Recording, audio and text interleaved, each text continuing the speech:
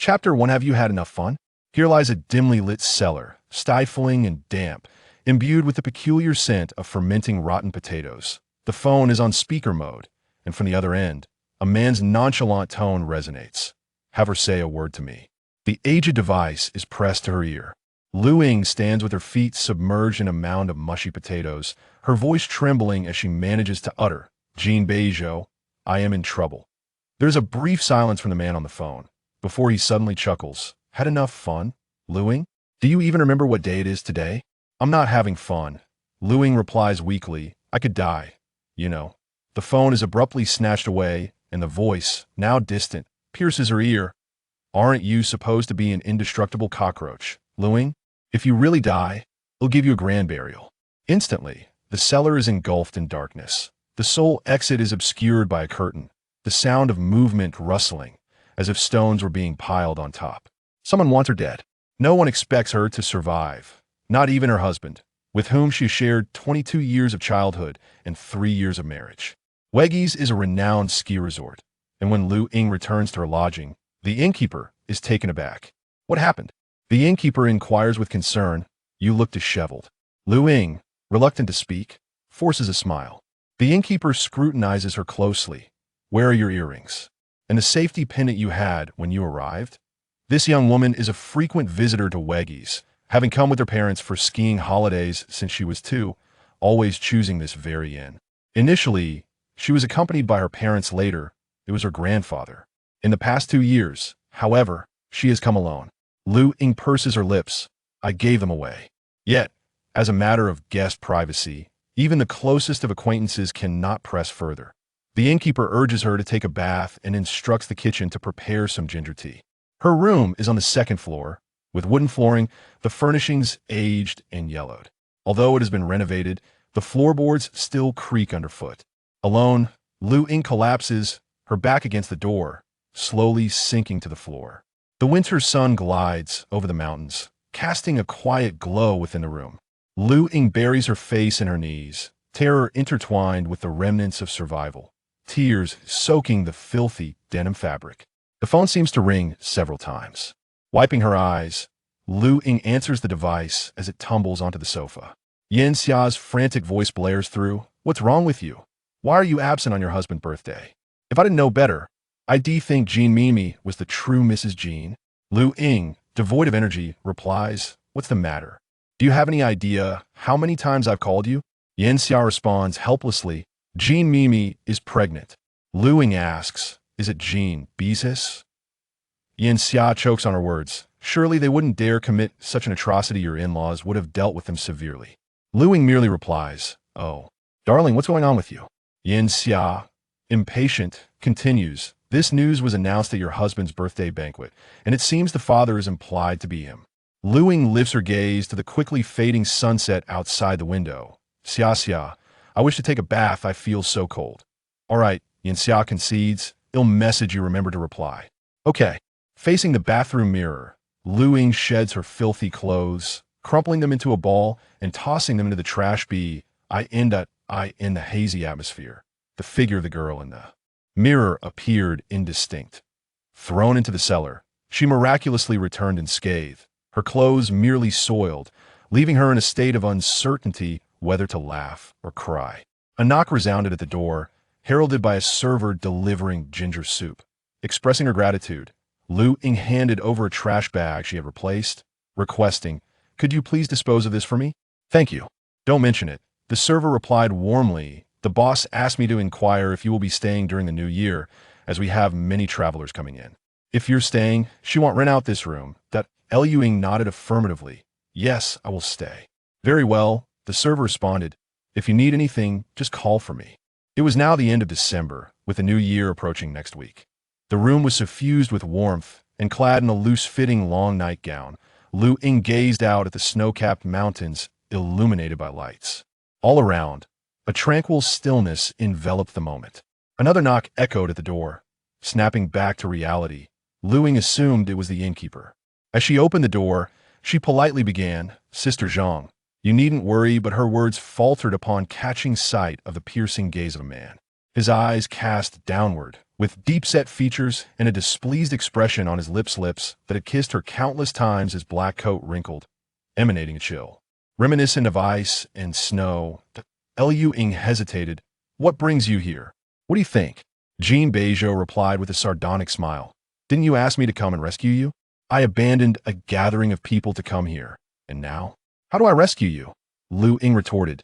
Then you can go back. Jin Beizhou's eyes turned cold. Luying, there should be limits to your playful antics. I have never adhered to limits. Luying responded, her emotions heightened. Why don't you just end me? Jin Beizhou's chest heaved as he struggled to contain his fury.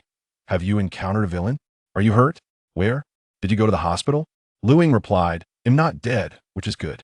You needn't mourn for me. I imagine you're disappointed. Jin Beizhou clenched his jaw. After a brief moment of restraint, he inquired deliberately, do you remember my birthday? At a time like this, you're off skiing and playing pranks. Is that amusing? Extremely amusing.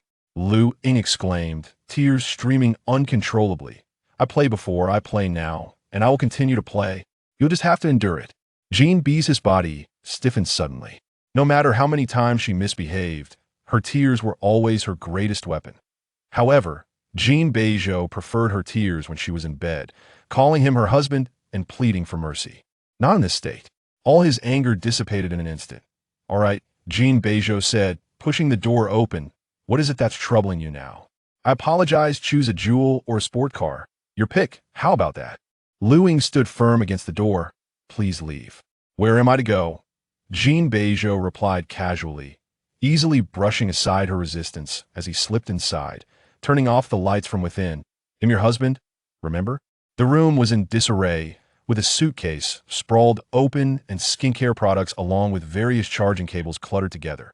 This was her habit. She despised these trivial tasks. Jin Beizhou removed his coat, instinctively bending down to organize everything one by one. Have you prepared a gift for me? He asked, irritation creeping into his tone. If you have a gift, we can forget about my birthday entirely. Luying, still at the door, suddenly interjected, is Jin Mimi pregnant? What a surprise. Jin Beizhou half-squatted, delineating his lean and powerful shoulders. How imbibit? We should aspire to that as well. This. He glanced back, his smile softening at the corners of his lips. The elders have been inquiring, shall we have a baby? Luying replied, I cannot bear children. Luying curved her lips into a smile. Isn't your sister pregnant? Perfect timing. Once she delivers, we can ask her to have one for you. She would be more than willing. The smile on Jin Beizhou's lips froze. Chapter 2. Why does each year bring less happiness? He grasped the charging cable tightly in his hand, the metal plug digging painfully into his palm. The warmth in his eyes had vanished. What do you mean? Tell your sister to bear your child.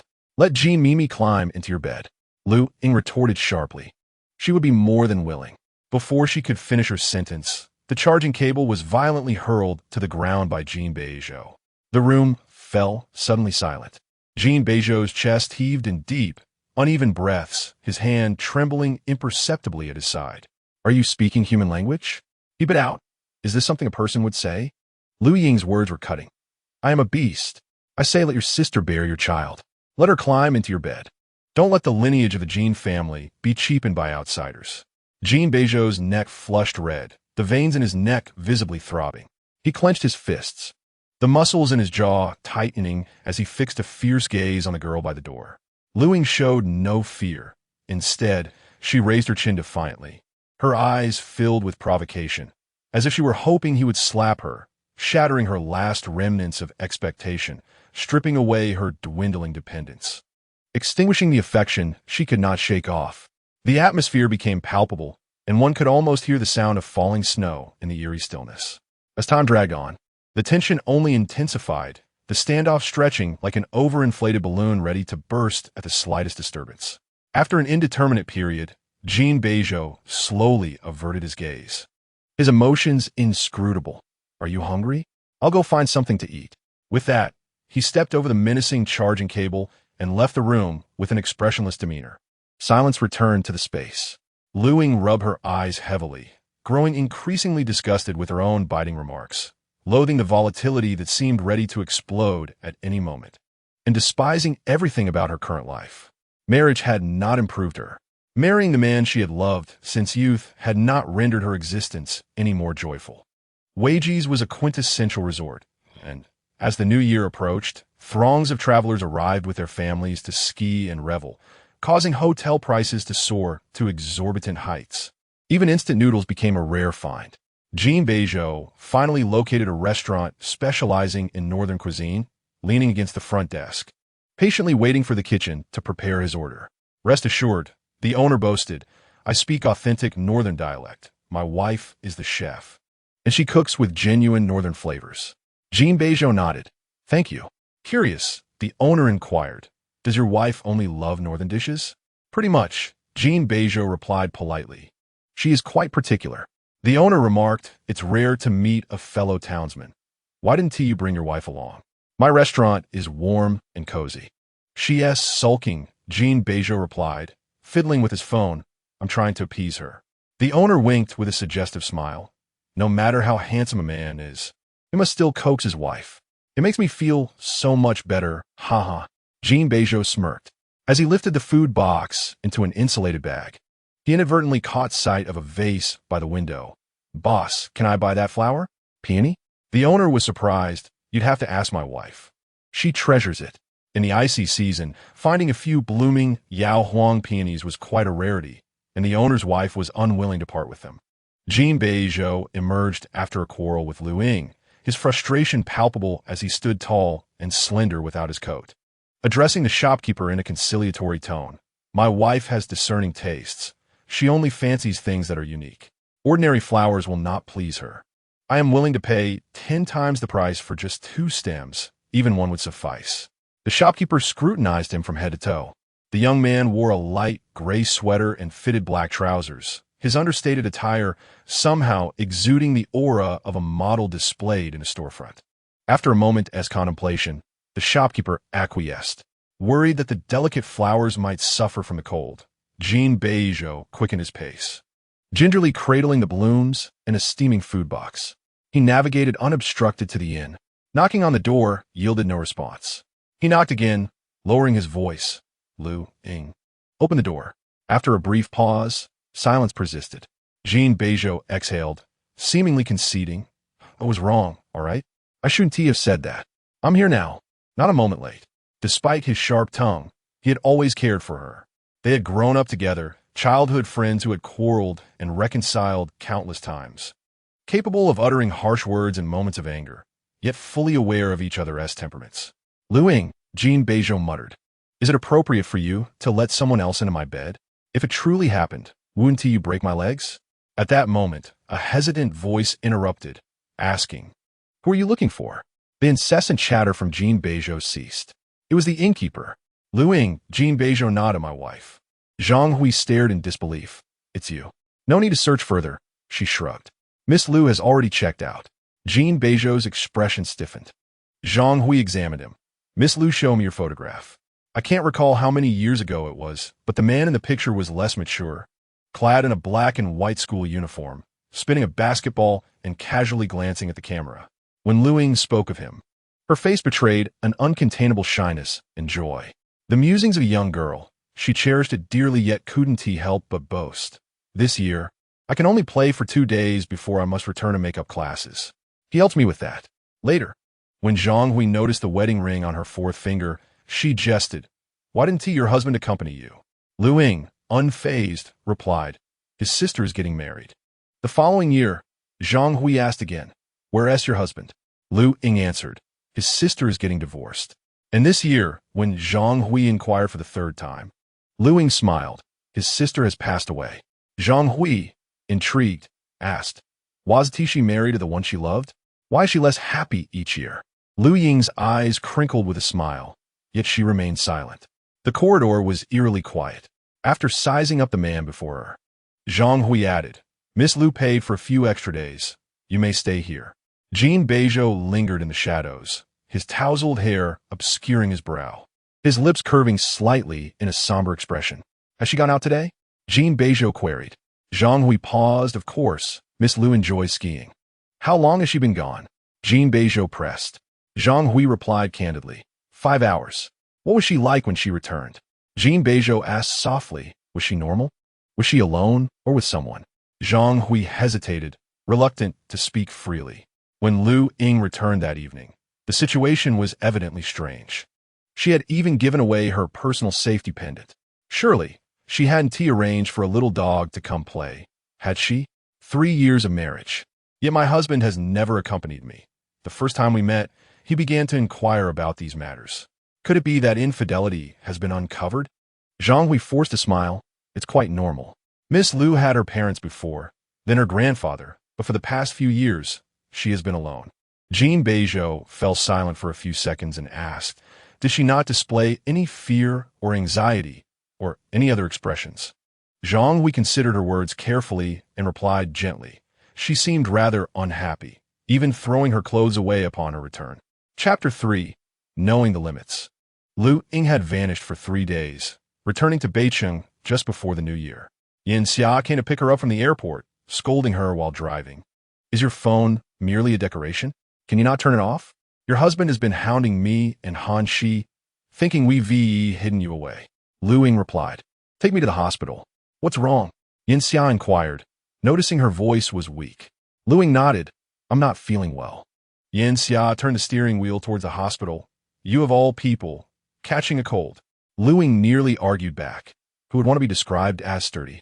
Yin Xia laughed, quickly appeasing her. All right, then tell me, how did you catch a cold? Luying remained silent for a few seconds. I walked in the snow for 3 hours wearing only a thin coat. Yin Xia frowned. Are you out of your mind? Luying turned to her. I was kidnapped. But I wasn't hurt. Luying stated calmly. 2 young children saved me. I have no idea whose kids they were. But they were dressed in rags in the freezing cold. Stop. Yin Xia interjected, growing anxious. Is the focus really on those children right now? Shouldn't you be discussing who kidnapped you? Why were you taken? What about the kidnappers? The ransom? Those children seemed pitiful. Luying leaned her elbow against the window. Clearly orphans, their noses nearly running to their knees. I even gave one of them my down jacket. I also handed them a jade pendant, telling them to sell it for a good amount of money. Yin Xia was utterly bewildered by her words. She knew Luying could be foolish, but this was beyond reason. How could she still be concerned about whether those children had parents at a time like this? And then, Yin Xia pressed. What do the kidnappers want? Luying replied. I only called Jin Beizhou to rescue me. But Jin Beizhou did not come. Yin Xia was aware. She had not attended his birthday party, but someone in their circle had, live-streaming the event to her. Luying gazed out the window, in this lifetime and the next. I shall never eat potatoes again. The car sped to the hospital. Once parked, Yin Xia was ready to bombard her with questions. Luying, feeling utterly drained, said, Don't ask, it's confidential. Are you all right? Yin Xia questioned incredulously. Why keep a secret? You should tell your husband. Before she could finish, Yin Xia fell silent. Jin Beizhou must have known, having received her call. Luying insisted, Don't mention it again. Others will only think I'm a liar. They won't believe me. At that moment, Luying solemnly asked, You believe me, right? It was indeed hard to believe, and Yin Xia scrutinized her, noting the numerous doubts.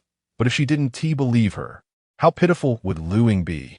With the last of her strength, Luying grasped Yin Xia's neck playfully. The two of them bickered their way into the hospital. After undergoing a series of procedures for registration and blood tests, the doctor reached a conclusion. If you can endure it, then endure it, for medication may harm the baby.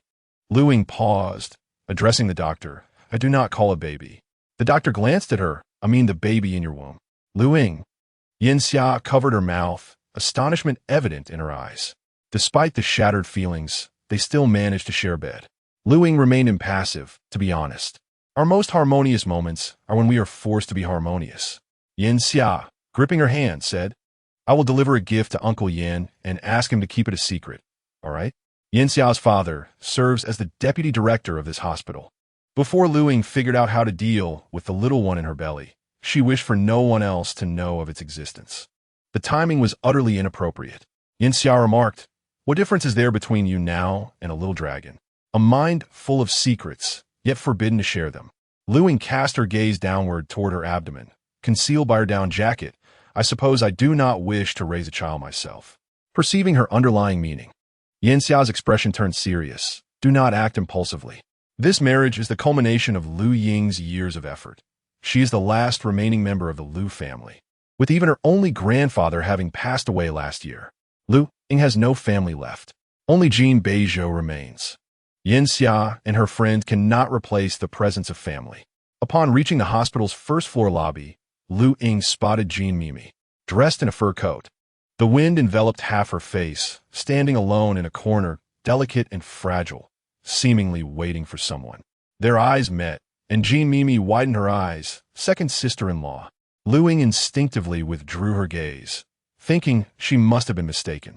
In the next moment, Jin Mimi called out in a direction. Second brother, it's second sister-in-law. Luying halted, glancing toward the direction she indicated.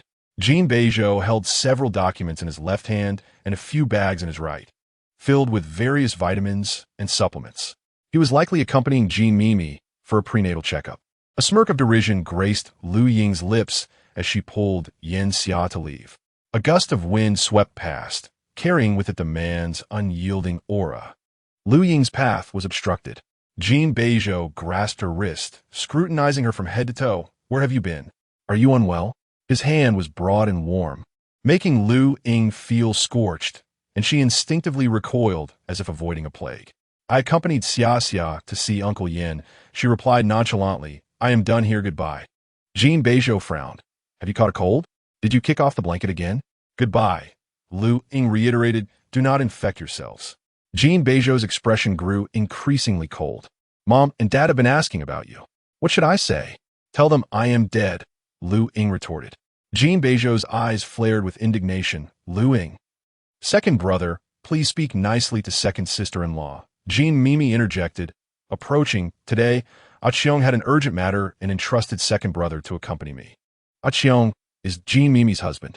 Luying adjusted her hair. He ought to accompany her. Though others might have missed it, Jin Beizhou caught the sarcasm in her tone, evidently mocking Jin Mimi about having children with him. Jin Beizhou's voice turned icy. Luying, you are no longer a child. You must learn to speak with discretion. What have I said? Luying smirked. What indiscreet words have I uttered? As she spoke, her gaze swept over Jin Beizhou and Jin Mimi. I asked you to accompany your sister for her prenatal checkup. Did I say something wrong?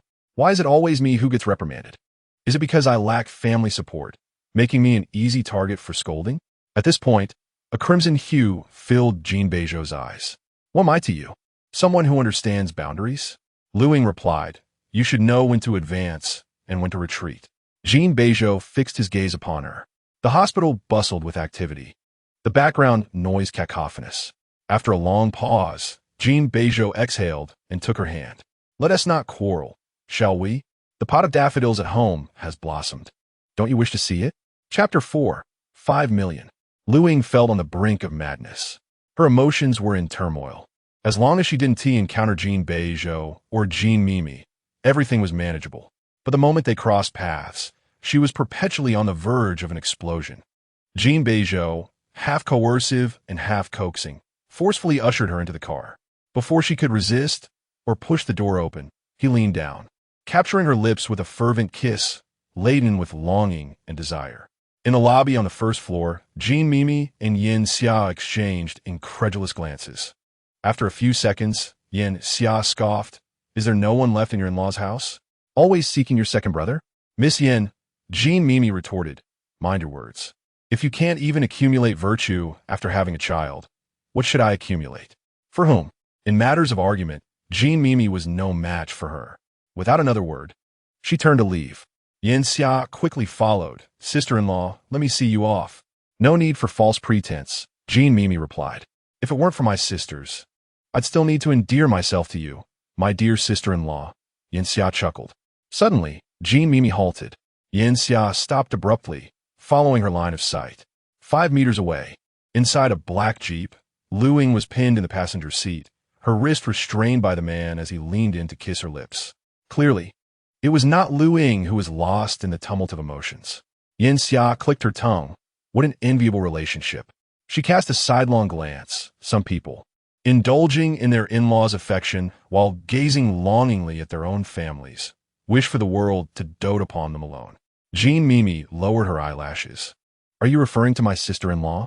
Your sister-in-law possesses an abstract disposition that often leaves me at a loss, Yinxia retorted with a light huff. It seems I cannot outsmart you. Thank you, Jin Mimi replied. It truly infuriates me, Yinxia muttered. Luying was brought back to the Jin household. With the new year approaching, the courtyard was adorned anew.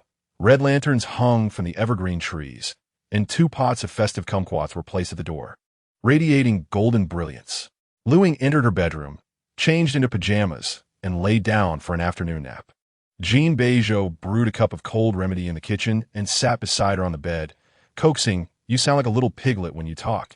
Drink this, and you'll feel better by tomorrow. Drink it yourself." Luying turned away. "If you fall ill, the Jin family will be in disarray." Jin Beizhou pinched her cheek, compelling her to open her lips. "If we fall ill, we can take a vacation from our illness." The sticky scent of the remedy invaded her nostrils, and suddenly, Luying remembered the baby within her, startled by the thought, instinctively pushing him away. With a sharp crack, the glass shattered on the floor, accompanied by a brief splash. Jin Beizhou's hand halted midair, half-clenched. The cup had broken, the remedy spilled, and Luying realized what had just happened. What was she hiding from? She didn't want this baby. There was nothing for her to conceal. She could evade him to avoid contact. But she should not hide out of a desire to protect the baby. She did not want it. In moments of indecision, I yearned not to find myself swayed by an infant's whims. The doctor remarked that it was merely 40 days old, and in the eyes of the law, not yet considered human. Jin Beizhou's lips pressed into a straight line as he crouched to the ground, meticulously gathering shards of glass. "I've purchased a new vehicle for you. Let's see if it pleases you tonight." Luying met his gaze with unwavering resolve. "I wish to divorce." Jin Beizhou's fingertips were pricked by the fragments. Yet his expression remained unchanged. "Your words truly warrant reprimand." Luying, fatigued and weary, replied, "Consider it. We can discuss this matter more thoroughly after the new year." The room was shrouded in darkness, the light dim and obscure. Jin Beizhou lowered his head, his focus fixated on the blood seeping from his fingertips. Luying nestled beneath the covers and succumbed to sleep. Time slipped away, and Jin Beizhou licked away the blood, the indistinct shadows on the wall exuding an inexplicable malice. Divorce? She would not part from him. Luying was bound to Jin Beizhou. They had been companions since birth, occupying an irreplaceable space in each other's lives. They were intimately familiar with one another. She had been spoiled, mistaking divorce for a mere quarrel or breakup, something she could casually utter in a fit of temper. She merely wished for him to soothe her. And so, Jin Beizhou endeavored to console her, for she was a girl he had lovingly nurtured. After tidying the room, he climbed into bed, wrapping his arm around her neck and pulling her into his embrace without reservation. He placed gentle kisses upon her forehead, nose, and lips. Luying, exasperated, kicked out at him, but the force of her movement caused discomfort to her abdomen. A sudden jolt of pain coursed through her nerves, causing her to arch her back and furrow her brow. Jin Beizhou hastily rubbed her waist and abdomen, speaking softly as a lawful couple. "What harm is there in a kiss?" Luying shut her eyes tightly, her hand resting on her abdomen. Perhaps it was maternal instinct, unbeknownst to her. Once she became aware of the life within, she would instinctively wish to protect it. "Isn't it time for your period?" Jin Beizhou inquired. "No wonder you've been so irritable." Luying felt a heaviness in her head and turned away, drifting back to sleep. Jin Beizhou pressed his nose against her hair, inhaling her delightful scent. Luying found herself in a dream, one that transported her back to her high school days. On that rainy day, without an umbrella, she sought refuge with Jin Beizhou after her driver suffered a flat tire on the way to collect her. They had been separated into different classes in their second year. She pursued the humanities while Jin Beizhou and Jin Mimi engaged in the sciences, sharing the same building. Upon reaching the science building, she spotted Jin Beizhou, sheltering Jin Mimi beneath his umbrella. He was tall and slender, embodying the youthful grace of his age. Yet half of his shoulder was drenched as the umbrella tilted towards Jin Mimi. The downpour was relentless, and one umbrella could not shield them both. Jin Beizhou paused, making a decision. "You wait for me in class. I will first see Jin Mimi to her vehicle and then return for you. All right?" This was not the first instance of Jin Beizhou prioritizing Jin Mimi. Luying, lost in infatuation, had convinced herself that they were akin to siblings on household register, incapable of anything more. Yet, the bond of brotherhood proved far more steadfast than that of lovers.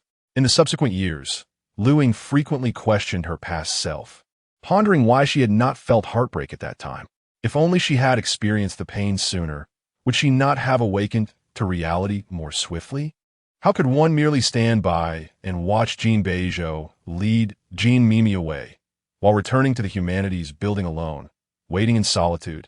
Affection has a way of applying filters, transforming harsh realities into a deceptive semblance of beauty. Witnessing her younger self, drenched in rain, Luying sobbed bitterly. Jin Beizhou, flustered and anxious, continually wiped away her falling tears and softly called, "Darling, you had a nightmare. Ying, wake up." Luying slowly opened her eyes. Another silent tear cascading down.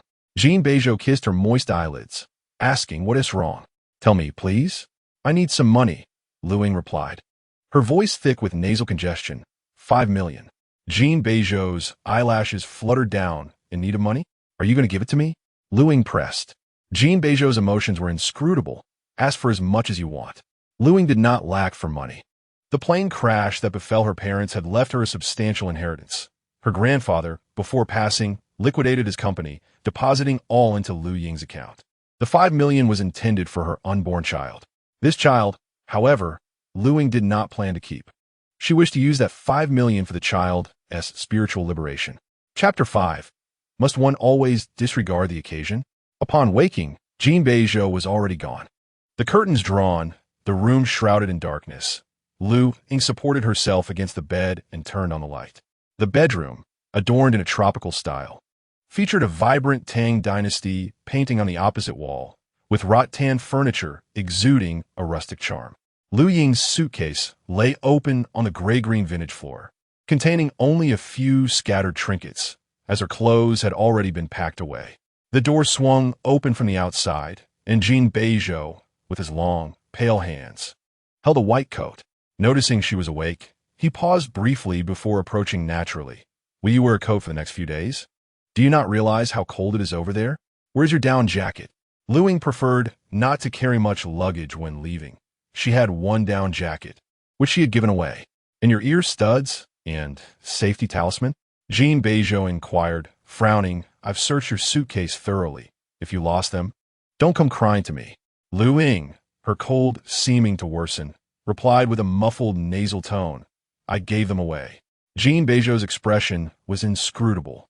"What do you mean you gave them away?" "Everything," Luying stated, "the down jacket, the ear studs, the safety talisman." Standing tall and slender, Jin Beizhou, as the second son of the Jin family, had been born atop the social ladder. "To whom did you give them?" he asked calmly. "I gave the down jacket to a little girl." Luying confessed, "The ear studs and safety talisman to my brother." Jin Beizhou's sharp phoenix eyes reflected an unwavering intensity. "The safety talisman was my gift to you for your 18th birthday. Luying did not shy away. "Thank you for your blessing." The 18-year-old Luying received it, and she had been overjoyed, resolutely devoted to him, never once removing it. Even upon seeing the jade bracelet on Jin Mimi's wrist, made from the same piece of raw material as her safety talisman, she still consoled herself, believing their meanings to be different.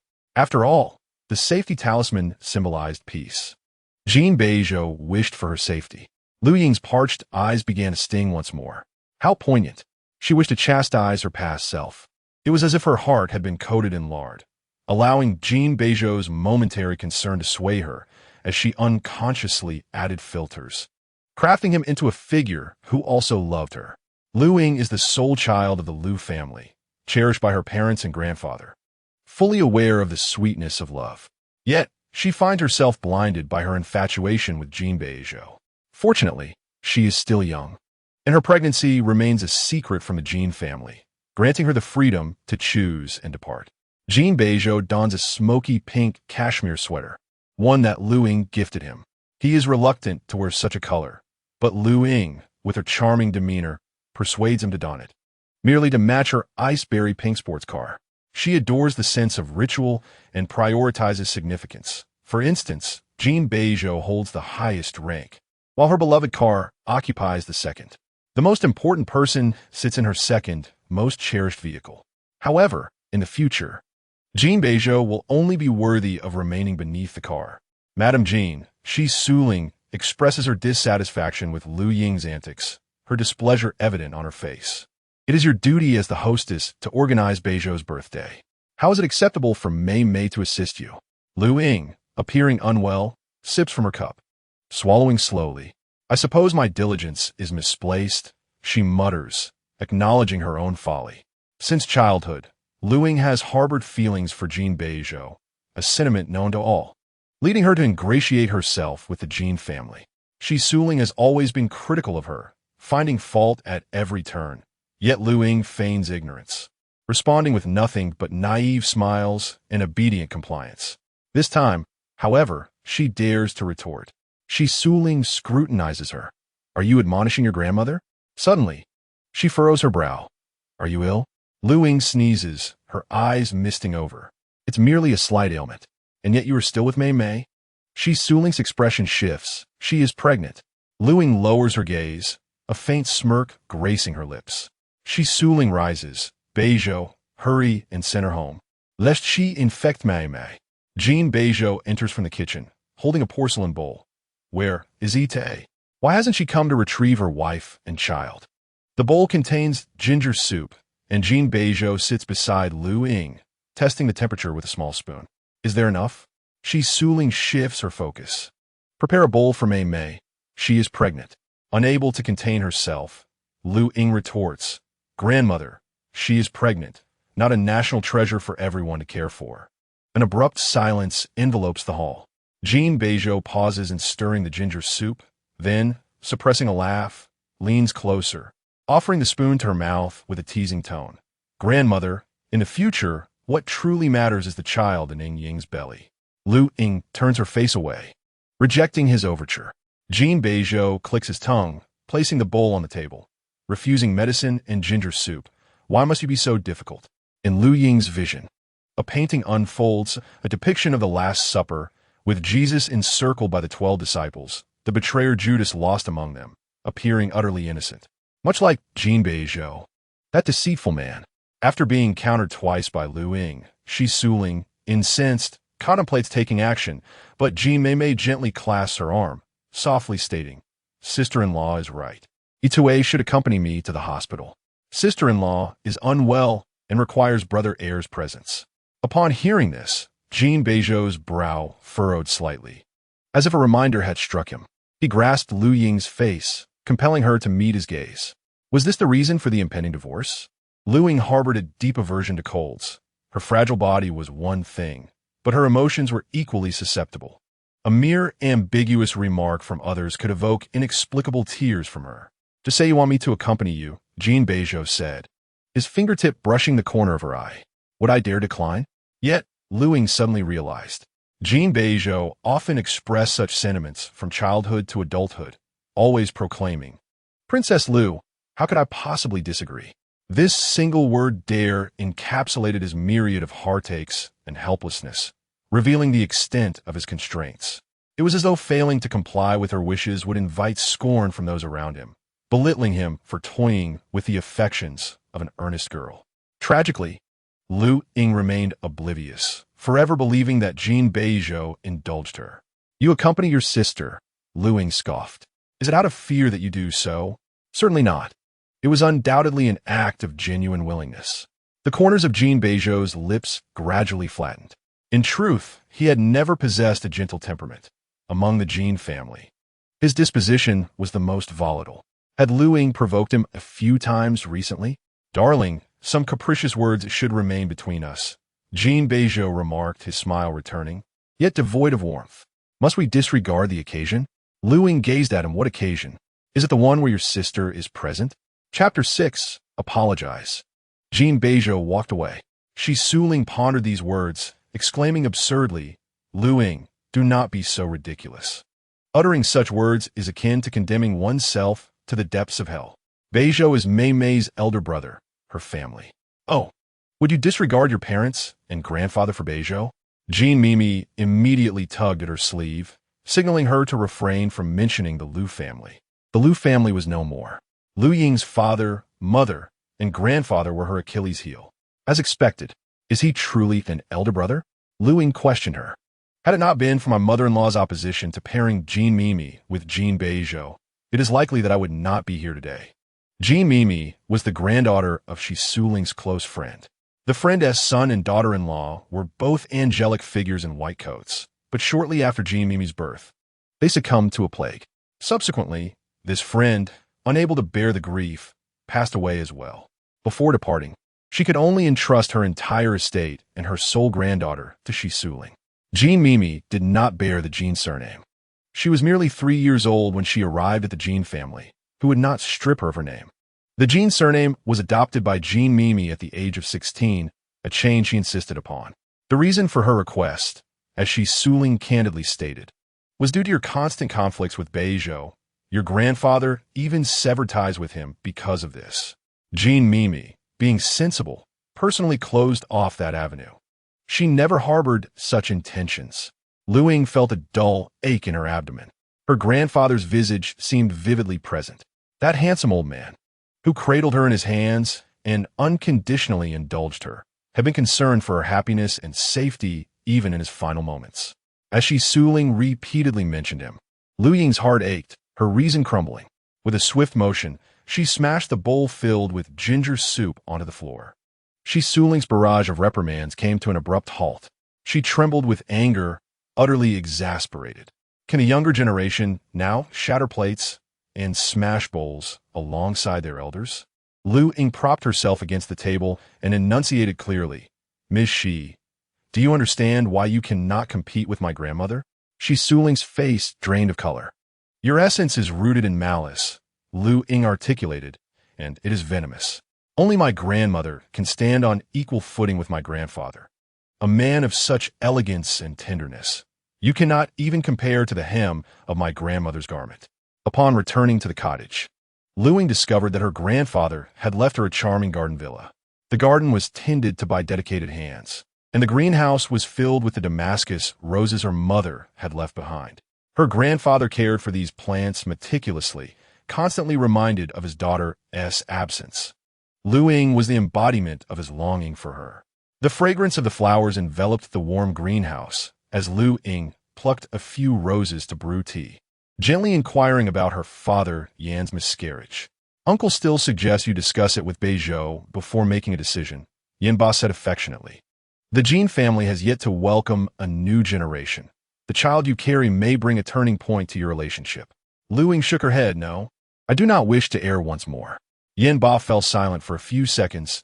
Do not fault your uncle for his bluntness, if you are truly certain.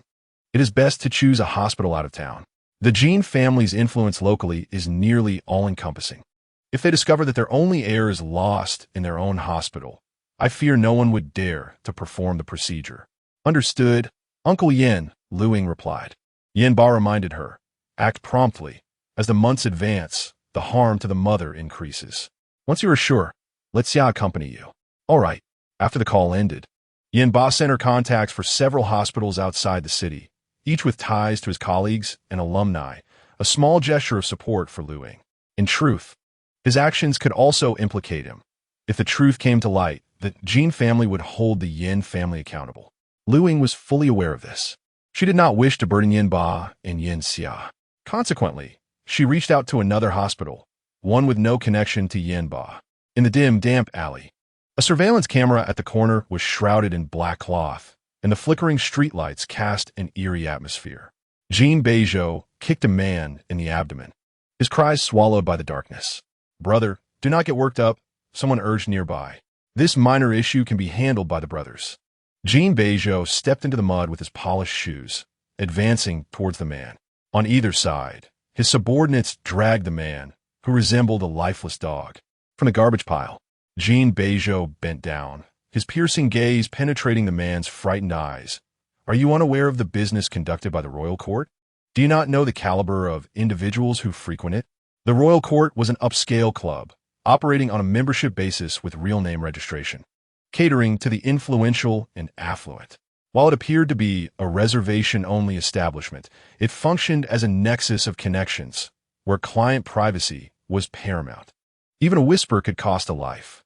"Brother, I was wrong," the man wailed, tears streaming down his face. "I merely wanted to impress my girlfriend. I had never encountered such opulence before. I thought it would be impressive to take some photos of the royal court's interior and share them online." Such matters do not necessitate Jin Beizhou's direct intervention. Rather, it is his melancholic disposition that has led him to confront this unfortunate circumstance. "Brother," one of his subordinates cautiously accompanies him. "Let's proceed with the standard protocol. You ought to rest." Jin Beizhou straightens his posture, his towering shadow enveloping those nearby, an aura of dread akin to the presence of death itself. His phone in the pocket of his trousers vibrates. Jin Beizhou's expression softens momentarily as he turns away, making his way toward the alley's exit. "Handle it," he states flatly. "Rest assured, brother." It is only upon reaching the light that Jin Beizhou leisurely retrieves his phone, a light chuckle escaping his lips as he muses, "Luying, you simply wish for me to placate you." However, upon seeing the caller's identity, the smile that graced his lips abruptly vanishes. It is Jin Mimi. Jin Beizhou remains silent for a few seconds, then impatiently remarks, "Jin Mimi, are you unaware of the reason your sister-in-law is upset with me? If you need something, speak to your husband. Do you understand?" The other party must have said something, as Jin Beizhou's expression shifts to one of seriousness. "Which hospital?" Luying's phone rings several times without an answer, and the doorbell is pressed again. Late into the night, she sips water infused with Damascus rose, the air fragrant with the scent of roses, reminiscent of the sweet, comforting embrace of her mother as she drifts into slumber. Struggling to rise in her weakened state, Luying opens the door. Standing before her is Jin Beizhou, his tall figure cloaked in an air of frost. His demeanor stern. "We are going to the hospital. Apologize to your grandmother."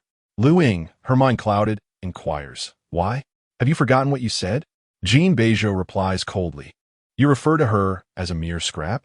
Such words are unbecoming when addressing one's elders. Luying, momentarily dazed, suddenly realizes, "How could I have overlooked such a fitting description?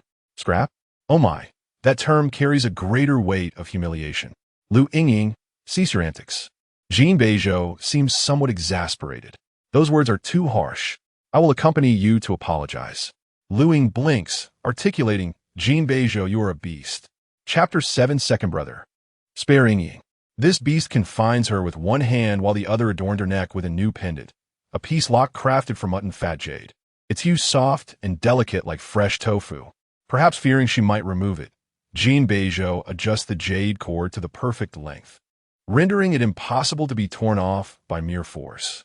Without suitable tools at hand, Luying, wary of hurting herself, refrains from yanking it off roughly.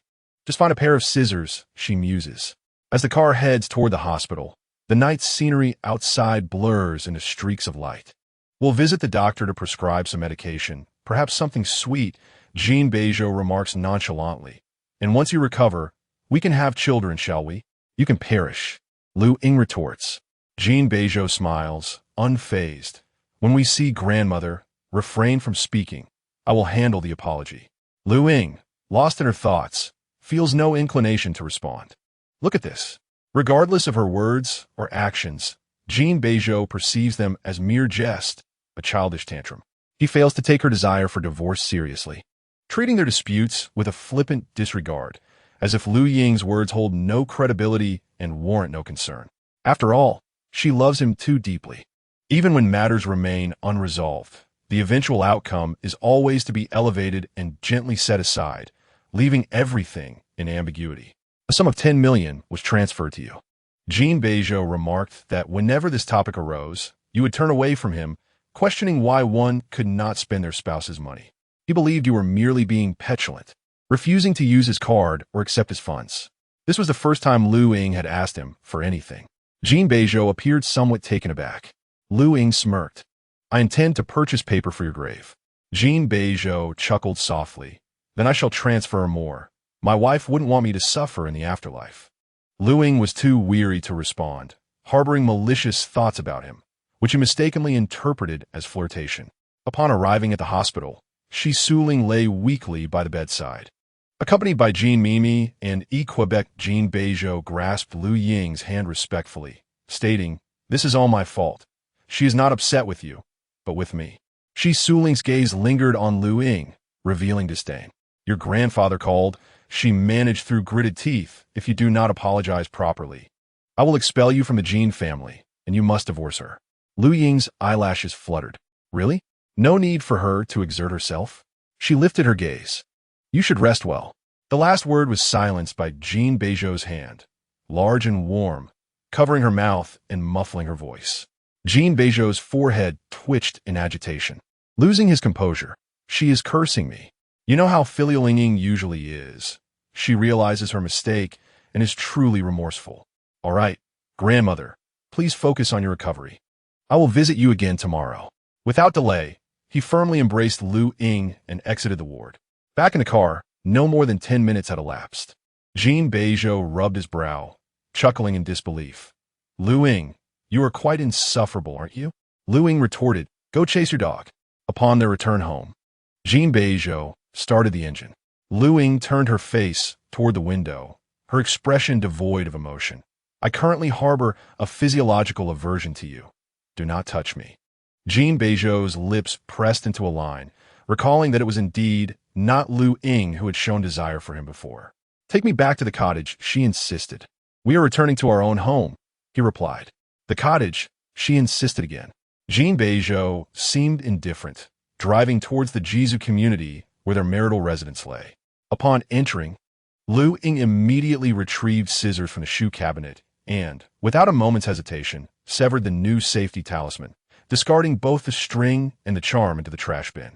Jin Beizhou crossed his arms, observing her coldly, intrigued to see how far she would escalate her antics.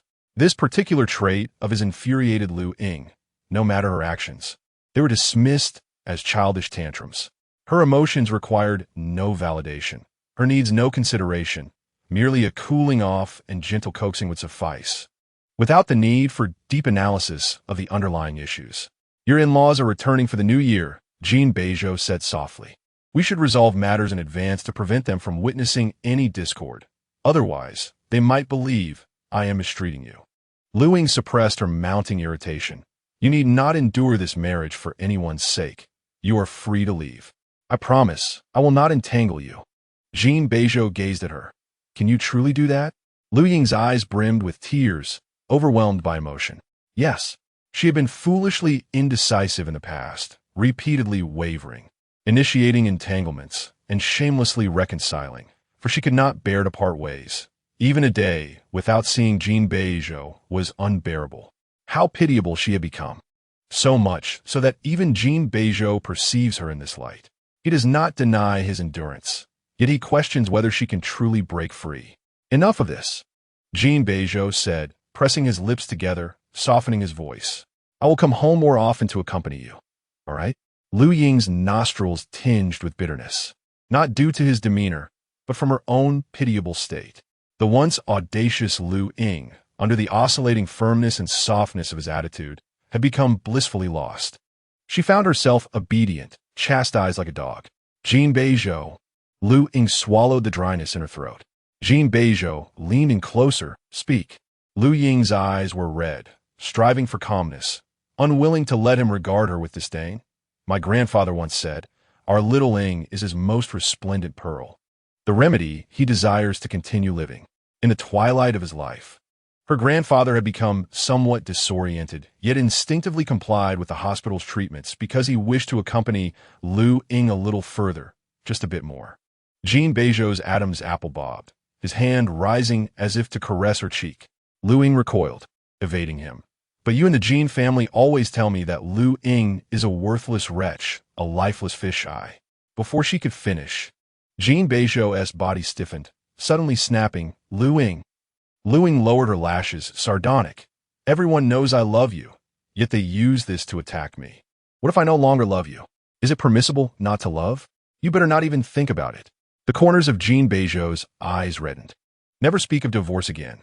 I dare you to find a lawyer who would take that case." As the clock approached midnight, Luying stood in the empty living room, her figure appearing fragile and scattered. Jin Beizhou steadied his breath, You are unwell and likely fatigued. Allow your husband to hold you to sleep. Luying felt a profound sense of helplessness, unsure of what to say next. Second brother, she whispered, please letting him go. Even if they were no longer a couple, she had once been his childhood companion, his sister. She had once called him second brother, just like Jin Mimi did. A chill suddenly gripped the extremities of Jin Beizhou.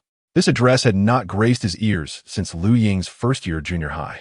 She had quarreled with Jin Mimi, declaring that if Mimi called him that, she would refrain from doing so. Instead, she began to call him by his full name, believing it to be more special, desiring to be the most unique one, and to have Jin Beizhou be her most special person. Chapter 8. My child does not need a worthless father. The following day, Luying ventured alone to the cemetery to pay respects to her parents and grandparents. Perhaps it was due to her impending motherhood, but her tears had become particularly abundant of late. Fearing the gaze of her parents and grandparents, she held back, scarcely daring to speak, lest she lose control with a single extra word. The surgery was scheduled for the second day of the new year, and the hospital had issued preoperative instructions. Luying needed a suitable, inconspicuous excuse to leave. She conferred with Yanxia. Could you perhaps marry on short notice? I could attend your wedding out of town. Yanxia replied, sure, I could also die temporarily. The two of them fell into a mutual silence. After a moment, they simultaneously turned their gazes towards the other side. Their mutual friend, Han Shi, mid-sip, caught their eyes and immediately looked away. I won't marry. Your wedding has haunted me for 3 years. As I pondered the possibility of marrying two individuals like you, Han Shi, slow and sluggish, I feel an overwhelming desire to end it all. Then you should die, Yanxia decisively remarked. After the mourning period, we can resume life, which would conveniently aid Ying in maintaining her facade. Zhao Shi set down his glass of water and retorted, sisters, do you think the Jin family is to be trifled with? Is Jin Beizhou someone who can be easily deceived? Luying replied, he is rather gullible. A mere statement from her could lead Jin Beizhou to believe she was lying. The state of their marriage had reached a lamentable juncture. This sentiment rendered the trio silent. Han Shi, are you even a man? Yanxia's expression remained stoic. If you are, let us marry, resolving Ying's situation, and then we can part ways. Luying's eyes glistened with tears. Xia, you're truly wonderful. Han Shi's lips quivered. What about the other party involved? Luying forced a smile. You are quite obedient. Han Shi sighed. Let it be. As long as we part for a day, there is no need for excuses. Yanxia hesitated. Sister, do you truly not want this? Han Shi replied. Divorce does not conflict with having a child. As its godparents, can we allow it to suffer? Luying added, Jin Mimi is also expecting. Is not your husband's child. I do not wish to bear it, becoming a mere comparison to Jin Mimi's offspring. Luying spoke earnestly. I do not want its future to be intertwined with Jin Mimi's child, forever being the abandoned one, much like myself. The father of her baby must prioritize the child above all else, treating it as unique, instead of yielding lightly in the presence of siblings' children. Moreover, once Jin Beizhou learns of her pregnancy, he is unlikely to consent to a divorce. Yet, she was resolute in her decision to leave this marriage. That day, Jin family's eldest son, Jin Sinian, and his wife, Guqi, returned home for dinner. Jin Sinian managed the Jin group and was the current spokesperson for the family. Guqi had suffered a miscarriage in autumn, and despite months of recovery, her complexion remained poor. Guqi treated Luying with kindness, earning her deep respect. Hailing from the strict and traditional Gu family of Beicheng, where daughters were expected to adhere to rigid virtues, Luying felt at ease waiting in the dining room, while Guqi could not. The Jin family did not require the host to be preoccupied with tasks. It was merely a matter of attitude, a demonstration of a woman's obedience to her husband's family. After playing a couple of games, Luying noticed Guqi emerging from the kitchen. Sister-in-law, let me teach you how to play, she offered. Just a moment, Guqi replied gently, I will bring the soup. Luying scanned the living room. Jin Beizhou wore a stern expression as he spoke on the phone, while Jin Sinian engaged in a video conference on his computer. Typically, Luying only dared to express her frustrations towards Jin Beizhou. Jin Sinian, being the elder brother, had a demeanor far more serious than that of the scoundrel Jin Beizhou, prompting her instinctive withdrawal. However, at that moment, She sought to provoke the entire Jin family, hoping to force them into divorce, sparing herself further trouble. Luying stood up, took a deep breath, and approached Jin Beizhou. Jin Beizhou caught a glimpse of her and turned to look. With a swift motion, Luying slammed Jin Beizhou's laptop shut. An eerie silence enveloped the room. The dark cloud hovering over Jin Beizhou's brow lifted slightly. "Darling, what are you doing?" Jin Beizhou lifted his head, his expression grave.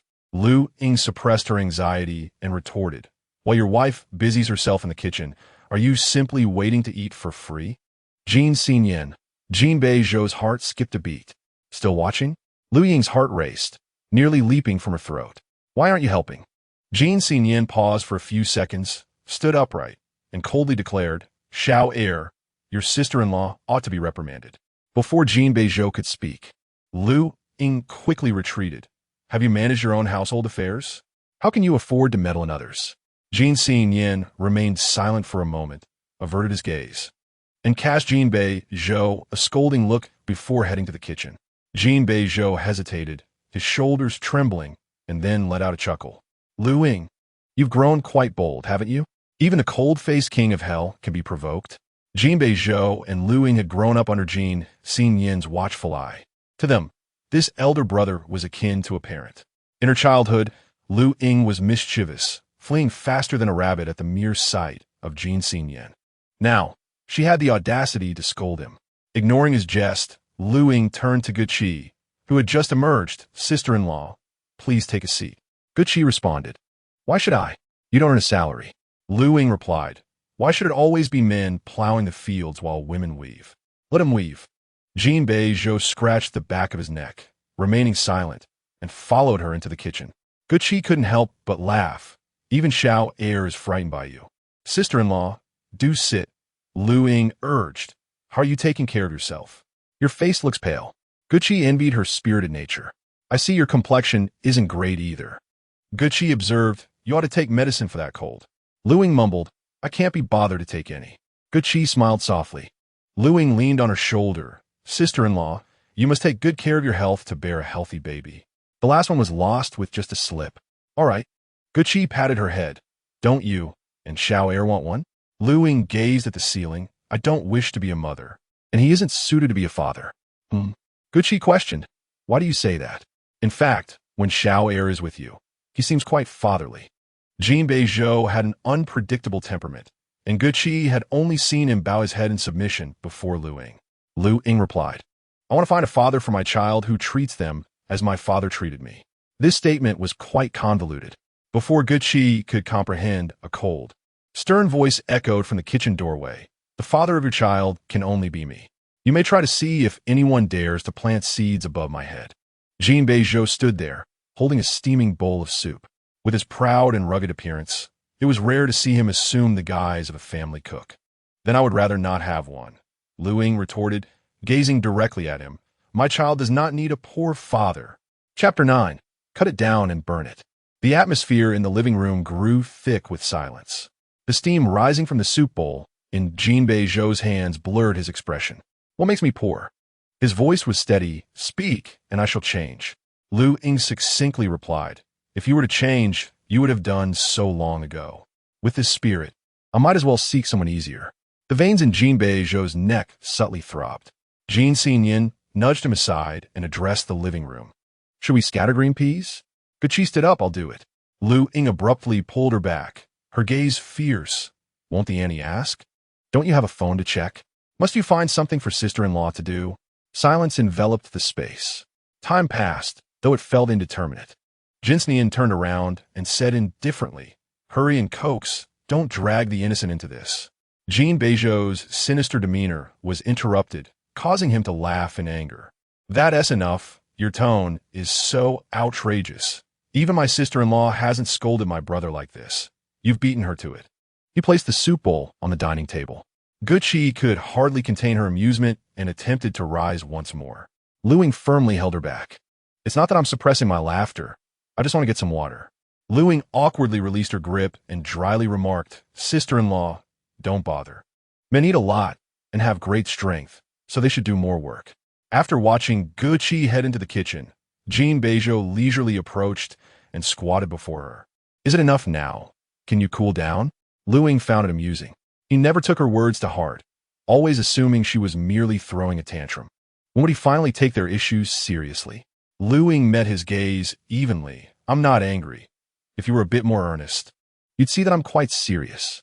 Before she could finish her thought, Jin Beizhou, seemingly unable to endure what she was about to say, grasped the back of her neck and leaned in, pressing his lips against hers with fervor. It had been quite some time since they last shared such intimacy. The last time was a month ago, and every topic between them had devolved into arguments, ending on bitter notes.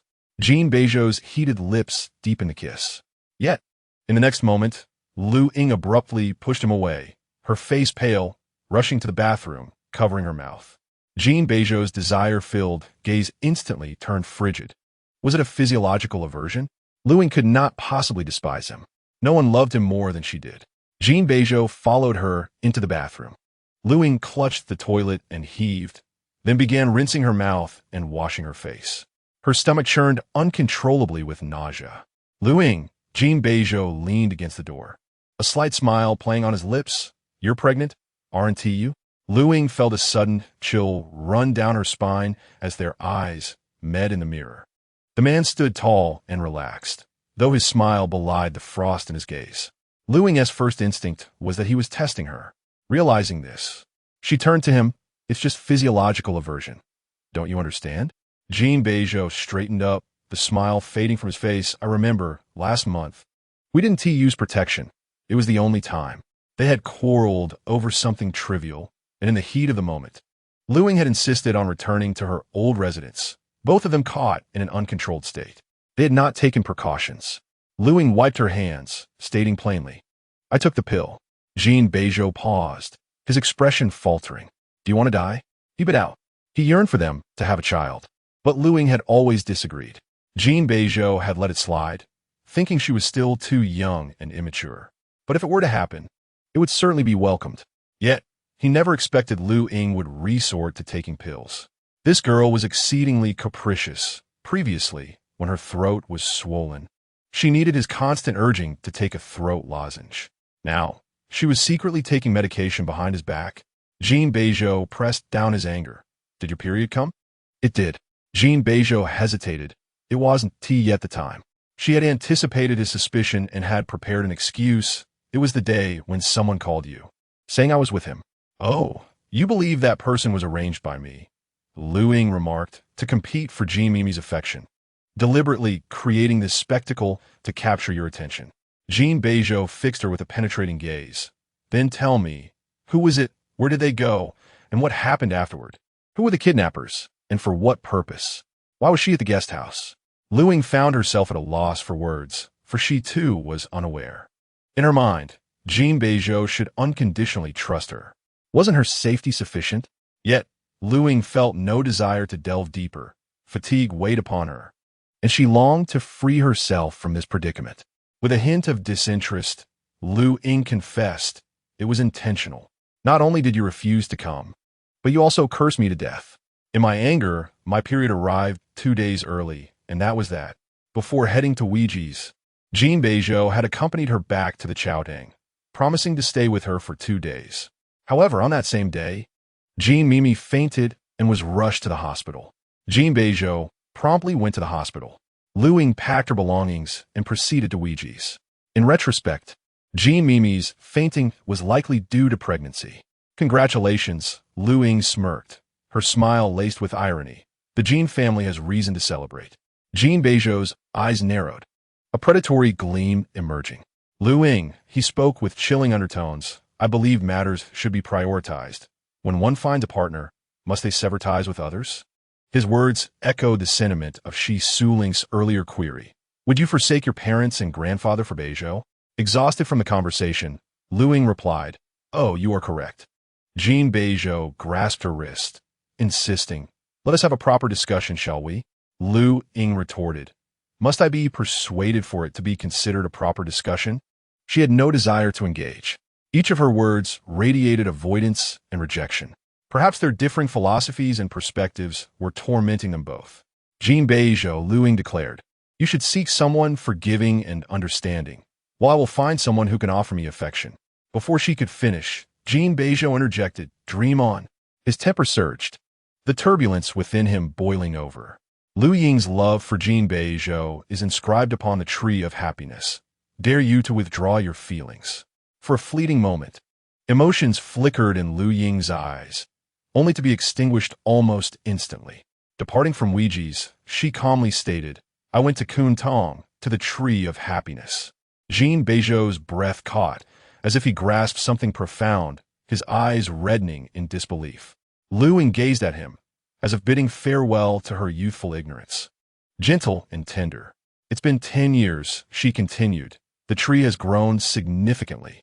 When I carved those words so deeply, I never considered how to preserve the tree's life while erasing the inscription if I ever woke from this dream."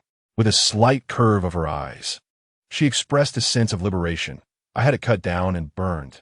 Jin Beizhou responded, Chapter 10. Your second brother's money is half mine. During dinner, Jin Mimi and Yi returned home with Shi Suling. The atmosphere in the dining room was tense. "I am here for Beizhou's sake," Shi Suling stated. Otherwise, Jin Beizhou interjected, "Grandma, she is my wife. Please show her the respect she deserves." Shi Suling was clearly holding back her anger. Guqi placed a single serving stew in front of Jin Mimi. "This is unacceptable," Shi Suling said impatiently. "You cannot add hawthorn to the soup. Having been pregnant yourself, how can you not know such a basic fact?" Guqi is bound by various rules in the Jin family. She remains silent and allows herself to be constrained in her thoughts. As the eldest daughter-in-law, it seems she is expected to bear the responsibility of caring for everyone. Jin Snian frowned in displeasure, but did not challenge Shi Suling. Luying set down her chopsticks and fixed her gaze on Jin Mimi. "Whose child are you carrying? What business is it of yours?" Shi Suling retorted angrily, "Don't think that your silence makes you innocent." Luying spoke rapidly. "Whoever's child it is should take responsibility. Why didn't you call us when you were enjoying yourself?" Jin Beizhou covered her mouth again. Jin Mimi's face turned crimson as she nudged Yi Wei beside her. Yi Wei, ever diplomatic, replied, "Grandma, Mimi has me. You should take care of your own health." Shi Suling endured for a moment. "Guqi, bring that bowl of bird's nest here." Luying yanked Jin Beizhou's hand away and directed her anger at Jin Snian. "Is your wife your servant? With all this money, you can't even afford to hire a servant? Is making money just for cleaning up messes?" The room fell silent. Guqi looked on with concern, shaking her head at Luying. Jin Beizhou paused, cradled Luying's face, and unexpectedly kissed her on the lips. "That's enough. If you keep scolding him, he might just hit your husband." The kiss came out of nowhere, catching Luying completely off guard. Her expression shifted abruptly, and she hurriedly covered her mouth before rushing to the restroom. What is wrong with her? Guqi wondered aloud. Is she feeling unwell? The tenderness in Jin Beizhou's eyes faded. "It's nothing. She just dislikes me."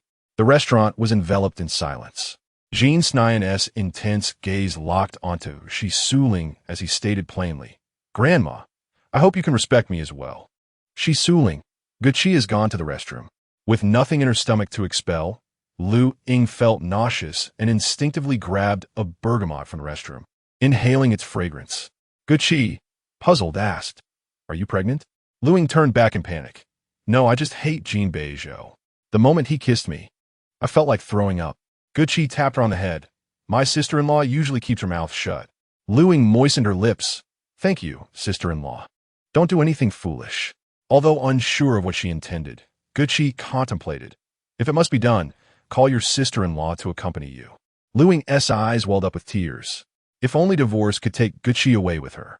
She began to analyze the likelihood of divorce separating her from her sister-in-law.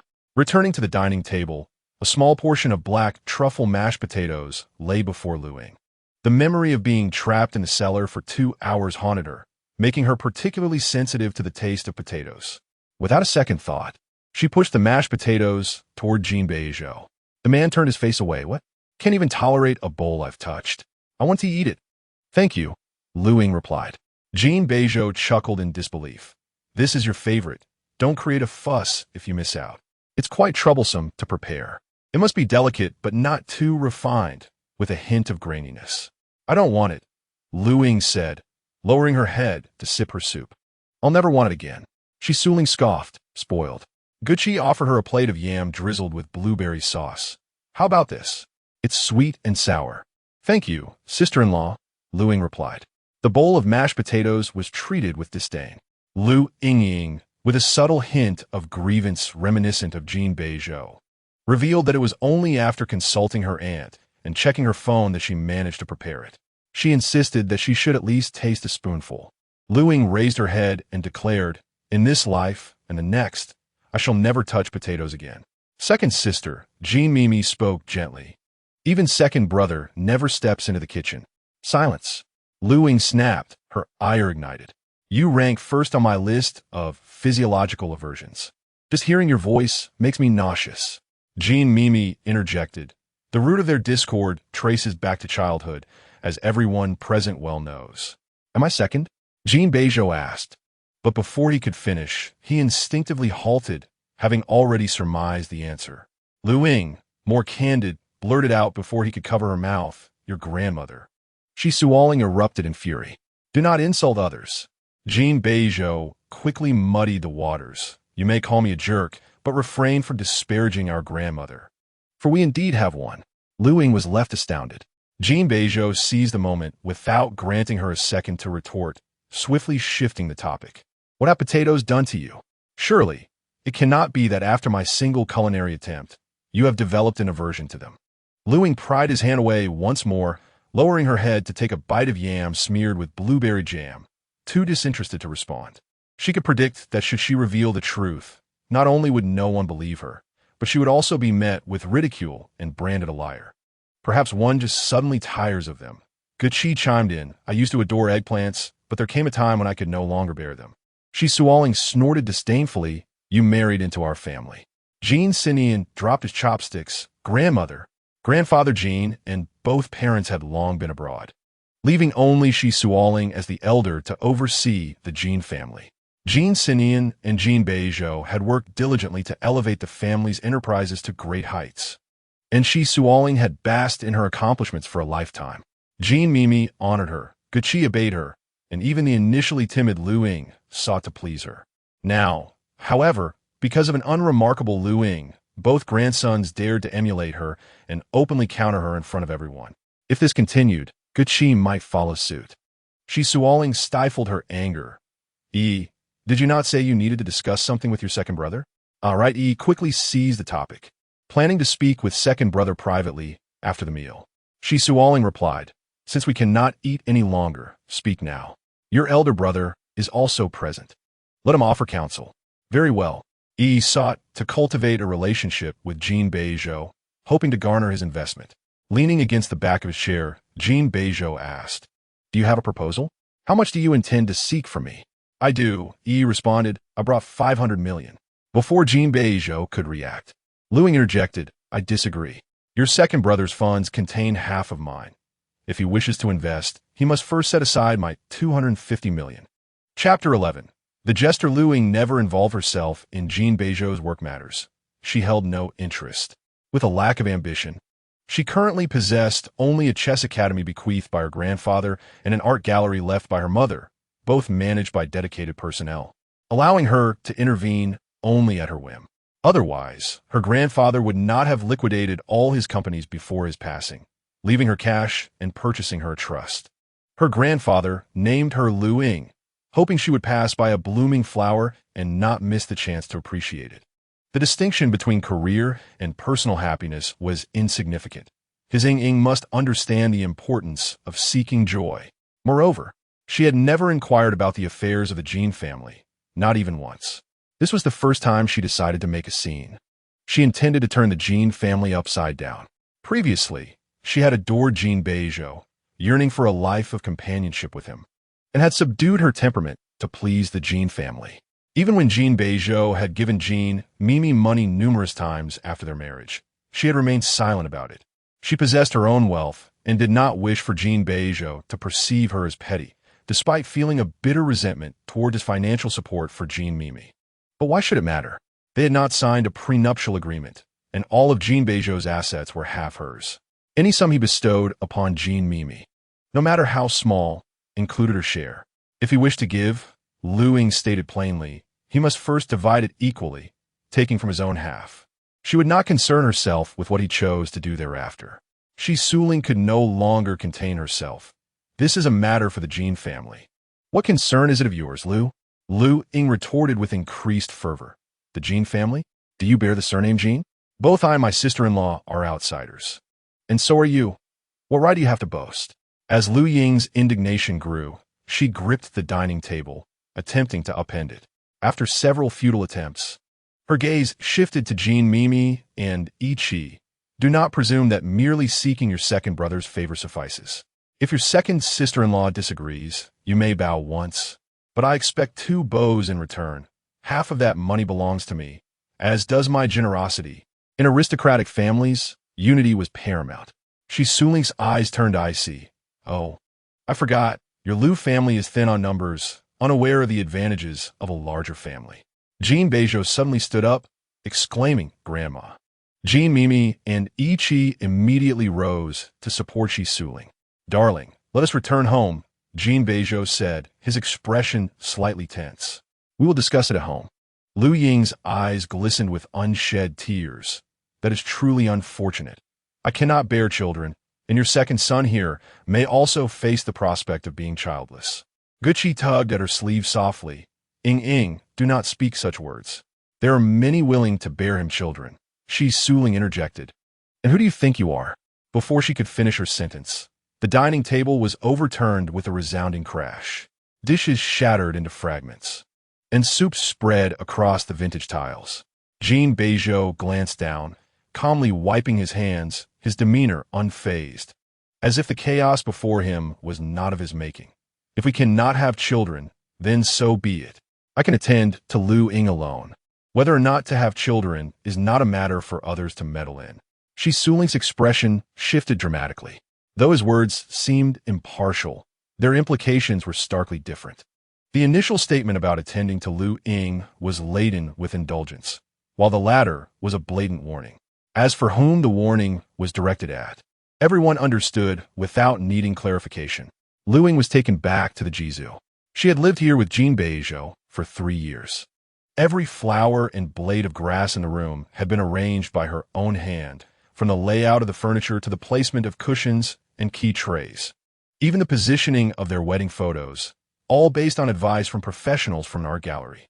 Luying and Jin Beizhou obtained their marriage certificate at the age of 22.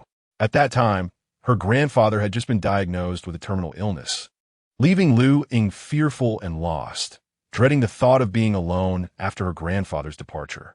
Before this, she had a fierce argument with Jean Mimi and Jin Beizhou, proclaiming that she would never seek him out again. With her grandfather's illness weighing heavily on her mind, Luying truly had no inclination to invest her energy in matters of the heart. For half a month, she had not approached Jin Beizhou even once. The gravity of her grandfather's condition was kept under wraps, and he discreetly summoned a lawyer, swiftly liquidating the company before any ill-intentioned individuals could intervene. He feared that if his illness were to be disclosed, others might turn their ambitions towards Luying. He meticulously arranged for her future, including the selection of her husband. At that time, Luying's sole desire was to bring him joy, disregarding Jin Beizhou entirely, and feigning delight as she met the man her grandfather had chosen for her. It was then that Jin Beizhou apprehended her. He brought her back to the hospital, kneeling before her grandfather and declaring his intention to marry her. What is hers, he asserted, and what is mine is also hers. The grandfather, untroubled by this declaration, knew that Jin Beizhou was unlikely to covet Luying's modest wealth. However, he harbored reservations about Jin Beizhou, particularly concerning the matriarch of the Jin family. Yet, time was of the essence. Marriage might not be suitable for Luying, and after much contemplation, the grandfather consented to their union, albeit with one stipulation. Before his eyes closed for the last time, Jin Beizhou and Luying were not to bear children. Without children, they could part ways unscathed. In the aftermath, the couple enjoyed a blissful period together, with Jin Beizhou traversing the globe in search of renowned physicians for her grandfather, and personally attending to him through the long nights. However, Following her grandfather's passing, the disparities in their hastily arranged marriage resurfaced. In truth, these disparities had always existed, lurking beneath the surface since childhood, obscured by the fear of her grandfather's illness, causing Luying to forget that prior to his condition, she had still been embroiled in disputes with Jin Beizhou over Jin Mimi, and they had never reconciled. There had been no resolution or discussion regarding the root of their quarrels. It was merely a matter of time before it all came to light. The living room was adorned with their magnificent wedding photograph, where Luying, with soft eyes, leaned against Jin Beizhou's shoulder, his head tilted toward her. They appeared as a perfect couple.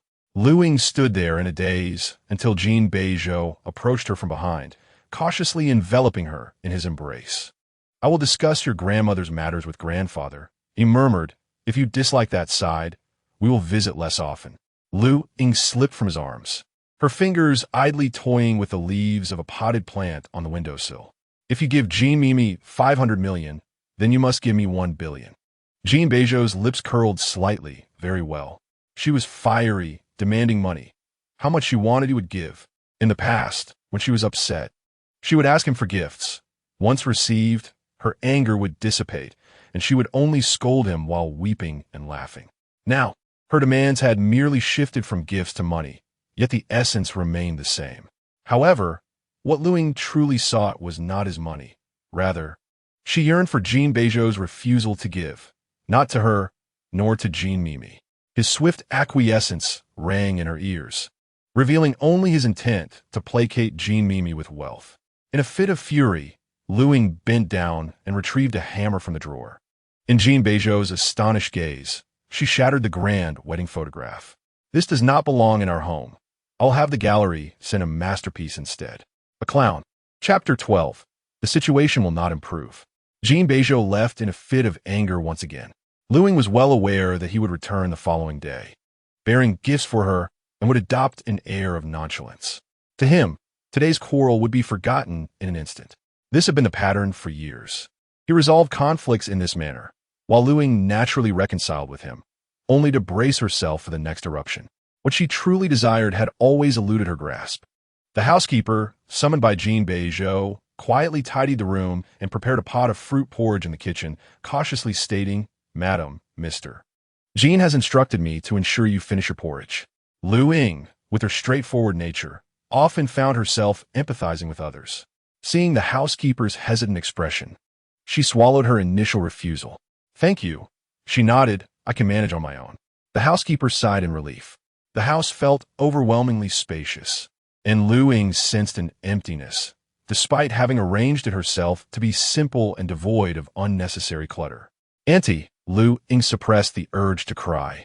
"Would you join me for a bit?" The housekeeper waved her hand, hesitant. Luying gazed at her. "You're about the same age as my mother. I miss her." 2 bowls of steaming fruit porridge sat before them. Through the delicate mist, Luying sought conversation. "Annie, do you have children?" "Yes, I have twins. A boy and a girl, and they get along splendidly." "How wonderful," Luying replied, envious. "I wish I had siblings. The Liu family shouldn't be left with just me." "Annie, you could have your own baby," the housekeeper suggested. Silence ensued. After a moment, Luying softly inquired, "What does it feel like to have your own child?" "It is a source of strength," the housekeeper replied. "When they are young, they cling to their mother, wanting no one else. That feeling of being needed makes you want to give them the entire world." Luying understood. After her parents' departure, had it not been for her presence, her grandfather might not have endured. They supported one another through their shared grief. "Auntie," Luying pursed her lips, "do you ever regret having them?" "At times," the housekeeper admitted. "When the children are mischievous and struggling in their studies, one might wish to send them back. But it's all out of concern for their future. Our circumstances are limited. If one were in your position, such worries would likely not arise." Luying smiled. "My grandfather has scolded me in similar ways. He once said I was a handful and that he felt like giving me a beating. Yet, not long after, he bought me beautiful dresses, calling me his little darling. And when he scolded me, it felt as if his heart were bleeding." Luying would tug at his white hair, teasing him as an old man. This turmoil was merely a facet of affection. After the housekeeper finished tidying the kitchen, she hesitantly asked, "Madam, these fruits are on the verge of spoiling. Do you still want them? The fruits, purchased by Jin Beizhou, had dried out during Luying's absence. No need, she replied. The housekeeper awkwardly suggested, could I take some? They are rather expensive. Of course. Luying rummaged through the fridge and pulled out 2 boxes of strawberries, which were somewhat past their prime. You can take these too. They were sent by the base yesterday. The housekeeper hesitated to accept. Don't worry about it. I dislike strawberries. After her shower, Luying received a notification on her phone indicating a bank deposit. Jin Beizhou transferred 10 billion to her, and Luying accepted it with a sense of entitlement. She refrained from naively insisting that she desired not an abundance of wealth, but an abundance of love. She was not that foolish. Gucci called her to inquire about her well-being, advising her to remain calm. After a moment of casual conversation, Gucci hesitated before asking, do you not want this baby? Instinctively, Luying touched her abdomen and replied, I do not wish for it to grow up in such a family. Yiki responded. In truth, you and Xiao Er merely lack communication. I yearn to communicate, Luying confessed, but genuine dialogue seems impossible. At this point, communication cannot resolve anything. Gucci fell silent. After a while, she sighed. The Jin family appears prosperous, yet their environment is distorted. The in-laws are rarely present in the country, and Xinyan and Xiaoer are cared for by nannies at home and drivers when they go out. They have no concept of what a normal marriage looks like. For them, using money to smooth over troubles is an effortless and natural affair. Sister-in-law, sensing the melancholy beneath Gucci's words, Luying suggested, why don't we leave together? Perhaps there would be a discount. In the dead of night, Luying awoke suddenly. Recalling the hospital's notifications and fearing she might have overlooked something. Just as she began to stir, she found herself pressed against a warm chest, her head gently rubbed. Luying froze. Jin Beizhou had returned unexpectedly. What are you looking for?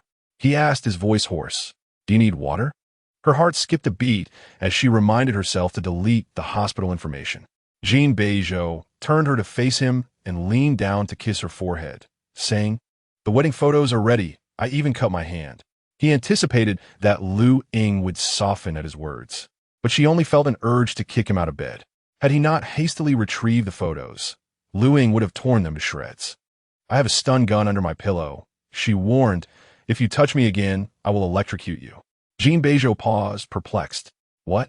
The stun gun, she clarified, demonstrating with a flick of the switch, the kind that emits a heart monitor sound when activated. Remove your hand. Jin Beizhou remained bewildered. What? Luying, her temper flaring, retrieved the small stun gun, flicked the switch, and demonstrated in the air. Go to another room, or I will shock you. His hair was tousled from sleep, framing his forehead, with a sharp glint of laughter emerging from his piercing gaze.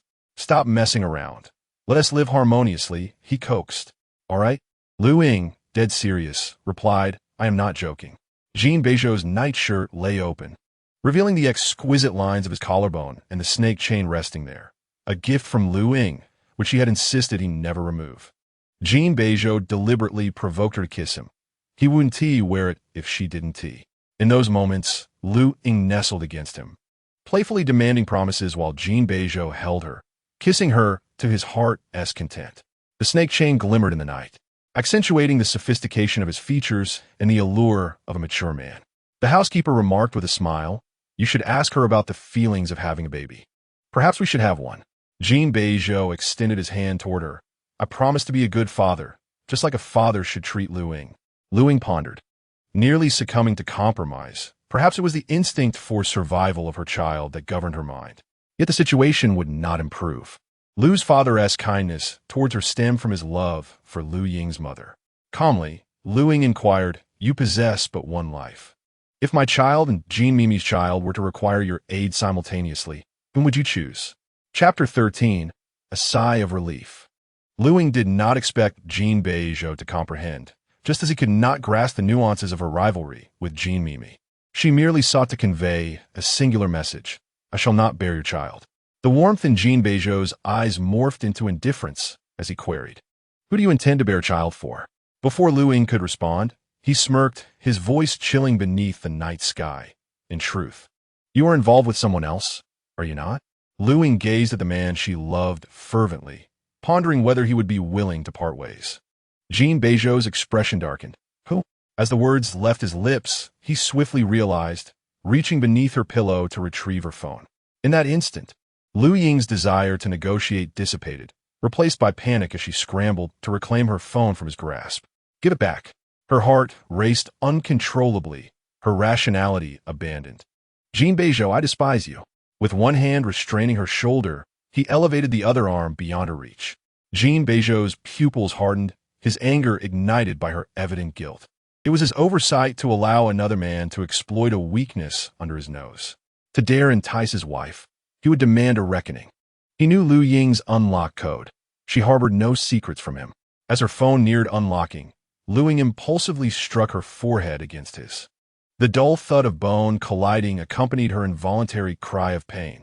Jin Beizhou shut his eyes, cradling the back of her head with one hand while nuzzling her forehead with his chin, trying to alleviate her discomfort. The phone lingered in midair, forgotten as his attention waned. He felt no pain himself. His heart was suffocating, obstructed by an emotion named terror. You have deceived me, haven't you? Jin Beizhou's voice grew hoarse. I know precisely how deeply you love me. Cease this folly, I want to look. He voluntarily returned her phone. Luying's nerves were taut. So much so that she even forgot she still clutched a stun baton. The hospital's flow notification loomed over her like a ticking time bomb. Jin Beizhou pressed a gentle kiss on her swollen forehead, urging her to lie down, his tone indescribable. Sleep now. Do not engage in games that are forbidden. If you do not wish to see, then do not. I grant you the chance to delete. Luying held her phone tightly, her fingers whitening with pressure. As moments ticked by, the man's breathing gradually steadied, seemingly falling into slumber. Cautiously, Luying pushed aside his arm, tiptoeing to the bathroom. As dawn broke, the room remained dim. Jin Beizhou opened his eyes. The bathroom light was off, suggesting no one had entered. She best delete everything thoroughly. Jin Beizhou had granted her but this one opportunity. It was his fault for allowing her to endure grievances within the Jin family. He permitted her to occasionally act out of line. But once her wildness had subsided, she was to return to him faithfully, confirming that all information has been thoroughly deleted. Luying altered her phone password and set it so that messages would not display their content. Jin Beizhou was too familiar with her, so much so that Luying was at a loss as to what password to choose. After much contemplation, she entered 6 digits, the date of her upcoming surgery. Once done, she gazed out the window, where the branches were shrouded in mist, the dawn light yet to break. Loneliness clung to her like a parasite, tightly entwined with her being. In the entirety of Beicheng, indeed the whole world, there remained no kin of Luying. Once she passed away, all traces of her existence would be obliterated, leaving no one to remember her. Realizing this, Luying felt as though she had fallen ill. She ought to consult a psychologist. Even her own negativity frightened her. Lowering her gaze, she searched for a doctor's contact on her phone. Suddenly, the bathroom door was knocked upon. A man's indifferent voice inquired, "Are you done?" Like a shadow, Luying swiftly exited the interface and approached to open the door. Jin Beizhou's sharp gaze swept over all the items in a mere second. Nothing had been disturbed or used. Not cold. Jin Beizhou asked nonchalantly, pinching her icy cheek. Why are you taking so long? Are you unwell? No. Luying lowered her lashes, wishing to leave. You use it. With a swift kick, Jin Beizhou slammed the door shut from the inside. His sudden arrival caught Luying off guard, and before she could react, he had pushed her against the door. Leaning down, Jin Beizhou's palm clutched her neck as he fiercely captured her lips. Luying was momentarily stunned, then began to struggle desperately, her muffled curses escaping her lips. Jin Beizhou remained unfazed, his hands slipping beneath her garment. I want to touch you, he whispered hoarsely. I'll serve you. Is that all right? Pain twisted in Luying's abdomen, yet she could not break free from the strength of a grown man. Her eyes shifted from a dull ache to burning heat in an instant.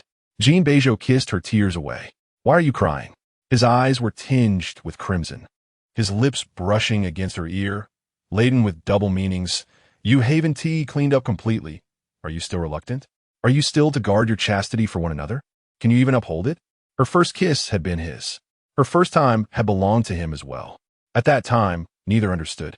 Luying's face had paled in pain while Jin Beizhou, perspiring at his temples, had to coax her gently until she was willing to relax.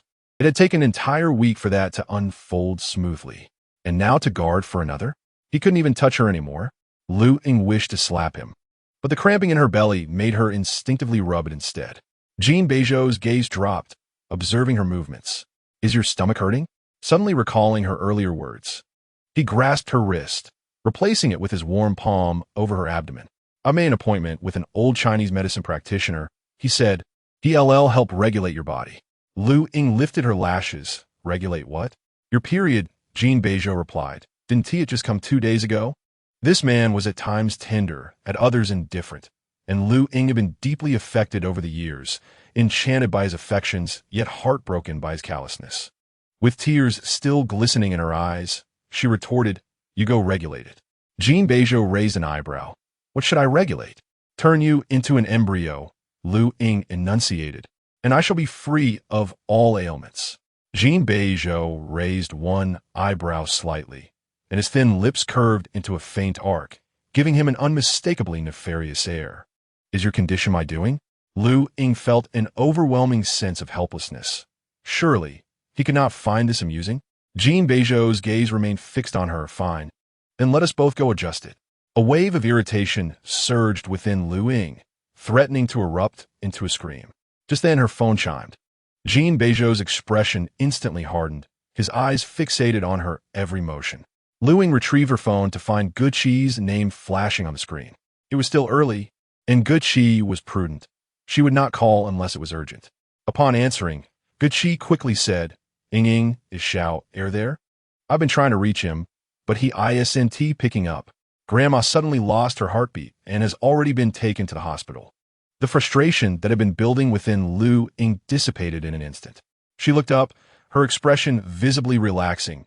Your grandmother is hospitalized. You should go to her. Jin Beizhou's demeanor grew increasingly frigid.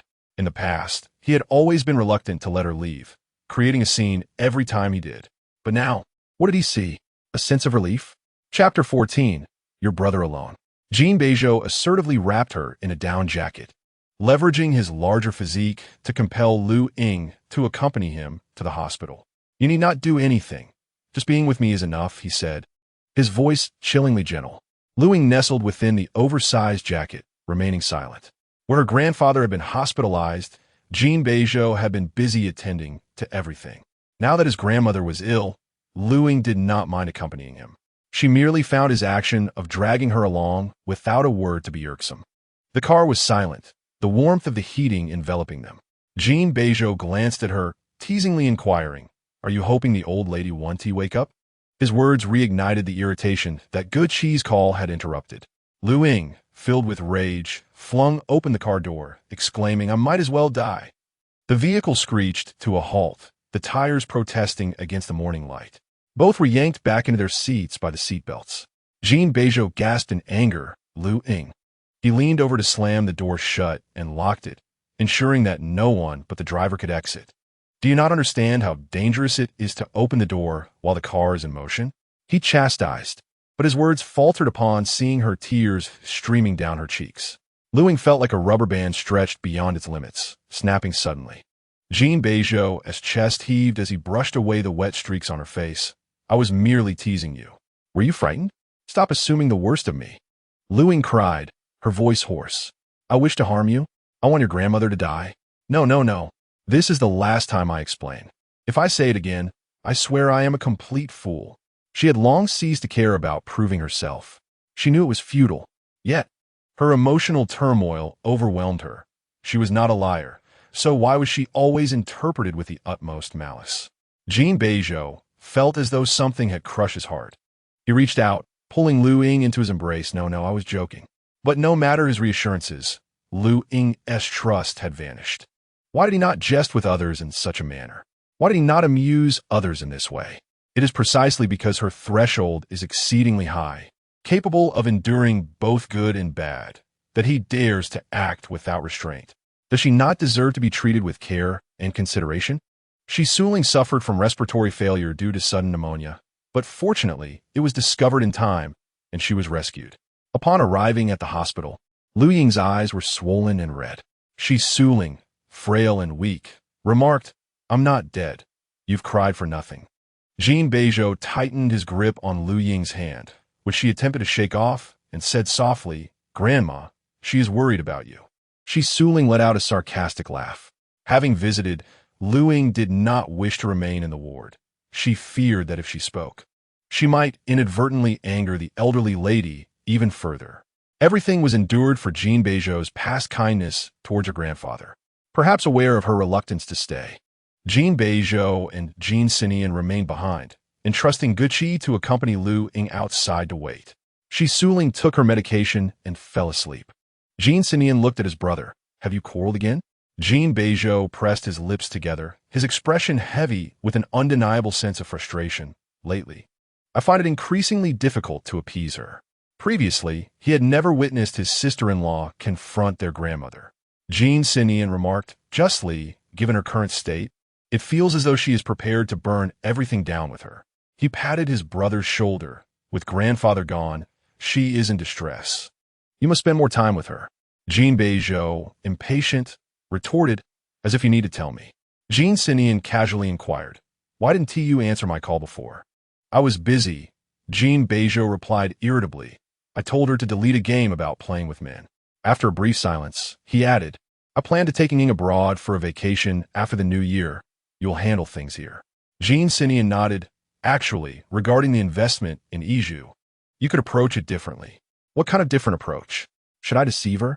Jin Beizhou replied absent-mindedly. It's merely an investment, not a gift.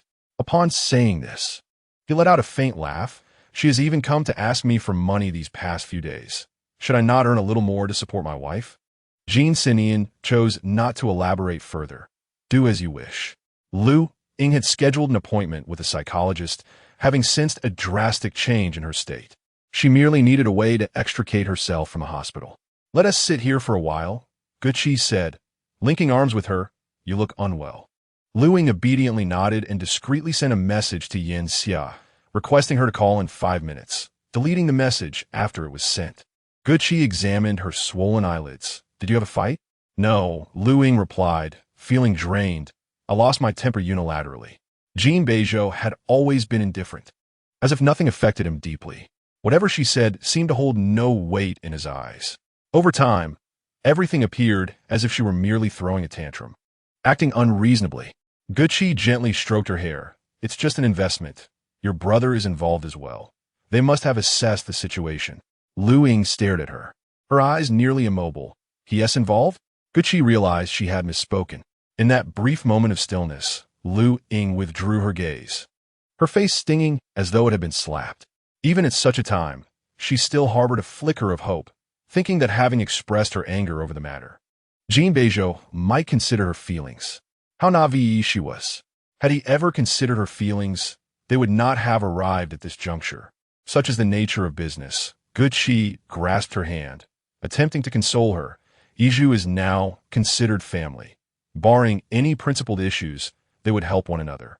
Thus, the family would continue to expand and grow ever more stable. Luying appeared lost in thought. What do you mean? She asked softly. I am at odds with Jin Mimi. I had thought my husband would unconditionally stand by my side, rather than weighing the pros and cons and opting for what was deemed correct by others. Guqi fell silent. In families like the Jins, the men were raised with an elite education, making the correct choices an instinct deeply ingrained within them. Their wives, upon marrying into such households, would come to accept that they should not interfere with their husband's decisions in the business realm. Luying recognized that this mindset was ill-suited for the Jin family, revealing her lack of understanding of the broader picture. Her phone rang. It was Yin Xia. After answering, Luying stood and explained, Sister-in-law, Xia has arranged to meet me, so I must be on my way. Guqi paused for a moment. Aren't you going to inform Xiao'er? Luying replied, freshly made souffle. It will spoil if I am late. Sister-in-law, could you kindly pass on the message for me? Upon reaching the payment window, she unexpectedly encountered Jin Mimi and Wei. Jin Mimi blocked her path, saying, Second sister-in-law, second brother has arranged for a traditional Chinese medicine practitioner for you, and I have brought him along. Beside Wei stood a doctor with graying hair. Luying could not help but mock the audacity of Jin Beizhou. She had suffered countless disappointments due to Jin Mimi. How could she possibly trust the practitioner that Jin Mimi had brought? You must have misheard, Luying replied with an impassive demeanor. Second brother arranged it for you. As she spoke, she scrutinized Jin Mimi, adding, "Oh, second brother is now exclusively yours." In Chapter 15, The Pet Market, Yinxia inquired about her troubles. Luying, reluctant to share, simply stated that she did not wish to linger in the hospital and desired fresh air, declining Yinxia's offer of companionship. She took a taxi to a psychological counseling clinic. The therapist had her undergo a series of assessments and encouraged her to articulate everything affecting her emotions. After a prolonged silence, Luying expressed her frustration. "I cannot articulate it. There's so many things, yet I cannot recall a single one in detail. It feels as if everything has melted away, coalescing into a muddy pool that I cannot enumerate." "That is perfectly all right," the therapist replied kindly. "Let us discuss something else." The therapist suggested she start with the person she knew best. After a moment of contemplation, Luying instinctively mentioned Jin Mimi. Luying was 10 months younger than Jin Beizhou and 8 months younger than Jin Mimi.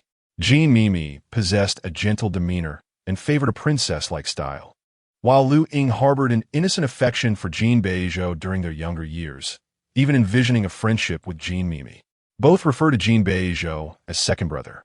As the only daughter in her family, Luying was undoubtedly cherished. When her grandfather traveled abroad, he would bring her beautiful dresses, and she would often plead with him to procure two.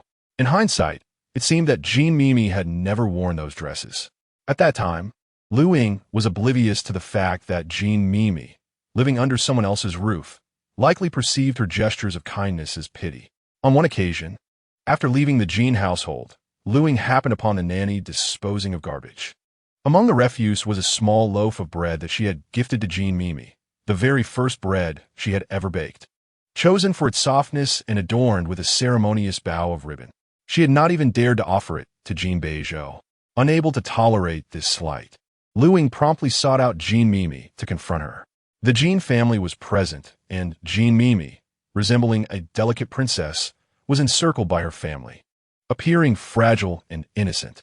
It was the first time Luying felt a piercing brightness. Jin Mimi called out to her second brother, and suddenly, Luying's heart ached. Jin Mimi lamented that the bread had been knocked over by Ollie, and thus, it could only be discarded. Ollie was Jin Mimi's pet tabby cat. Jin Mimi apologized to her once more on behalf of Ollie. Yet, Luying did not forgive her. Before the Jin family, Luying's eyes reddened. "I no longer wish to be your friend. In truth, you never liked me, and I could feel it." Jin Mimi reached for her hand, weeping more bitterly than Luying herself. A group of elders urged Luying, insisting that it was merely a trivial matter, and that she should not allow a single piece of bread to tarnish the bond between the sisters. Luying, bewildered, could not comprehend how this had become her fault. Clutching the bread as she returned home, tears streamed down her face as she stuffed the bread into her mouth. Jin Beizhou rushed out to chase her, forbidding her from consuming the tainted bread. "How could you give it all to Jin Mimi? What about me?" He then snatched the box of bread from her and began to eat it himself. Luying's tears turned to laughter, and she was easily soothed. However, 3 days later, Ollie passed away, found lifeless in the trash bin. Luying became the sole suspect. To avoid straining the relationship between the two families, the Jin family chose to remain silent and provided Jin Mimi with substantial compensation. It was only when Jin Mimi's friend inadvertently let slip that Luying suddenly realized she had, unknowingly, taken the life of a cat. In the eyes of the Jin family, she bore this accusation alone. Even Jin Beizhou did not confide in her. To Luying, this felt like betrayal. She ignored Jin Beizhou for an entire week. When he sought her out, he brought her a gift, the limited edition Interstellar Bear she had longed for. One her grandfather had refused to let her purchase due to her already excessive collection of toys. Luying asked, "Do you believe me?" At that time, her affection for him was overwhelming. All she desired was his faith. Jin Beizhou replied coolly, "I didn't tell you because I was busy investigating the culprit." With that single statement, the suffocating weight in Luying's heart vanished. Yet, the matter was not resolved. The cause of Ali's death remained undisclosed. And why should the blame fall upon Luying. What role had Jean Mimi played in all this? And why was she not questioned? Moreover, Jean Mimi wept and pleaded on Luying's behalf. For heaven's sake, it was not Luying who had committed the act. Her intercession only solidified Luying's reputation as a murderer. That year, Jin Beizhou, through his investigation, represented his belief in her, effortlessly soothing the child she once was. Yet, he could not appease the woman she had become. At 25, Luying held a conviction. If you believe in me, you must distance yourself from Jean Mimi. Who stands against me? Jin Beizhou seemed incapable of doing so. Thus, she wished for him to distance himself from Jean Mimi as far as possible. Luying refused to take medication. The therapist suggested, consider getting a pet or finding another outlet. Do not place your hopes solely on one person or one thing. The more outlets you have, the better. This way, the loss of one would not bring about utter devastation. Luying jested, what about a child? Ah, I see. Luying mused, if I raise a child and a dog, that would give me two. The therapist began to worry about her condition. Should you feel any discomfort, do not hesitate to contact me. Luying expressed her gratitude. Therapist, don't mention it. I must justify the fees you have paid. As soon as I turned on my phone, a flurry of messages and missed calls flooded in, most of which were from Jin Beizhou, along with one from Yanxia. Luying responded to Yanxia first. What's wrong? Where have you been? Yanxia's tone was urgent. Your husband came here looking for you. Yanxia quickly explained. The excuse of eating souffle won't work anymore. Concoct another one. I told him you just left my place. Luying hesitated momentarily. Your tone makes it sound as if he is here to catch me in infidelity. Almost, Yanxia replied. The expression on your husband's face suggests not that you are cheating, but rather that he is in bed with someone else. Yanxia cautioned. Be careful. You may not be aware of how your husband deals with outsiders. Just as Yanxia ended the call, another message from Jin Beizhou came in. Luying accepted the call. There was an unexpected silence on the other end, and the man's voice seemed tense. Where have you been? Luying glanced around. At the pet market. Jin Beizhou's throat cleared. Why did you go there alone? Xia is cleaning the kitchen. Luying maintained her composure and fabricated an excuse, apologizing for not bringing her along. As if by illusion, Jin Beizhou's voice softened. Thinking of getting a pet? She replied, then hung up. Jin Beizhou cleared his throat. Wait, I'll accompany you to choose. After all, your pet is my responsibility too. Luying remained non-committal. The pet market was a mere 5-minute walk, but Jin Beizhou was not as swift. Luying, unwilling to wait, wandered aimlessly around the market. She purchased a small black mutt. Its siblings had all been taken, and no one wanted it. The owner said, I can give you a discount, 50 yuan. The small dog cowered pitifully. Luying asked, what is the original price? The owner replied, 200. Luying insisted, then it's 200. Following her means, it becomes a member of her family. Wrapping the little black dog in her coat, she made her way to the roadside. Jin Beizhou's car had already arrived, halting in her direction. The man strode over, scrutinizing her and then the dog in her arms. Did you buy it? Did you find it? Or were you deceived? Who will buy such an ugly and sickly mutt? Luying quickly covered the dog's ears. Speak to my son more politely. Your son? Jin Beizhou chuckled. So that is my son. Has he been named? What is his surname? Luying replied, Lu Fei, with the nickname Fei Bao. Jin Beizhou, Chapter 16. I suppose I'm a person after all. The surname is Lu? Jin Beizhou had no objections. He was merely being cheeky, wanting to elicit more words from her. Jin Lu Fei? Luying felt deflated, not wishing to engage in such exhausting banter.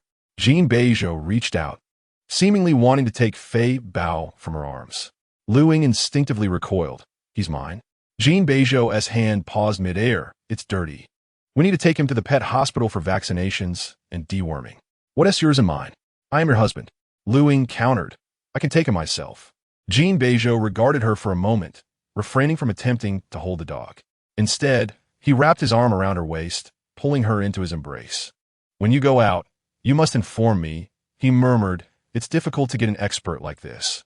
It would be unfortunate to miss the appointment. Luying, puzzled. There is no missed appointment. Your sister is here. Let her check the pulse and see if it's a girl or a boy. Are you coming or not? Luying is losing her patience. If you don't come, I'll take a taxi myself. Jin Beizhou pressed his lips together, and opened the passenger door, gently ushering her inside and fastening her seatbelt. This girl had become accustomed to his attentiveness, never complaining about the constraints, and when in high spirits, she would seize the opportunity to steal a kiss or two. Jin Beizhou was always willingly charmed by her. This time, he deliberately slowed down, even adopting some overly familiar gestures, presenting his profile from the most flattering angle. She was enamored with his appearance, a true admirer of his looks. However, Luying pushed him away with a hand that had just touched a dog, saying, "Keep your distance. I can't control my physiological aversion." The car was en route to the pet hospital. Jin Beizhou's expression darkened, and regardless of Luying's willingness to answer, he bombarded her with questions. "Is the souffle delicious?" But I didn't smell any souffle at Yanxia's place." "You must have a cold." Jin Beizhou clenched his jaw. The journey from Yanxia's home to the pet market would take 2 hours. The timelines simply didn't match. When he arrived at Yan's residence, Yanxia mentioned that Luying had just left. Even if just referred to an hour ago, Luying had arrived far too quickly. This didn't even account for the time spent waiting for a taxi or the traffic jams, especially during rush hour. The pet market was notorious for congestion. Unless Luying was originally in the vicinity. Was she alone? Had she truly visited Yan's home? Jin Beizhou could easily investigate to find out, yet he hesitated. Or rather, he was afraid. As if, by not witnessing it firsthand, he could convince himself that she was telling the truth, that Luying had always loved only him. Luying's hand paused imperceptibly as she stroked Fei Bao. In her haste to conceal her visit to the psychological clinic, she had overlooked this flaw. Luying calmly stated, "You're quite clever, or perhaps selectively clever," she continued. "For instance, when it comes to Jean Mimi, you feign ignorance, fearing that being too astute might hurt her feelings." A sapphire blue car recklessly cut in from the right. Jin Beizhou slammed the horn. Luying remained silent, turning her face toward the window. The driver of the sapphire blue car seemed displeased, abruptly slamming on the brakes after a few meters. True to his nature, Jin Beizhou was not one to back down. He was merely forced to tailgate, which he could afford, but he only wanted to vent his frustration. Yet, Luying was in the car. As reason returned, just before the car nearly collided with the one ahead, Jin Beizhou also hit the brakes hard. "Sit tight," he commanded sharply. "Don't get out."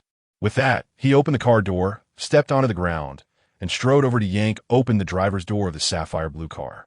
Luying couldn't be bothered. The second son of the Jin family commanded respect in Beijing. When had he ever endured such indignities? It seemed she was caught up in it as well. The two vehicles blocked the road, causing an instant traffic jam. Through the windshield, Luying saw the driver of the car ahead emerge wielding a baton, and Jin Beizhou struck him squarely in the abdomen. Luying gently patted Fei Bao's head. "Are you hungry? Let us get going." Fei Bao didn't understand, but gazed at her with wide, watery eyes, filled with nothing but affection for Luying. The warmth within Luying's heart seemed to soothe her pent-up frustrations, offering a kind of emotional therapy. "Fear not," she spoke patiently, "you will have a home and family. And so shall I." She placed Fei Bao into her bag before disembarking from the vehicle. The pet hospital was a considerable distance away, taking half an hour to reach. The doctor examined Fei Bao and administered vaccinations for parasites. During this time, Luying's phone incessantly buzzed with calls from Jin Beizhou. Annoyed, she switched it off. Fei Bao, now clean, was a clingy little ball of fur, following Luying closely, nearly stepping on her heels. Amused, Luying chuckled, "Don't stick so close. I might accidentally step on you." Together, they returned to Chaotang.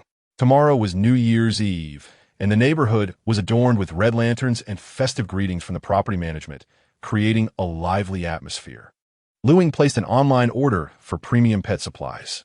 Indeed, one must have something to hold on to. At the very least, earnings should be spent in enjoyable ways. With this thought, Luying powered her phone back on and called the head of the chess academy. She intended to return to work at the academy after the new year. The academy was a legacy from her grandfather. Although Luying's temperament was unstable, her grandfather had coaxed her into passing the amateur third-level exam, which was sufficient for teaching young children just starting out. With clarity of direction and goals for the coming year, she was left with only two matters to resolve: the divorce and the question of whether or not to have children. Given Jin Beizhou's demeanor, it seemed he would not relinquish her easily. The Jin family wielded considerable power, and Jin Beizhou had a notoriously tempestuous temperament. Luying feared his potential for cruelty. If he resorted to forceful measures, she would be at a loss. Men are indeed amusing. They can cast you aside, yet you cannot initiate the separation. Luying needed a strategy to prompt Jin Beizhou to initiate the divorce himself. Just as she was pondering this, her phone rang. Upon answering, she was greeted by a raucous atmosphere, and amidst the lively background noise, a familiar voice exclaimed, "Xiao Yingying, Hu Chuang is back." Hu Chuang was Jin Beizhou's childhood friend and the only person among his circle whom Luying found somewhat agreeable. Over the past 2 years, Hu Chuang had been sent to the icy north by his family to establish a factory. Luying had heard from Jin Beizhou about Hu Chuang's protests, which ultimately led to his father's consent for his return. "Really, you're back?" Luying asked in surprise. "Absolutely," Hu Chuang replied with enthusiasm. "Quickly. My brother organized a gathering. Let us go out and have some fun." The thought of being in the same company as Jin Beizhou extinguished all of Luying's interest. "I want to go." "Don't be like that," Hu Chuang coaxed. "Hurry up. I'm at the door with your husband. Should I roll out a red carpet for you?" Once the call ended, Hu Chuang turned to the driver, an incredulous expression on his face. "Are you bullying Xiao Yingying? She is my wife." Jin Beizhou, visibly annoyed, retorted, "Why should she come out just because you called her?" Hu Chuang replied, "Perhaps it's because I'm a decent person." Chapter 17. No Place to Rest. Luying had brought Fei Bao along. Jin Beizhou exchanged a glance with Hu Chuang, who quickly vacated the front seat and plopped into the back. Luying maintained her composure, shutting the front door and squeezing into the back seat. Hu Chuang was taken aback. "Get in," Luying instructed. "Don't crowd my son." Hu Chuang peered forward, noticing the driver's sullen expression as he fixated on a young woman through the rearview mirror. "What? When did I become father?" Hu Chuang stuttered, grappling with the notion of fatherhood. Before he could finish, a keychain was hurled from the front seat. Jin Beizhou coldly retorted, "That is my son." Hu Chuang, left speechless, "Materd, fine, fine." His intentions were merely to lighten the mood. Luying affectionately held Fei Bao, saying, "Look, this is Uncle Hu." Upon hearing this title, Hu Chuang felt as if he had aged 20 years, protesting, "Call me Brother Chuang." Luying looked back at Jin Beizhou. What am I to him? She failed to grasp why he would demean himself. "Uncle Jin." Jin Beizhou responded with a perplexed expression. In that moment, Hu Chuang found some solace in being referred to as Uncle Hu. "Our marriage certificate is legitimate," Jin Beizhou argued. "You are his mother, and I am his father, understand?" Luying directed her gaze forward, asserting, "Fei Bao is mine, solely mine. I refuse to share him, including with you." Jin Beizhou's heart sank abruptly. Glancing around, Hu Chuang attempted to mediate. "What are you two quarreling about? Your child will belong to both of you." Upon hearing this, Jin Beizhou relaxed slightly. "You are right." Luying lowered her eyelashes, her gaze fixed on Fei Bao's glistening eyes. "Brother has reserved a private room," Hu Chuang continued, trying to keep the conversation flowing. "A bunch of people will be there. Bring your friends along for some festivities."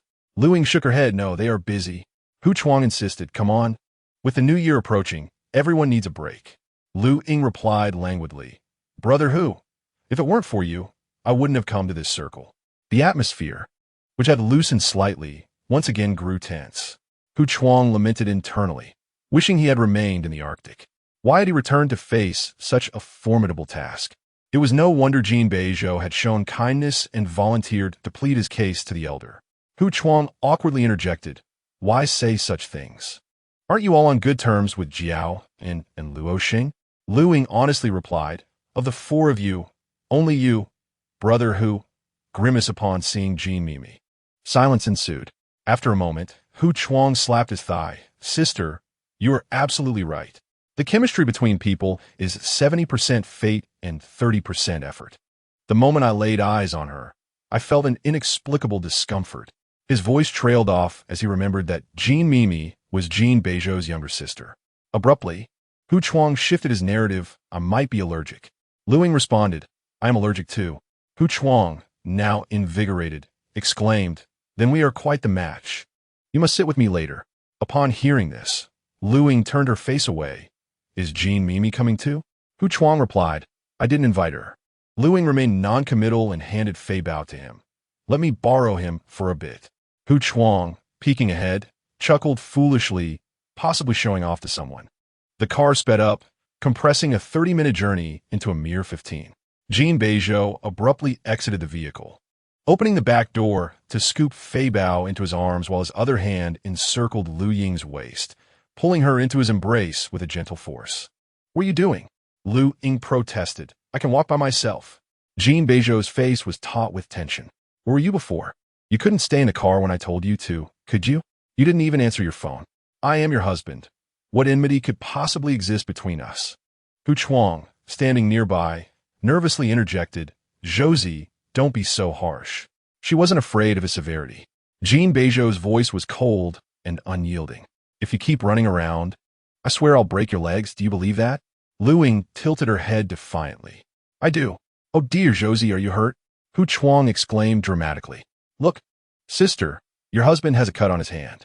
Jin Beizhou retorted with sarcasm. If she cared about my well-being, she wouldn't have walked away on her own. Isn't that different? Luying shot back, unwilling to back down. When I was close to death, you merely said, if you die, then die. Goodness, Hu Chuang muttered. Josie, did you actually say that?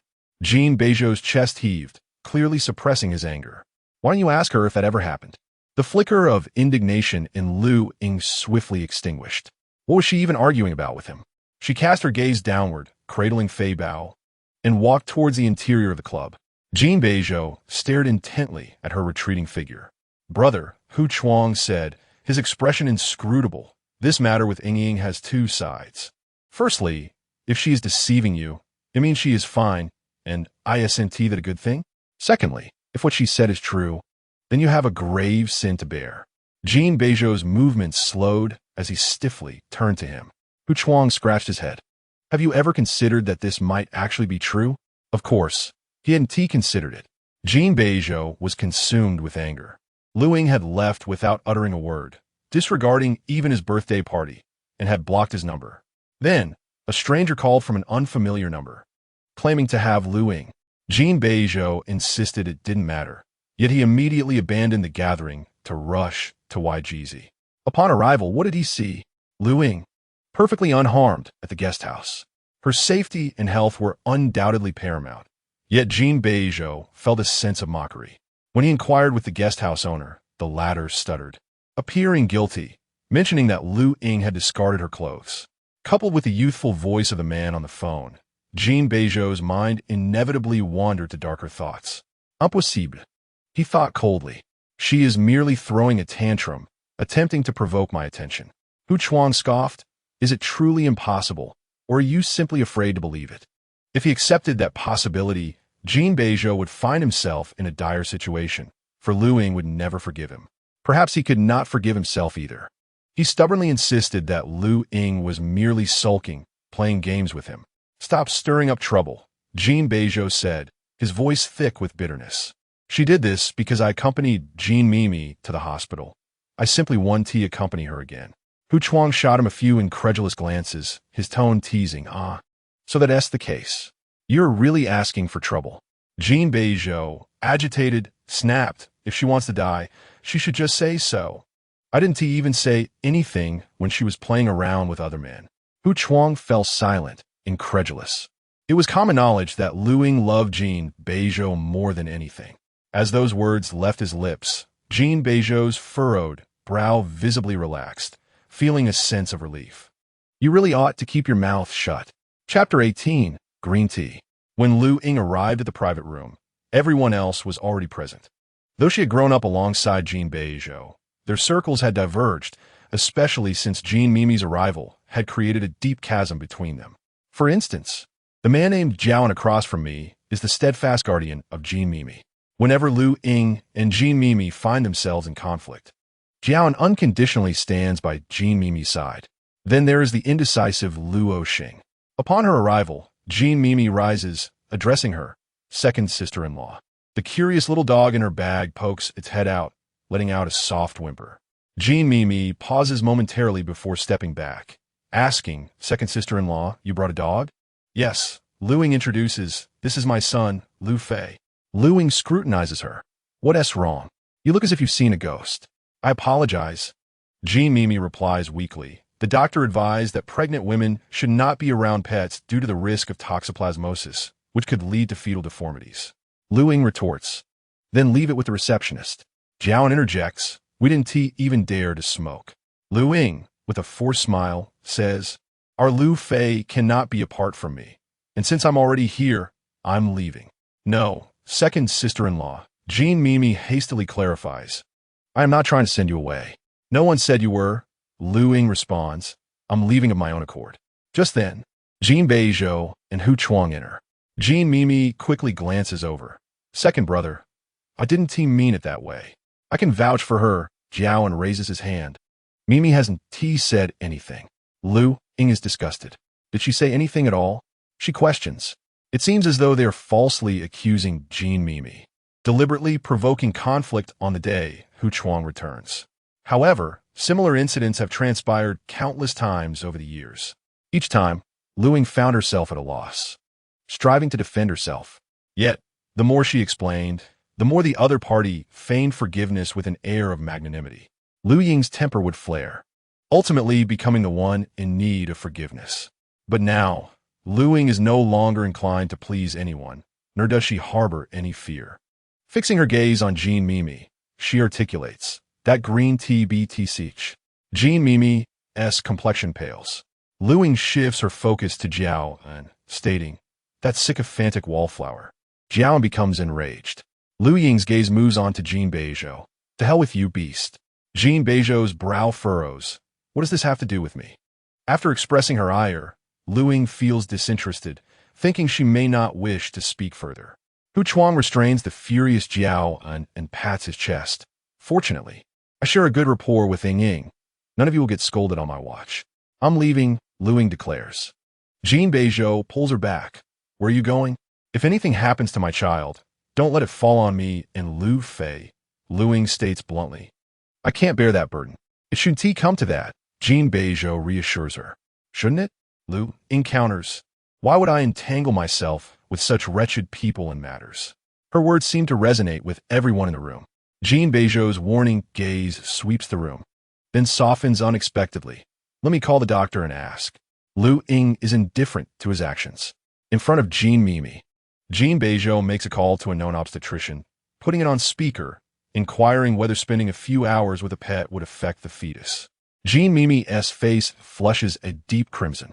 After hanging up, the doctor sends a research paper to Jin Beizhou. "Brother," Hu Chuang exclaims, "what are you doing?" Jin Beizhou lazily fiddled with his phone, remarking, "I might as well learn something. After all, I'll need a baby just like Ying." In deference to Hu Chuang, Luying found a corner to sit in, a good 20 meters away from Jin Beizhou. Hu Chuang attempted to squeeze beside her, but was swiftly kicked across the room by Jin Beizhou. "Sweetheart, we truly need to be cautious," Jin Beizhou warned, glancing around. "There could be risks." "I don't want it," Luying replied. "What don't you want?" "The baby." Jin Beizhou turned off his phone. "Then we shall discuss it when you desire." The room was dappled with light, and Luying turned her face away, gazing at him. "Tomorrow is New Year's Eve." "Indeed." Jin Beizhou leaned in and unexpectedly kissed her cheek. "I'll give you a red envelope."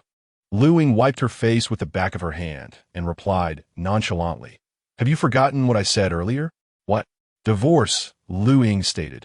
"I want you to think about it. We can discuss it in detail after the new year. After tomorrow, it will be after the new year." She tilted her head, her porcelain face earnest. "Or do you wish to discuss it now?" Jin Beizhou gazed at her with dark, penetrating eyes. They exchanged a silent stare amidst the raucous sounds of revelry in the background. Jin Beizhou, a paragon of privilege, possessed a face that could easily incite madness. He was accustomed to being pursued. Over the years, Luying's presence likely deterred countless admirers from his side. Now, as she sought a divorce, Jin Beizhou would not acquiesce so easily. "What are your conditions?" Luying inquired. "I could try to accommodate, for instance. We could tell others that it was you who ended things." Before she could finish, under the weight of his oppressive gaze, she fell silent. In a room teeming with noise, this corner remained eerily quiet. An extended silence ensued. Jin Beizhou extended his hand, delicately brushing her disheveled hair with his elegant fingers. His deep voice softening. After the new year, I'll take you abroad for a vacation. Which country would you like to visit? Luying held his gaze. Be serious. Jin Beizhou closed the distance between them, his nose nearly touching hers, whispering, Stop teasing, sweetheart. I'm hurt. Can you blow on it for me? Luying had always disliked him getting into fights with others, fearful for his safety. Yet today, she chose to disregard his actions. Jin Beizhou lowered himself, feigning vulnerability. Luying felt weary. She was earnestly discussing matters with him, while he diverted the conversation elsewhere. Luying stroked the fur of Fei Bao. This minor injury means nothing to you. He had once risked half his life for Jin Beizhou, spending half a month in the hospital. Reflecting on this, Luying regretted her earlier outburst. What had she been thinking? Their sibling bond was profound, and she had intruded, creating discord. Feeling frustrated, Luying could not help but say, You should apologize to me first. Jin Beizhou's brows furrowed darkly but softened momentarily at her request. Not inquiring further, I apologize. I'm sorry. Luying pressed. Aren't you going to ask what happened? Well, Jin Beizhou attempted to pinch her cheek. I've apologized. Can we move past this? Luying looked at him. When Jin Beizhou was hospitalized, I cooked meat porridge and brought it over, only to be chased by a dog the whole way. The porridge spilled, and I tasted the last spoonful from the thermos. It was the most delicious porridge I've ever had in my life. You'll take responsibility for that. Jin Beizhou replied. Chapter 19. She actually fed it to the dog. At that time, they were already in their senior year of high school. Jin Mimi possesses an enchanting beauty and a gentle disposition, drawing countless admirers at school like a magnet. However, her allure caught the attention of a boy from the neighboring technical school, reputed to be the school's dominant figure, commonly referred to as a bully. The specifics of the situation eluded Luying, as she focused on her humanities studies and did not frequent the science building. By the time she received news, Jin Beizhou had already been hospitalized. It was rumored that the bully had summoned a dozen associates, waiting for Jin Beizhou to be alone to strike. Jin Mimi wept inconsolably, repeatedly lamenting that it was her fault, that she should have concealed her feelings, and that she should not have implicated her elder brother. Had it not been for her grandfather's intervention, Luying would have been tempted to chastise her. Her grandfather, exasperated, reminded her that they were siblings, prompting her to behave more appropriately. Luying understood her grandfather's caution. After all, the bond between them was undeniably strong. Jin Beizhou had never sustained such a grave injury, leaving Luying in a state of anger and sorrow, torn between ignoring him and her inability to stay away. She managed to suppress her emotions for merely 2 days, until Jin Beizhou called her, his voice faint as he requested her to bring the test papers he had distributed that day for his review. Luying felt disheartened. He was on the brink of death, yet still concerned about her exam papers. Luying, Jin Beizhou seemed to chuckle despite his condition. Please don't tell me you failed again. Prior to visiting the hospital, Luying had spent considerable time in the kitchen, preparing a nourishing congee suitable for the injured. Her grandfather, feeling a tinge of jealousy, remarked that it was the first time his precious granddaughter had prepared congee, and it was for a troublesome boy. How about I save you half a bowl? Luying replied, feeling embarrassed. Her grandfather scoffed, a bucket for him, and only half a bowl for me? With no bucket available, Luying explained her culinary misadventures. She initially added too little rice, then compensated with more, subsequently adding too little water, and finally, in a rush, removed half of it, leaving less than 2 bowls in total. Her grandfather sighed in exasperation. Reluctantly, Luying filled half a bowl for him without even tasting it herself. On her way to the hospital, however, a stray dog began to follow her. In her haste, as the dog stretched its neck to lick the thermos, she stumbled, causing the container to fall, the lid to pop open, and the congee to spill. Luying hurriedly rescued the thermos just as the dog's snout plunged into the spilled congee. The outcome of that day was the stray dog happily licking the congee off the ground, while Luying held the thermos and drank the last mouthful.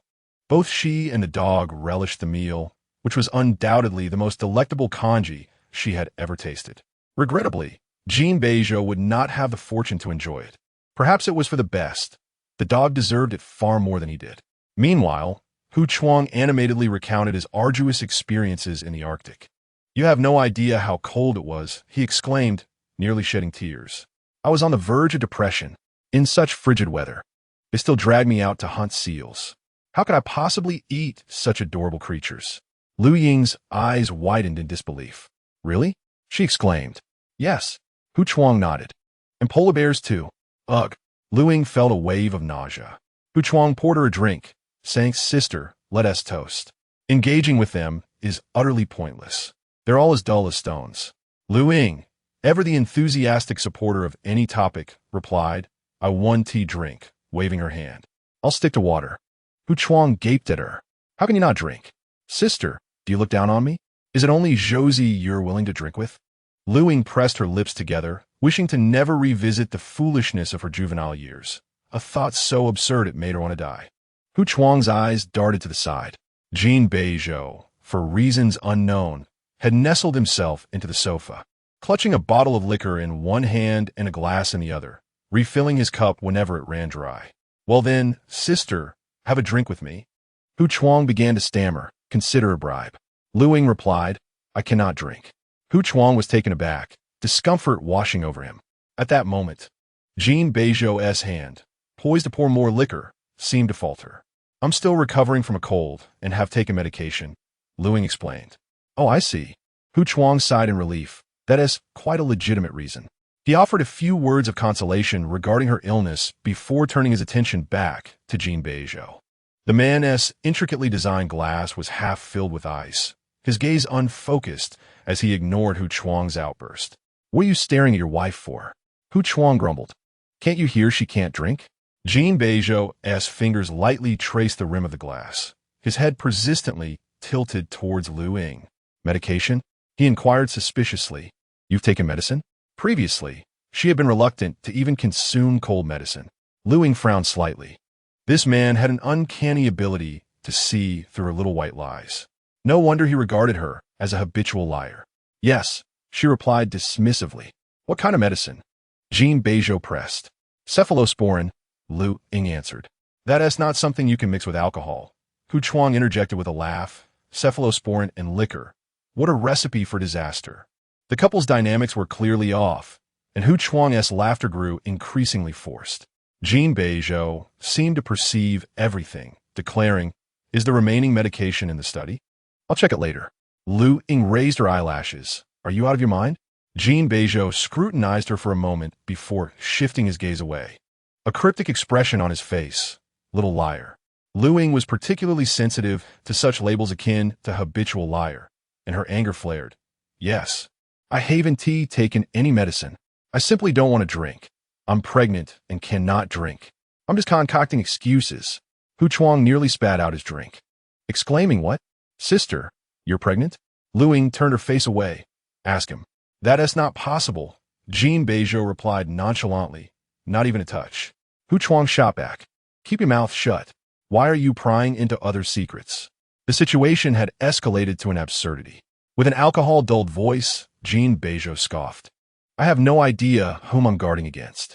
Suddenly, Luying stood up, cradling Fei Bao as she made her way towards the exit. Hu Chuang, I'm tired and going home. Oh, dear sister. Hu Chuang lamented. Josie, do you want to die?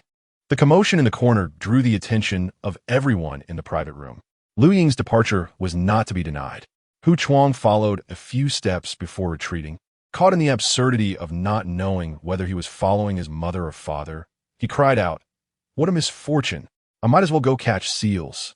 Enough of your nonsense. Jin Beizhou snapped impatiently. Tossing him the keys, find someone reliable to take us home.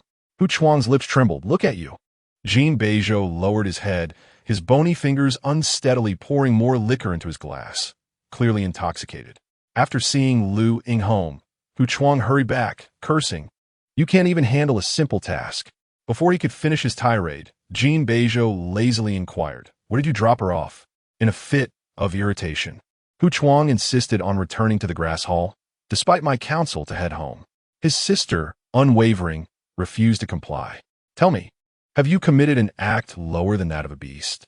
Jin Beizhou, supporting himself against the sofa, rose unsteadily. Take me along. Hu Chuang gritted his teeth. Where were you 2 minutes earlier? I need to find my wife. Jin Beizhou mumbled incoherently. She owes me a bucket of porridge, and she fed it to the dog. Chapter 20. Childhood sweethearts, right? Hu Chuang was tempted to mock. Look, your wife doesn't want you anymore.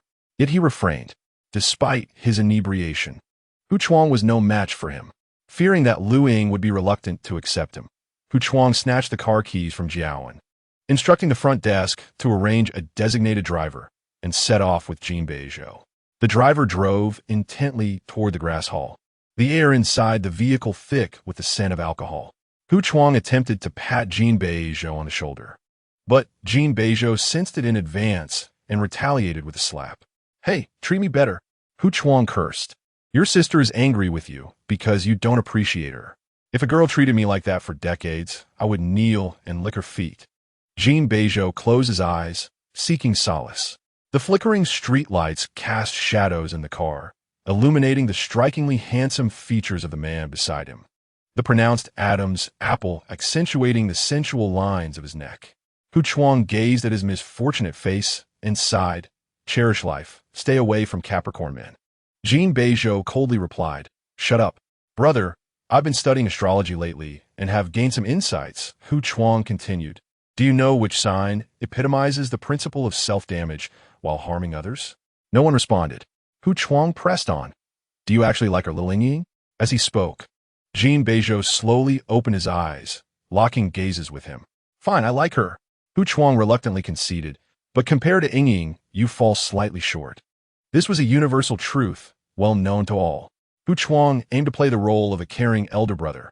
What porridge? Can Ying even cook porridge? Upon mentioning this, Jin Beizhou's face twisted in drunken anger. She fed it to the dog. Hu Chuang, curious, remarked that was years ago. Yet you still hold a grudge.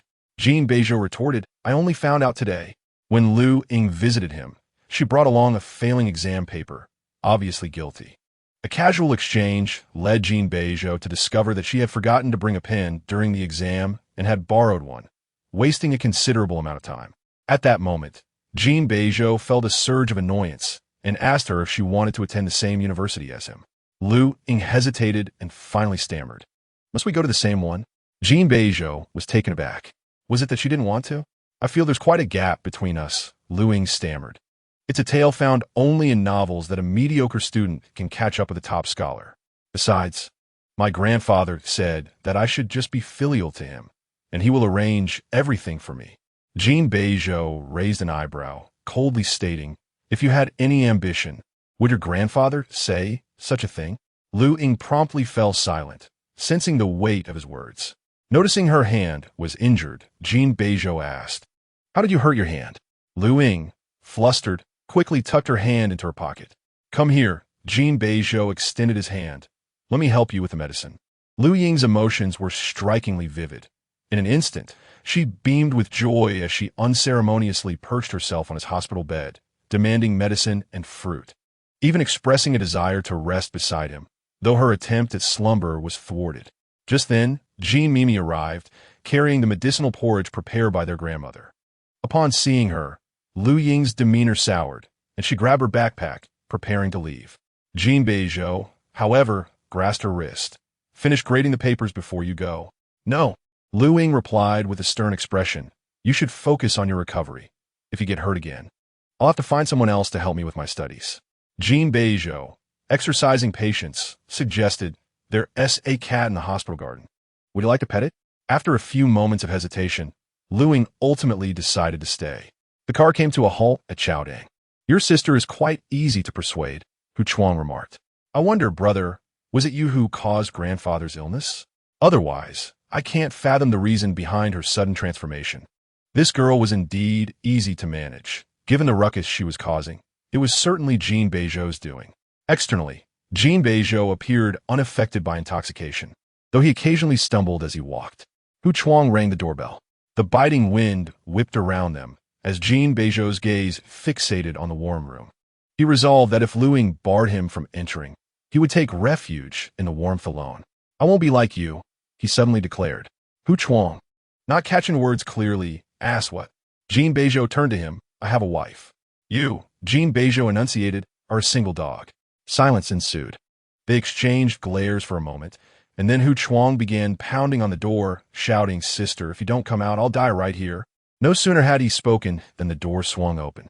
Luying, having just emerged from the shower, donned a bathrobe, her hair wrapped in a towel, revealing her smooth and radiant forehead. "I'm done with this," Hu Chuang lamented. "This dog is your husband. You handle it." With that, he forcefully pushed Jin Beizhou. The man stumbled slightly, feeling disoriented. Luying had no time to evade and collided directly into his arms. The familiar scent of alcohol mingled with his soapy fragrance, engulfing her senses. Instinctively, she kicked him twice and hurriedly stepped back. Hu Chuang strode away with a sense of righteousness, even kindly shutting the door behind him. Jin Beizhou nearly lost his balance, feeling empty without her presence. "Did you just kick me?" he asked, discomfort evident in his tone. "You can't stay here," Luying managed to say, holding her ground. Jin Beizhou's gaze was fixed intently on her face. "I want my porridge." "What porridge?" she retorted. "The porridge that the dog drank," Jin Beizhou replied, tall and imposing. "Meat porridge. Then go ask the dog for it." Luying snapped.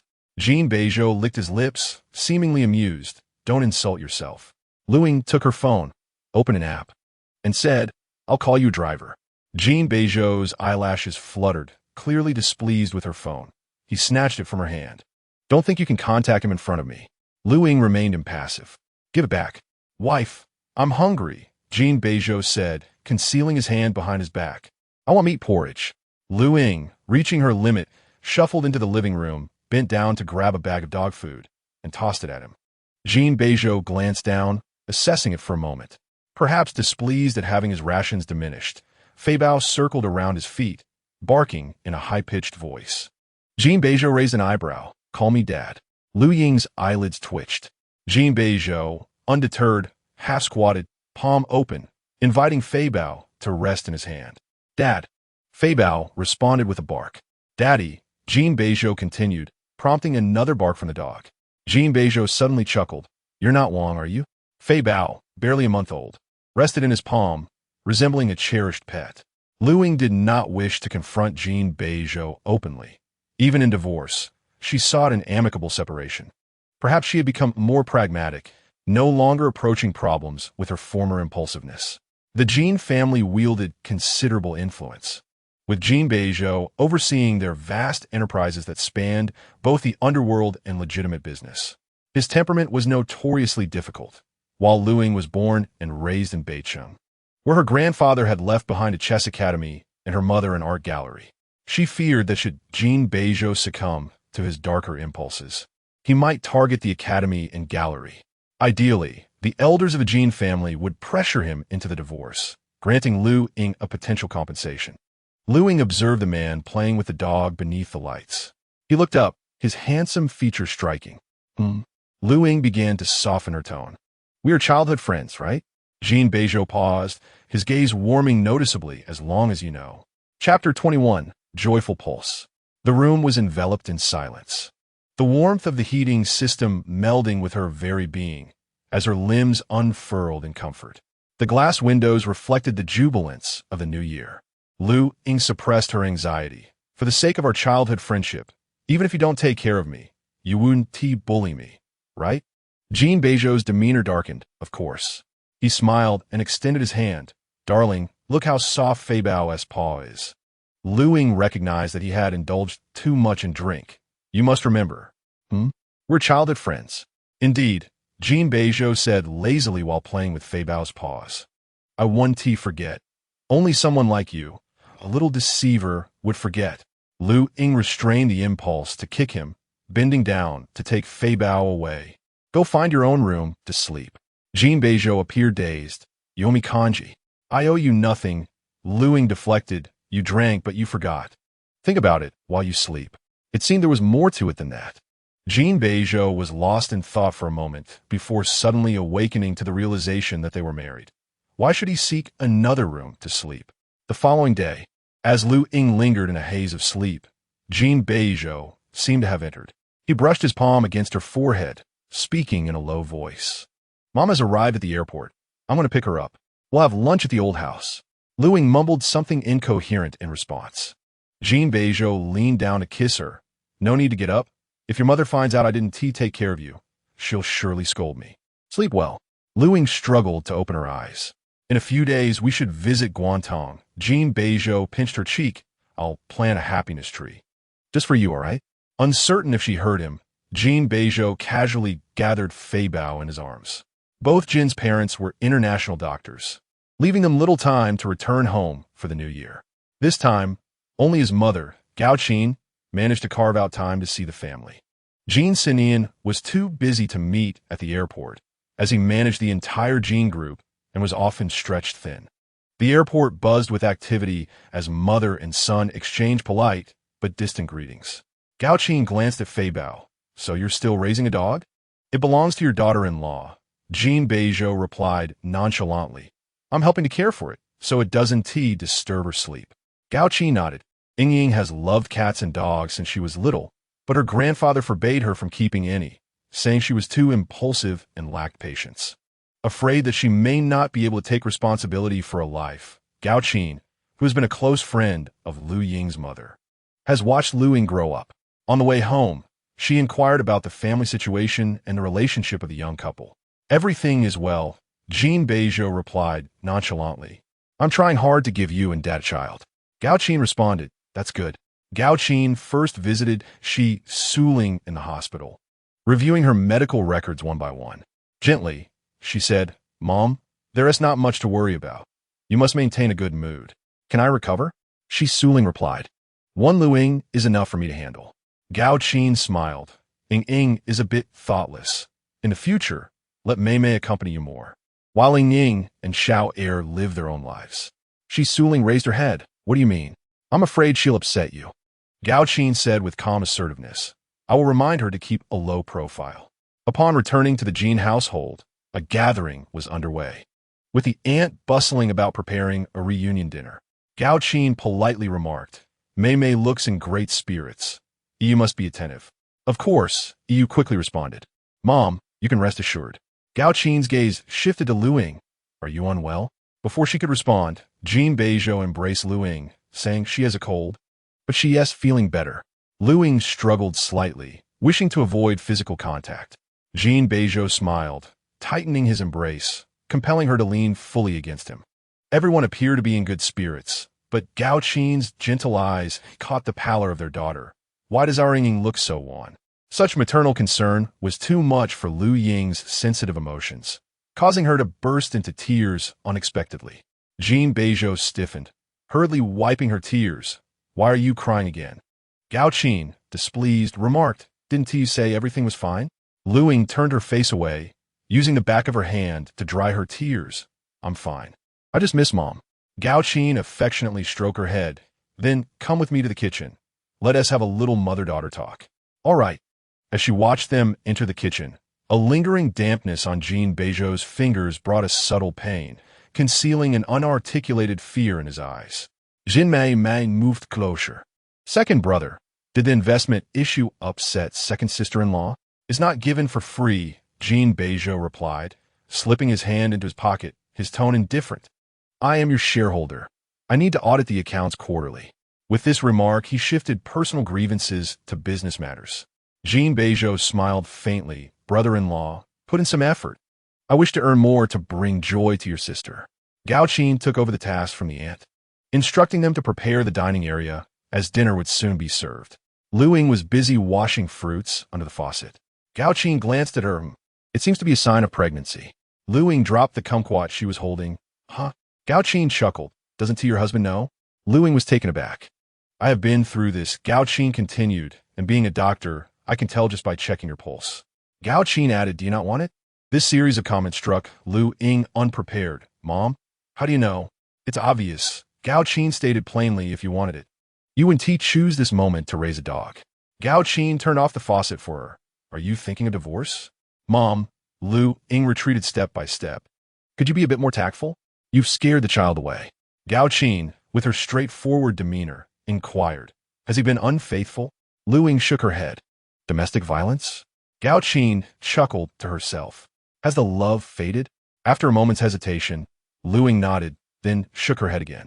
Incompatible, she murmured softly. There's no grave reason. Gao Qin succinctly asked, after pursuing him for so many years, do you have any regrets? Without a moment's hesitation, Luying replied, no. Gao Qin sighed, recognizing that Luying's steadfastness stemmed from deep contemplation. Mom, Luying implored quietly, her voice laced with a plea, please talk to him for me. Gao Qin gently caressed her face, her tone affectionate. This is a delicate matter. Your marriage was fervently sought after by him. Luying was puzzled by the depth of her words. Indeed, Jin Beizhou had knelt by her grandfather's bedside, pleading earnestly for a long time. He won't, Luying asserted. There are many around him. One more Luying makes no difference. Yet, in truth, Luying had shaped her existence to revolve solely around Jin Beizhou. Chapter 22. No one has the right. Gao Qin refrained from further persuasion or defending Jin Beizhou. She had opposed this marriage from the very beginning. However, she was unable to resist Jin Beizhou's insistence, coupled with Luying's unwavering affection. Gao Qin sighed again. If he chooses to leave, that's fine. The baby can stay. Luying, bewildered, asked why. Gao Qin responded, your grandfather and your parents in heaven would be worried sick seeing you all alone. Having traveled extensively, Gao Qin continued, I've seen that a man can be discarded, but one must have their own child, whether a boy or a girl, born with the surname Liu, thus adding another member to the Liu family. Luying felt a pang in her nose. She had once entertained such thoughts, yet she feared Jin Beizhou would be unwilling to let go. Now, entangled in turmoil, clawing her way out of a pit was already exceedingly challenging. She dreaded that the existence of a baby might obstruct her escape. Gao Qin urged her to reconsider, no matter how you choose to handle it. Your mother will support you. Luying hesitated, Mom. It seems you don't really care for him. Since her earliest memories, Gao Qin had never shown much affection for Jin Beizhou. The bond between mother and son was merely a shade stronger than that of strangers. Gao Qin smiled faintly. Perhaps it was because I never truly nurtured him. A mother's bond with her child develops through interaction. Luying refrained from pursuing the topic further.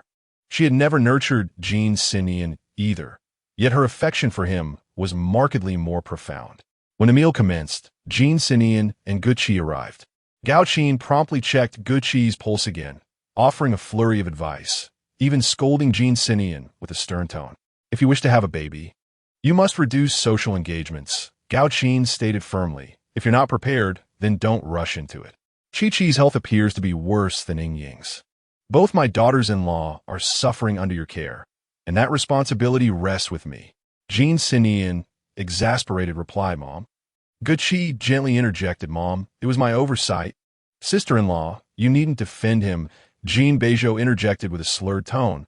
This is entirely his fault. If Ying has a baby, I shall remain steadfastly by her side. Instinctively, Luying placed her hand over her abdomen, a surge of panic coursing through her at the thought of being discovered. Both Guqi and Gao Qin noticed her reaction. Gao Qin lightly coughed, seizing the opportunity while the aunt was serving dishes to divert the conversation. This stew is for Mei Mei. She ought to nourish herself well. Thank you, Mom, Jin Mei Mei replied. Jin Mimi resides beneath the knee of Shi Suling. Yet her household registration is tied to Gao Qin and Jin Ba. Gao Qin then remarks, the other one is for Ying. The stew pot is medicinal, intended to nourish the body. Jin Beizhou lifted the lid, casting a glance. She refuses to drink, finding the taste too strong. I will drink, Luying interjected. It is not strong. Hey, Jin Beizhou chuckled in irritation. Are you deliberately opposing me? You reject everything I suggest, yet you dismiss my approval as well? Luying replied. Jin Beizhou raised an eyebrow, scrutinizing her for a few moments before he took the stew pot and offered, then I shall feed you. Just then, an unsettling churn arose in Luying's stomach, prompting her to spring up, exclaiming, no more. With that, she rushed into the restroom. Jin Beizhou paused, glancing at the others. Have I recently become unattractive? Gao Qin shook her head. You should check. No, Jin Beizhou set down the porcelain spoon, his tone laced with sarcasm. Seeing me would only make you feel worse. Guqi had already followed her inside. Gao Qin frowned. Xiao Er, accompany me to the study. In the study, she fixed her gaze on him. Speak the truth. What transpired between you and Ying? Jin Beizhou lounged on the sofa, feigning indifference. Nothing happened. In response to his nonchalance, Gao Qin strove to remain patient. She urged me to convince you to divorce her. And this is what you call nothing? Jin Beizhou's lashes fluttered, revealing his piercing gaze. And then you came to persuade me? He smirked. Why didn't you advise my elder brother? When their relationship was in tatters, you never considered their separation. Why are you so eager to counsel me? Or is it because I'm not your son? Gao Qin's temper flared uncontrollably. Your issues with Ying differ from those of your elder brother and sister-in-law. What differences? Jin Beizhou's eyes brimmed with derision. It's merely that you care for my brother and wish him well. I, the beast, am left to fend for myself. Gao Qin slammed her hand on the table. Jin Beizhou. The study fell into silence. Only the sound of Gao Qin's labored breaths could be heard as she struggled to contain her anger. You granted the corporation to my brother, leaving me to manage the royal court. Jin Beizhou lowered his gaze, calm yet unyielding. Because my brother must stand in the sunlight, he must be untainted. I, however, can bear the burden of bloodshed and death, always prepared to provide connections and information for my brother and the corporation. He scoffed. It's all the same to me. Let it be. Let me sacrifice. But at the very least, you should compensate me in other ways. Gao Qin bore with it. You once desperately wanted to marry Ying. This was my concession. And yet, Jin Beizhou regarded her. You opposed my marriage to her, yet support her divorce from me. Can you not wish me well? Gao Qin countered. If you inquire of Ying, I will ask you, are you intentionally opposing me? Jin Beizhou responded. Are you truly eager for my divorce? The atmosphere suddenly thickened with tension, poised to erupt. Gao Qin quietly observed him. Yes. Then so be it. Jin Beizhou's eyes glimmered with anger, his words crisp and clear. I am indeed opposing you on purpose. If you forbid my marriage, I shall marry. If you demand my divorce, I will not comply. Realizing the crux of the matter, Gao Qin was taken aback. You wish to marry Ying simply because I disallow it? Jin Beizhou's eyes grew cold, his words dripping with vindictiveness. Indeed, before another word could be uttered, the study door was abruptly knocked upon, and without a greeting, it swung open. At the Liu family's residence, Luying calmly remarked, Mom, the food has gone cold. Jin Beizhou froze momentarily. Surely, she did not hear that, did she? She must not have. Otherwise, Luying would not be so composed. Her nature was one of clear distinctions between grievances and kindness, and she would never endure humiliation quietly. Jin Beizhou's heart seemed to cease its rhythm as he gazed at her, hoping she might call out to him. However, after addressing Gao Qin, Luying turned without a change of expression and departed without uttering a word. Gao Qin closed her eyes briefly and said, I won't meddle in your affairs. I must assist Ms. Liu in caring for her. Jin Beizhou's voice was indistinct. Your boundless love knows no borders. Could you possibly spare a little for your younger son? One of the conditions I agreed to in taking over the royal court was that the Jin family consented to my marriage to Luying. Jin Beizhou's tone was heavy with bitterness. Now, while the royal court flourishes for the Jin family, my marriage hangs by a thread. None of you have the right to advise me to divorce. Chapter 23. You cannot separate yourself from me. The housekeeper reheated some of the cold dishes. The dining room was eerily quiet. Despite being the eve of the new year, the Jin family felt as if they were ensnared in an ice cave. Luying kept her head down, consuming her medicinal cuisine one spoonful at a time. Jin Beizhou pursed his lips, attempting several times to engage her in conversation, only to be gently rebuffed by her soft replies. The atmosphere was awkward.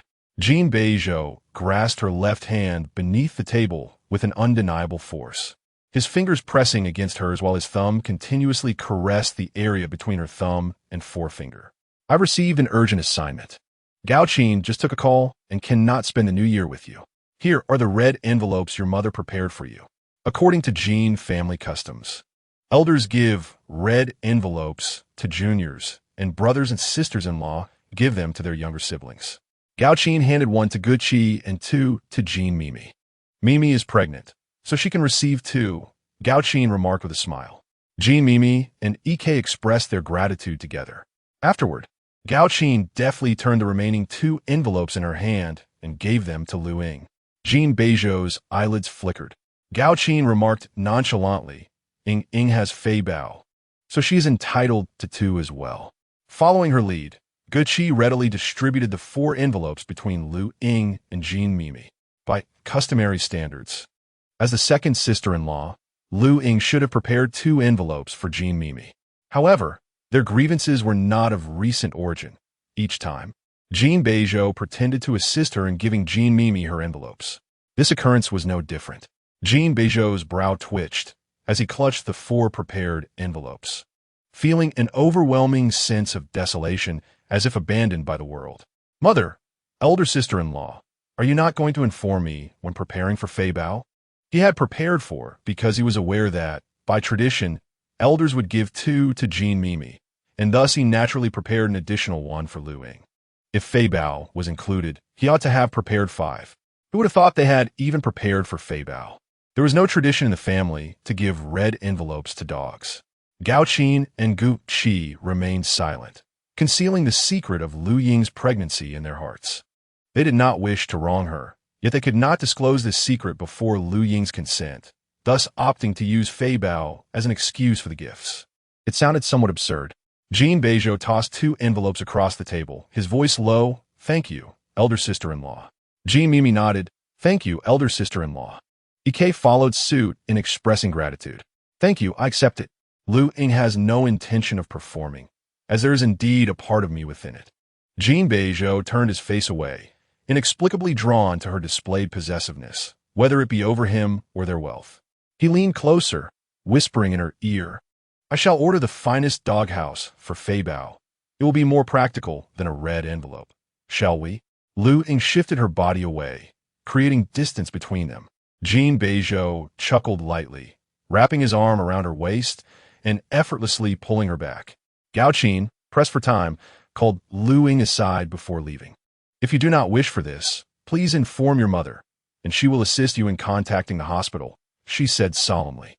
Luying nodded. Gao Qin's gaze softened as she looked at her for a moment. "I truly miss your mother."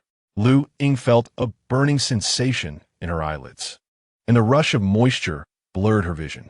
She found herself wavering. To her grandfather and Gao Qin, Luying represented the continuation of her mother. The lost family, with no hope of reunion, could only be glimpsed through familiar fragments from her relatives, yet Luying had no family. The only kin she possessed was the child she did not intend to bring into the world. In the afternoon sun, Luying reclined in the living room rocking chair, with Fei Bao nestled contentedly in her arms. In the kitchen, Guqi led the nanny in preparing provisions for New Year's Eve and the following day, deliberately keeping their voices low, as if to avoid disturbing her rest. A shadow fell over her, blocking the light from her face, causing her to frown uncomfortably. In the next moment, Fei Bao was taken away, and a soft blanket was draped over her. Before Luying could open her eyes, Fei Bao nestled back into her embrace beneath the blanket. Jin Beizhou sat beside her, his fingers idly teasing Fei Bao's ears, softly teaching it to call him daddy. Light poured in from the window, creating a rare moment of tranquility. Luying's eyelashes cast delicate shadows as she whispered, "Jin Beizhou." The man paused. Luying continued, "When I was 15, I buried a wish ball beneath the happiness tree."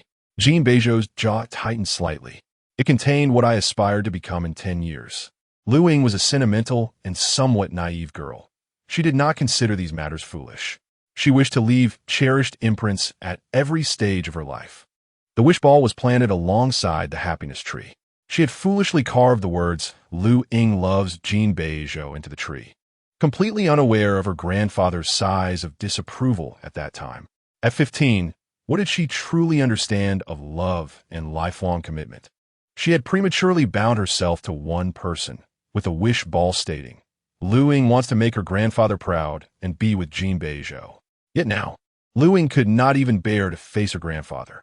She had failed to become the pride of her grandfather and had instead led a chaotic life. "Jin Beizhou," Luying called. The man's throat constricted. Luying opened her eyes, her pupils bright.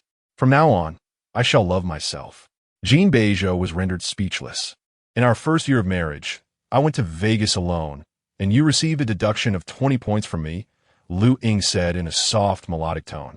"In the second year, another 20 points, In the third year, 20 points. And for what you just said, another 20 points. You have left. Luying extended 2 fingers. 20 points. Jin Beizhou's eyes began to redden. Dear brother, Luying said with a slight smile. This is the bond we share as childhood sweethearts. Jin Beizhou's voice was rough and raspy. What do you wish to convey? Luying replied, do you not understand? I have noticed your remarkable mental arithmetic. With reddened eyes, Jin Beizhou jested. Have I disturbed your slumber? Luying's gaze was unwavering. Jin Beizhou, stop pretending to be oblivious. The corners of the man's lips curled upward, yet his eyes lacked warmth, his high cheekbones lending his visage a cruel elegance. He leaned in, pressing his lips against the corner of her mouth, whispering, I cannot accept others saying I am divorced. Do not even think about it. Luying attempted to speak, but her words were stifled by Jin Beizhou's forceful kiss. He captured her jaw with one hand, pinching her cheeks with his fingers, compelling her to part her lips for his intrusion. Fight bao wynet an si o li. Luying struggled momentarily, realizing she was like a trapped beast, all efforts futile. After a while, Jin Beizhou loosened his grip slightly, pressing his forehead against hers, his breath hot against her skin. You cannot live without me. I will accompany you more in the future. Wherever you go, all right? Luying's complexion turned pale. Jin Beizhou tilted his head, his face brushing against hers, their ears nearly touching. Luying's voice trembled. Jin Beizhou. Yes. Please move aside. Just hold on for a moment. Jin Beizhou disregarded her plea. It seemed she could endure no longer. Luying's body swayed, and she released her stomach's contents into his embrace. Chapter 24. You are finished, let me tell you. The living room was permeated with a complex aroma. Having done something shameful, Luying cast a sidelong glance at him, then impulsively wiped her mouth with the clean hem of his shirt. I warned you. Luying stated calmly, brother, you are a dragon among men, capable of facing all adversities with a smile. Jin Beizhou chuckled, albeit with a forced demeanor. He swiftly removed his shirt, revealing a well-defined physique, and bent to clean the floor with it. Princess Lu. Jin Beizhou raised his eyelashes, adopting a nonchalant tone. May I take a shower? Luying stood up before him. What is that smell? It's absolutely revolting. Clean it up quickly. Jin Beizhou's forehead twitched. This girl had first rambled on about nonsense, then vomited due to her disgust at his kiss, ultimately leaving him to deal with the aftermath. As if it were second nature to him, and she dared to demand a divorce? Who would serve her in such a manner afterward? Jin Beizhou's previously dark expression softened as he neatly bundled the dirty clothes and tossed them into the trash bin, proceeding with light steps into the bathroom. Knowing that Gucci would prepare a red envelope for her, Luying had prepared a gift in advance, a custom-made improved qipao in a delicate taro purple, paired with a snow-white fox fur coat. It perfectly matched Gucci's regal temperament. Luying urged her to try it on early. Gucci expressed her gratitude. This must be quite expensive? Not at all, Luying replied. And besides, sister-in-law, you give me red envelopes every year. I cannot let you suffer losses. Gucci feigned a reprimand. What do you mean by suffering losses? It's a tradition. There is no such thing as losses. When this topic arose, Gucci paused. Little Heir is unaware of the baby situation. Mother and I can only use Fei Bao as an excuse to ensure you do not blame him. Without resentment, Luying wrinkled her nose, resolving not to invest her energy in pondering whether he loved her, did not love her, or whom he truly loved. She intended to redirect her focus towards individuals and matters that truly deserved her attention. Unsavory individuals and trivial affairs were unworthy of her precious time. Gucci remained silent, acknowledging that the Jin family had wronged him. Luying, perplexed, inquired him. Gucci continued, Your elder brother has revealed a bit to me these days. Xiao Heir was initially reluctant to take over the royal court. His ambition has always been to start his own enterprise. However, for the sake of the Jin family and Xinyan, he had no choice but to assume control of the royal court. The core business of the royal court could not withstand the light of day. It served as an immense and dense repository of information, harboring the darkest secrets of those at the pinnacle of power. The mere leakage of a fragment could jeopardize their very lives. When Jin Beizhou took the helm, it was akin to voluntarily stepping into an unseen industry, engaging in work stained with blood. He held the fates of others in his grasp, compelling even the most powerful to show him a measure of respect. Yet simultaneously, he placed himself upon a bed of embers, susceptible to retaliation at any moment. Yet, Luying remained oblivious to these complexities. She had never visited the royal court, as Jin Beizhou had never taken her there. She had once quarreled with him over this matter, questioning why Jin Mimi could go but not her.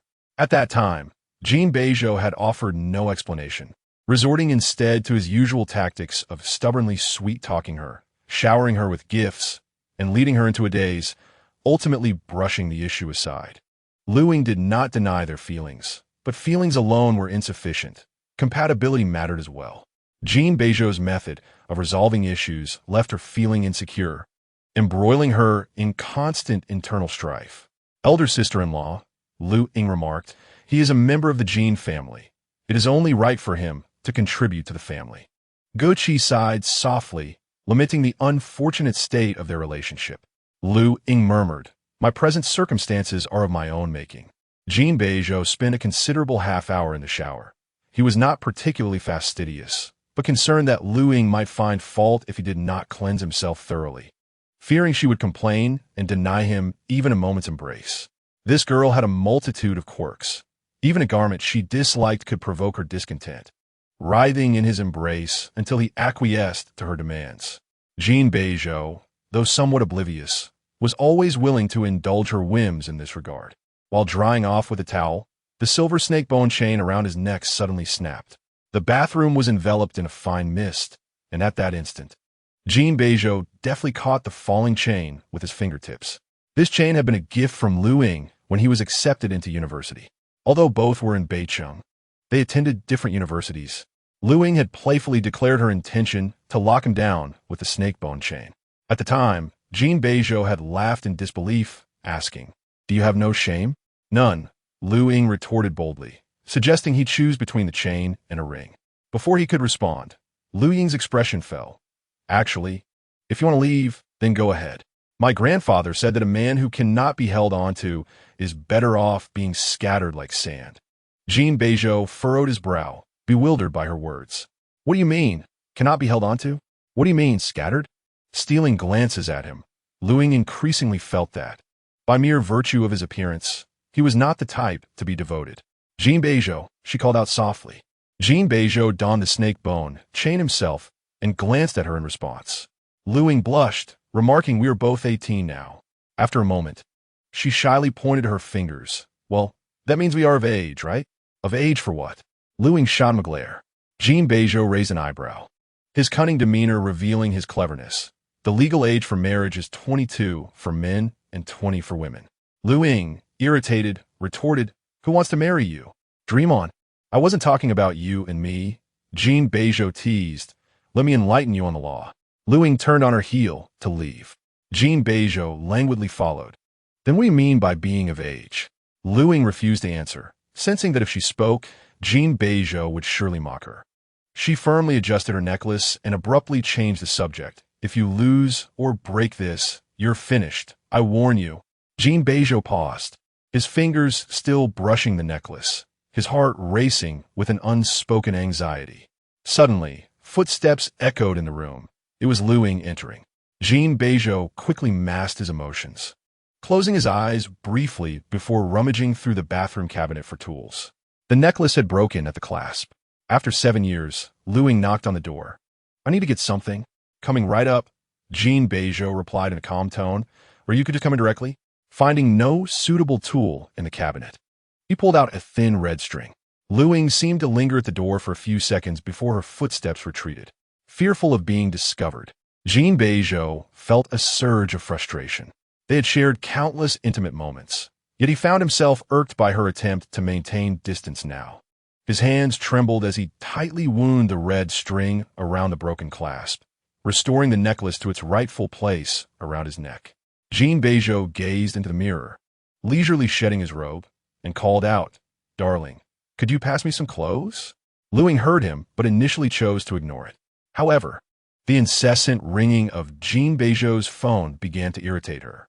The psychologist had mentioned that she was currently in a heightened sensitivity state, and everything should revolve around her comfort. Thus, Luying hung up on Jin Beizhou's call. She didn't intend to be malicious. Leaning against the bathroom door, she informed him, "Jean Mimi has called you 5 times. You should go give her a call back." As soon as she finished speaking, the door swung open suddenly. Luying instinctively turned her face away, the damp air and the fresh scent of soap wafting over her. Jin Beizhou coolly stated, "Clothes. Get them yourself," Luying replied. Walking out, "I'll close the bedroom door for you." She did not look back. Had she turned, she would have noticed Jin Beizhou draped in a bathrobe, teasing her intentionally.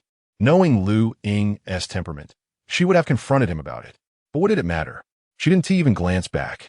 The phone rang again, and Jin Beizhou's expression darkened as he answered it nonchalantly. It was likely a matter concerning an investment project. His voice remained steady as he relayed several numbers.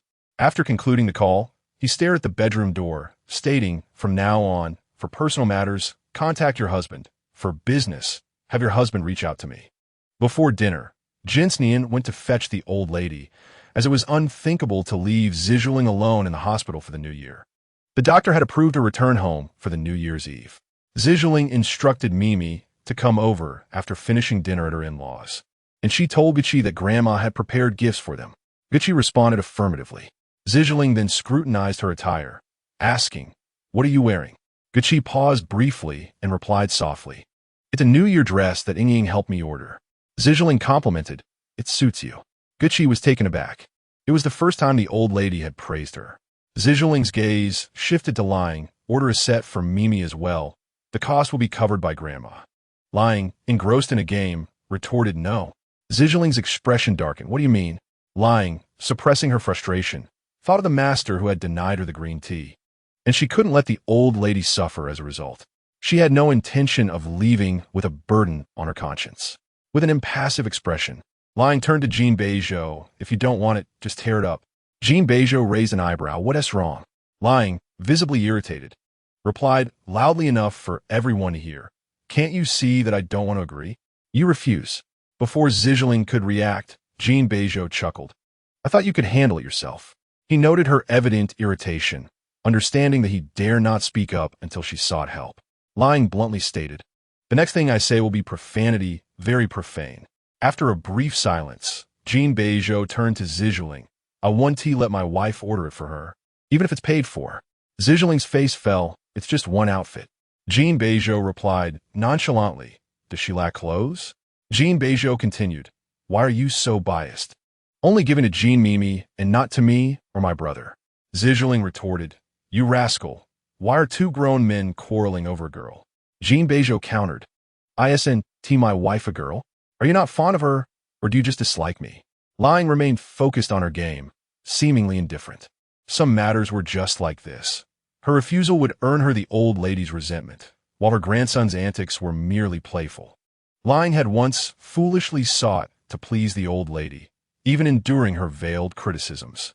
After feigning compliance with the old lady, Jin Beizhou leaned in and whispered, "What profanity?" Luying, incredulous, responded, "You wouldn't want to hear it, would you?" Jin Beizhou smirked, "Let me see just how profane it can be." Luying warned, "Don't provoke me." Jin Beizhou playfully tapped her forehead, affectionately saying, "Go on, let it out. I can handle it, all right?" His demeanor radiated nobility, quite unlike that of someone who had faced reprimand. Luying retorted, "In our family, we have always been of good breeding, unlike yours, which seems rather barbaric." She continued, "Want to hear more?" "There's plenty." Jin Beizhou quickly turned his head, suppressing a laugh. It seemed a single verbal barrage against the Jin family was insufficient. They would have to drag their ancestors into it as well. Zhizhuling expressed her discontent at their whispered exchanges. "Xiao, what are you laughing about?" "Perhaps it's best if you refrain from listening," Jin Beizhou remarked with a hint of amusement, "or you might find yourself back at the hospital." Jin Sinian cast him a warning glance, signaling him to temper his demeanor. Jin Beizhou cleared his throat lightly. "I was merely amusing my wife, nothing more." Luying, disinterested in their conversation, was abruptly interrupted by a phone call. Jin Beizhou glanced over, inquiring, "Whose call was it?" "Telemarketer," Luying replied, dismissively hanging up the phone. I need to wash my hands. Dinner will be served soon. The mirth in Jin Beizhou's eyes instantly froze, his gaze honing in on her hurried steps as if they were those of startled prey. Luying was never adept at concealing secrets. It merely depended on Jin Beizhou's willingness to let her keep them. Her spirited nature, characterized by a love for running and playing, may have grown weary of the shackles of marriage, or perhaps she felt slighted within the Jin household, temporarily seeking frivolity to lighten her mood. It mattered not what she played at. Her heart was tethered to him alone, having never entertained anyone else. A dalliance with a few men was inconsequential, as long as she returned to him with sincerity. Dare to entertain thoughts of someone else, she mused. The call had been from the temple manager, confirming arrangements for a rite of passage. Luying responded, and the manager assured her that everything was in order, the auspicious time selected. She pursed her lips, gazing at her reflection. All right, thank you. Wary of being overheard, Luying pretended to turn on the faucet, letting the water cascade loudly, each drop resonating deep within her heart. Although her baby was merely 40 days old, Luying often felt as though it were moving. When a knock echoed through the air, her heart skipped a beat, and she hastily dampened her hands. I heard you speaking, came Jin Beizhou's nonchalant voice from outside. Who are you talking to? Luying replied casually, drying her hands. A telemarketer. What kind of telemarketer? Jin Beizhou asked, a teasing smile playing on his lips. Didn't you just hang up on them? I found it rather impolite. Luying replied with calm composure. So I called back to inquire about their products. What products? Insurance, she stated, specifically widow insurance. I think it's quite beneficial. If my husband were to pass away prematurely, the payout would be substantial. And they even offer a plot in a picturesque cemetery. Luying extended her hand, revealing her damp palm. You should cover this expense. You are worth more than any other man. Chapter 26. Affectionate. Jin Beizhou's brow furrowed, yet he smiled rather than fumed. I'm more valuable than others? Indeed, Luying replied earnestly. Considering your age, weight, and height, you possess more cunning than most, which entails greater risk. Jin Beizhou clasped her hand firmly in his, stating, This insurance is unnecessary. Should I truly perish, everything would belong to you. Luying recoiled from his touch, feeling as if burned. The New Year's Eve dinner passed with a muted ambience. A group of friends clamored in their chat, coordinating fireworks displays and assigning tasks for the designated meeting point. Luying wished to return home and rest, but Guqi, attending for the first time, eagerly pulled her along. These people are all strangers to me. Let us set off the fireworks and return. I've heard they're planning to empty the entire fireworks factory. This entourage of wealthy young men was accustomed to indulgence. Having grown tired of yacht parties and lavish banquets, eagerly anticipating the festive spirit of the new year. Reluctant to dampen their enthusiasm, Luying acquiesced, buoyed by their excitement. Jin Beizhou draped a scarf around her neck, securing it snugly to her chin, revealing only her bright, almond-shaped eyes. Jin Beizhou, caught off guard by his own feelings, placed a gentle kiss upon her eyelid. Luying turned her head abruptly and walked away. It was the final night. She resolved to endure just this one last evening. The designated location for the fireworks was not far, and the group walked together, Luying and Guqi in the middle, with Jin Beizhou and Jin Sinian flanking them on either side. The night air howled past, and the roads were bustling with people and vehicles heading towards the fireworks display. Perhaps influenced by the joy of the New Year's Eve, Luying's demeanor brightened a bit. My grandfather used to love bringing me here. He would always buy me sugar figurines from my childhood to adulthood. When I told him I'd grown up, he would get upset, thinking I was rejecting him for his age.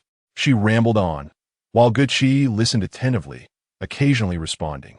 Jin Beizhou, with his hands shoved into his pockets, cast a shadow that the streetlights rendered desolate. In truth, he also held many cherished memories with Luying, but it seemed she had forgotten them all. Throughout the journey, she had not uttered a single word about them. As a vehicle brushed past, Jin Beizhou edged closer to her, only to be met with her immediate shove and an impatient remark. This road is so wide. Why are you crowding me? Jin Beizhou felt a surge of frustration. Who in the world dared to disdain him so openly, treating him with such harshness? Is this road even narrow? He retorted, nearly brushing against the vehicle's side. Luying shot back. You're the one with a narrow mind. Everything seems narrow to you. With a teasing tone, she added, my dear brother.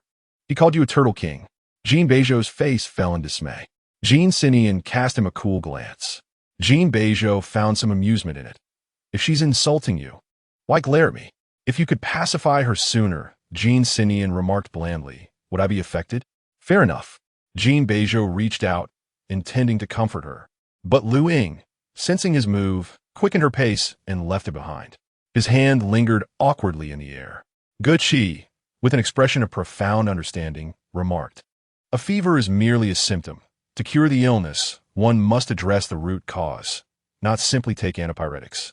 Jin Beizhou lowered his long lashes and chuckled softly. What else can I do to comfort her? Should I go home and bow to her? Guqi shook her head.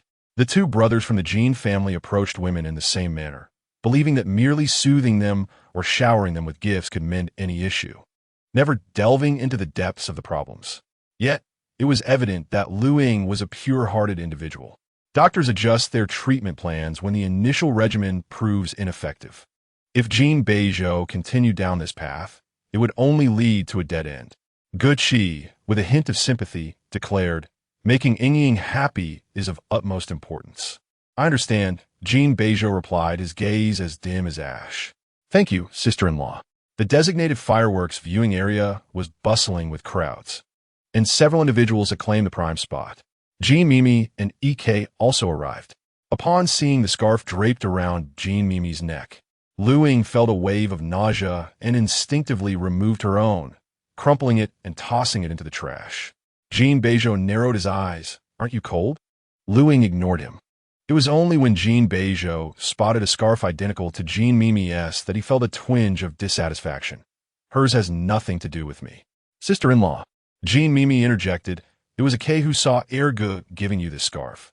He thought it looked nice and bought one for me as well. Yet, the truth is of little consequence. Given the prior incident with the peace button, Luying was reluctant to use anything similar to what she had. Speaking too much would paint her as unyielding, and among her circle of friends, it would merely present her as narrow-minded. Jin Beizhou, feeling displeased, casually shed his coat, attempting to envelop her within it. It is quite chilly here, he admonished. Your cold has yet to fully recover. Luying declined his offer. Hu Chuang arrived, carrying several tubes of fireworks, followed by a few friends. Come, let us share, Hu Chuang called out, suggesting the girls take a few safe ones for fun. Luying recognized all her friends, but two of them seemed unfamiliar. Perhaps they were friends of friends. While Luying scrutinized them, Jin Beizhou insistently wrapped his coat around her, as if sensing her gaze. One of the men beside Hu Chuang politely nodded at her and amicably offered her a few sparklers. Luying lowered her lashes, thanking him as she accepted them. In the next moment, her attention was drawn to the man's wrist, which was adorned with two bamboo leaf tattoos. Her pupils constricted in surprise, and she quickly met his gaze again. Hello, the man introduced himself. I am Chen Qi. Just as he spoke, the sparklers Luying had been holding were suddenly snatched away. It was Jin Beizhou. No need for formality. This is my wife, Jin Beizhou said calmly. You should have met her at my birthday last time. Luying's eyes were filled with confusion. What? Mr. Chen has just moved to Beicheng, Jin Beizhou explained patiently. He has business dealings with the group. I wanted to introduce you to him during my last birthday, but you weren't there. Amidst the cacophony and the continuous bursts of fireworks illuminating the night sky, Luying felt as though time had frozen. Absurd. It was truly absurd. If that day, Chen Qi had indeed been at Jin Beizhou's birthday party, whom had she encountered? The one who had pushed her into the cellar, never allowing her to see his face. Except for the moment he extended his phone, revealing the tattooed wrist. Who was he? The vibrant night sky swirled like a colossal vortex, and Luying's mind exploded as she was drawn into its depths, her body involuntarily swaying. Jin Beizhou was momentarily taken aback before swiftly embracing her. Sweetheart, what's wrong? Luying's eyes glistened with unshed tears as she struggled to suppress her bewilderment, meeting his anxious gaze. Jin Beizhou, her voice was barely a whisper, lacking strength. I am here, he replied. Luying fixed her gaze on him, This Chinchi from your birthday party could possibly be the same person who kidnapped me. No, that couldn't be. It was impossible for them to be the same individual. The distance from Beijing to YGZ was 1,000 kilometers. When she had called for help, Chinchi had been at Jin Beizhou's birthday party, surrounded by witnesses. Yet, the tattoos were undeniably identical. The words that had been on the tip of her tongue faltered. She could not even convince herself, let alone Jin Beizhou, who had never believed her. It's nothing. Luying managed to smile. Mr. Chun seems friendly. I simply wish to make his acquaintance. Chapter 27. Who will accompany my youth? Throughout the evening, Luying busied herself beside Chinchi, asking Mr. Chun, shall we exchange contact information? And Mr. Chun, what business does your company primarily engage in? Even amidst the bustling crowd in the square, those present could not help but notice the peculiar atmosphere. A number of individuals simultaneously turned their gazes toward Jin Beizhou. In the biting cold of the day, he wore only a thin black sweater, complemented by matching casual trousers that enveloped his long legs. Standing motionless in the shadows, he fixed his gaze on a distant point where a street lamp stood. Chinchi was crouched down, unpacking a box, when Luying handed him a knife, sweetly inquiring, Chinchi, may I call you that? Miss Lu, please feel free, Chinchi replied. You can call me Ying, Luying responded. Chinchi hesitated, seemingly glancing toward Jin Beizhou. Miss Lu, it appears that Mr. Jin is somewhat displeased. Without turning her head, Luying replied, is it here? I wish to point it out. Chinchi coughed lightly and passed her the lighter. Luying cupped the flame with one hand, whispering, prepare to run. All right. As the fuse sparked, Luying stepped back, smiling as she urged, Chinchi, run quickly. Beneath the exuberant festivities lurked an ominous chill. Except for the parties involved, no one dared to utter a word. The fireworks were grand and resplendent, and Luying tilted her head back, capturing the scene with her phone. After taking the photo, she retrieved her newly added contact. Chinchi, I've sent it to you. All right. Chinchi's account was unremarkable, featuring a dull gray ceramic cup as his profile picture, with a signature indicating his working hours and emergency contact information. His social media was filled solely with work-related posts, devoid of any leisure content, ordinary and typical, revealing no abnormalities. Luying pursed her lips, extinguishing the screen, and her eyes gleamed as she asked, shall we continue playing? Chinchi cleared his throat and gestured for her to look left. No more playing. Luying complied, only to find herself locking eyes with Jin Beizhou as deep, dark gaze. The remnants of her smile vanished in an instant. Jin Beizhou's expression was frigid, his skin appearing strikingly pale against the backdrop of his black sweater. Have you had enough of the fun? He asked coolly. Luying glanced at the time. The new year had long passed, and the crowd in the square was gradually dispersing. Jin Sinian and Guqi had already departed early. Meanwhile, Hu Chuang was casting anxious glances around. Are you heading home? Hu Chuang attempted to lighten the mood. Sister, aren't you going to get your beauty sleep? Luying covered her mouth and yawned. Yes. Let us go. Let us go, Hu Chuang urged, eager to leave the chaotic scene. Chinchi, will share a ride. All right. Luying turned back. Chinchi, let us play together next time. Just as the ice had been broken, it swiftly froze again. Luying walked ahead nonchalantly, hands in her pockets, casually saying, Happy New Year, brother Hu Chuang. Chinchi. Hu Chuang stumbled slightly. Happy New Year. The remaining few exchanged glances. Once in the car, Luying received a message from Chinchi, replying to her New Year wishes. Same to you. The light from the screen illuminated her eyes, and she failed to notice Jin Beizhou's approach. The man leaned into the passenger seat, fastening her seatbelt, slowly extending it until it clicked into place. Do you like him? Luying returned to reality. Who? Chinchi. Oh, Luying replied nonchalantly. Yes, all right. Jin Beizhou's piercing gaze captured her attention. In the case of infidelity, you will gain nothing. Luying tilted her head. Didn't you say you wanted me to have fun? Jin Beizhou stared at her, feeling no shame in his contradictory words. I was pretending. He couldn't bear it. Impossible. He retracted all previous statements and thoughts akin to that. How could he possibly accept this? He was nearly driven mad by jealousy throughout the entire night. I did nothing wrong, Luying pondered. Must one draw a line with others upon finding a partner? These were the very words spoken by Jin Beizhou just a few days prior.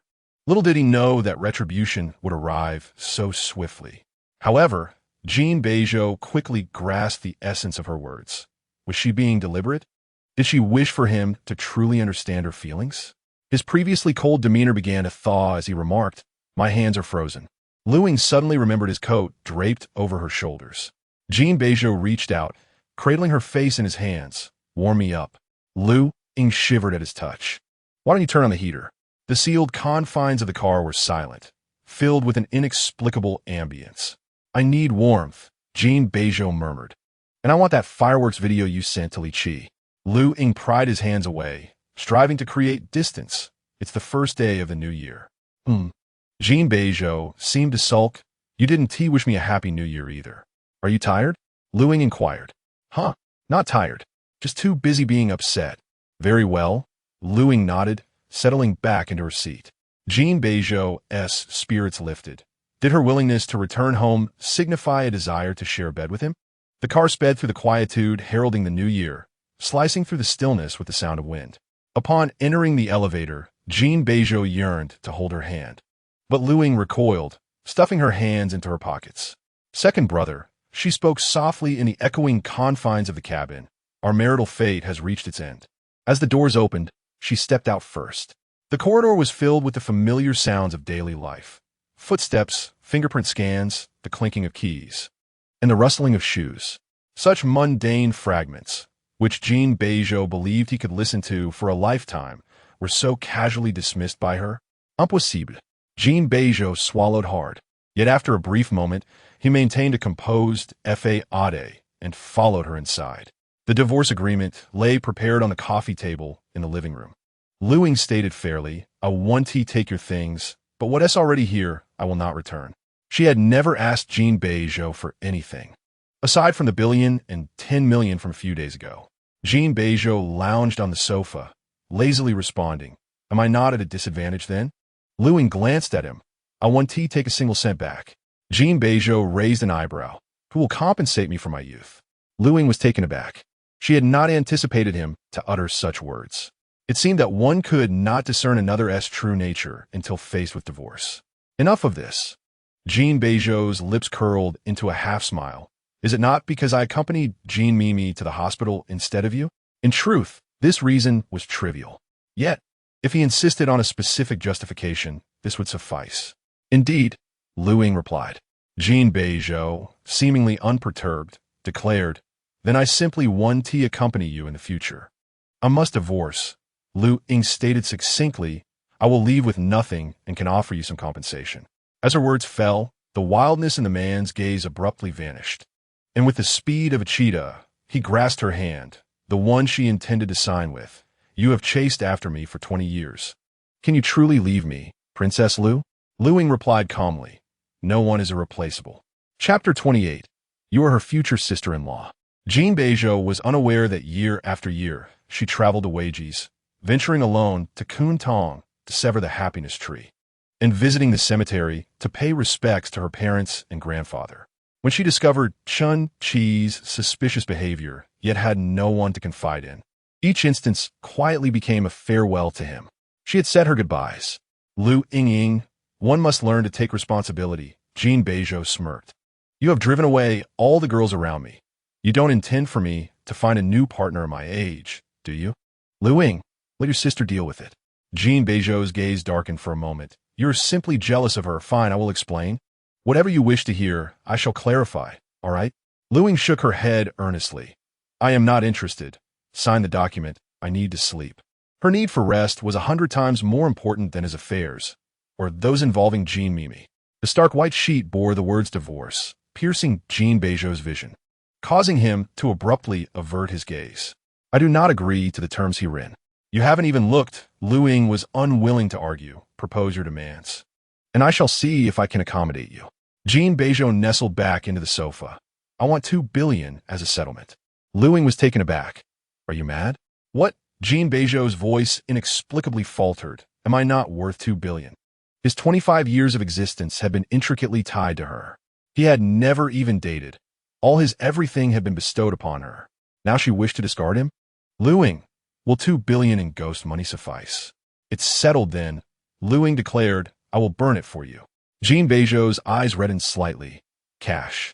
Luying replied. Tomorrow, I will have the paper shop owner deliver it.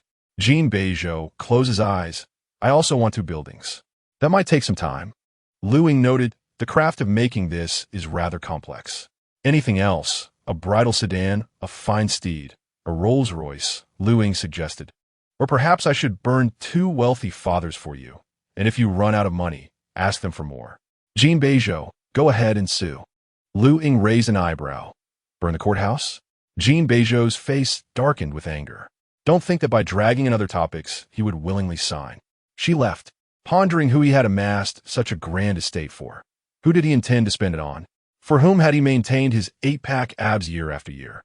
And all the skills he had honed to please others? Jin Beizhou begrudgingly took a step back. If you truly like Qin Shi, I can bring him to you. Luying inwardly cursed herself for being insane, engaging in such trivial matters with him on the first day of a new year.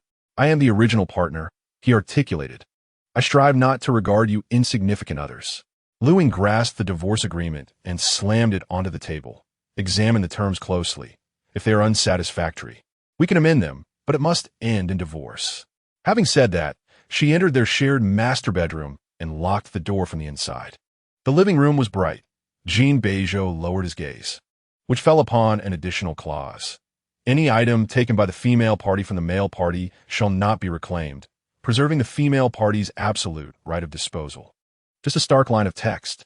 It seemed he had not demanded money or various properties, as if he were incapable of providing them. Jin Beizhou's fingers clenched, tearing the agreement with a rip. That night, Jin Beizhou slept on the sofa. In a daze, he seemed to dream of Luying emerging from the bedroom, clinging to him, confessing her faults, and pleading with him not to leave.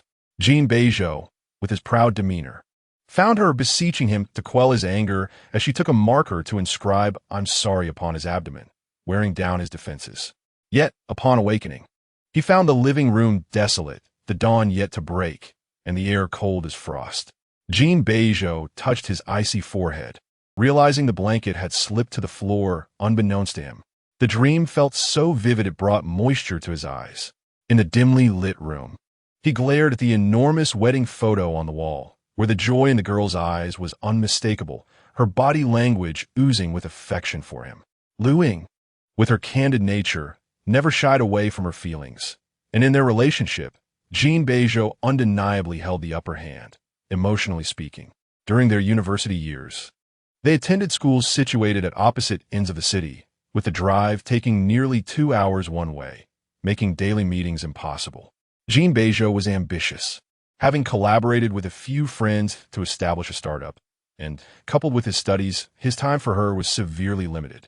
Luying, often dissatisfied, would alternate between accusing him of being indifferent and suspecting him of engaging in romantic entanglements behind her back. Despite her complaints, she tirelessly zipped back and forth in her sports car between their schools, until one fateful day, Luying inadvertently revealed that she had purchased a small apartment midway between their campuses, choosing to stay there rather than return to her dormitory, all for the sake of convenience in visiting him. Jin Beizhou's face fell immediately. He reprimanded her for her lack of prudence and insisted she return to her dorm, forbidding her from living alone outside. Normally, Luying refrained from confronting him, but that day, Jin Mimi had come by. Jin Mimi attended the same university, but was in a different apartment. After being scolded, Luying, noticing Jin Mimi behind him, asked, "Are you unwilling for me to come over? Go ahead and let my grandfather know, if you dare." Jin Beizhou, simmering with anger, retorted, "Living alone. Do you even know how to take care of yourself?" Luying, undeterred, shot back, "If I don't come, will you have time for your sister?" Jin Beizhou's eyes flared with fury. "What are we discussing here?" Luying wiped away a tear, lamenting, "I spend money for you, and you spend it on your sister. I've lost." Jin Mimi, being a foster daughter of the Jin family, had resolved not to rely on their wealth after university, and since they attended the same school, Jin Beizhou would look after her and supplement her finances from his own resources. Jin Beizhou found her words both amusing and infuriating. Here he was, attempting to discuss the financial implications of the apartment and the dangers of living alone, while she trivialized the matter. After Jin Mimi left, Jin Beizhou pulled out all his cards and handed them to Luying, patiently coaxing. How about you send her some money from now on? Luying sniffled. Why should I? I have no quarrel with her. Jin Beizhou bent down, wiping her tears. You are her future sister-in-law. It's only right. Luying, suddenly appeased, protested. I don't intend to hold that against her. She could be so dramatic, and I certainly don't wish to take on the role of sister-in-law. Jin Beizhou chuckled in disbelief. Fine, you don't want to be. But before he could finish, Luying interjected hastily, as if fearing regret would follow if she delayed. I'm hungry. Jin Mimi's brother. Please treat Jin Mimi's sister-in-law to lunch. She added awkwardly, just not at the apartment. The dynamics between the two have always been such. You retreat, I advance. I retreat. You then advance, ensuring that the relationship never cools. When the elastic band loosens, one tightens it. When it tightens, one loosens it. What is divorce? He has meticulously plotted for years, relinquishing his stake in the startup with Hu Chuang and signing a contract with the royal court, not to facilitate a divorce with her. Chapter 29. Shall I call you second brother once more? The next morning, a divorce agreement was once again laid out on the table. Beside the agreement, a pot of congee with dried scallops and lean pork was steaming, accompanied by fragrant milk buns, crispy fried fish, and 2 plates of vibrant green side dishes. It was hardly the ambience one would expect for signing a contract. Jin Beizhou, wearing an apron around his waist, appeared, his eyes heavy with sleep, as he leisurely brought out a bowl of blood, glutinous rice, and bird's nest. Luying reviewed the contents of the agreement.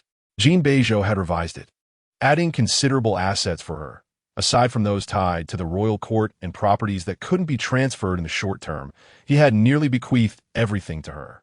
However, he had removed the clause she had added, which granted her absolute disposal rights. Another clause stipulated that he wanted Lu Fei. What are you thinking? Luying exclaimed incredulously. Don't tell me you fell head over heels for Fei Bao the moment it arrived, and now you're using this divorce to ensnare me. Jin Beizhou offered her the bird's nest, languidly replying, after you thoroughly exhausted me. I just want a dog. What is wrong with that? Have you not slept with me? Luying retorted, exasperated. Why are you being so dramatic, you big man? Jin Beizhou remained composed.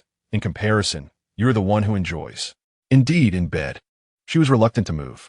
Jin Beizhou pleaded and coaxed her, almost on his knees, yet she refused to change positions. But he could swear that he did not derive pleasure from it. Let me introduce someone to you, Luying suggested, someone who will pamper you, who will twist and turn as you desire, unlike me, who lies like a corpse. Jin Beizhou regarded her coldly. Luying turned her face away and continued. I don't want your possessions.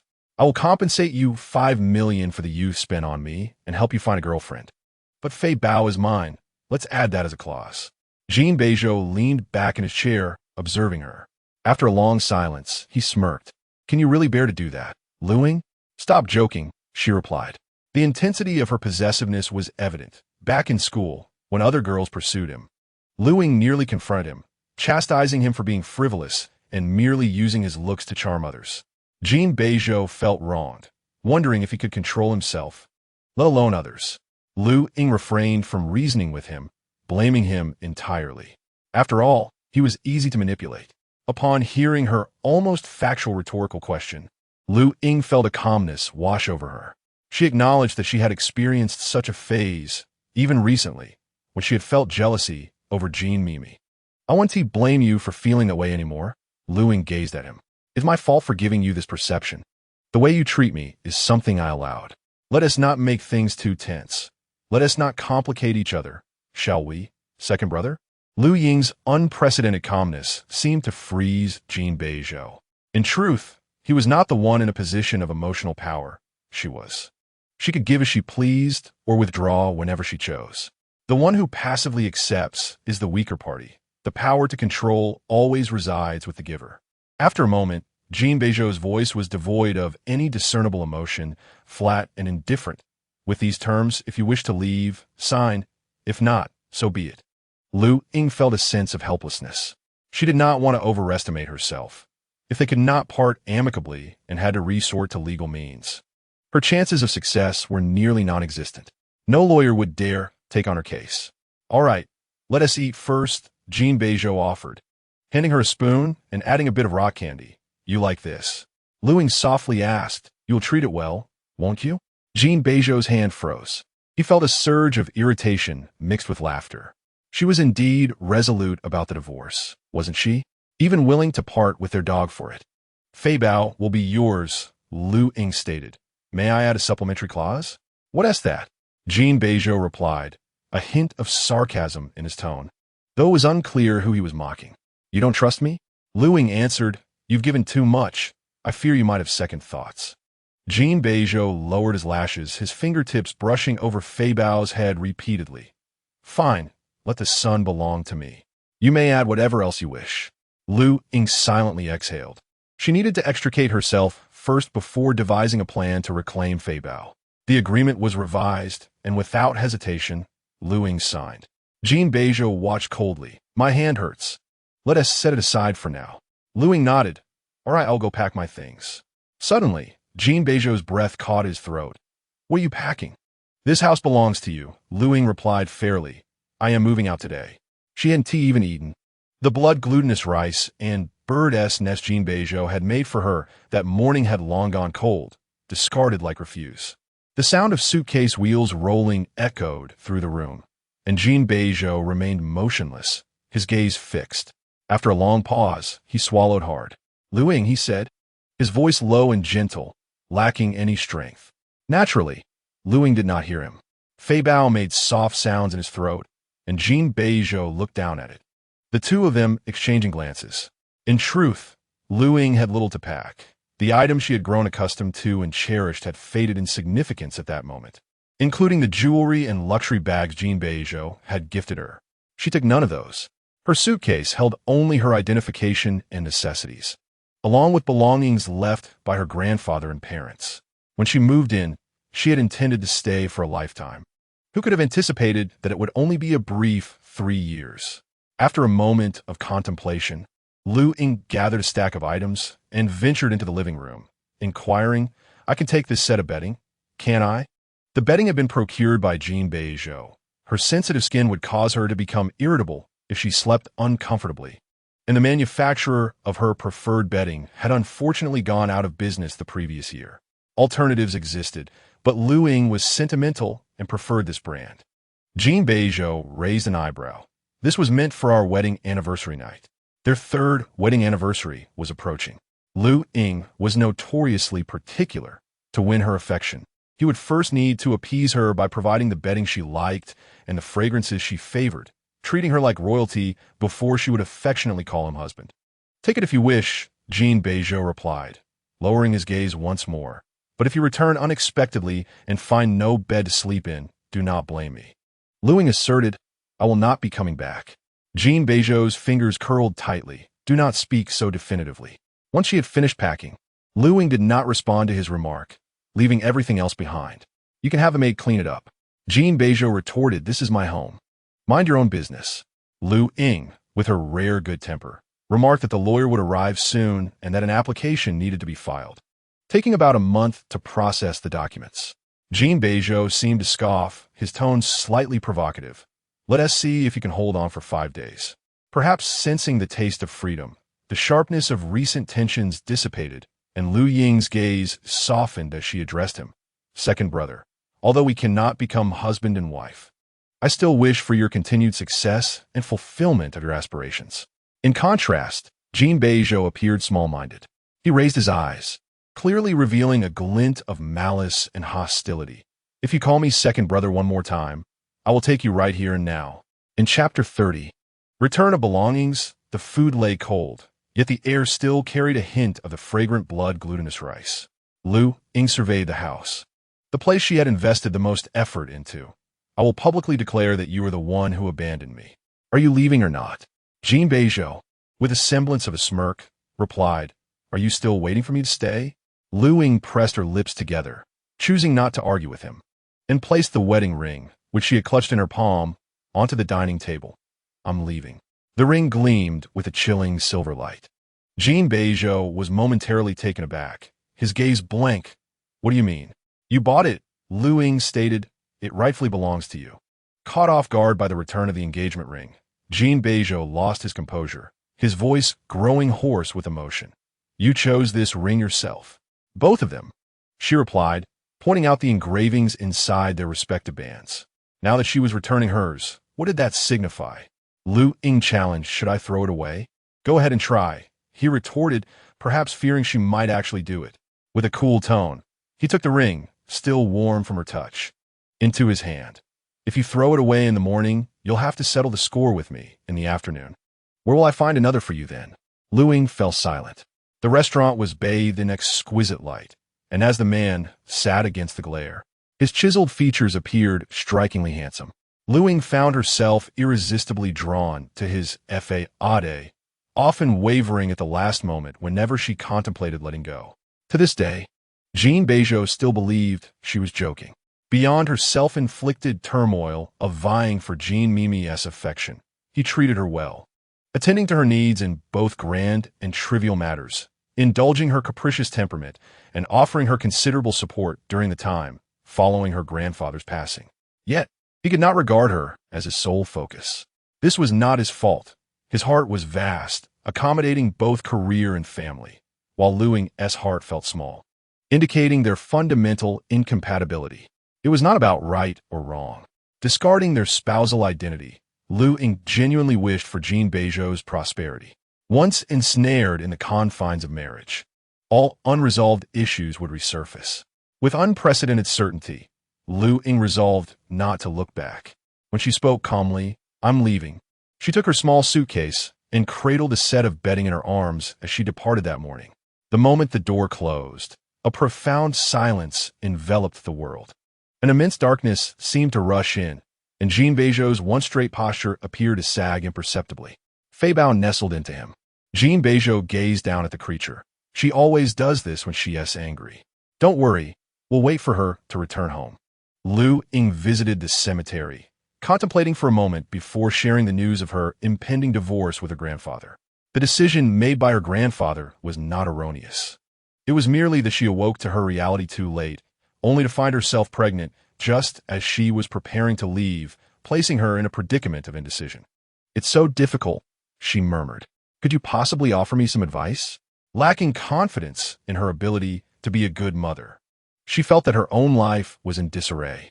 On the first day of the Lunar New Year, the cemetery was desolate. Luying stood in a daze, descending the steps. As she reached the midsection, a couple approached, holding hands with their 5- or 6-year-old daughter. The little girl, oblivious to the concept of life and death, chirped, "The dress I bought with my New Year's money will surely make my sister happy." The woman's eyes were red, evidently having shed tears. "It will." "Mommy, don't be sad," the girl continued. "Everyone says I look like my sister. She must have sent me to keep you company because you always cry." Luying hesitated in her steps, placing her hand on her abdomen. The gatekeeper recognized her and wished her a happy new year. Luying politely nodded. "It's freezing," the gatekeeper remarked. "You should head back soon to avoid worrying your family." "Aren't you taking the day off?" Luying inquired. The gatekeeper replied heartily, "Without children, there's south no place to go on holiday. I prefer to stay here. Everyone in the garden is my friend." Luying wished him a happy new year in return. Upon returning to her cottage, Luying sat in the warm room, lost in thought for a while. The roses in the flower room were in full bloom, and the vacant corner seemed ideal for a small swing. Her grandfather had once sat there, gazing at her with affection as she dug in the flower room. With a long sigh, Luying made 2 phone calls. One was to the hospital, to cancel the surgery scheduled for the next day. The other was to the manager of the temple, to cancel the baby's ritual. She reasoned that a failed marriage did not signify a failure in motherhood. No one could define her. At noon, an unfamiliar middle-aged woman arrived at the cottage, appearing somewhat awkward. "Mr. Jean said he was concerned you might not have enough to eat, so he sent me to take care of you." Luying held the takeout box in her hands, responding, "No need, you can return to him." The woman hesitated. "Mr. Jean also mentioned he was worried you might have dirty clothes and that the room wouldn't be cleaned." "I can manage that," Luying assured her. "Mr. Jean also said," the woman stammered, "as long as you Haven received your certificate, he is responsible for taking care of you." Luying took out her phone and made a call. Meanwhile, in another part of the royal court, amidst the resplendent public lounge, Jin Beizhou was holding a card, idly scanning its face. Hu Chuang kicked him, exclaiming, "Play your turn. Why are you dawdling? What is your rush?" Jin Beizhou leaned back against the sofa, oblivious to her call. Hu Chuang nearly erupted in frustration. "Then answer it." Jin Beizhou remained silent for a moment. "I'm preparing myself for a scolding." Hu Chuang snatched his phone and answered it directly, "Xiaoying?"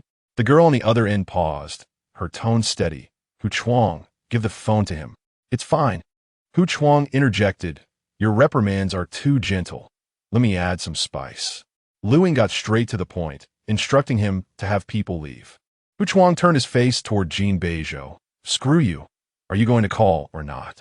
Luying interjected. Jin Beizhou drew a card, leisurely stating, "Ask her what she had for lunch." Hu Chuang complied with the request. "It's none of your business. My helper is almost here." Luying replied impatiently, "I don't need his assistance." Back and forth, Hu Chuang began to discern a hint. "Are you two not together anymore?" Jin Beizhou coolly replied, "Tell her to wait until the aunt she's looking for arrives." Luying, overhearing, retorted bluntly, "Tell him to go to hell." She hung up the phone. "You dog." Hu Chuang relayed the message. "If you harass me again, I'll report you." Jin Beizhou shot him a frosty glance. "I'm sorry, but in this matter, she has always been the one harassing me." Hu Chuang scoffed. "Do you see this?"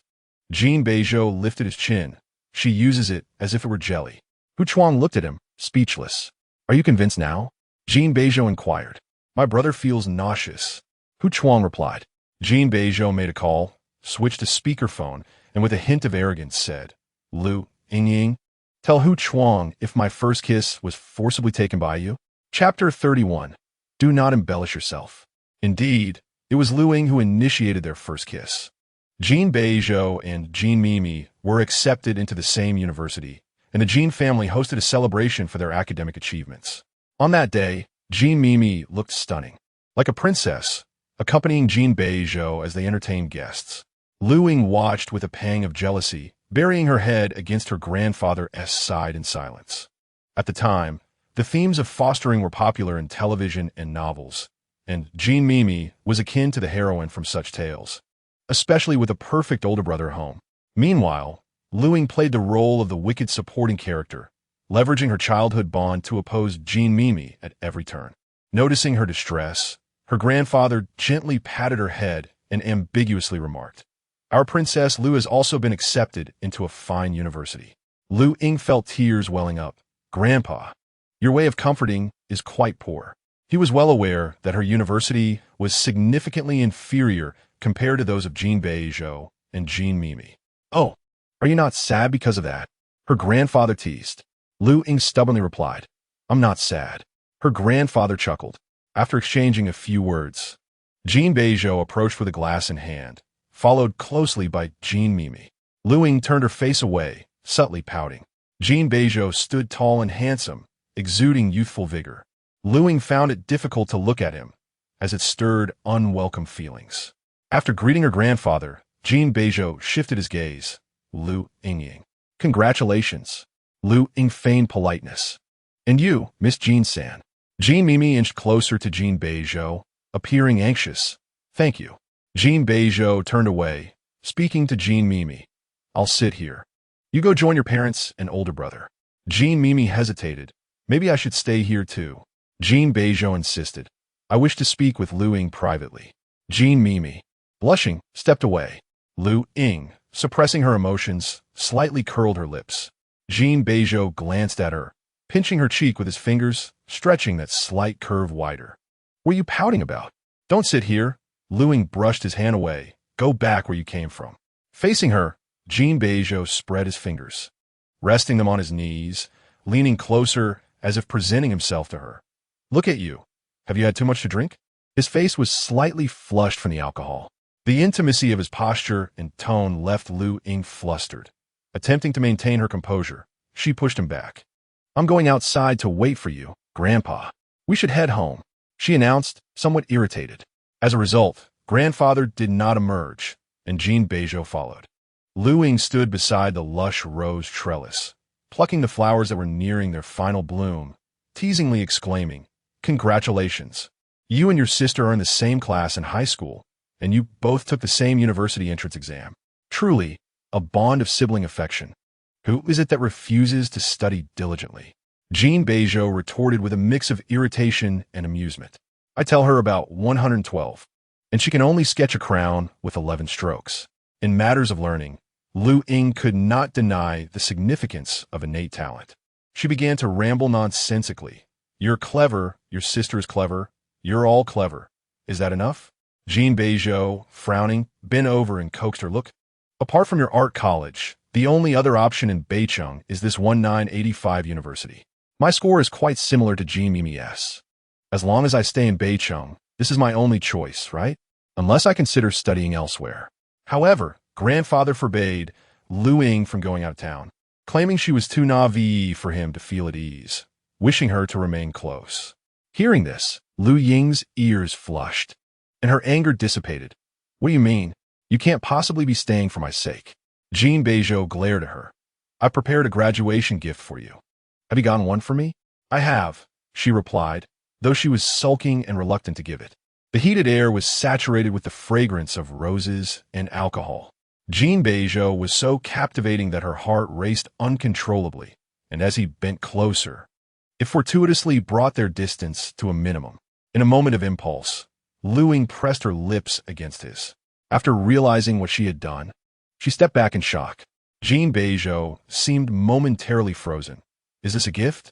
Luying covered her mouth, her face filled with terror, shaking her head vigorously. Come here, Jin Beizhou commanded.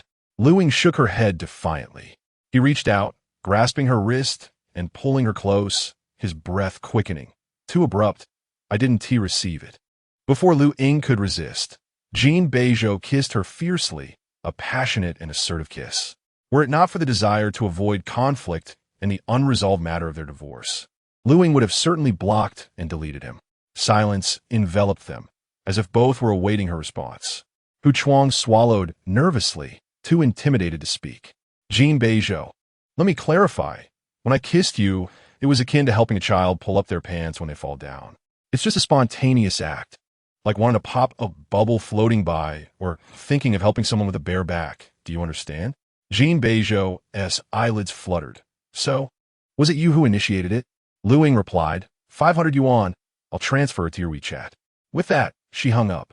The busy tone echoed in her phone. Jin Beizhou's expression crumbled. What did she just say? 500 yuan? Is she dismissing him this easily? She wouldn't even argue or say another word, but instead used money to send him away? A brief silence ensued. At some point, Hu Chuang burst into laughter, drawing the attention of everyone in the communal lounge. Jin Beizhou's phone chimed. It was the 500 yuan from Luying. Jin Beizhou, feeling a headache from frustration, lowered his gaze and typed each word painstakingly. Who are you dismissing? The message sank without a trace. Luying did not respond. Hu Chuang was still laughing uncontrollably. Wow. I absolutely adore little Ying. Jin Beizhou lifted his eyelids, a smile on his lips that did not reach his eyes. The year has passed. It is time to return to the North Pole. I shall speak to your grandfather on your behalf. Hu Chuang immediately fell silent. It was fortunate to be able to return, thanks to him. The king of hell was evidently in a foul mood, and a few jests would suffice. What was going on? Hu Chuang began to exhibit maternal concern. Had they quarreled? Jin Beizhou, feeling flustered, raised his hand and cradled Fei Bao, who had been sleeping on the sofa. Hu Chuang exclaimed, it still has a peace charm attached. The peace charm had been discarded by Luying, and Jin Beizhou picked it up, hanging it around Fei Bao's neck. Jin Beizhou remarked indifferently, she wants to leave me. Hu Chuang's eyes widened. Have you strayed? Without waiting for a response, Hu Chuang waved his hand dismissively. Impossible.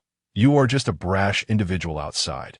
The way Jin Beizhou interacted with Luying led their group to exchange banter, as some individuals appeared proud but were in fact grounded in the dust. Hu Chuang pressed on. Did you agree? What could I do if I didn't? Jin Beizhou replied impatiently. She is already preparing to burn paper offerings for me. Hu Chuang was taken aback. If you don't agree, what can she do? Jin Beizhou articulated with disdain, she will speak ill of me, then lowered his gaze, coldly adding, and Fei Bao, the two of us would be suffocated. Do not flatter yourself, Hu Chuang retorted. You are not qualified to be compared to Fei Bao. Chapter 32. The Rise of the Wicked. Jin Beizhou recognized that Hu Chuang spoke the truth, yet he would not concede. Hu Chuang muttered to himself, contemplating whether he should return to the North Pole, as these two ancestors were at odds again. Returning at this hour would likely lead him to the battlefield as cannon fodder. However, he truly wished to see Jin Beizhou's misfortune, feeling particularly mischievous, you know. Your arrogance is infuriating. Jin Beizhou caressed Fei Bao's neck. You might be disappointed. When my wife pouts at me, you will surely feel envious. Hu Chuang felt nauseated. Were it not for the Hu family pressing for marriage since the first day of the new year, he would not have sought such irritation during this festive season. Just as he contemplated inviting a few friends over for a card game, a loud commotion erupted from the second floor. Jin Beizhou did not lift his head, his slender fingers leisurely grooming Fei Bao's fur. His mood was evidently poor, and Hu Chuang distanced himself slightly, ensuring his safety before casting a concerned glance towards the tumult. What is happening? He inquired amicably. Brother, the security manager at the imperial court, Dejun, has a young man in a tight grip. Shen Xiao is causing a ruckus in the private room. Jin Beizhou responded with a nonchalant What of it? Shen Xiaodang shouted. Isn't the imperial court meant for such activities? I'm paying. You ought to clean up after me. If you cannot, who would recognize the imperial court? Hu Chuang, intrigued, remarked, when did the imperial court change its business model? Isn't it just a leisure club? Stop pretending with me. Shen Xiaodang retorted defiantly. Who doesn't he know the imperial court can do what legitimate venues cannot? My Shen family is not short on money. Hu Chuang clicked his tongue, leaning back against the sofa in silence. Jin Beizhou continued to amuse himself with Fei Bao, lazily commanding, release him. At his words, Dejun and his men immediately loosened their grip. Shen Xiaodang, now free, let out a triumphant hum. In the realm of practical affairs, Jin Zhong remarked, Shen Xiaodang. The enduring success of the royal court is not merely due to our patronage. We indulge ourselves financially while you provide a secure environment. It is a mutually beneficial arrangement, is it not? Jin Beizhou scoffed dismissively. Shun, your network of information requires an update. With a nonchalant flick of his gaze, he added, the royal court is under my control and flourishing. Go ahead, report it if you dare. What do you mean? Shen Xiaodang inquired. Jin Beizhou languidly replied, providing a venue for criminal activities makes one an accomplice. If you wish to court danger, I have no desire to accompany you. Shen Xiaodang appeared puzzled. Jin Beizhou subtly shifted his chin, and Dejun promptly handed over some items, stating, the others have been detained in the private room. Jin Beizhou's peripheral vision swept over, signaling him to take it away. Enough, Shun, Jin Beizhou said. Will you report to the police yourself, or shall I do it for you? Shen Xiaodong's eyes betrayed an unmistakable panic. What do you mean? I come here to unwind, and you do not intervene? Jin Beizhou retorted, I am not your father. Do not be so brazen. Shen Xiaodong blurted out. What pretense of righteousness are you putting on? Who does not know that the royal court's business is the dirtiest? In the next moment, Shen Xiaodong fell silent, a chill creeping up his spine. Jin Beizhou's hand slid beneath the table, producing a compact revolver pressed against his temple, its coldness akin to ice. Shen Xiaodong's legs trembled uncontrollably. Speak up, Jin Beizhou said with an air of indifference. Who is tainted? Shen Xiaodong froze. I am tainted. What am I to you? Jin Beizhou pressed. You are my father, Shen Xiaodong stammered. Jin Beizhou clicked his tongue. I have no desire for a son like you. Hu Chuang could not contain himself and let out a chuckle. Do not come here again. I am intimidated by your wealth, Jin Beizhou declared. Shen Xiaodong, nearly on his knees, pleaded, I understand, President Jin. Will you go on your own, or shall I escort you? Jin Beizhou inquired. Shen Xiaodong, drenched in cold sweat, replied, I will go on my own. Jin Beizhou, amused, asked, do you wish to know the true business of the royal court? No, I do not. Shen Xiaodong merely wished to turn himself in at the police station. This man was more terrifying than a venomous serpent. Brother, I was wrong, he lamented. You insult me as dirty here, and it wounds me, Jin Beizhou replied, his lips curling into a mischievous smile. You must compensate me. Of course, whatever the price. Shen Xiaodong hurriedly assented. I do not desire money. I require a secret from you. The atmosphere froze. Jin Beizhou tightened the gun's barrel against his temple. I'm not particularly fond of little secrets. Shin Xiaodang recoiled. I often mistake my stepmother for my wife. Hu Chuang's eyes widened in shock. Wealthy individuals truly live in chaos. Jin Beizhou seemed dissatisfied. Share something about your father. Shin Xiaodang, unable to withstand the pressure, let his tears flow alongside his runny nose. My father does not favor women. You know the head of Zhengmao Enterprises, right? In reality, he is my father's beloved. Silence ensued. After a moment, Jin Beizhou sighed, slowly retracting his hand with a look of regret. I apologize. I should not have pried. The moment the gun was withdrawn, Shin Xiaodang collapsed onto the ground. Jin Beizhou wiped the barrel with a tissue. What are you afraid of? This is merely a toy gun. The room was filled with the aftermath of Shin Xiaodang and the group in the private room being escorted away. Hu Chuang remained silent for a moment. Brother, you truly are pathetic. Flattered, Jin Beizhou tucked the toy gun back under the table, feeling undeserving of the praise. Hu Chuang could not argue against him. How about I call my sister over to play? Before he could finish, Jin Beizhou cast a cold, piercing glance in his direction. Hu Chuang scratched his head. Isn't everyone already in a state of chaos? Did you not hear what Shin Xiaodang said? Jin Beizhou, disinterested, reflected on the myriad individuals who both feared him and wished for his demise, pondering why they would want to bring her here. Hu Chuang mulled over this statement. The Huangting establishment had been passed down through generations of the Jin family, once a den of vice akin to a gambling house during tumultuous times. Before Jin Beizhou took over, it had engaged in rather unsavory business. Upon assuming control, he severed all ties to illicit activities, transforming Huangting into a legitimate entertainment venue. Yet, the elite had grown accustomed to conducting business, negotiating partnerships, or discreetly entertaining mistresses away from their families within its walls. Jin Beizhou turned a blind eye to their moral transgressions.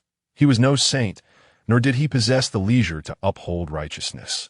However, he could not abide by illegal actions, as he did not wish to be dragged into any trouble.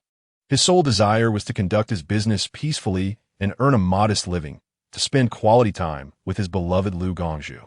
But now, Luying wanted a divorce.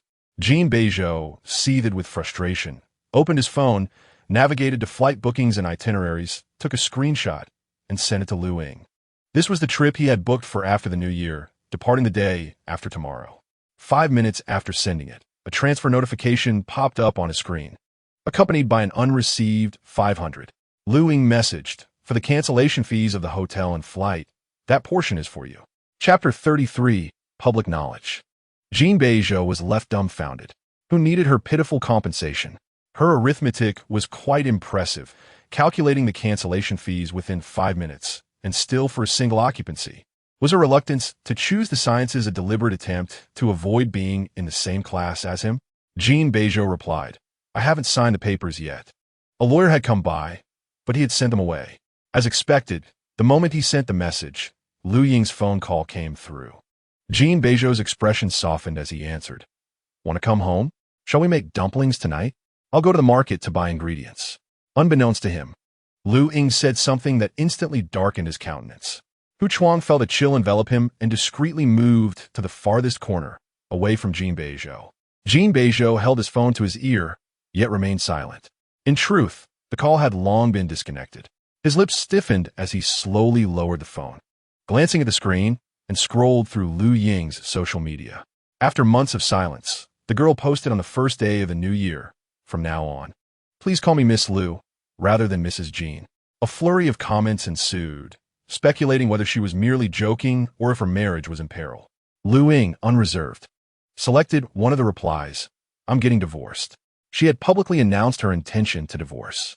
This girl, who valued her reputation above all, must have been resolute in her decision, effectively closing the door on any potential regrets. Luying received numerous calls and messages, some genuine, others feigned, offering their condolences. She unfailingly responded, I am well. Indeed, I received a significant sum. Very well, thank you. She dismissed the matter. The only source of her anxiety stemmed from the fear that Jin Beizhou, that scoundrel, might have a change of heart. As soon as the lawyer exited, he called her, stating that Jin Beizhou was adamant about delaying the signing until tomorrow, claiming his hand hurt too much. Luying knew he would resort to such underhanded tactics. For Jin Beizhou had always treated her desire for divorce as a mere jest. This man excelled in playing the game of evasion. She felt helpless. Luying was aware that once this information circulated among her social circle, everyone, including the Jin family, would be informed. She intended to leverage the influence of the Jin elders to compel Jin Beizhou to sign the documents. As evening approached, the new housekeeper arrived, and Luying addressed her as Aunt Zhang. Having decided to keep the baby, Luying required assistance to manage all matters pertaining to her pregnancy and postpartum care. However, these considerations were not urgent. Luying ventured to a hospital in a nearby city, for she could not allow Jin Beizhou to discover the existence of the baby before their divorce was finalized. The pregnancy had come as a surprise, occurring amidst her kidnapping ordeal, where she had wandered in the snow for 3 hours clad in light clothing, leading to a severe cold, among other tribulations. She feared for the baby's health. With the fetus barely over 40 days old, it was still quite fragile. The doctor reassured her, saying, "If there are truly any issues, nature will take its course with the embryo. For now, you must maintain a positive disposition and care for yourself." Luying nodded in acknowledgement. As night fell, Luying did not return to Beijing, but chose to stay at a nearby hotel. In truth, she was not an independent person. The road ahead was one she would have to traverse alone. Luying forced herself to adapt. After bathing and lying in bed while browsing her phone, she noticed a new comment in her social circle. It was from Chun-Chi, featuring a conventional emoji encouraging her to persevere. Reminded of the bamboo leaf tattoo on his wrist, Luying opened their chat and replied, "Thank you." Chun-Chi responded, "Still awake?" Luying inquired, "What business does Mr. Chen's company engage in?" Unfazed by her directness, Chun-Chi replied, "Biotechnology." After much effort, "We earned the Jin family's favor and secured this collaboration. What a relief." Luying remarked, "The tattoo on your wrist is quite unique. Does it hold any significance?" Chun-Chi replied, "Please call me Chun-Chi." He added, "It's a scar cover-up from an injury. Rather unsightly. I assent to it." Luying lowered her gaze. "I apologize." Chun-Chi responded, "No worries. A handshake will suffice." After a moment of contemplation, Luying messaged again, "May I invite you for coffee in a couple of days?" Chun-Chi replied, "Are you not in Beijing today?" His perceptiveness was somewhat unnerving. Chun-Chi sent another message, "Apologies, I overstepped." Luying reassured him it was fine and wished him good night. Just as she exited the chat with Chun-Chi, a video call from Jin Beizhou came through. Luying declined. After a brief pause, Jin Beizhou sent a voice message, devoid of emotion. "Not a home? Were you wandering during the New Year?" Luying frowned. Yet another person had discerned her absence from Beijing. Jin Beizhou continued, "We are still married. Can I really disregard your whereabouts? I was going to bring you some dumplings and fireworks, but the housekeeper said you weren't home." He had not been informed of her whereabouts, nor was he permitted to enter. Jin Beizhou languidly suggested, "Wherever you are, I'll come find you and take you out for some fun, all right?" Luying truly despised his nonchalant demeanor, as if she were a mere jester struggling in vain against his grasp. One by one, she typed, "Sign the words on the agreement." After sending the message, she decisively turned off her phone. Jin Beizhou casually chose an empty chair in the courtyard, beside which lay a thermos and 2 bundles of fireworks. The cold wind howled as he bent one of his long legs and attempted once more to initiate a video call. Off. The bustling city of Beijing echoed with distant sounds of fireworks. Jin Beizhou blurred into the darkness, feeling utterly aimless. He had accomplished nothing that night, having hung up on all calls from the Jin family elders and plunged into the market to procure her favorite ingredients, meticulously preparing dumplings back at home, placing the most exquisitely shaped ones into the thermos.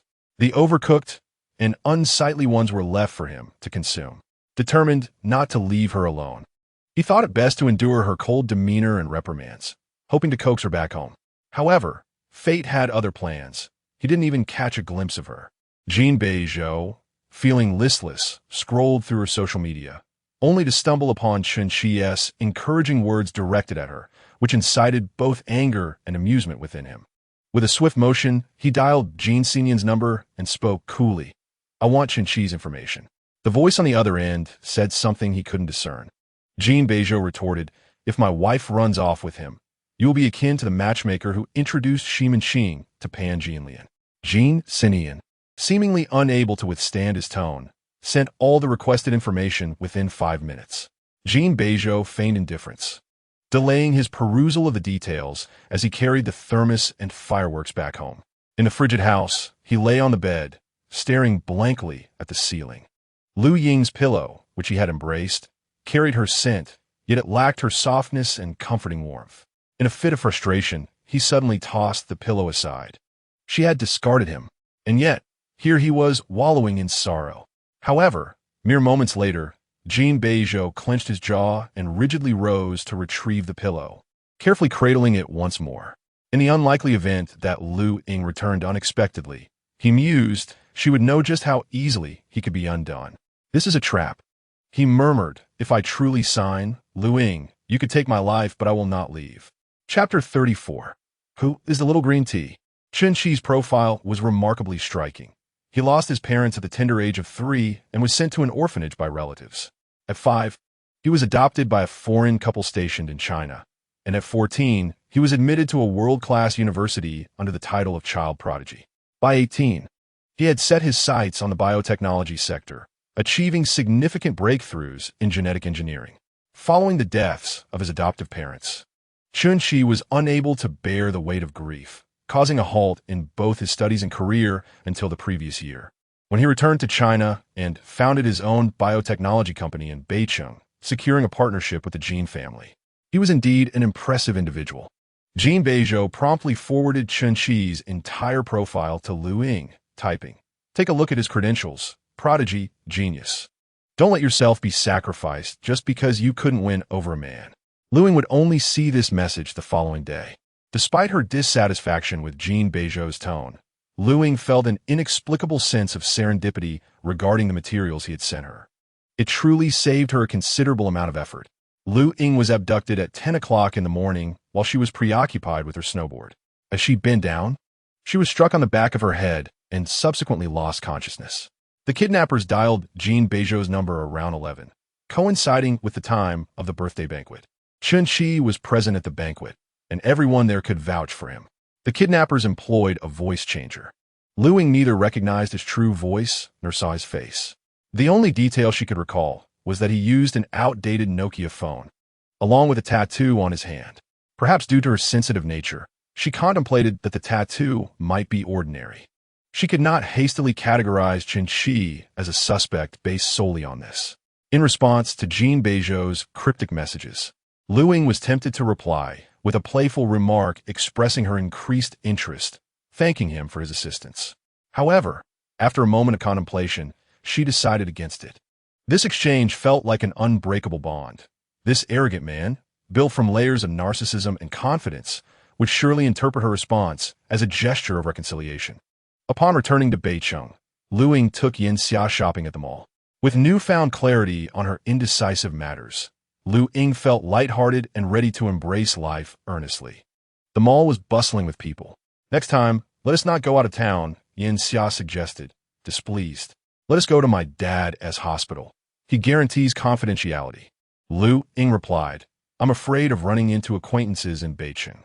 No sooner had she spoken than Yanxia spotted a familiar face. Jean Mimi and several affluent young ladies from their circle. It must be said, Jean Mimi had a far better social standing than Luying. Luying, with her impatient nature, had devoted herself entirely to Jin Beizhou over the years, inadvertently offending many. After her grandfather's passing, and with Jin Beizhou's support, she had managed to maintain her position, but with the news of her divorce spreading, she braced for those eager to see her downfall. Second sister-in-law, Jean Mimi greeted warmly as always. "Let us not. I prefer not to put on airs." "You are older.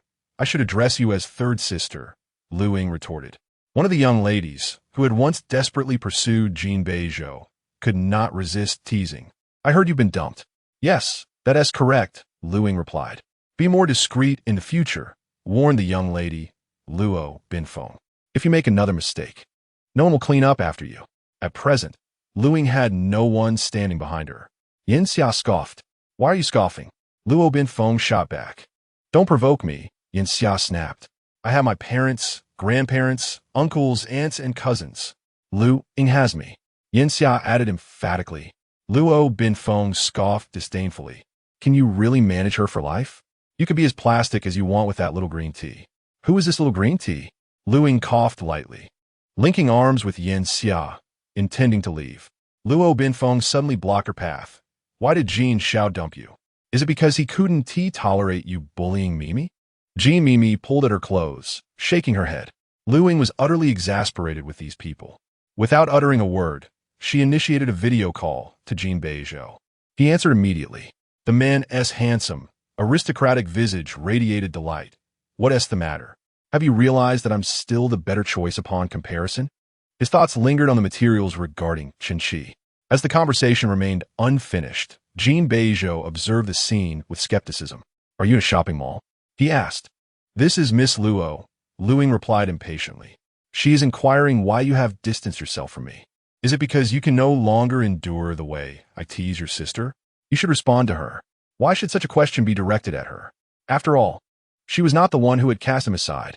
The cacophony of background noise abruptly ceased. Both Luo Binfeng and Jean Mimi wore displeased expressions. Miss Luo? Jin Beizhou's smile did not reach his eyes. What right did she have to interrogate my marriage? Luying retorted. Why should you care about her? It is your obligation to answer, not mine. Because of you, I have endured a great deal of reproach. 5 million, immediately. Haven't I already given you the money? Jin Beizhou's tone lowered. If not, shall I accompany you on your shopping spree? Luying ended the video call. Third sister, let's go home, she said, forcing a smile. Don't let second brother think I have bullied you again. Jean Mimi attempted to clarify, sister-in-law, that was not my intention. Luying regarded her with cold eyes. It was always like this. Over the years, Jean Mimi had consistently maintained an innocent and timid facade, capturing everyone's trust while portraying Luying as a malicious antagonist. Jean Mimi, Luying stated calmly. Jean Mimi's hesitant words suddenly faltered. Luying continued to gaze at her. The luxurious bracelet you received for your 12th birthday was purchased with the proceeds from a painting that my mother left for me. I trust you have not disposed of it, so please return it to me. At that time, Luying genuinely wished to befriend her. She had even contemplated suppressing her feelings for Jin Beizhou in order to cultivate a friendship with Jean Mimi. 12 years old is a significant birthday, a year of destiny. Luying knew that Jean Mimi coveted a luxurious bracelet, which was far too extravagant for children like them. Keeping it from her grandfather, Luying secretly sold the treasured painting left by her mother to buy that bracelet. Jean Mimi would surely not part with it, as she had no interest in skirts or food. I expect to see it by evening, Luying decreed, instructing someone to deliver it to Chaodang. Having said this, she linked arms with Yin Xia and departed. Behind them, several young ladies whispered amongst themselves. To ask for something back that was given away is quite petty. Indeed, how small-minded. Mimi, go tell your second brother to see through her true nature. Mimi, Luo Binfeng said anxiously. Do you think your second brother will hold a grudge against me? Jean Mimi snapped back to reality, her smile impeccable. He won't. Jin Beizhou hardly remembered who she was. That's good. That's good. Luo Binfeng sighed in relief. Meanwhile, at another location, Jin Beizhou descended the stairs with car keys in hand, his phone pressed to his ear. Lend me 5 million. I'll return it with interest next week. My wife wants it. How could I possibly refuse? After hanging up, he urged hurry. I'm in a rush to accompany her shopping. Once inside the car, his phone received a transfer notification. With a slight tap of his finger, the freshly transferred 5 million entered Luying's account. Chapter 35. Change of plain water. Yin Xiao was furious. She remained unaware that Luying had sold the painting left by their mother solely to purchase a birthday gift for Jean Mimi. Luying felt guilty and helpless. Attempting to placate her, was I struck by a donkey in the head? I refuse your apology, Yin Xia fumed. You dared to sell the painting left by our mother? I will take you to see a fortune teller and find out if you have been cursed. Luying obstructed her path. Lamenting, are you no longer concerned about the baby in my womb? Yin Xia suddenly recalled this matter and became irate, exclaiming, And you still intend to give birth to a child for that scoundrel? Luying retorted, It is my child. You're its godmother. Realizing she had spoken impulsively, Yin Xia slapped her own mouth, bent down, and gently touched Luying's abdomen. The title of godmother does not pertain to you, but to your father. Continuing, Yin Xia mentioned, my mother has helped you find a maternity nurse and a childcare specialist. Given your lack of experience, I feared you might not find suitable help. Luying's eyes welled with tears, and she whimpered, wanting to bury her face in Yin Xia's embrace. Yin Xia quickly recoiled, declaring, you're truly repulsive. Luying wiped her eyes and muttered indistinctly. Later, Jin Beizhou bought that painting back. At that time, Jin Beizhou was even angrier than Yin Xia, displaying a fierceness that was palpable. However, he did not return the painting to her, fearing she might sell it again one day. He locked it away in his collection room. Upon hearing this, Yin Xia paused, shedding her personal emotions, and remarked fairly, in truth, your man treats you quite well. It was a kindness they all observed. Jin Beizhou, a man both proud and aloof, would bend to no one but Luying. Yet, how did two people so deeply in love descend to a state of lost trust and divorce? Perhaps the mundanities of life wore them down, causing them to gradually forget the depth of their initial love. The two casually purchased a few small items, and, as they passed a mother and baby store, Yin Xia pulled Luying inside. Let's take a look. Oh, how delicate these colors are. Accompanied by the enthusiastic welcome from the staff, Luying's keen eyes spotted Jin Beizhou striding toward them. She felt a chill run down her spine and attempted to retreat from the store, only to realize it was too late. Jin Beizhou's gaze was filled with suspicion. Who are you buying for, Miss Yin? Are you expecting? What are you talking about? Yin Xia retorted with an aggressive tone. You're the one expecting. Luying quickly reacted, saying, I am just helping your sister-in-law pick out baby clothes. It is her final wish. Yin Xia promptly sealed her lips. Goodness, she could not afford to speak carelessly. After all, this was the second son of the Jin family. A man who navigated both the light and dark sides of society. Certainly not someone she could provoke without caution. Which set shall we choose? Do we have a boy or a girl? Luying pointed casually. Jin Beizhou displayed little emotion. What does it matter to me? Luying replied. If it doesn't concern you, why are you so anxious? If it did concern you, how invested would you be? Jin Beizhou chuckled in irritation. You two truly are well-matched friends, both with such confrontational personalities. Yin Xia kept silent, poking Luying to retort. Luying selected 2 sets of monk robes and instructed the cashier to wrap them up. I will pay. Jin Beizhou remarked, fortunately, I still have a few hundred in my pocket. Can you really not buy it? He attempted to protest, I am out of money. Yin Xia's mouth fell open in disbelief. What? In her lifetime, she had never imagined hearing the words, I am out of money from the second son of the Jin family. Luying, feeling displeased, replied, your sister's child. I cannot be the one to pay for it, can I? With this assertion, Jin Beizhou remained unfazed. Then I have decided not to buy. Several sales staff stood awkwardly, the atmosphere thick with tension. Luying felt embarrassed, reluctantly pulling out cash. Consider it a loan. You must repay me later. Jin Beizhou replied. I said I want to buy. The cashier hastily bagged the items. Jin Beizhou's head throbbed in exasperation. He was on the verge of financial ruin. Why then? Was he spending money in such frivolous places? Luying tossed the packed shopping bag to him, saying, here, give it to your sister. Consider it my final gift as your sister-in-law. Jin Beizhou glanced at her and calmly accepted it, tossing it towards the cash register. I want to return it. The entire room was taken aback. Not only did he return the baby clothes, but he also kept the refunded money for himself. I'll treat you all to dinner. Jin Beizhou stated with composure, but let us keep it under 100 per person. Yin Xia was nearly driven to madness by his nonchalance. Luying had already seen the notification on her phone. Where did you get the money? Jin Beizhou replied, I borrowed it from your reckless brother. Luying was incredulous. Surely you jest? Jin Beizhou retorted. Do you think I have money to spare? I gave you everything I could liquidate. The rest I can't access right now. Otherwise, I would invest it all just to earn a little more for you. Luying paused, choosing not to delve deeper into that topic. Now that news of their divorce had spread, the elders of the Jin family were bound to take action. Once they discovered the details of the divorce agreement, they would certainly demand a portion from her. Yet Luying had no intention of taking his money. She planned to repay it eventually.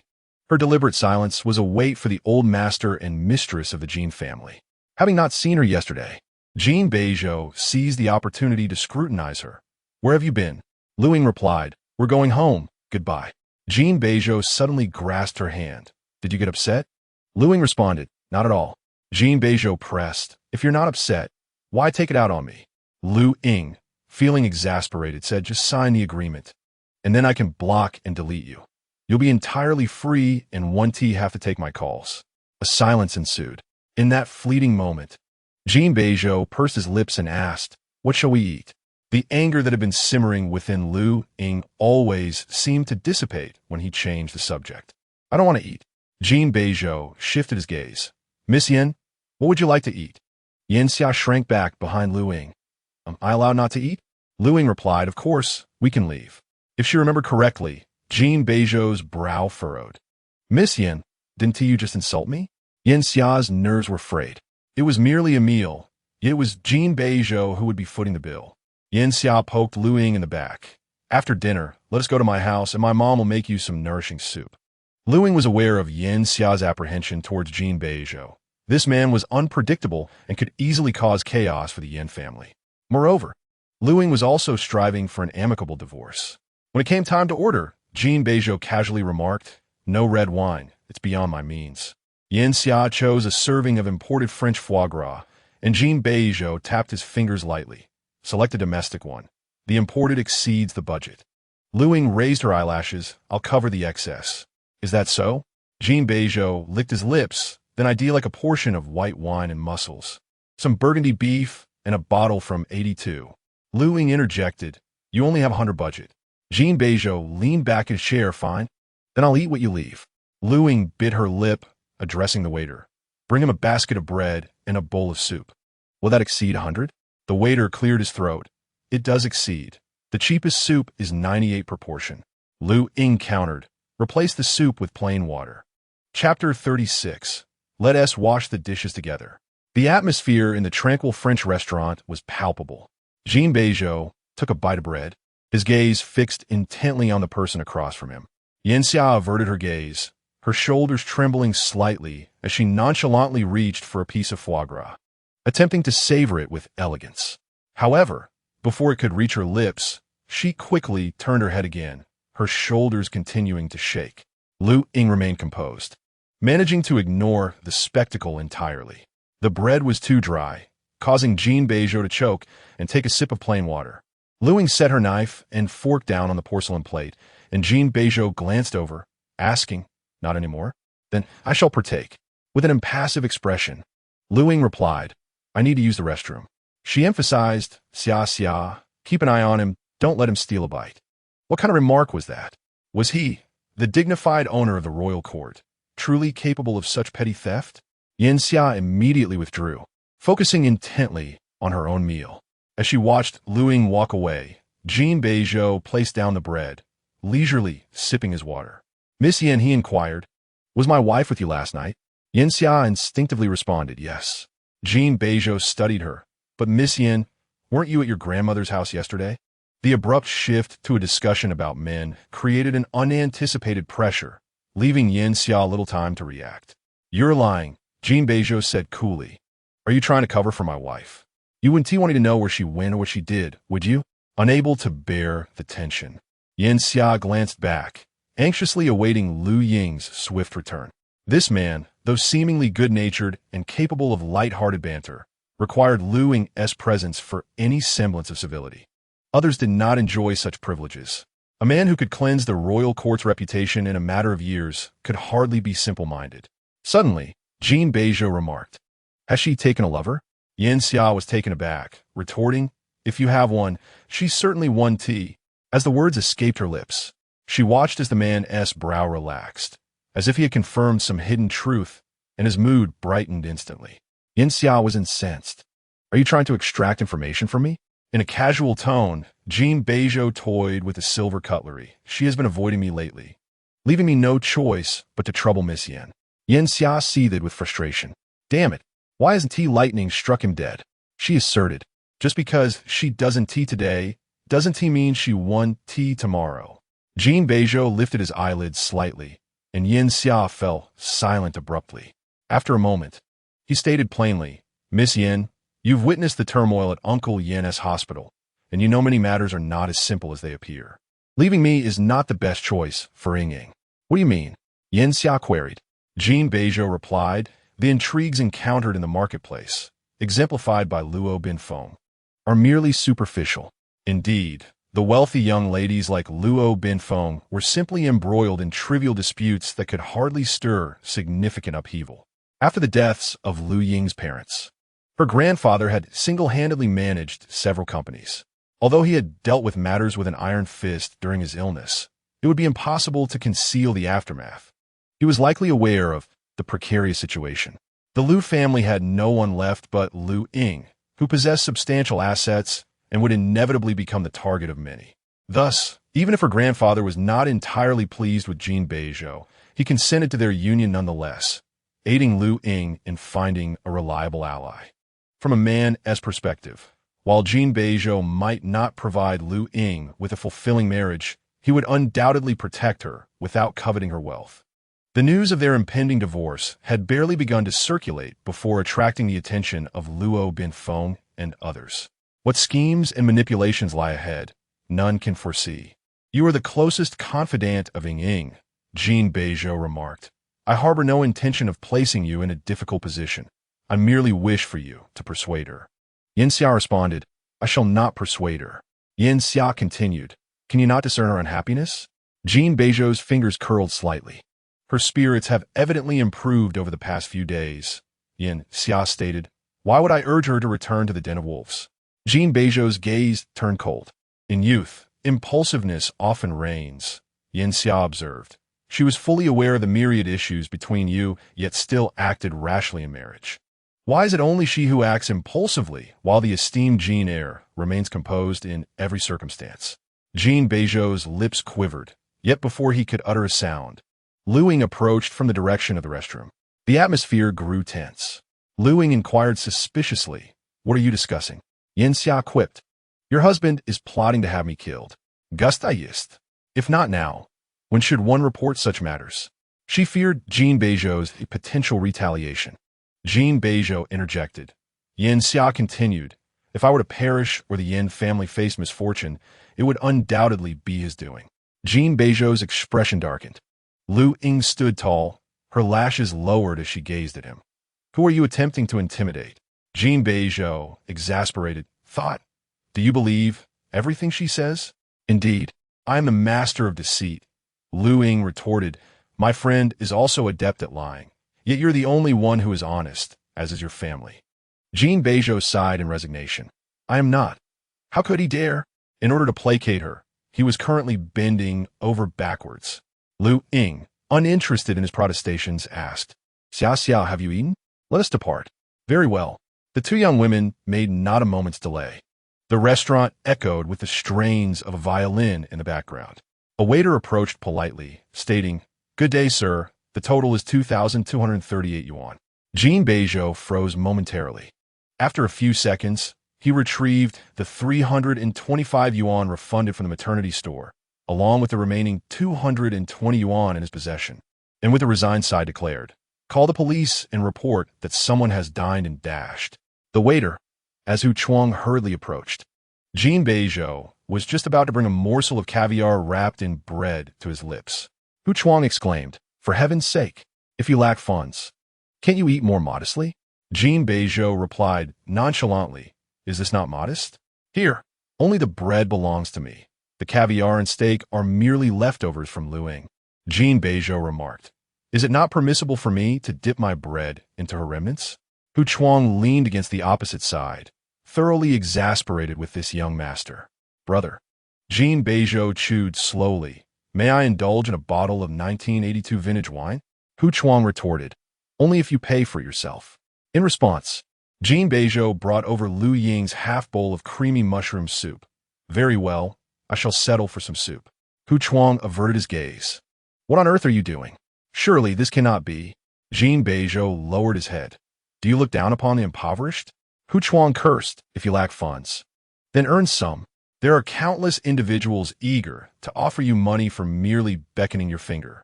Jin Beizhou lamented. My wife has departed. What use have I for money? I have no intention of striving anymore. Jin Beizhou sighed dejectedly. I recently inquired, and here, washing dishes earns 5,000 a month, with lunch and dinner included. Hu Chuang could no longer endure it, promptly dialing Luying. Upon connection, he proceeded to relay his grievances. Yet, after a short while, Hu Chuang appeared utterly deflated. Jin Beizhou gazed eagerly. Is she here to pick me up? Hu Chuang fell silent for a moment, suggesting, why don't we wash the dishes together here? Chapter 37. Lifting Oneself Up. Luying accompanied Yin Xia to the Yin residence. Fortunately, Yin's mother was at home, simultaneously expressing concern for her health while presenting her with nourishing soup. This is good for your complexion, and this is beneficial for the baby, Yin's mother urged. And you should drink this too. Luying interjected, while Yin Xia protested, Mom, enough already. A little of this and a little of that. Aren't you afraid she'll get poisoned? Yin's mother sighed. This is just the beginning. You need nourishment throughout the entire pregnancy. Yin Xia acquiesced, using the excuse that she wanted to have a private conversation with Luying, and shooed her mother to the bedroom to play on her phone. The living room casually played a movie, its volume turned to the lowest setting, barely audible. Although she had firmly rejected in front of Jin Beizhou, Yin Xia understood the truth in those words. Otherwise, shall I find you a couple of bodyguards? Luying sipped the nourishing soup slowly, asking why. I believe your husband is right, Yin Xia stated fairly. Luo Binfeng is merely a trifle. Look at you, wealthy beyond measure, single-handedly raising a child, and yet you act foolishly. What a sumptuous opportunity. You are the foolish one, Yin Xia retorted. Then let me ask you, what is 11 equal to? Luying glared at her. Get lost. Yin Xia chuckled. Actually, if you could adjust your mindset, a man is just an ATM. Moreover, your husband is neither greedy for your wealth, has a handsome appearance, and your intimate life is harmonious. With all these conditions, why pursue pure love? Luying remained expressionless. Continue. That makes a lot of sense. She was nearly swayed. Suddenly, Yin Xia covered her mouth. Damn it. How did I actually convince you? In her childhood, there was an incident when she fell gravely ill. Luying recounted that her father was away on a business trip, and her mother, with resolute efficiency, rushed her to the hospital, remaining calm throughout, fearing that any delay could worsen her condition. Once Luying was stabilized, her father and grandfather arrived at the hospital. Yet, the moment her mother, who had previously shown no sign of distress, collapsed into her father's arms, weeping uncontrollably.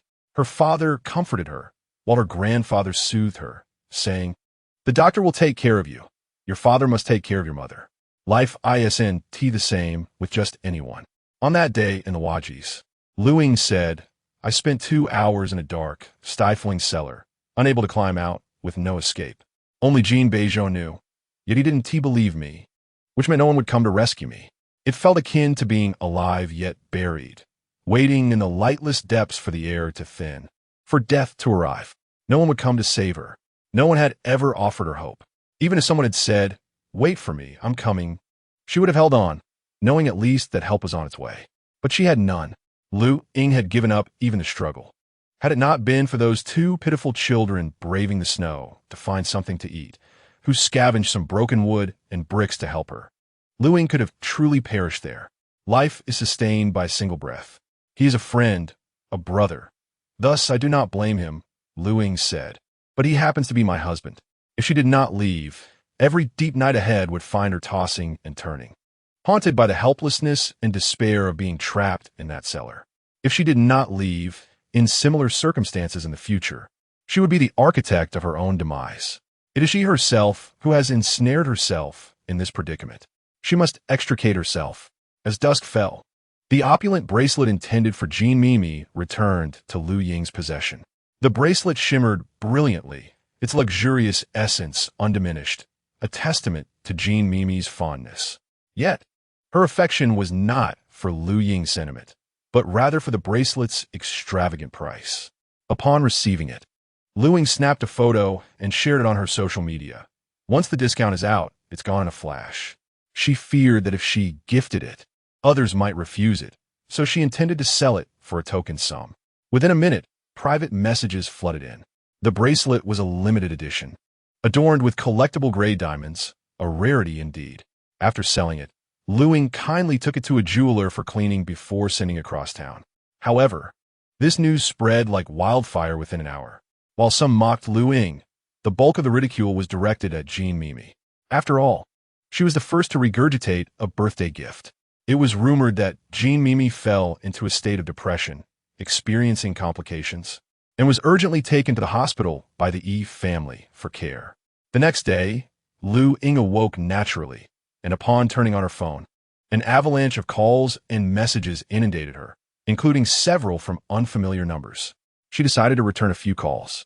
One caller introduced herself as Jin Beizhou's mother-in-law. Speaking in a sugary tone, "Oh dear, that is not how we do things, young lady. We are not lacking in bracelets, but if you're in need of money, I can help you out." Luying muttered under her breath, "Who is this?" Before hanging up, the remaining unknown numbers were likely from the Yi family, and she had no intention of returning those calls. The next moment, Gucci's call came through, requesting Luying to return to the Jin household. The word request was likely a euphemism for an order to return. Feeling lethargic, Luying replied, "How about this afternoon, sister-in-law?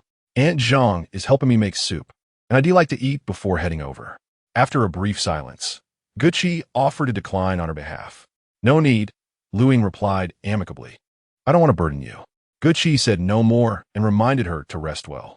Aunt Zhang's culinary skills were exceptional, and after indulging in a hearty meal, Luying reclined on the sofa until she felt sufficiently rested before setting off for the Jin residence.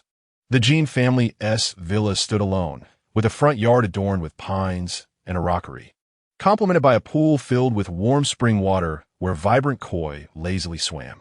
However, Luying's gaze fell solely upon Gucci. On the second day of the new year, the weather was brisk, and Gucci stood shivering at the door, clad only in a coat.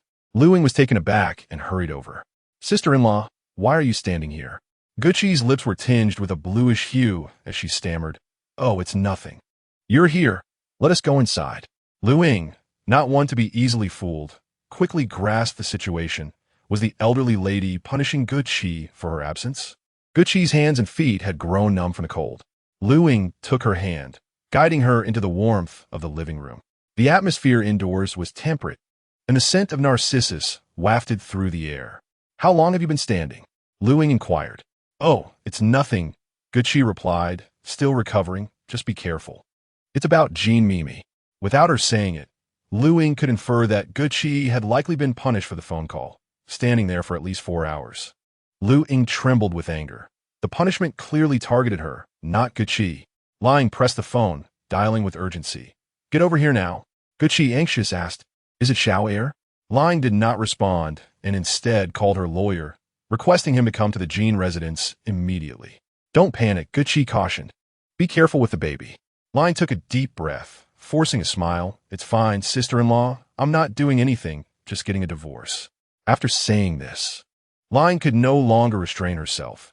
She stomped into the living room and smashed the pot of blooming daffodils with a fierce blow. Chapter 38. She was not throwing a tantrum. When Jin Beizhou arrived, the family doctor was attending to Shi Suling, who was receiving in 4. The maid bowed her head, cautiously cleaning up the scattered flowers and broken porcelain on the floor. The lawyer stood beside Luying. She tossed a pen at him, demanding sign. Jin Beizhou glanced around rapidly, asking what happened. "Stop with the damn questions." Luying exploded, "Will you sign or not?" The room fell silent in shock. Gucci expressed concern, Ying. The anxiety that Luying had just managed to suppress surged back, overwhelming her. Jin Beizhou grasped her hand firmly, his voice low. "What happened?" Luying fiercely resisted his closeness, trying to pull her hand away. He wrapped his other arm around her shoulders, refusing to let go, holding her tightly against him. "All right, I know you're in pain," he murmured. "Just tell me. I'll help you, okay?" Unable to break free, Luying felt a wave of nausea rise up, and she retched. "Doctor!" Jin Beizhou called urgently. "Come help her." Gucci hurried over. "She's upset. We should go to the hospital." Jin Beizhou's eyes narrowed slightly. "Let us get her checked." "No need." Luying wiped her mouth. "Your grandmother made me sick." Gucci instructed, "Xiao Air, go change your clothes and order the maid to come clean up." Jin Beizhou discarded his soiled jacket and took a tissue to wipe the dampness from Luying's lips. Luying recoiled, her movements conveying a desperate need to avoid him, as if he were a raging tempest. Jin Beizhou's hand froze momentarily. What is going on? He pressed again. Luying, supported by the maid, slowly sat up straight. You should be asking your wife what she did to send Mei Mei to the hospital with a bracelet. That's not true, Gucci interjected. Unable to contain herself, Ying didn't tea. Luying arched her finely shaped brows. Do you have any right to speak? Gucci fell silent. That vile old woman. Luying seized a vase from the table. I'm going to settle this today. With that, she charged barefoot toward the sofa. Jin Beizhou intercepted her, his strong hands gripping her head, forcefully pressing it against his chest. Grandma, he said, the vibrations from his chest striking Luying's cheek. Jin Beizhou turned his face away. I told you, Luying, you must discuss everything with me. What do you mean by this? Luying retorted. Do you know about Mei Mei's hospitalization? Did Luying do this? Jin Beizhou inquired. Luying was momentarily taken aback. She had taken back the bracelet she gave Mei Mei and sold it. Wasn't that a humiliation? Can you distinguish between fabrication and humiliation? Jin Beizhou asked, his voice steady. Luying erupted in anger. Are you trying to protect her? Grandma, you persist, Jin Beizhou enunciated clearly. Then I shall persist too. If she insisted that Luying was responsible for Mei Mei's hospitalization, he would maintain his stance. The atmosphere in the living room became tense and still. Jin Beizhou bent down, cradling Luying in his arms, and instructed for a pair of slippers to be brought. Why are you barefoot? Luying was in a state of emotional turmoil. Sign here. I want to leave this place. Jin Beizhou lowered his head, remaining silent. His hands were large and long, easily enveloping her cold feet, his palm gradually transferring warmth. A servant handed him the slippers. Jin Beizhou patiently helped her put them on. Overwhelmed by the pressure, the servant stammered out the situation. Jin Beizhou's gaze was cool. Grandmother, my parents' work is special, so the Jin family was entrusted to my sister-in-law. You should understand her hardships. You ought to know how to respect others. How dare you lecture me? Luying retorted angrily. You do it for them. Who are they? Jin Beizhou's voice turned cold. One is my sister-in-law, the president's wife of Jin Group, and the other is my wife. Luying closed her eyes, breathing heavily. I cannot argue with you. I will have your grandfather speak to you. Jin Beizhou pulled a hint of sarcasm. I will convey the matter regarding my sister-in-law to my elder brother as it is. The situation with Jin Mimi is unrelated to my wife. You have mistaken the person. What about the divorce? Luying inquired. What do you say about your divorce? Jin Beizhou replied. Marriage is a matter for the parties involved. Who is an outsider to interfere? Outsider? Luying exclaimed incredulously. I have seen the divorce agreement. Do you plan to hand over the Jin family to her? Finally addressing the main issue, Luying interjected. I do not want anything from him. Lawyer Zhang. Give him the revised agreement. All right. Luying insisted. Sign it. Jin Beizhou's lips pressed into a straight line. I dislike being commanded. Then I beg you, Luying said. I implore you to sign. Jin Beizhou restrained himself. You are asking for trouble. Once you sign, you will be free, Luying stated calmly. From now on, we will part ways, each to our own lives, without entanglement. Jin Beizhou's voice suddenly faltered. You think it will be that simple? Luying shifted her gaze to Luying.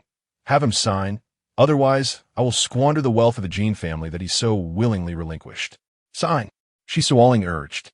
Sign, and you can have any woman you desire. Your grandmother can help you. With a loud crash, a chair flew across the living room. Jin Beizhou's eyes turned red. His words sharp. I've said before, my marriage is not subject to anyone's interference. Jin Beizhou, Luying looked at him. I hope we can part amicably, so that when we meet again, we can nod in peace. Tearing apart our relationship would only lead to discomfort in each other's presence. If we cannot remain as a couple, must we also forsake our childhood bond? The man's voice grew hoarse. What I do not desire is you. You married me out of spite toward your mother, Luying whispered, and now you refuse to divorce out of obligation. Was there ever love in this? The things he spoke of with Yan Xia were merely calculations of responsibility. Was there any affection? Luying continued. You do not need to bear my burdens. I will forge my own path. Jin Beizhou paused, forcing out, I can explain. Explain the words spoken in anger, Luying responded. But that is merely a fragment of our numerous issues. She shook her head. I do not wish to hear it anymore. Suppressing her anxious heart, she said, Second brother, taking this to court will only harm me. Others will read into our situation and use it to gain your favor. If we part peacefully, perhaps I can still uphold the title of the former Mrs. Jin and secure a semblance of tranquility. Jin Beizhou's eyes turned unexpectedly crimson. We shall not part ways. His voice is hoarse. Let us converse earnestly. If you harbor disdain for the Jin family, you need not return even once. Luying stood quietly, her eyes, once filled with innocent brightness, now eroded by pain, leaving only a trace of pleading. I beg you.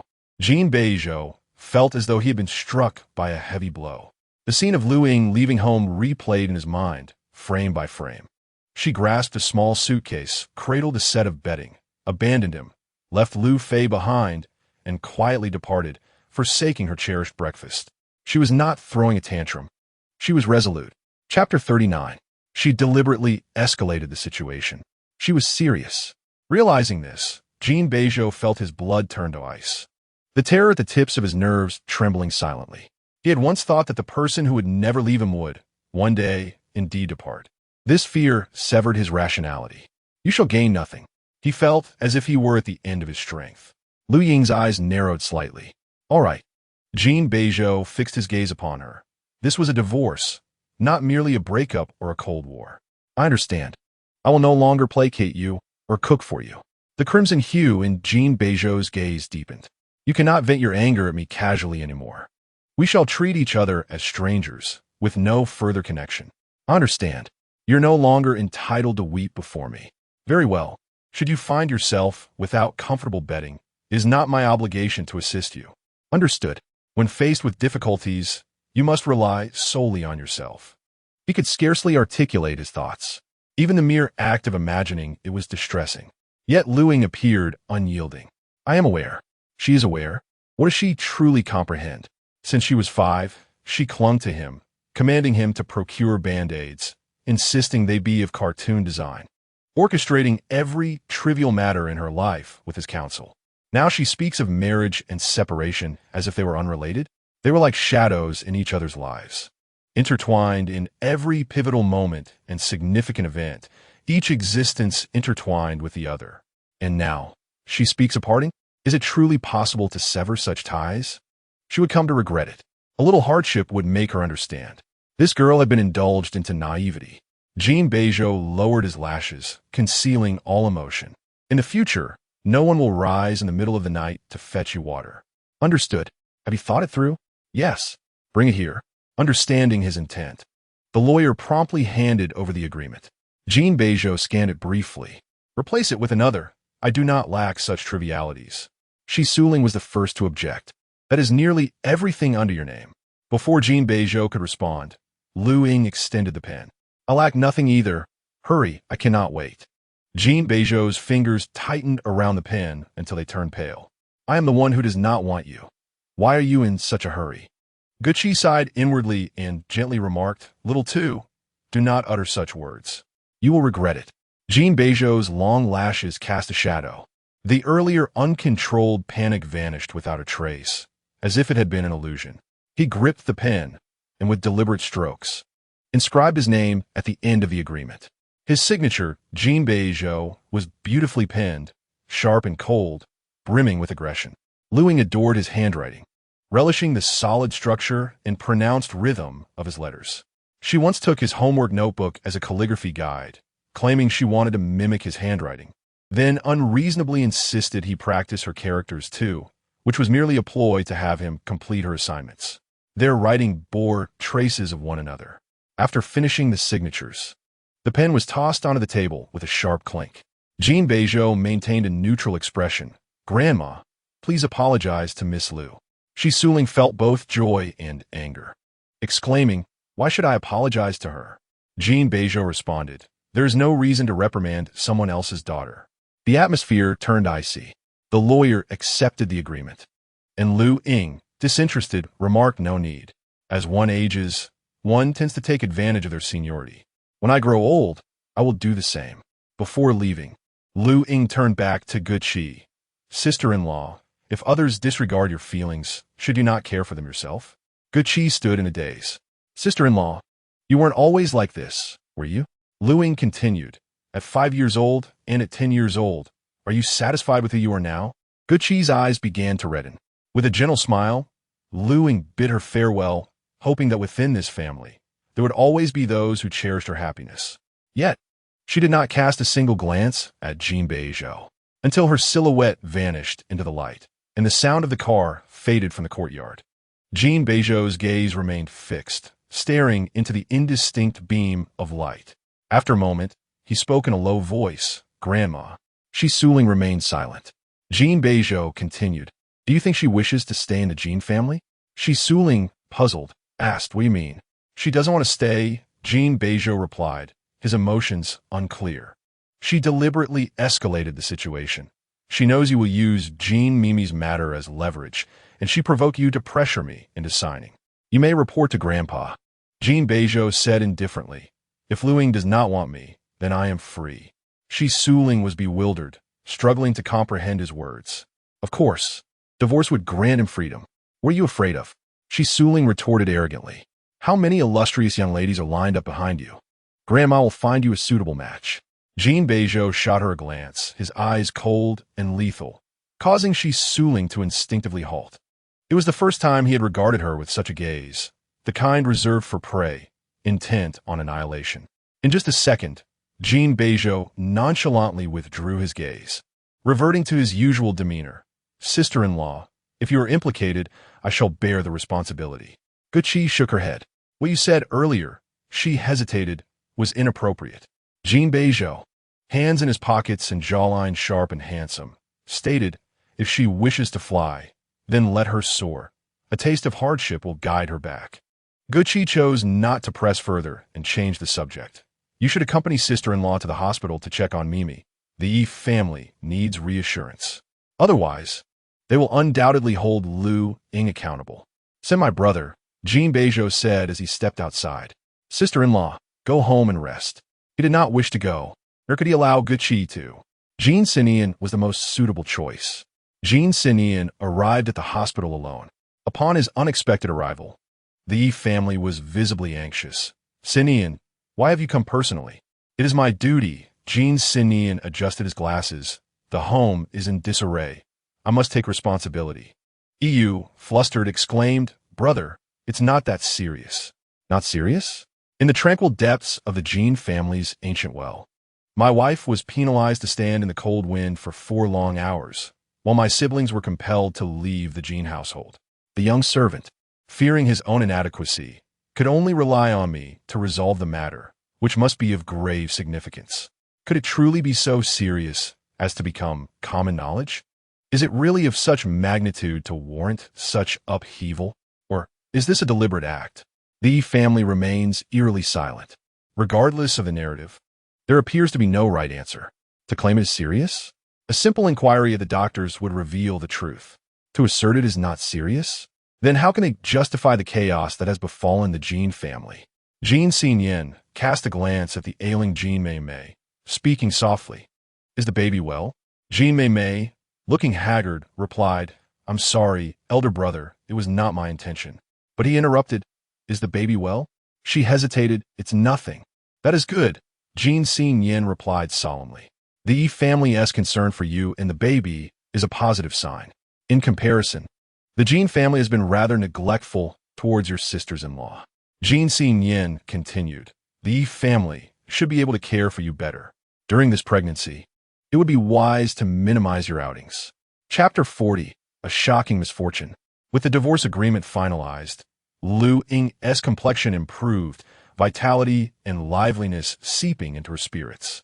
Yinxia and Han Shi were summoned to the rustic hall, where the three engaged in card games and conversation, inviting Zhang Ma to join them for a hot pot in the courtyard. The enticing aroma wafted to the neighbors, attracting a swarm of children, who were only dispersed after a handful of snacks and candies were distributed. "Such a loss," Yinxia lamented. "How can you forfeit everything? Why should I leave empty-handed?" Luying retorted, rolling her eyes. "You have no idea how troublesome the old lady is. I simply lack the energy to contest this." At this point, She blinked playfully, but I did add a supplementary clause to the agreement. Indeed, Hanshi sighed, beautiful, single, wealthy, and foolish, come quickly. Luying threatened to push him into the pot. You are the foolish one. You both are. This has nothing to do with me. Yin Xia protested. I said nothing. You needn't say a word, Luying huffed.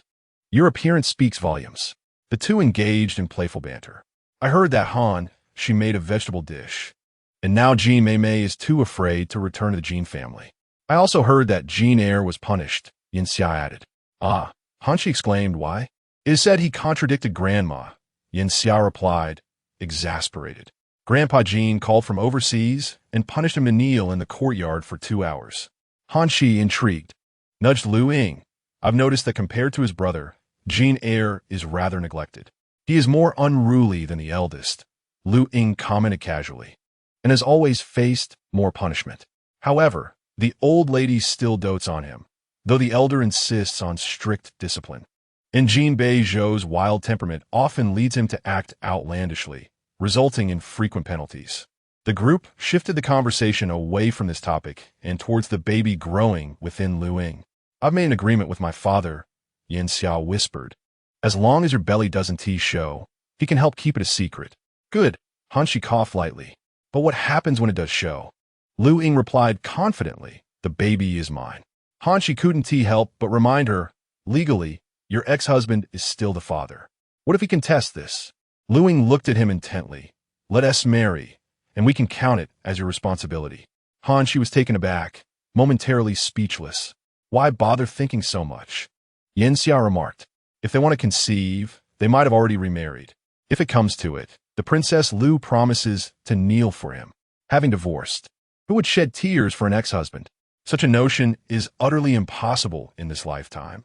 After Yin Xia and Hanshi departed, Luying responded to a few messages to confirm the working hours with the head of the Chess Institute, intending to engage in some activities. The regular gardener arrived to inspect the greenhouse, with Luying observing and learning beside him. While pruning branches, Luying accidentally scratched her hand on the thorns of a rose vine. It appeared to be a romantic endeavor, yet it proved quite challenging in practice. If the old gentleman were here, the gardener sighed, he would have scolded someone. Luying muttered, I told you he has a bad temper, yet he never admits it. The gardener replied, your grandfather cares for you. After tending to the greenhouse, Luying escorted the gardener outside, and by the fence gate, a familiar black sedan was parked. It was Jin Beizhou's car. The man, with a detached gaze, carried 2 bags, remnants left behind. They were merely trivial items that could have been discarded. But since he had brought them, Luying accepted them casually. Thank you, but next time you can handle it directly. Their interaction felt like an exchange of formality, teetering on the edge of unfamiliarity. Their fingertips almost grazed, and Jin Beizhou suddenly grasped the string bag with a frown. Did you get hurt? It was just a scratch from the rose thorns. It's nothing serious, Luying replied. It's fine. Jin Beizhou's heart tightened slightly, feeling a prick of pain, a bittersweet ache. He wanted to admonish her for not mentioning her injury, but swallowed the words, remembering the harsh words exchanged on the day of signing the agreement. In the next moment, he blurted, if you regret it, come back. Luying lifted her gaze, exerting force to pull the bag back. I regretted leaving too late. The paper bag tore apart. Jin Beizhou was left with only the handle in his grasp, feeling desolate.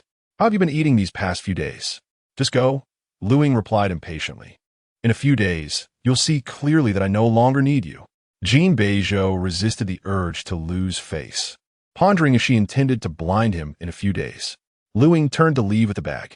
Jin Beizhou instinctively followed her, but before reaching the door, Luying slammed it shut. Don't you want to take a look at Fei Bao? Luying proposed through the ornate iron gate. May I take him for 2 days? Jin Beizhou's teasing voice replied, you're just trying to please me. Please leave, Luying responded.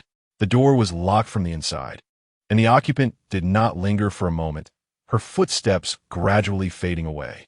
Jin Beizhou contemplated kicking the door, but hesitated, fearing Luying would retaliate. After a moment, he turned and took Fei Bao to the pharmacy.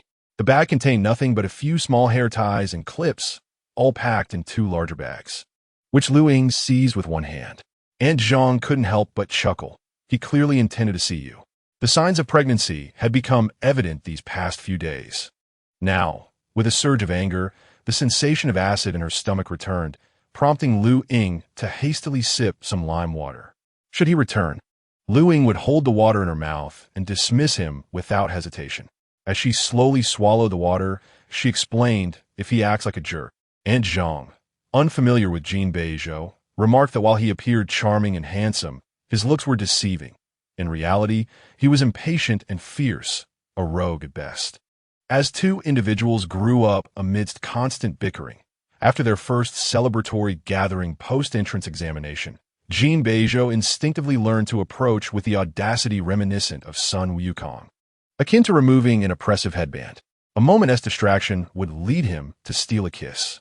Following such intimate encounters, he refrained from clarifying their relationship, leaving Luying anxiously awaiting his words.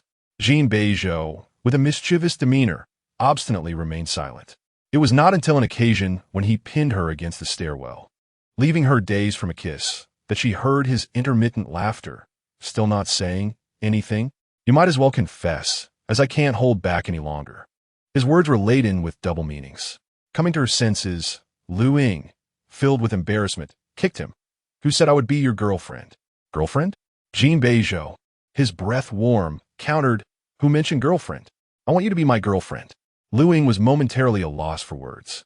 With a firm grip on her waist, Jin Beizhou pressed her. "So, what is it going to be?" Luying, clenching her lips, let her pride take over, unwilling to speak first.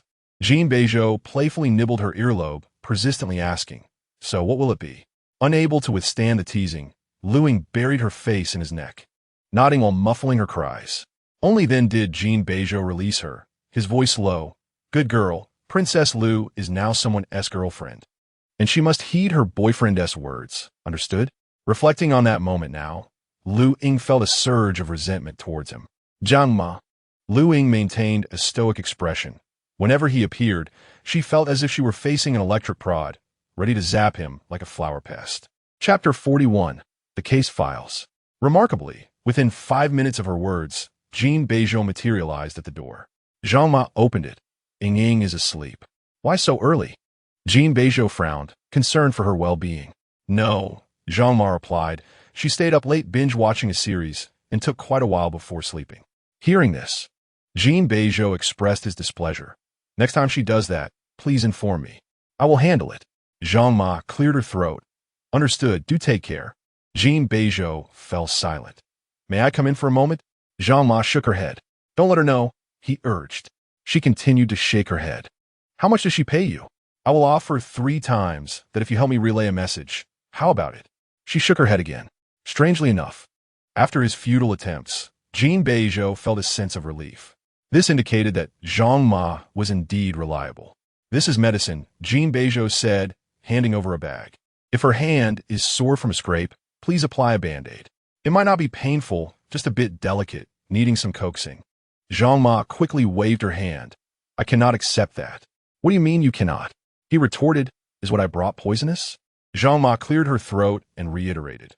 "No matter what he says or does, you must tell him to take it home and comfort himself." She added, "If you plan to climb over the wall, I have prepared an electric prod." Jin Beizhou's brow furrowed in surprise. Before he could even act, his intentions had been discerned. Noticing his lips move, Zhang Ma promptly added, "The community's access control has been altered. Your face and vehicle have been blacklisted. Should you attempt to enter again, it will trigger an automatic alarm." Jin Beizhou's expression darkened. "Luying, you truly are something." Luying's phone rang. It was Jin Beizhou calling. But she had no desire to answer. After hanging up, she swiftly blocked him, planning to unban him on the day she obtained her certificate. Zhang Ma entered, reminding her to sleep early, then hesitantly inquired, "Is young Master Jin disabled?" Having never met Jin Beizhou before, Luying had only briefly shared her family situation since arriving at the residence, knowing only that Jin Beizhou would soon be her ex-husband. At this, Luying was left bewildered. "What?" "The matter concerning Zhang Ma is rather delicate. She limps as she walks." Luying suddenly realizes that the punishment of kneeling has caused an injury. Zhang Ma responds, "Is this kneeling on knives?" Luying casually remarks, "That's just their family's way." The punishment of kneeling is not like kneeling in a family shrine with cushions. It involves kneeling on the cobblestones in the garden for 2 hours, which could lead to injury, if not death. Jin Beizhou, however, obediently complies, even at his age. He kneels when instructed. Zhang Ma, puzzled, assumes that the young masters of such families are typically raised with great delicacy. Luying stifles a yawn. Naturally, the Jin family's children are indeed treated with care.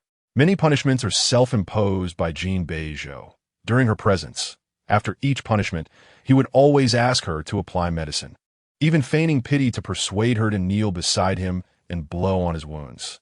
Yet, as she tended to him, things would often spiral out of control, with some taking advantage and insisting she remain by his side.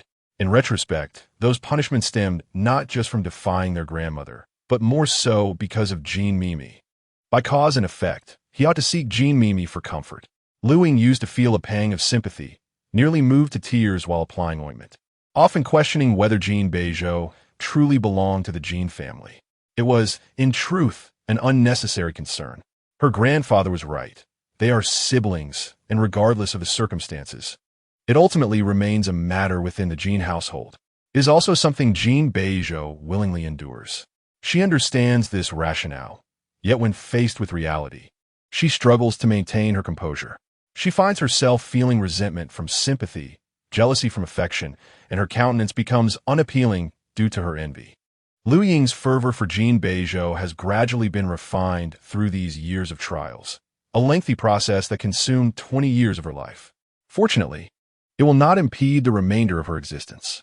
In her bedroom, the prenatal music plays softly, lulling Luying into a drowsy state as she hazily contemplates postpartum necessities and various plans for the baby's arrival.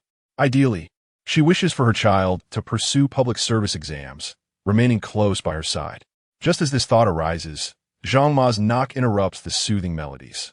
Zhang Ma, visibly exasperated, informs her, "Young Master Jin doesn't believe you've placed him on a blacklist.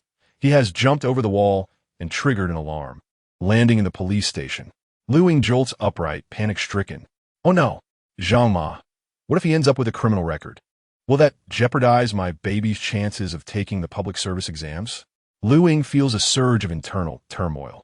She begins to suspect that unseen forces are watching her thoughts. Otherwise, how could it be that just as she contemplates her child as future exams, Jin Beizhou finds himself in police custody? Regardless of what lies ahead for her child, as a mother, she must first clear any obstacles. Suppressing her frustration, Luying leads Jin Beizhou out. He glances at her from the corner of his eye, a fleeting smile gracing his lips before it vanishes. Returning to his usual serious demeanor. "Please abide by the law," Luying insists, enunciating each word. "Live a life of integrity. Taxes must be paid. I do not wish for my life as history to include a husband with a criminal record." Jin Beizhou raises an eyebrow, seemingly unfazed. "Oh," Luying contemplates. "Perhaps we should include this in the agreement." Jin Beizhou chuckles. "Does that hold any legal weight?" Luying, growing impatient, retorts, "Can you guarantee that?" "I cannot," Jin Beizhou replies. Luying endured and kindly remarked, "You see, I am not the one suffering inside, am I?" Jin Beizhou retorted, "I believe it is you. You would feel heartache." Jin Beizhou, utterly shameless, would indeed worry. Luying tilted her head, gazing at him in the night. "I mean it. The moment I learned you were taken to the police station, I would rather you be electrocuted. Heartache? Worry? I fear you might hinder my child's ambition." Luying continued, "At least it won't leave a criminal record." Jin Beizhou scoffed.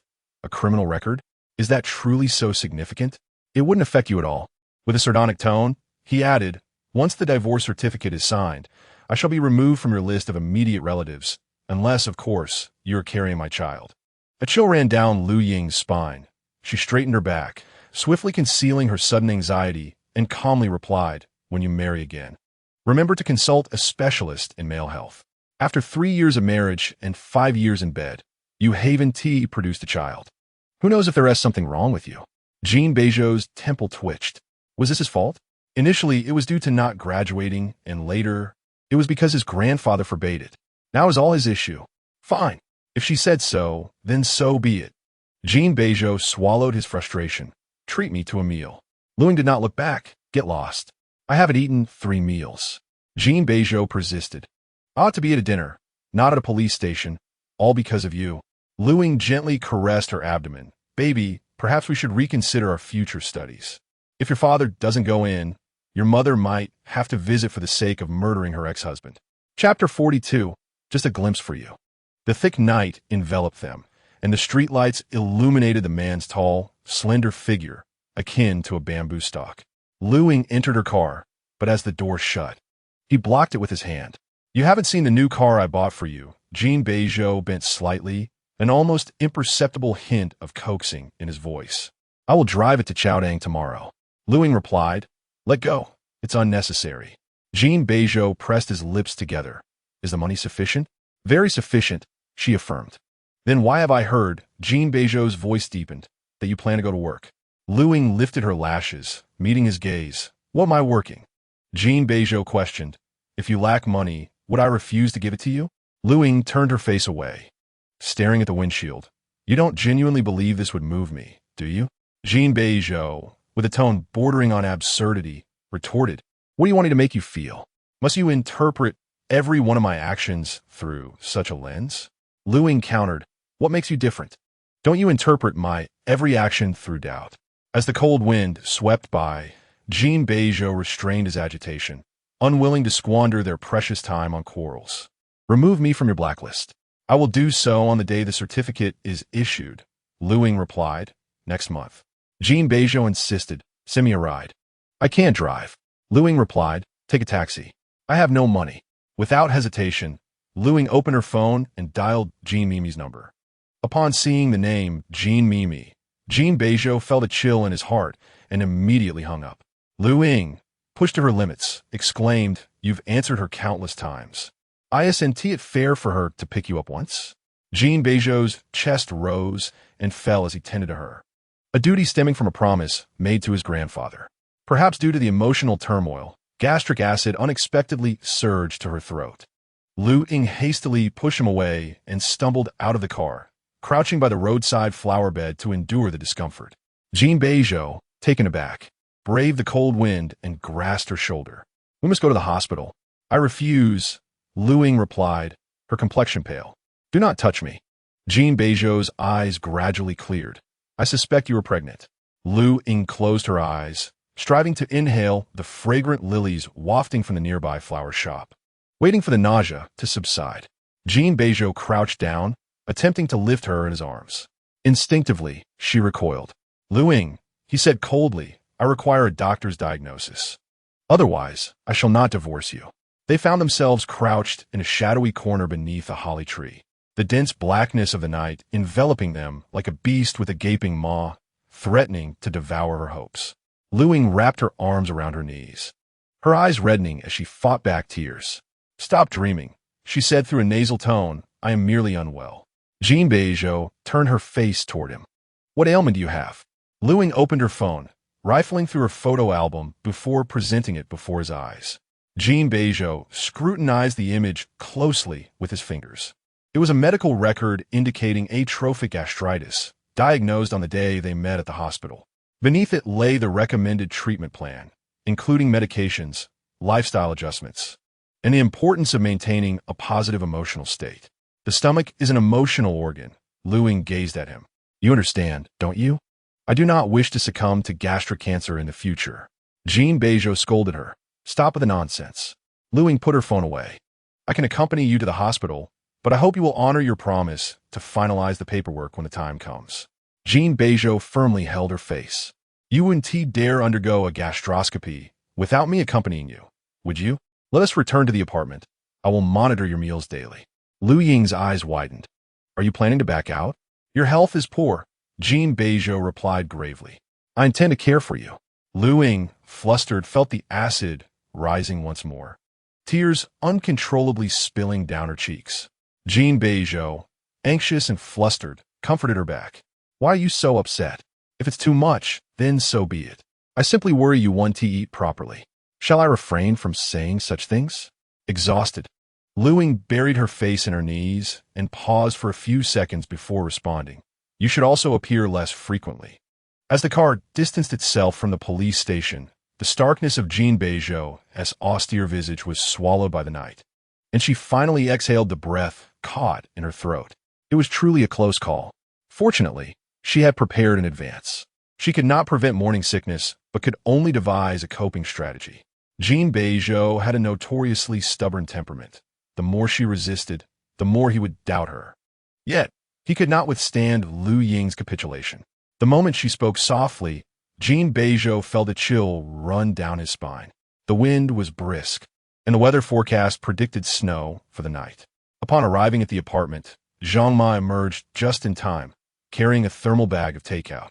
Young Master Jin ordered from the restaurant. It's all medicinal dishes to aid the stomach. Do not want, Luying replied. Zhang Ma sighed, explaining that the restaurant delivery person had informed her that Jin had placed an order for a month's worth of meals for breakfast, lunch, and dinner. Luying glanced at the restaurant's name. It was one she frequently patronized, and she had their number saved on her phone. Luying directly dialed. Hello. I wish to cancel my subscription. Luying, Jin Beizhou. Luying, yes, I am his wife. Luying, I understand. You may keep the deposit, but please donate the balance. Zhang Ma. As the call ended, Luying faced the chilling night breeze, inwardly lamenting who would want his possessions, yet cheerfully exclaiming, "How clever I am!" She marveled at her own ingenuity in crafting such a response time and again. Zhang Ma was at a loss for words. Indeed, snow fell during the night and continued into the next day. The interior was warm and cozy, while a winter-sweet tree in the courtyard stood dusted in pristine white. Luying contemplated stepping outside to build a snowman, but Zhang Ma forbade her from doing so. As snowflakes fluttered down, the doorbell rang, and Zhang Ma initially thought she had misheard. In such weather, especially during the holiday, staying indoors to watch television was far more comfortable. Moments later, Zhang Ma returned, her expression difficult to decipher. Young Master Jin has sent something. Luying, as always, replied, No. Zhang Ma was speechless. It was Fei Bao. Luying was taken aback.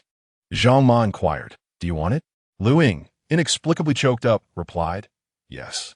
She notified the doorman to grant passage, and the delivery man entered. Both Luying and Zhang Ma were momentarily speechless. The delivery man had a pet carrier slung over his shoulder containing Fei Bao, while cradled in his arms was a child-sized snowman. Encased in a transparent box, the snowman was remarkably lifelike, adorned with a familiar brown-tinted pair of sunglasses and a red and white striped tie around its neck, all belonging to Jin Beizhou. The delivery man said, Please sign here. For Fei Bao's sake, Luying signed the delivery slip. The snowman was placed on the porch. The delivery man turned to leave. Luying opened her mouth. Fei Bao, this.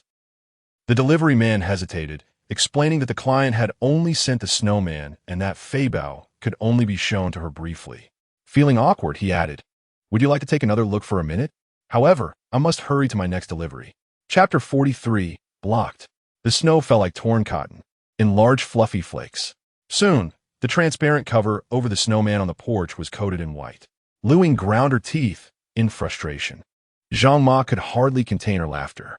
The snowman even sported a smiling mouth, yet now it exuded a sense of malice.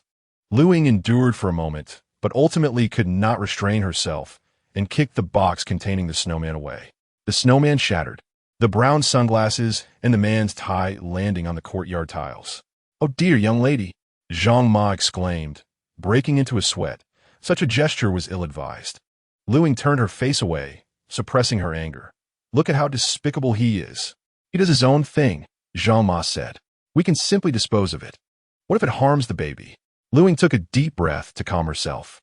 Then, lowering her gaze, she unblocked Jin Beizhou from her blacklist, took a photo of the shattered snowman in the courtyard, and sent it along with dozens of middle finger emojis. As soon as the message was sent successfully, Luying promptly blocked him again, denying him any opportunity to respond. Zhang Ma hesitated, pondering how to deal with the sunglasses and tie, which appeared quite expensive. Luying turned to walk inside, dispose of them as harmful waste. Jin Beizhou frequently sent items over, perhaps aware that Luying would refuse. His excuses were varied and numerous. On the 8th day of the new year, the snow in the community melted, and Guqi came to visit her. "These are all supplements." Guqi gently reminded her to take them on time, and she meticulously prepared the maternity bag, ensuring no one would notice. Luying reassured her not to worry. Everything was arranged properly. Gucci accompanied her for lunch, softly reciting the precautions to take during pregnancy. Zhang Ma entered with a food box, looking quite helpless. Young Master Jin had someone deliver this. Zhang Ma continued, "He knows you returned the last one." Luying, forced into a practiced response, suggested, "Feed it to stray dogs." However, Zhang Ma added, "The delivery guy mentioned that you should accept it. Young Master Jin has entrusted you with Fei Bao's care for 2 days." The dishes delivered from the restaurant were light yet fresh, accompanied by a bowl of nourishing medicinal soup gently steaming. The food looked delightful, and Gucci said, "Eat some vegetables. You cannot misuse the medicinal soup. Give it to me." Luying nodded in agreement. Gucci chuckled, saying, "The waiter must not have known you were pregnant. Otherwise, he would have let Fei Bao come over." Jin Beizhou kept his word and had Fei Bao sent to the cottage that afternoon. However, the delivery guy specifically reminded, "I will come to collect the order on the afternoon of the day after tomorrow." Luying exclaimed, "Indeed." After a few days apart, Fei Bao had gained some weight. Its fur glossy and smooth, still carrying the fragrance of gardenias. It seemed that Jin Beizhou had taken great care of it, as it must have just had a wash at the pet shop before being sent over. Filled with affection, Luying rubbed her face against Fei Bao, inadvertently touching a cool object. It was the peace charm she had discarded. Gucci expressed surprise. "This looks similar to yours." Luying replied, "Yes." Gucci examined her neck, which was only clad in a thin garment, and asked, "Where's yours?" Luying answered, "I gifted it to someone." "Ye ki, Astoni said, "Kufunet." "You gave it away?" Luying nodded. "But that was your gift for your 18th birthday." Gucci continued, still in shock. "You never part with it, right?" Luying softly replied, "It has served its purpose. It saved my life." Gucci was puzzled. Luying did not wish to discuss the matter concerning wages any further. Since the events had passed, dwelling on them held no significance. "The original stone of your peace charm was personally selected by the waiter," Gucci lamented. "Such a large piece, and he chose the most transparent part to make a peace charm. Grandma felt it was a pity and used the leftover material to make a bracelet for Mei Mei." Luying paused. Gucci scrutinized her expression. "You didn't know?" Luying quickly masked her unusual expression. She truly did not know. All she remembered was that Jin Mei Mei had specially donned a qipao to match that bracelet. Her eyes sparkling as she mentioned to her friends, "My second brother picked the material." A group of friends praised Jin Beizhou for his discerning eye, remarking that such quality jade was hard to find nowadays. They also extolled Jin Mei Mei as the beloved princess of the Jin family. At that moment, Luying stood outside the door, longing to remove her own peace charm, but hesitated when it was in her grasp. Because of this incident, Luying forbade Jin Beizhou from touching her that night, unwilling to reveal her true feelings, fearing it would make her seem petty and jealous. Jin Beizhou pinned her beneath him, kneeling beside her, beads of sweat forming on his forehead as he pleaded with her. Luying turned away, nearly driving him to madness. In the end, Jin Beizhou bought her a limited edition supercar from abroad, and only then did Luying reluctantly relent, silently forgiving him in her heart. It is fascinating how a single event can be interpreted in myriad ways, depending on one's perspective. Take, for instance, this piece of jadeite. The remnants from crafting a Pai & Co. were transformed into a bracelet. After creating a Pai & Co., another bracelet emerged, each entirely imbued with distinct significance. Both of you, Gucci shook her head, are simply lacking in communication. Luying, unfazed, replied, "Sister-in-law, some matters cannot be resolved through mere dialogue. Our continuous bickering might be heaven's way of indicating that we are fundamentally incompatible." At this juncture, Zhang Ma entered, hesitating to speak. Luying, silent, had a premonition. Could it be that he is bringing yet another gift? Zhang Ma nodded. "What is it?" Zhang Ma responded, "A sports car adorned with a bow. Its back seat overflowing with flowers." Zhang Ma had to admit, it stands out quite conspicuously within the community. Gucci pondered momentarily before recalling. "Today marks your wedding anniversary, does it not?" Luying remained silent. After their separation, who would still celebrate? Zhang Ma. Luying gently patted Fei Bao's head. "Let that car return the way it came." Zhang Ma explained. "The vendor insisted that it is customized specifically for us, with the color and interior tailored to personal preferences, and it cannot be returned. We must accept it. After a brief contemplation, Luying recalled that she had previously declined the car Jin Beizhou had bought for her, opting instead for her own vehicle, which had aged over the years. Acquiring a new car did not seem extravagant. She nodded in agreement. The new car was a pearl white Porsche, its sleek lines captivating, while the back seat was crammed with vibrant roses. Luying signed the paperwork and glanced at the price. "Are these flowers returnable?" she inquired. The staff member, taken aback, responded, "What?" "The flowers," Luying insisted earnestly. "Can they be returned?" Seeing his discomfort, she relented. "All right. Thank you for your trouble." Once the paperwork was completed, Luying estimated the value of the flowers and contemplated releasing Jin Beizhou from her blacklist, intending to transfer the funds for the car as well. Yet, the message never went through. At some point, Jin Beizhou had blocked her. Chapter 44.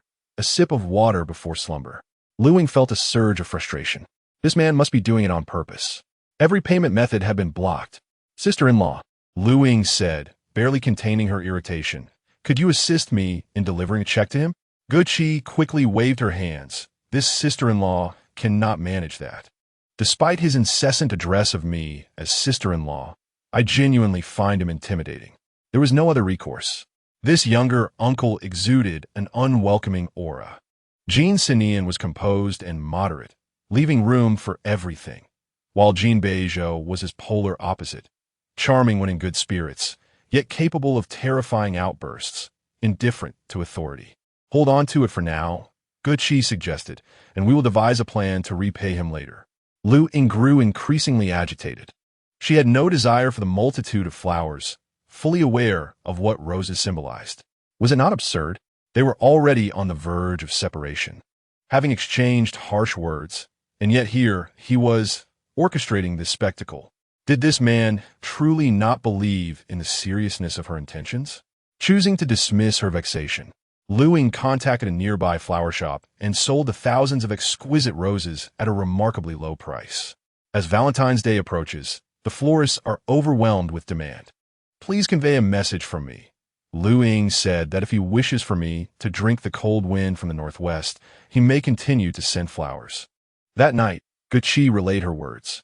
Half of the tequila in the ice bucket found its way into Jin Beizhou's stomach. His eyes gleamed with an unusual light. An observer might mistakenly believe he was on the verge of tears. But how could that be? Jin Beizhou shedding tears was utterly inconceivable. He was merely intoxicated. His voice as indifferent as ever. "Next time, don't send flowers, send cash. Selling cash at a low price is illegal." Yiki interjected. While Jin Beizhou frowned. "Stop drinking." "Why not?" Jin Beizhou replied absent-mindedly. "There's no wife to embrace at home." The cold, desolate room was chillingly solitary. Jin Beizhou remarked, "I've heard you're liquidating your assets." Jin Beizhou tilted his head back, pouring the liquid down his throat, his Adam's apple bobbing distinctly. "Yes," he said, licking his lips, the effects of alcohol evident. "Rest assured, brother, it's all money I earn myself. It has nothing to do with the Jin family." Jin Beizhou, unperturbed, suggested, "If you dislike the royal court, pursue what you love. I will speak to grandfather." Another glass of liquor slid down Jin Beizhou's throat. It no longer mattered. His consciousness was hazy. "Brother, you bear the weight of family responsibility. I need not carry it. I only need to take care of Luying." Yet now, Luying no longer wished for him. Nothing seemed to matter anymore. Gucci headed to the kitchen to prepare a hangover remedy and some late-night snacks for the brothers. A phone rang on the table, and Jin Beizhou paused, an imperceptible relaxation in his demeanor. "Is it Luying?" Jin Beizhou checked the caller ID. It was a restaurant in Beijing. Jin Beizhou scoffed. "I forgot. I blocked her." "Will you answer it?" "Please take it from me," Jin Beizhou replied, sipping his drink. "My wife no longer wants me. The candlelight dinner is canceled." The reservation was made a year prior for their anniversary. Jin Beizhou, frowning, answered the call. "Yes, sorry. Please cancel." Jin Beizhou sank into the leather sofa, staring vacantly at the crystal chandelier. Luying had not returned for 8 days, far exceeding his initial estimate of 5. Aside from the time when her grandfather fell ill, they had never endured such a prolonged disagreement. Jin Beizhou extended his hand. "Let me borrow your phone." Uncertain of his intentions, Jin Beizhou could not argue with a drunken man and handed over the device. Jin Beizhou swayed slightly. "I'll borrow your guest room for the night."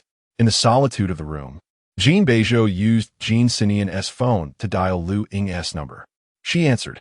His voice was hoarse. "Luying, drink some water before you sleep." There was a moment of silence.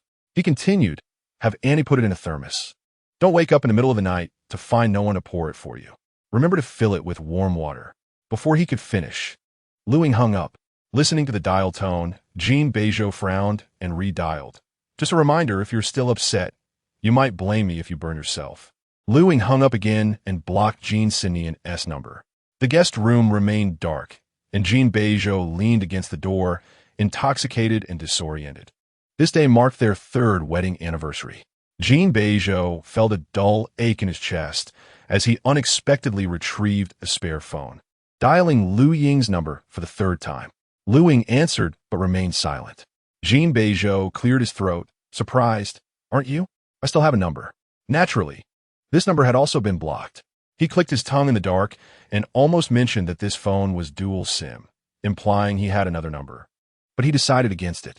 Considering the time, it was likely that the girl was already asleep. Jin Beizhou brought him a hangover remedy and inquired, "Aside from your marital home, have you sold off all other fixed assets? If you need funds, you could talk to your brother." "No," Jin Beizhou replied, downing the soup. He lamented the projects that had been abandoned and contemplated reviving them. Jin Beizhou seemed contemplative. After finishing the soup, he attempted to take the bowl from Jin Beizhou, who deftly moved his hand away, replying softly, "I'll wash it myself. I'm used to household chores. There's no need to trouble my sister-in-law." Jin Beizhou remarked. After washing the bowl and taking a shower, time seemed to linger, still caught in the present. It was, after all, their wedding anniversary. Jin Beizhou scrolled through his phone to find the video of his wedding with Luying, where he saw a beautiful bride sweetly nestled against him, her dependence evident as they moved together. A subtle smile flickered in his eyes as he watched. The phone lay propped beside his pillow, the video exuding a lively ambience. Luying tugged at his tie, standing on tiptoe to plant a kiss on his cheek, her voice melodious. "Jin Beizhou." He responded. "I think today is very important," she said. With a smile in his throat, he replied. Luying playfully teased him, eager to elicit a response. "So what should we do?" The soft white veil was caught by the wind, and Jin Beizhou couldn't help but indulge her. On Princess Lu's big day as a bride, her husband must remember it. Right? "Just don't forget." Luying chimed cheerfully, requesting flowers, gifts, and a candlelit dinner. Jin Beizhou acquiesced to all her wishes. Who was it now that failed to keep promises? Reflecting on this, Jin Beizhou felt a surge of frustration and, in a fit of anger, ruffled Fei Bao's fur. Fei Bao whimpered softly, and Jin Beizhou pressed on. "Jin Lu Fei, if your mother doesn't return, you'll take my surname. Let's see how anxious she gets." Fei Bao let out a quiet bark. The video continued to play, with Luying shyly calling him her husband. A wave of pent-up anger dissipated inexplicably within him. Fei Bao had spent 2 days at the cottage, receiving abundant affection from Luying, who even washed it with her own shampoo, leaving traces of her scent in its fur. Jin Beizhou pressed his nose against its head and gently patted it. "Sleep well. In a couple of days, I'll take you to see her." On the 10th day, Luying unexpectedly received a voice message from Chen-Chi. He jokingly asked, "You said you'd treat me to coffee. Have you forgotten?" Luying had not forgotten. Rather, her suspicions about him had dissipated, especially since he had indeed been at Jin Beizhou's birthday party. Since Chen-Chi had taken the initiative to reach out, she felt compelled to accept. What about now? Chen-Chi's voice carried a hint of laughter. "I'm at the royal court, discussing some business. Would you like to join?" Luying had never been to the royal court, which was Jin Beizhou's domain. Just as she was about to make another appointment, Chen-Chi sent another message. "I see you're interested in the tattoo on my arm. The tattoo artist is here. If you're curious, you can chat with him." Luying blinked her long eyelashes, wondering if this tattoo artist had inked similar designs for others, perhaps uncovering some clues. She also intended to return the car loan to Jin Beizhou. Luying drove her own vehicle to the royal court. The entrance to the establishment was resplendent, flanked by imposing stone lions exuding an air of authority. The open-air parking lot showcased an array of rare luxury cars, each a testament to the esteemed membership status. Before Luying's car could enter, she was halted by security, who requested her reservation and access credentials. Luying replied, "What credentials? I didn't realize I needed proof to come here. Is an ID and driver's license sufficient?" The security guard scrutinized her and leaned closer to the intercom, summoning two individuals, claiming someone was causing a disturbance. Luying thought, "Is that someone referring to me? Am I unwell? This place seems fine. I have an appointment," she added. "Am I not allowed in?" The guard assessed her vehicle again and instructed, "Then please have your contact come and escort you." He gestured for her to move aside, emphasizing, "Please step aside. Do not obstruct the esteemed members behind you." Luying could almost hear her teeth grinding in frustration. She maneuvered both herself and her car to the side, seething as she exited the vehicle, attempting to communicate with Chun-Chi through text, but after several attempts, she couldn't bring herself to send it. Just then, the guard stood at attention as a car approached, saluting, "Good day, miss." Luying turned to see Jin Mimi's vehicle. The car was driven by a chauffeur, and as the window descended slightly, Jin Mimi's gaze lingered on Luying for a fleeting moment before she effortlessly averted her eyes, as if she hadn't seen her at all, dismissing her with an air of disdain. As the wind swept by, the car continued forward without pause. Luying lowered her eyes, typing a few words to Chun-Chi before sending them. Almost immediately, her phone rang. It was Chun-Chi. "I apologize for the oversight. I'll come and pick you up." It wasn't a mere oversight. He clearly hadn't anticipated that Luying shared a bed with Jin Beizhou, and yet she wasn't even permitted to cross the threshold of the royal court. Chun-Chi was merely attempting to alleviate her embarrassment. Luying exhaled softly. While she was particularly concerned about losing face, she was unwilling to do so in front of Jin Mimi. After years of rivalry, what was the difference between this and falling flat on her face before an adversary? It was undeniably vexing. Before Chun-Chi could arrive, the security guard suddenly opened the automatic doors, his demeanor exuding both warmth and servility. Who could this new distinguished guest be? However, the car came to a halt beside Luying. The guard pulled her aside, saying, "Step aside, don't block the way." Luying, engrossed in her phone, was caught off guard and stumbled slightly. The window rolled down swiftly, revealing Hu Chuang's astonished expression. "Do you know who this is? How do you pull her?" Seeing him, Luying suppressed the anger that threatened to surface. She bore no ill will toward the guard. He was simply doing his job. Yet now, anyone associated with Jin Beizhou became the target of her ire. She averted her gaze, pretending not to see Hu Chuang. Just then, Chun-Chi arrived, prompting Luying to lower her eyelashes and inquire, "Can we enter now?" The security guard glanced hurriedly at Hu Chuang, seemingly awaiting his cue. Hu Chuang, visibly frustrated, exclaimed, "Hurry up, this is your boss's wife." The security guard trembled slightly. "No, it's just that." Luying showed no expression and left. Chun-Chi, with a gentle demeanor, suggested, "Shall I drive?" Luying nodded and slid into the passenger seat. Despite her petite stature compared to an adult man, the parking lot was just inside, not far away. Moreover, Chun-Chi sensed that Luying was in a distressed mood. In the midst of the early spring, the security guard was drenched in sweat. Hu Chuang, bewildered, inquired, "What on earth is happening?" The guard stammered, "I don't know. She just said she was here to visit a friend. Our policy requires an appointment, and she needs to be a member." At this point, his eyes widened. Moreover, the young lady didn't say a word when she passed by. This was perplexing. If only Jin Mimi had called out sister-in-law, the guard would not have failed to recognize her. Hu Chuang frowned. "Which young lady?" The guard replied, "Miss Jin Mimi." With a troubled expression, he added, "Young master who, I hope I want to be dismissed." Hu Chuang sneered, "Regardless, your boss is in deep trouble." Meanwhile, Jin Beizhou was holding a meeting on the top floor of the royal court.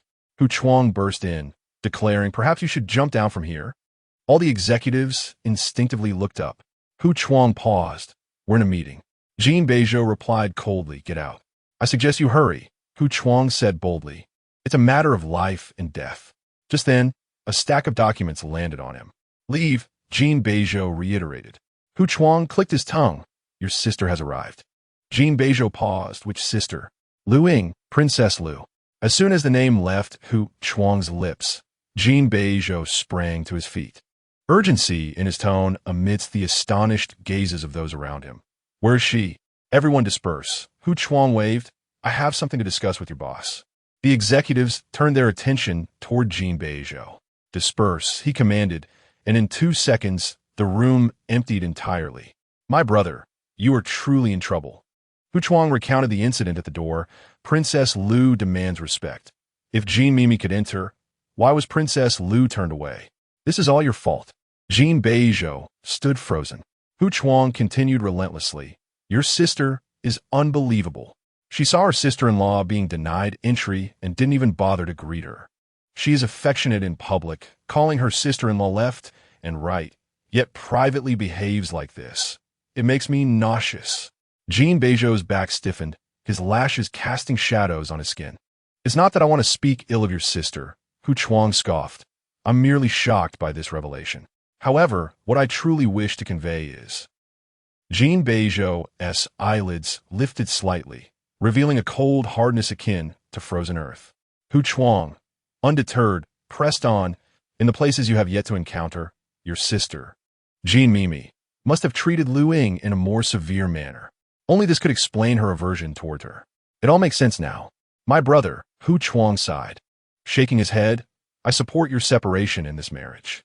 Jin Beizhou's eyes reflected a chilling frost, regardless of good or bad, wealth or poverty, sickness and health.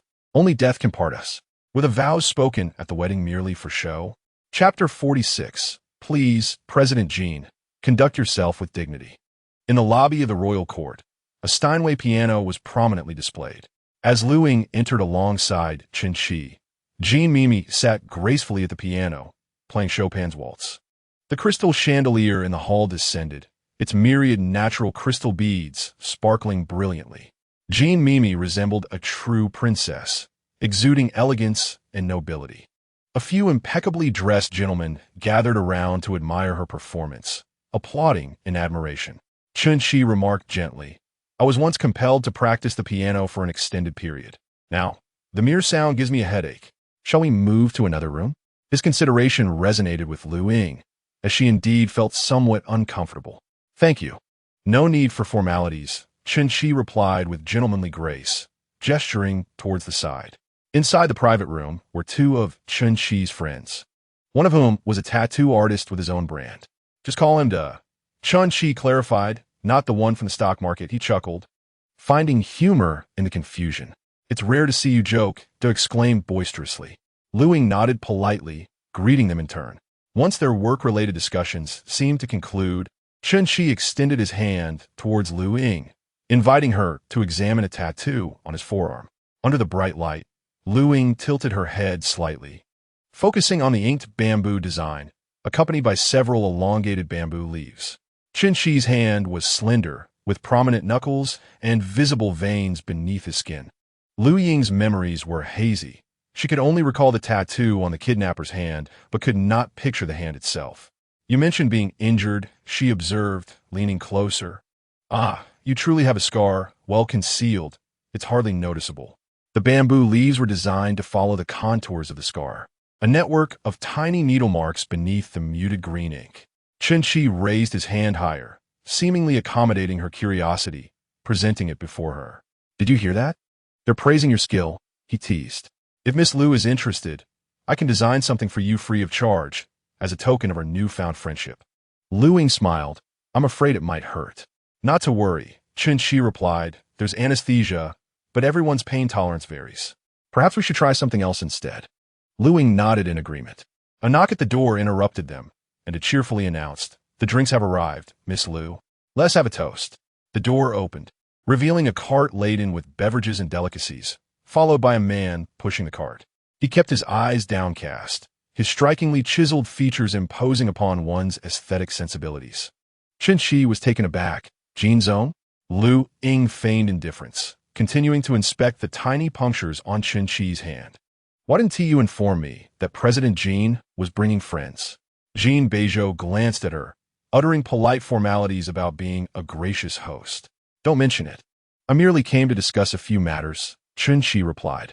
Jin Beizhou personally placed the fruit platter on the table and uncorked a bottle of red wine, pouring for everyone. Chun-Chi half stood in gratitude. President Jin, truly, no need for such formality. It's only proper, Jin Beizhou said, wiping his fingers dry after touching the ice bucket, and I must thank President Chun for taking care of my wife. Da's eyes widened, instinctively shifting his gaze to Luying. She was the only lady present. Luying succinctly replied, "We are divorced." Da's eyes darted in surprise. "Ah, such a handsome couple. How could you part ways?" "Simply incompatible," Luying stated matter-of-factly. The rich, slightly astringent aroma of red wine filled the room. Jin Beizhou offered no response to her words and, instead, bypassed Chun-Chi to occupy the empty seat beside Luying. In that lively atmosphere, "Shall we indulge in a toast?" Chun-Chi replied, "Sure." Luying waved her hand. "I cannot drink. My stomach is unwell." Upon hearing this, Chun-Chi set down his wine glass and picked up the kettle. "Then let us have a cup of warm water. One must maintain regular meal times." "All right." Jin Beizhou leaned against the back of the sofa, his slender fingers gently swirling the wine glass, his gaze seemingly fixed on the crimson liquid. Luying, uninterested in joining the revelry of drinking, cradled her cup of hot water and sipped it slowly. Having achieved her purpose for coming today and having exchanged contact information, Luying decided it was time to take her leave. Chun-Chi chuckled, "You still owe me coffee." Luying blushed. "Next time? Today shouldn't interfere with your time with friends." "Very well." Jin Beizhou rose as well, his hand discreetly pressing down on Chun-Chi's shoulder, effortlessly guiding him back into his seat. "I shall keep my wife company," he said lightly. "Chun, please enjoy yourself." Chun-Chi remarked. The internal layout of the royal court resembles a bird's nest, with corridors branching in all directions and opulent decor.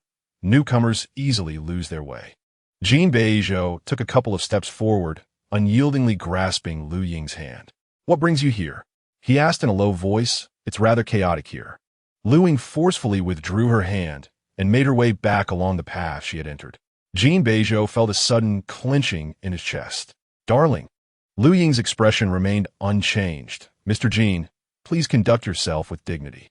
Jin Beizhou swallowed hard, stepping in front of her. "Have you been wronged? I can call them to apologize." "No need," Luying replied calmly. "I simply came to visit a friend." Jin Beizhou's breathing quickened. "What is he to you?" Luying retorted. "You should be more astute. You wouldn't have enough wits to keep up with him." "Does this concern you?" Luying raised her head. "I do not interfere with your friendships. I hope you will extend the same courtesy to me."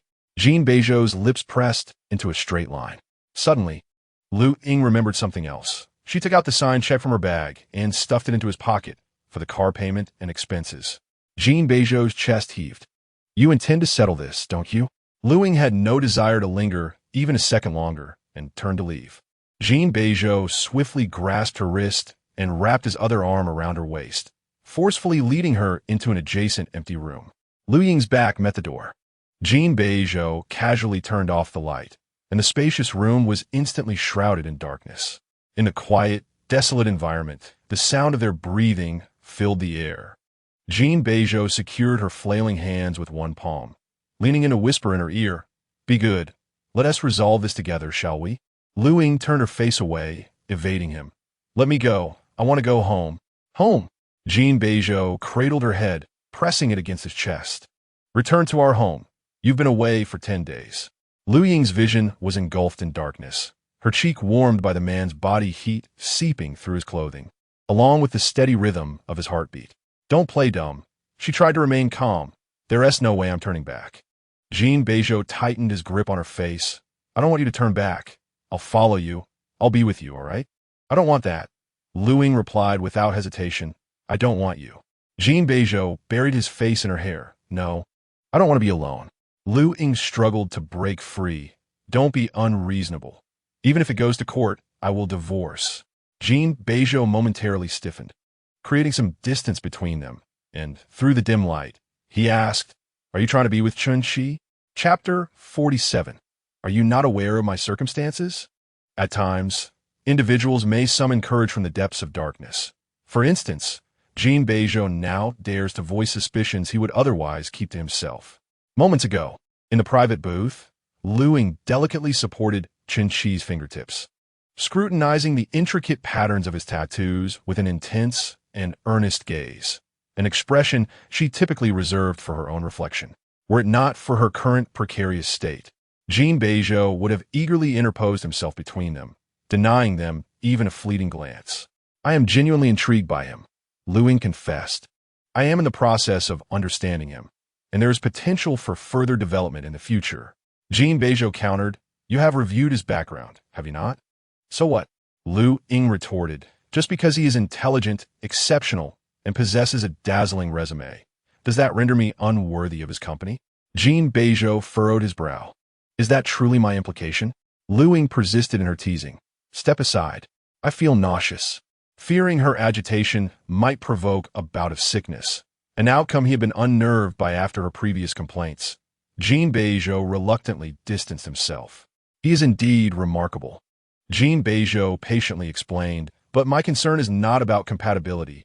Rather, it is his complex background. There are several years of his life that remain a complete enigma, with no one aware of his activities during that time. This encapsulated his true intent, contrasting sharply with Luying's interpretation.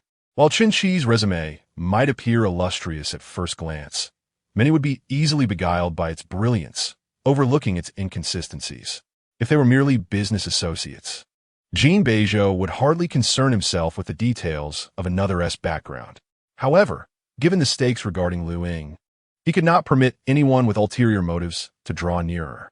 As for the kidnappers, Luying had originally lacked a lead, and the tenuous clues she had managed to uncover were swiftly extinguished by Qin Shi's nonchalant demeanor. Once Jin Beizhou spoke, Luying's initial resistance dissipated. Is that so? You rarely show such amiability. Do share more. Jin Beizhou, exasperated, remarked, The moment I mention him, you suddenly cease your antics? Luying shot back.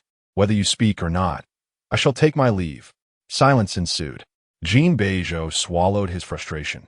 The gaps in his narrative are indeed suspicious. A living person does not simply vanish in a thin air. There must always be some trace. Yet, Qin Shi left no such evidence. After the passing of his adoptive parents, Qin Shi was engulfed in grief, succumbing to despair. It was precisely during these years that his life remained utterly untraceable. Such a feat is not something an ordinary individual could accomplish, let alone someone engaged in lawful business activities. Do not be deceived by his outward appearance, Jin Beizhou warned. Should he approach you, refrain from meeting him alone. Luying's thoughts had already wandered far afield. The doubts she had just dispelled about Qin Shi resurfaced. Logically speaking, as a married woman, albeit in the process of divorce, Qin Shi ought to maintain a respectful distance. She had nearly forgotten the coffee incident when he casually mentioned it, even inviting her to the royal court. More significantly, he introduced her to his associates and openly encouraged her to examine his tattoos, as if striving to prove his innocence, to assert that he was not a kidnapper. Yet the fact that Luying had been abducted was unknown to Qin Shi. What, then, was he attempting to validate? Silence, she demanded, her mind in disarray. Jin Beizhou cradled her face gently. Have you taken note? What? Luying replied, All right, as he rambled on incessantly. Resembling a nagging old woman, she paid him no heed. Shall we head home? Jin Beizhou abruptly shifted the topic, suggesting a new hairstyle for Fei Bao. Interested? The matter concerning Qin Shi was too convoluted to unravel at the moment, and Luying decided to set it aside. On the 5th of next month, which conveniently falls on a Wednesday, we can get our marriage certificate. She opened the door and continued her departure. Jin Beizhou remained stationary, his voice cold and detached. You've grown tired of me, haven't you? His lack of warmth was palpable. Without turning back, Luying replied curtly, Yes. Jin Beizhou gritted his teeth and followed closely, questioning, Is it my face or my physique? Luying replied, Neither. If it's my face, I could always undergo surgery. He retorted, And if it's my physique, I can train. She shot him a glance. You're acting more suspicious than Qin Shi. Who exactly was Jin Beizhou? He was the second son of the Jin family, accustomed to being pampered since childhood. Even Luying had often compromised her own stance to seize opportunities to be with him. Jin Beizhou, irritated, remarked, We grew up together. You know my background well enough. Luying replied nonchalantly. Who knows? He grasped her wrist, insisting, let us go home. I can't trust you to be alone. Luying frowned, losing her patience. You don't need to prove anything, do you? I'm leaving. At this, Jin Beizhou pressed his lips together and lowered his voice. This is my fault. I didn't explain things clearly. The operations at Huangting are chaotic. I don't want to hear it. Luying snapped. What does it matter to me? Jin Beizhou leaned in, meeting her gaze. It's genuinely unsafe here. He couldn't elaborate on the dangers, but he was reluctant to let her venture alone, fearing the worst. He simply wished to protect this one girl, as he could not bear any unfortunate outcome. Between misunderstanding and tangible harm, he would rather endure the former. Luying found it absurd. As a consumer, I shouldn't be able to come here? Jin Beizhou looked at her, saying, You're not just a consumer. You're my wife. Luying shot back soon. I want to be. Since you still are, let us go home, he stated. After a moment of restraint, Luying could no longer tolerate it. She slipped past him, heading toward the lobby. Jin Beizhou crossed his arms and followed at a leisurely pace. Though there were directional signs within Huangting, they resembled a labyrinth, requiring Luying to decipher their meanings, which was more absurd than using alien symbols for the restrooms. Hoping to ask a server for directions, she found them bowing their heads in deference to their boss, too intimidated to speak. In her mind, she recalled the grand Steinway piano in the center of the lobby, beneath a crystal chandelier. She began her search for the piano.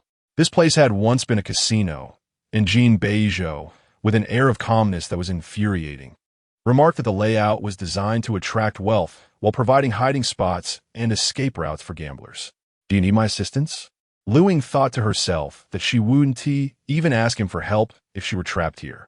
Stubbornness took over, and she quickened her pace, determined to find the chandelier as well. Jin Beizhou chuckled softly. Darling, how about we grab a bite? I can join you in a game of hide and seek. Luying lowered her head, opening her phone to access the navigation map. Seeing this, Jin Beizhou's shoulder trembled, and he couldn't help but chuckle. In the next moment, Luying exited the blank map and dialed 119. Jin Beizhou's heart skipped a beat, and with swift reflexes, he hung up. The firefighter seemed overwhelmed, exasperated that such trivial matters wasted national resources. Luying calmly stated, All right, then I'll call Chen Shi to take me out. The smile at the corner of Jin Beizhou's lips vanished. Chapter 48, Disappointment in Him. The crystal chandelier had been located, yet beneath it lay no trace of a piano. Luying was at a loss. What about this hall? Jin Beizhou's expression turned frigid. Are you speaking to me? Who else? The man appeared to sneer, his tone dripping with sarcasm. Not even calling me husband? I won't tell you.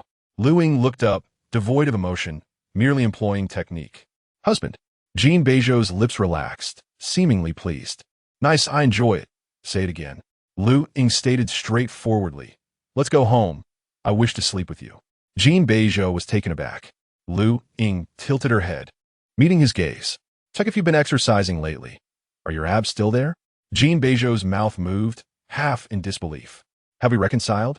Luying nodded. Jin Beizhou's eyes sparkled with a quick smile. Can we refrain from this next time?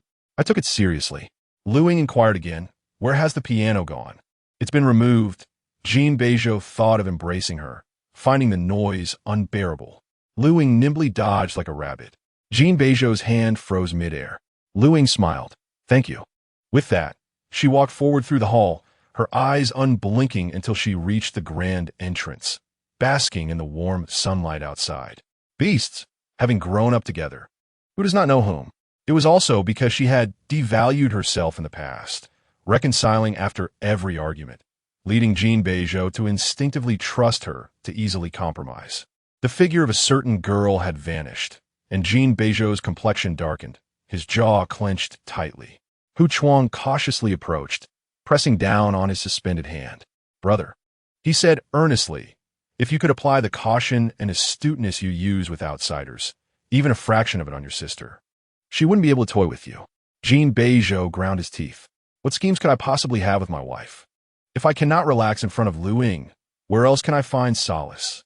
Hu Chuang replied, So, hasn't your sister succeeded? Jin Beizhou slowly exhaled. Isn't that a good thing? His voice was languid. Do you enjoy seeing your girl swallow her pride? Fine. It's all your logic. If you have the ability, don't wear a long face. Just as Hu Chuang was about to say more, his gaze caught something, prompting a heavy cough. Jin Beizhou glanced over to see Jin Mimi and a group of affluent young ladies.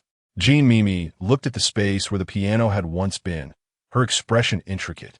Second brother, where has the piano gone? Jin Beizhou withdrew his gaze, replying flatly, it takes up space. How could that be? Luo Binfeng interjected sweetly. Mimi received quite a bit of praise from several influential figures just now. Hu Chuang grimaced. Jin Beizhou, hands in pockets, turned slightly, casting a sidelong glance at her. Who are you? Luo Binfeng replied. Jin Mimi took her arm, speaking softly. This is Miss Luo, second brother. You don't remember? Luo? Jin Beizhou searched his mind for that surname. After a moment, his long lashes fluttered. Last time at the mall, she bullied my wife. If I'm not mistaken, her surname was Luo? Luo Binfeng was momentarily speechless. I harbor no inclination to engage in disputes with young ladies, and I firmly believe my wife possesses the capability to retaliate. Jin Beizhou, with his indifferent demeanor, dared to confront me after having bullied my wife, which inevitably brings Miss Luo to my mind. Jin Mimi hastily interjected. Second brother, Binfen did not act with malice. Jin Beizhou's piercing gaze swept past her. Instinctively, Jin Mimi fell silent. Bullying is bullying, he scoffed, dismissing any notion of intention. If it were unintentional, would it not imply that she instinctively wished to harm my wife? Jin Mimi's eyes suddenly glistened with tears. His words seemed less directed at Luo Binfen and more like a veiled admonition to her. Second brother, I just heard from the head of security. Jin Mimi sniffled. I truly did not see second sister-in-law. Jin Beizhou spoke cryptically, with only your second sister-in-law as the sole female in my company. I had assumed all young ladies shared similar temperaments. I am rather enlightened these days. Jin Mimi could not help but retreat, her eyes wide with disbelief. It was as if she could not bear the weight of his words, nor could she accept that Jin Beizhou would openly express such an accusation in front of others. Ignoring her, Jin Beizhou shifted his gaze to Luo Binfen. Miss Luo? Luo Binfen trembled, her gaze cast downward, too timid to meet his eyes. What did you say last time? That I cast aside my wife for the sake of Jin Mimi? Luo Binfen shook her head vehemently. I was speaking out of turn. Jin Beizhou smiled a sardonic smile. Since all the ladies are present, I shall clarify. What? To care for Jin Mimi, Jin Beizhou distanced himself, stating that his grandfather had permitted him to wed Princess Lu. He asserted that he was willing to look after the daughter of his lifesaver within his capacity. Jin Mimi's parents had perished while saving the elder Jin. At that time, the elder Jin was in Africa establishing a factory and inadvertently contracted a plague. While Jin Mimi's parents were accompanying doctors, the elder Jin survived, but Jin Mimi's parents fell victim to the infection. Consequently, the Jin family naturally assumed the responsibility of raising Jin Mimi. It was not merely Jin Beizhou. Even Jin's father, mother, and siblings would indulge her in life. The elder Jin intended for Jin Beizhou to marry her, yet he was unwilling.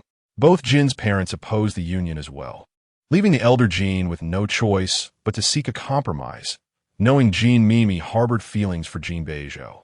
A profound silence enveloped the room.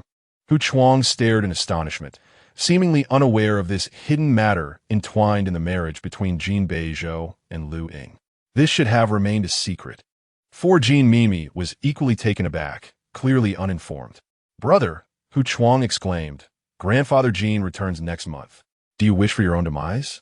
Jin Beizhou's actions bore an air of resolute desperation, as if he were willing to burn everything to the ground without pretense. The man lowered his gaze, rolled up his sleeves, and declared whatever. If Luying does not want me, what leverage do I have left? Enough, ladies, Jin Beizhou remarked nonchalantly. This is not a place for your amusements. Kindly proceed to the front desk to cancel your memberships and depart. The group was taken aback. Being a member of the royal court was a symbol of their status. Since its inception, there had never been a case of membership cancellation. The mere thought would be the source of ridicule. Several young ladies tugged at Jin Mimi's sleeve, signaling her to plead for leniency. Jean Mimi's complexion paled. Second brother. My stomach hurts. Is it the fetal energy? Luo Binfin, in a fluster, exclaimed, We must go to the hospital. Jin Beizhou slightly lowered his chin, and the soldier beside him immediately stepped forward. Call the Yi family, he stated coldly, inquire about the situation, and why they allow their pregnant women to wander about in discomfort. The soldier nodded. Jean Mimi bit her lip, her eyes glistening with tears. Jin Beizhou curled his lips, seemingly mocking someone. You and those women bullies have conspired against her. My neutrality equates to shielding you, joining in the torment. This was the root of Luying's insistence on divorce. Her disappointment stemmed not from the Jin family or Jin Mimi, but from him. Luying was disillusioned with him. Chapter 49. Your concern arrives too late. Jin Mimi returned to the hospital once more. Simultaneously, Jin Beizhou was punished to kneel on the pebbles in the courtyard. Jin Sinian rushed over, glancing at his younger brother, who was enveloped in a chilling atmosphere. Gucci followed closely, hesitating to speak. Jin Sinian sighed. She lost the baby.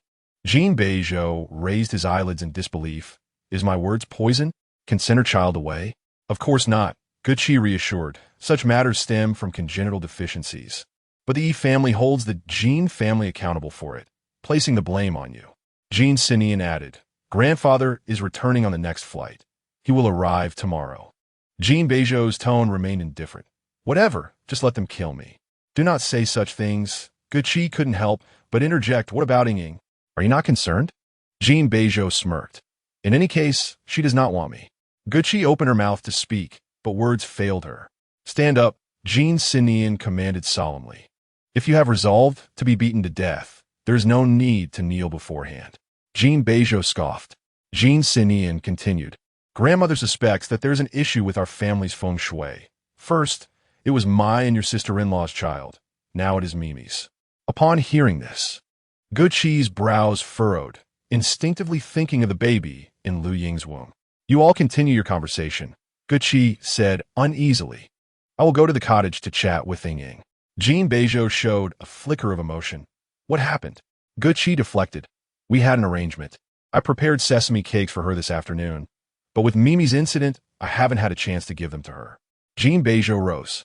Rubbing his knee, I will go as well. He pursed his lips. I wish to see her once.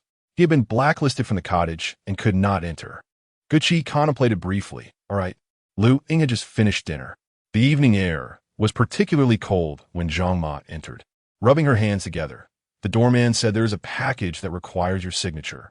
Luying had recently purchased numerous items, some for her pregnancy, others for Fei Bao.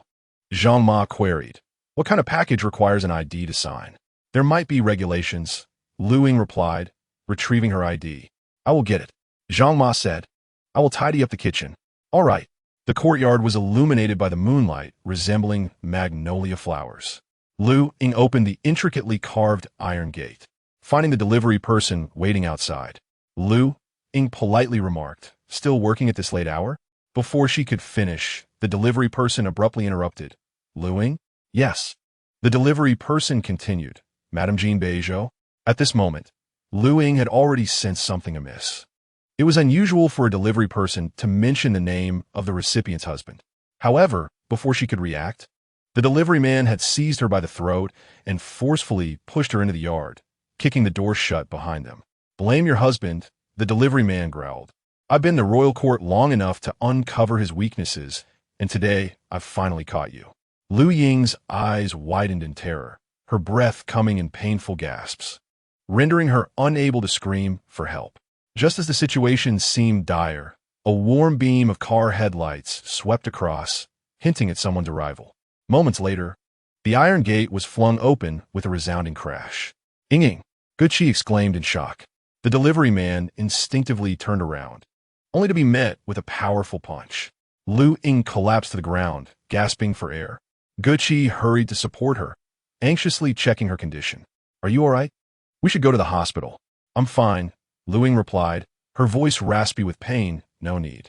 The man impersonating the delivery person had already been subdued under Jin Beizhou's foot. Zhang Datong, Jin Beizhou growled, gripping his hair and forcing him to raise his head. Who sent you? Zhang Datong grinned wickedly. I came on my own accord. Jin Beizhou tightened his grip, nearly breaking his neck. Consider this your opportunity. I am not one to shy away from collateral damage. I possess numerous methods of torment. Guqi helped Luying to her feet. Xiao Er called the police. Don't letting Ying witness this filth. Jin Beizhou covered Zhang Datong's mouth with one hand and pressed a knee into his lower back. With a sickening crack, Zhang Datong's scream was stifled in his gut. Luying's neck bore several bruises from the grip of her assailant. Guqi rummaged through the first aid kit, concerned. Are you truly okay? Luying shook her head. After the police had departed, Jin Beizhou strode over, taking the medicine from Guqi's hands. I'll handle it. Luying was reluctant. Jin Beizhou's lips tightened, his gaze harboring an unspoken emotion. Don't be difficult. We need to apply the medicine promptly. Guqi chimed in. It doesn't matter who does it. Your injury is what counts. Luying's throat ached, making it difficult to swallow. Jin Beizhou gently grasped her face, tilting it upwards, while his other hand carefully applied ointment to her bruises. The cold salve made Luying shiver involuntarily. Jin Beizhou paused, his calm expression betraying his suppressed emotions. Don't shy away. As he spoke, he leaned closer, softly blowing on the area he had treated. This intimate gesture was too suggestive. And with her neck being a sensitive area, Luying couldn't help but push him away with force. Unprepared, Jin Beizhou lost his balance and fell to the ground. I'll do it myself, Luying insisted. I can manage in front of the mirror. Breathing slightly unevenly, Jin Beizhou urged, come home with me. This is non-negotiable. Zhang Ma, call the police. Luying, do you understand? Jin Beizhou enunciated sharply. Either you come home with me, or I stay here with you. As a quarrel seemed imminent, Guqi interjected, Grandfather will return tomorrow. Xiao Er, why don't you go home and take care of other matters? I will stay with Ying for the next couple of days. Jin Beizhou's lips pressed into a thin line. It is crucial to uncover who is behind Zhang Datong. Guqi advised, if he has been lurking in the royal court for so long, be wary of accomplices. Jin Beizhou stood up. I'll have Jun come over. Luying vehemently protested. No. Then come home with me. No. The girl's stubbornness is infuriating. Jin Beizhou, suppressing his temper, patiently remarked, it's not about him monitoring you. He will belong to you in the future. Is that agreeable? No. Luying. Jean-Marc called the police. The atmosphere in the living room became tense, as if frozen in a controlled temperature, yet chillingly on the verge of eruption. Time stretched indefinitely in silence. After a long pause, Jin Beizhou knelt before her, yearning to touch her, but he froze upon witnessing her rejection. I beg you, his voice low and soft, I will comply with your every desire. I only ask that you take care of yourself. I will agree to everything, she retorted, including divorce, as long as Luying is safe, healthy, and sound. However, Luying showed no signs of being moved. Jin Beizhou, she called. I am here. Your concern arrived too late. On the day I was trapped in that cellar. Luying's eyes reddened. I had already accepted that you had abandoned me. Chapter 50, The Gift. Luying resolutely rejected all of Jin Beizhou's arrangements. She had no need for them. Guqi remained to accompany her, and they shared a bed. The situation was too chaotic. Guqi collected her thoughts, unsure of where to begin. Finally, she sighed. Jin Mimi has lost her child. You must be cautious. Luying was taken aback. I heard that Xiao Er spoke to her at the royal court, and her emotions became too volatile. By the time she reached the hospital, they cannot save the baby. Do not fear. Guqi comforted her. A healthy baby is not so fragile, but you must also maintain a cheerful disposition. This will ensure the baby's temperament remains gentle. Luying nodded in agreement. After a moment of silence, Guqi gently inquired, what happened in that cellar? Luying remained silent. Guqi patted her head. I suspect that this is the catalyst for your desire to divorce him. She was not mistaken. This incident was indeed the turning point for Luying's resolve.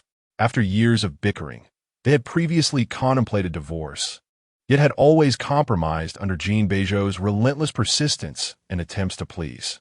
The cellar incident was a chasm for Luying, the final straw that ultimately collapsed their precarious marriage. Guqi refrained from probing further, simply stating, Jin Mimi's child is gone. Grandfather is very angry. Xiao Er will likely face severe consequences. At this, Luying gazed at her. even though Jin Mimi's parents had saved the old man. Jin Beizhou was still his biological grandson. How skewed could one's perception be? Those unaware might think Jin Mimi was the true child of the Jin family, with Jin Beizhou as the adopted one. Gucci, too, found it perplexing. The elder valued emotional ties, yet feared external judgment. Elders often penalized their own children for issues while leaving others unaccounted for. Luying did not intend to defend Jin Beizhou, but the situation surrounding Jin Mimi was undeniably absurd. She believed that when a woman is pregnant, the world should accommodate her. Otherwise, misfortune would befall whoever crossed her path. Jin Beizhou was that unfortunate individual. Thankfully, she had departed early. Otherwise, the blame would have fallen upon her. With her baby in tow, Luying found it absurd that the Yi family did not intervene.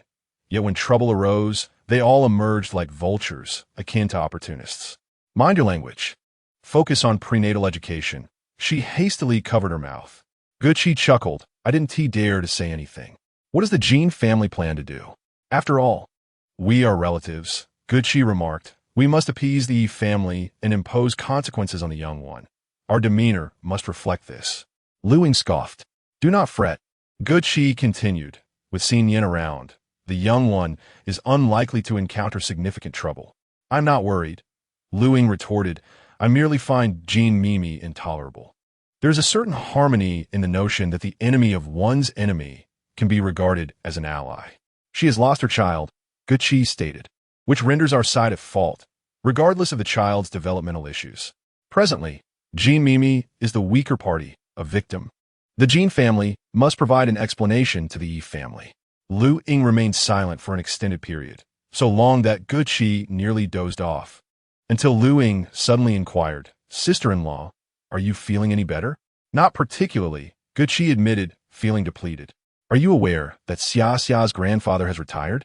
I shall beseech him to assist you. Luying proposed, tomorrow you shall await me at the Jin family. As sisters-in-law, consider this my gift to you. Yin Xia's grandfather, Yin Ziming, is renowned for his expertise in gynecology, with numerous challenging cases ultimately referred to him.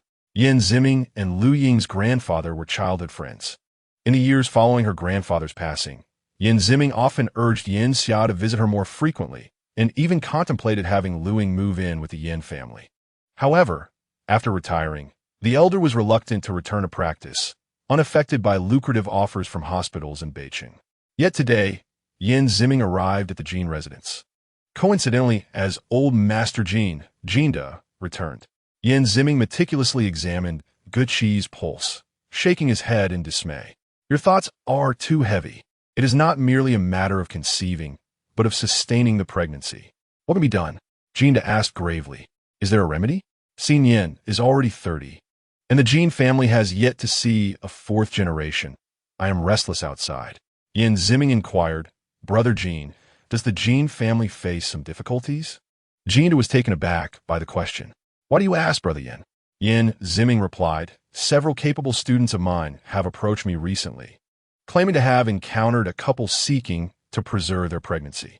After reviewing the prenatal reports provided by his students, Yin Ziming noted various signs indicating fetal developmental issues and a potential risk of miscarriage. The students had mentioned that the couple had some connections and were willing to pay a substantial amount to ensure the child's safety.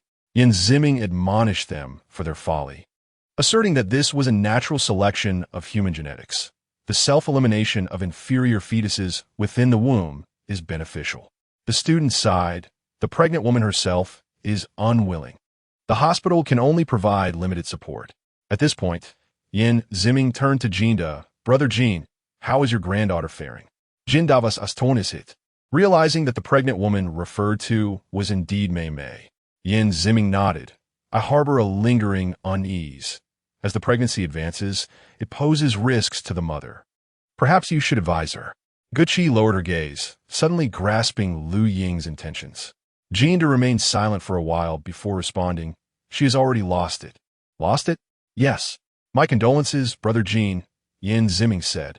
While I do not advocate for forceful preservation, if your granddaughter insists, my students are left with no choice but to advise her to rest and for the family to remain attentive.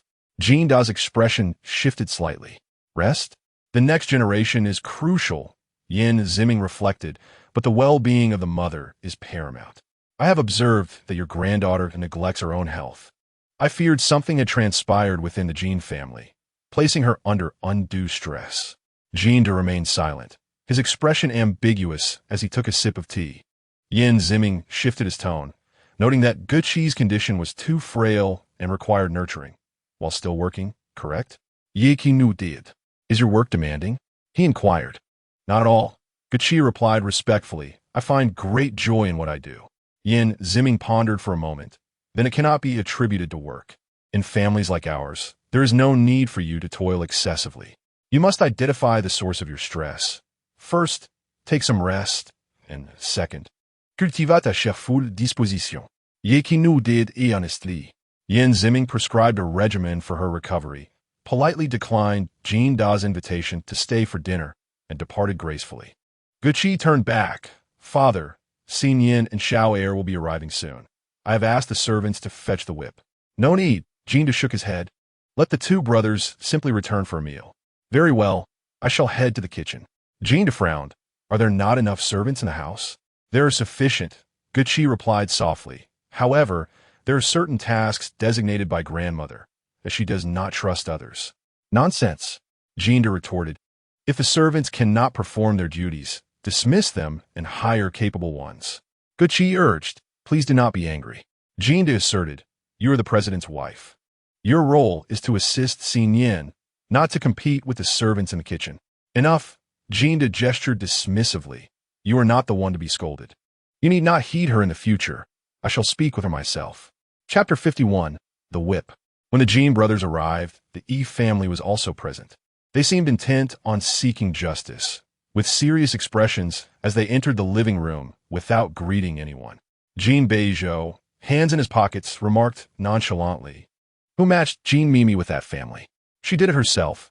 Jin Xin Yin replied, displeased with the Yi family's demeanor. Grandfather's factory overseas requires the Yi family's technological rights. Jin Mimi took the initiative to propose marriage, hence grandfather and grandmother feel indebted to her. Jin Beizhou raised an eyebrow, choosing silence. Try to refrain from speaking too much. Jin Xinyan advised. Jin Beizhou turned to leave. Jin Xinyan rubbed his temples, feeling a headache coming on.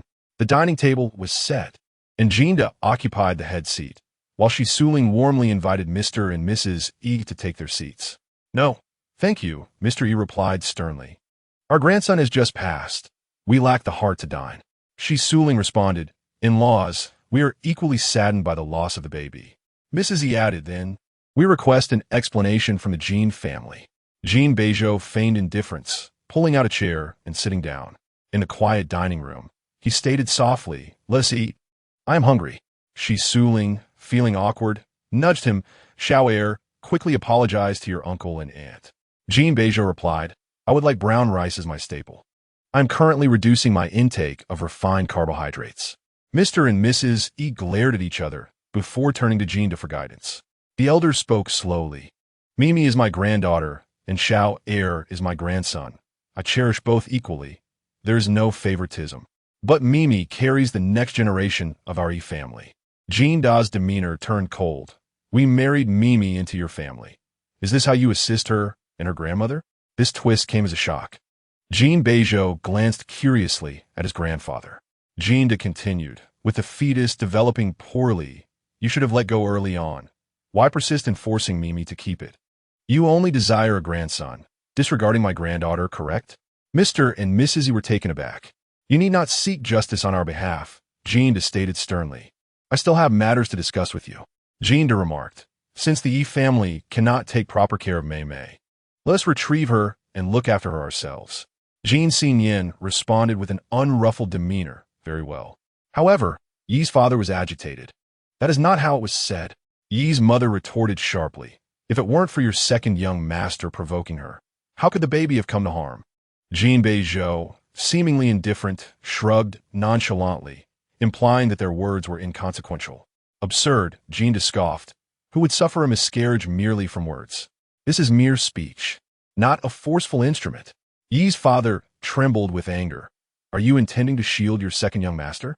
Jinda, with a scrutinizing gaze, questioned, "Might I suspect that your family has placed some undue pressure on Mei Mei, compelling her to cling to the pregnancy despite its precariousness? Or perhaps," he continued, "you wish to shift the blame onto our Jin family?" Yi's mother, in a state of agitation, interjected, "You cannot speak of such things. You may inquire of Mei Mei." "Please take your leave," Jinda said impatiently. "I will investigate this matter thoroughly." Yi's parents were forcibly ushered out by the servants, restoring silence to the dining room. Jinda's keen gaze fell upon Jin Beizhou. "Where is your wife?" Jin Beizhou replied apathetically, "She has left." Jinda paused. "I have heard that the marriage certificate has yet to be processed." Jin Beizhou countered, "Perhaps you ought to amend national laws and abolish the waiting period." Jin Xinyan interjected, "Speak respectfully, shout air." "I've been kicked out," Jin Beizhou replied lazily. "Am I not allowed to speak freely?" "As long as there is no marriage certificate, she remains a member of the Jin family," Jinda asserted. "Invite her back for dinner." Jin Beizhou refused. "No." "Why not?" "I know what you intend," Jin Beizhou stated. Jinda inquired, "What do you think I intend?" Leaning back against his chair, Jin Beizhou replied, "To scold her." "Let us behave like civilized individuals," Jin Beizhou continued. "In the entire Jin family, aside from my sister-in-law, has anyone treated her kindly?" Su Ling expressed her dissatisfaction. "What kind of statement is that? How else should we treat her?" Jin Beizhou taught it. "Am I marrying for myself, or merely to provide an outlet for your frustrations?" "Outrageous!" Jin fumed. "No wonder your grandmother constantly complains to me. Is this how you treat her? Then just kill me," Jin Beizhou replied. Guqi, feeling uneasy, urged, "Xiao air, focus on your meal." Jin Xinyan spoke in a low voice, "Eat quickly and speak less." Su Ling attempted to mediate, "Stop provoking grandfather, just eat, and after dinner, we shall go fetch Mei Mei." Jin Beizhou raised his eyelids slightly. "I am a married man. Are you aware of that? I have a family, and my duty lies with my wife. Not even my sister can take precedence over her. What are your intentions?" Su Ling scolded, "What nonsense are you spouting?" "Grandfather," Jin Beizhou said calmly, though beneath that calmness lay a chilling intensity. "Luying no longer wants me. I fear you not. Do as you will." Jin Xinyan scrutinized it. "What do you mean?" Jin Beizhou offered no reply. Instead, rising to his feet, "I have already streamlined the operations of the royal court. You may find someone else to take over. I am withdrawing from the Jin family." Upon the utterance of those words, the dining room was enveloped in an icy silence. "Withdrawing from the Jin family?" Su Ling exclaimed in alarm. "What are you saying?" Jin Beizhou stood silently, an imposing figure akin to a solitary stone monument, exuding an aura of abruptness and isolation. "I always seem to make the wrong choices. When Luying loved him, he disregarded her for the sake of the Jin family. Now that Luying has cast him aside, he is resolute in withdrawing from the Jin family. It seems he is perpetually ensnared in a cycle of erroneous choices. To outsiders, the second son of the Jin family appears to be an arrogant figure of prestige, yet in reality, he lives a life beneath even that of a dog." Jin Beizhou scoffed, "I am but a dog raised by you. Bring forth the whip." Yin Dai's beauty erupted uncontrollably. "Grandfather," Guqi exclaimed in panic, "do not plead for mercy. Whoever asks shall suffer together." Jinda bellowed. Guqi, in her desperation, stamped her foot and tugged at Jin Beizhou's sleeve. "Second brother, please relent. At the very least, do not let Luying's efforts be in vain." The esteemed Yan Ziming, whom Luying had so painstakingly invited, could have spared Jin Beizhou from this beating, regardless of the circumstances. However, amidst the collective gaze of onlookers, Guqi found herself at a loss for words, stammering, "Do not lose your mind." "Big sister," Jin Beizhou's eyes glimmered with despair, "it's over for me." "What do you mean?" "Yeki inkurid, bewilderiert." Jin Beizhou's eyes brimmed with anguish. She suddenly no longer desires mashed potatoes. In a hushed tone, he murmured, "Because she has truly been kidnapped." Chapter 52. What identification should I bring? Upon leaving the thatched cottage yesterday, Jin Beizhou received a phone call from a person he had dispatched to Wiggins. The caller informed him that 2 children had been located. Subsequently, Jin Beizhou received several photographs and a video. He fixated on the oversized down jacket worn by the girl in the video. It belonged to Luying. He possessed an identical one. The boy appeared to be around 15, while the girl was approximately 10. Both were honest and straightforward in their responses. We were simply too hungry and knew there was a cellar here. When we saw our sister inside, we were terrified. She is a good person. Not only did she give me clothes, but she also gifted us earrings and a safety pendant. We had no idea. Our sister was already here when we arrived. The earrings and safety pendant have already been sold. The video concluded at this point. Jin Beizhou's gaze turned vacant. What had he done? He had known this girl since childhood. She was so delicate, crying to him over even the slightest blemish on her forehead. He had sensed her emotional turmoil, yet he dismissed it as mere childish tantrums. Luying had always been so cheerful and vivacious. When her grandfather entrusted her to him, it was with sheer delight. In just 3 short years, what did he turn her into? She no longer found joy. She had become withdrawn. When did Luying cease to confide in him about her troubles and trivial matters? What was the last occasion they shared such intimacy? Jin Beizhou felt his heart stop suddenly, the pain draining the color from his lips. The last time was Wiggins.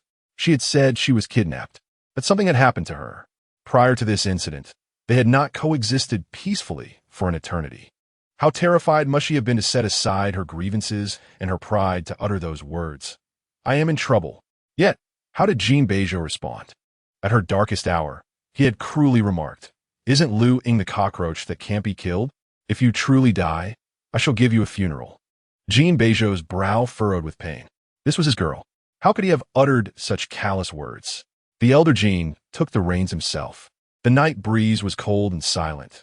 The sound of the whip striking flesh echoed like a howling wind. Jin Beizhou knelt straight, clenching his teeth without uttering a word. The old master continued to lash out, questioning him with each strike. Will you still say you wish to leave the Jin family? Jin Beizhou lifted his gaze. His eyes filled with defiance and provocation. Go ahead, kill me if you wish. This worthless life is yours to take. The old master, enraged, persisted with his punishment. Both the elder and the younger were equally stubborn, seemingly intent on forcing the other to yield. No appeals for mercy were of any use. Ultimately, Jin Beizhou knelt there, pleading to share his brother's punishment. However, the old master could not bear it. This eldest grandson was composed and sensible, indispensable to the family business. Jin cast aside the whip with a fierce motion, snorting dismissively before turning to enter the house. Jin Beizhou's shirt was already torn, blood seeping through the rips. Jin Beizhou frowned and said, "Your sister-in-law mentioned that Mr. Yin visited this morning." Jin Beizhou's gaunt face turned pale. Gucci had called for an ambulance and was anxiously waiting outside. It was not easy to summon him, but Jin Beizhou stated it was his sister-in-law who had requested his assistance. Jin Beizhou, teetering on the brink of collapse, felt a flicker of emotion at the mention of his sister-in-law. Jin Beizhou continued, "You may consider her actions as being for your sister-in-law. Or perhaps she simply wished to spare you from this beating. They had grown up together, childhood friends turned spouses, yet they had not become enemies. They occupied significant places in each other's lives." Jin Beizhou lowered his head, feeling like a hollow tree. He perpetually walked the path of disappointing her. Perhaps divorce was for the best. A person like him, shackled in his own chains, should not drag her down with him. Thus, the first month of the year passed in a bland manner. Luying went to the chess academy to report for duty. The current head of the academy was Dong Miao, a student brought up by her grandfather, who was 15 years her senior. Those in this profession often carried an aura of cultured elegance. "How much salary can I offer you?" Dong Miao asked, pulling at his hair. "Whatever others earn." "I shall earn as well," Luying replied. "Is that suitable? This entire academy belongs to you." Luying looked at him, "Brother Dong. Yesterday, I encountered someone from the opposing academy, and they actually grunted at me." Dong Miao was taken aback. Their academy had produced 5 fourth dan players last year, while they had only 2, lagging slightly behind. Luying, filled with determination, declared, "Let us aim to produce 10. Dong Miao smiled. Although recruitment was going well, producing 10 children with a talent for Go was no easy feat. Can you manage that? Dong Miao questioned, concerned. Will 3,000 to 5,000 cover your expenses? Don't worry, Luying replied, burying herself in the materials. If that's the case, I'll live on 3 to 5,000. Dong Miao pondered for a moment.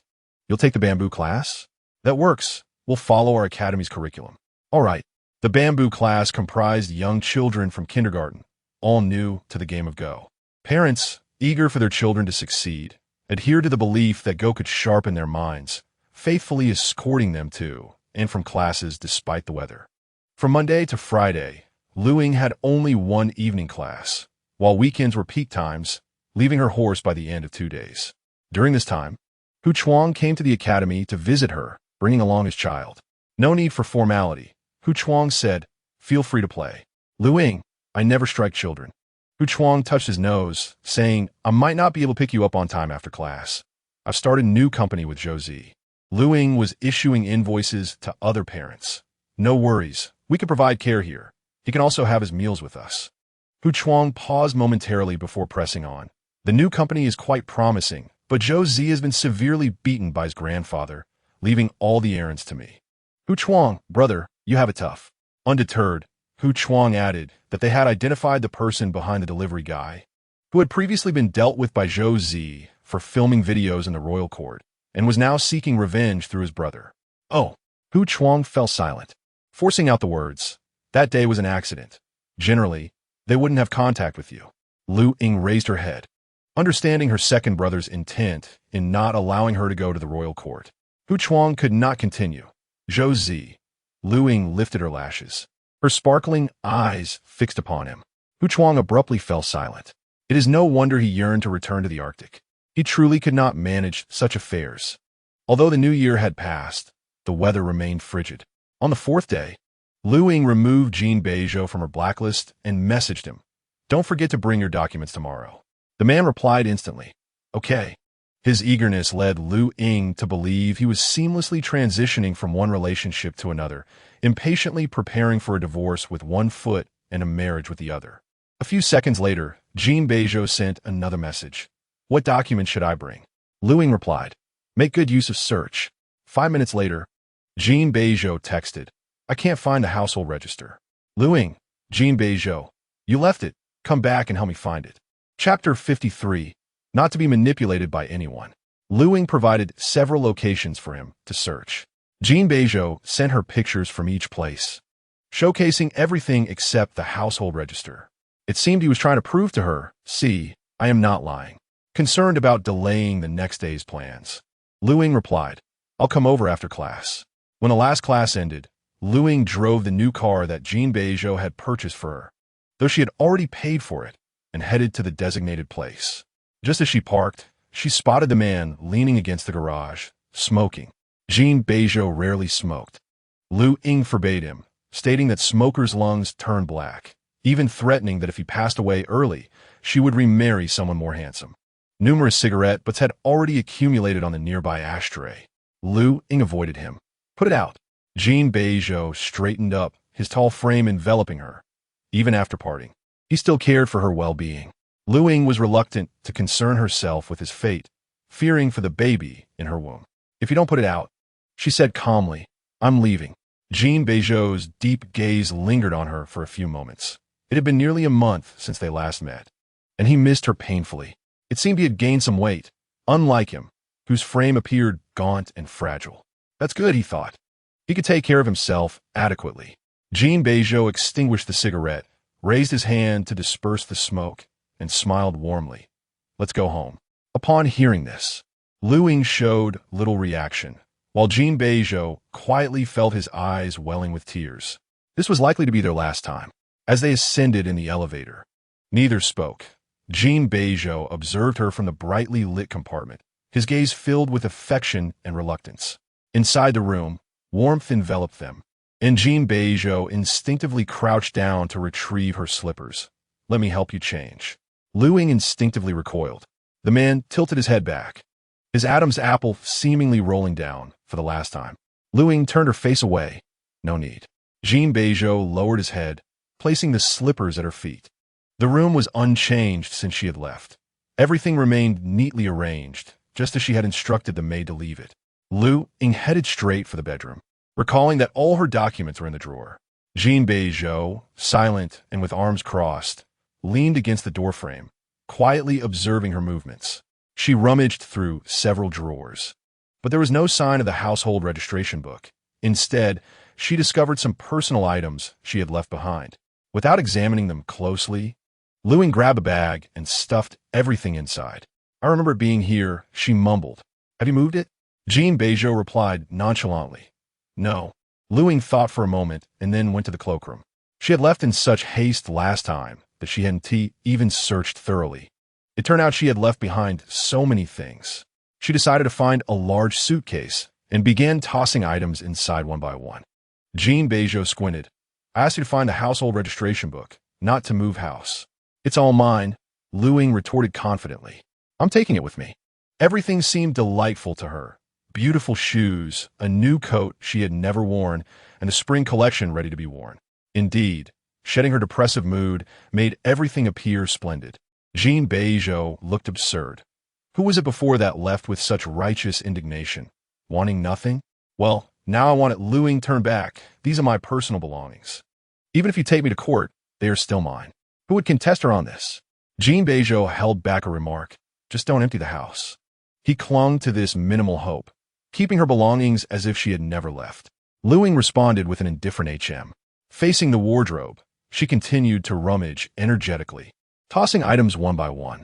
Jin Beizhou sighed, squatting beside the suitcase, meticulously folding and arranging her clothes. It was a sad kind of habit. Luying found Jin Beizhou's household registration book in the bottom of the jewelry drawer. She had completely forgotten she had placed such documents in the cloakroom. When she handed the household registration book to Jin Beizhou, her suitcase was also neatly packed. Luying smiled, rare peace in her eyes. "Thank you, second brother." The man snatched the household registration book away. "Who are you calling second brother?" Luying did not mind. This man was not truly ill-tempered, but she had been too dramatic and troublesome in the past, which had made him wary. "I'm leaving. I'll be on time tomorrow." Before she could grasp the suitcase, her hand was suddenly caught. Jin Beizhou pressed his lips together, speaking softly. "Eat before you go. I made your favorite." "No." Luying pulled her hand back. "I just got half a month as salary, and I promised Xiaxia to treat her to dinner." She had arrived at just the right time, coinciding with the day the chess academy distributed salaries. Jin Beizhou swallowed his resentment. "How much?" "Your salary." Upon hearing this, Luying's eyes sparkled with delight. 2,500. It was her first paycheck, and she felt a thrilling sense of novelty. Jin Beizhou's brow twitched. "Only 5,000 a month? Which code in this suitcase doesn't exceed that amount?" "I don't care." Luying's expression changed in an instant. "What business is it of yours?" Jin Beizhou blocked her path. "Let us revise the divorce agreement. You have half here." "No." Luying replied impatiently. A short hand is at a disadvantage. Jin Beizhou could not restrain the elevation of his tone. "I am your husband, and this is rightfully yours." Luying, overwhelmed, retorted. "As long as it belongs to the Jin family, I shall not touch a single cent." Jin Beizhou felt a twinge of hurt, asserting, "It's not from the Jin family, it's my own earnings." Luying pushed him away, dragging her suitcase towards the door. "In any case, I refuse." Jin Beizhou followed closely behind, a hint of anxiety lacing his voice. "Let us just have a meal. It's already prepared and still warm." "No need," she replied. As she changed her shoes, Fei Bao approached her, and Luying gazed at the little creature's new appearance, her heart growing heavier. "Could you possibly return to me?" She attempted to negotiate. Jin Beizhou's jaw tightened. "No." Luying countered. "I can pay for it." He scoffed. "I don't need your trifling money." Luying muttered under her breath. "You can go to hell, you beast." Jin Beizhou retorted. "So it seems. If you don't give it back, you resort to insults and curses." After changing her shoes, Luying affectionately ruffled Fei Bao's head. Jin Beizhou cleared his throat gently. "I'll let you take it back for 5 days." Luying's gaze was filled with skepticism. "You're being so generous?" Previously, it was only 2 days at most. Jin Beizhou's gaze fell. "I need you to apply some medicine on my back." A silence ensued. After a few seconds, Luying set Fei Bao down. The tension in Jin Beizhou's body eased. "I'll go fetch the medicine. Don't hold your breath," Luying said as she stepped out the door with her suitcase. "Please remember, I will not be controlled by anyone. including for the sake of a child. She glanced back at him with rare seriousness. I love it, but I love myself more. If it interferes with my choices, I will choose not to keep it. Jin Beizhou's expression darkened, instinctively covering Fei Bao's ears. If you don't want it, then don't. But do you really need to say hurtful things to it? Luying remained silent. This sentiment was not directed at Fei Bao. It was meant for him. Chapter 54. It was his doing. Luying drove directly to the mall, where Yin Xia was already waiting. Upon removing her coat, Yin Xia assessed her flat abdomen, still looking quite normal. Not so fast. Luying nestled into the sofa. It must be at least 3 months. Yin Xia poured her a glass of juice. Spring has arrived. Once you shed your layers, everyone will know. Yin Xia scrutinized her. Do you have a plan? Plan for what? Luying mumbled. This is mine. No one can take it away. Yin Xia shook her head. Your husband only shows you his best side. Do you know how he deals with those who have harmed you? He can be quite ruthless. Luying replied. That's why Haven T dared to confront him. She contemplated a peaceful separation, hoping to preserve their childhood bond. Otherwise, she would stand no chance against Jin Beizhou. This is a child, Yin Xia countered. It's not as easy for you. Do you realize how significant this is? Luying's nerves tightened. This is my baby. I won't allow it to become a pawn in the Jin family's legacy. Having chosen to keep the baby, she intended to raise it freely, allowing it to experience love, affection, and the little joys of life. It would not be bound like Jin Xian and Jin Beizhou, forced to fulfill familial obligations. Luying aimed to nurture this child with the values instilled in her by her parents and grandfather. Jin Mimi is about to emerge from her confinement, Yin Xia remarked.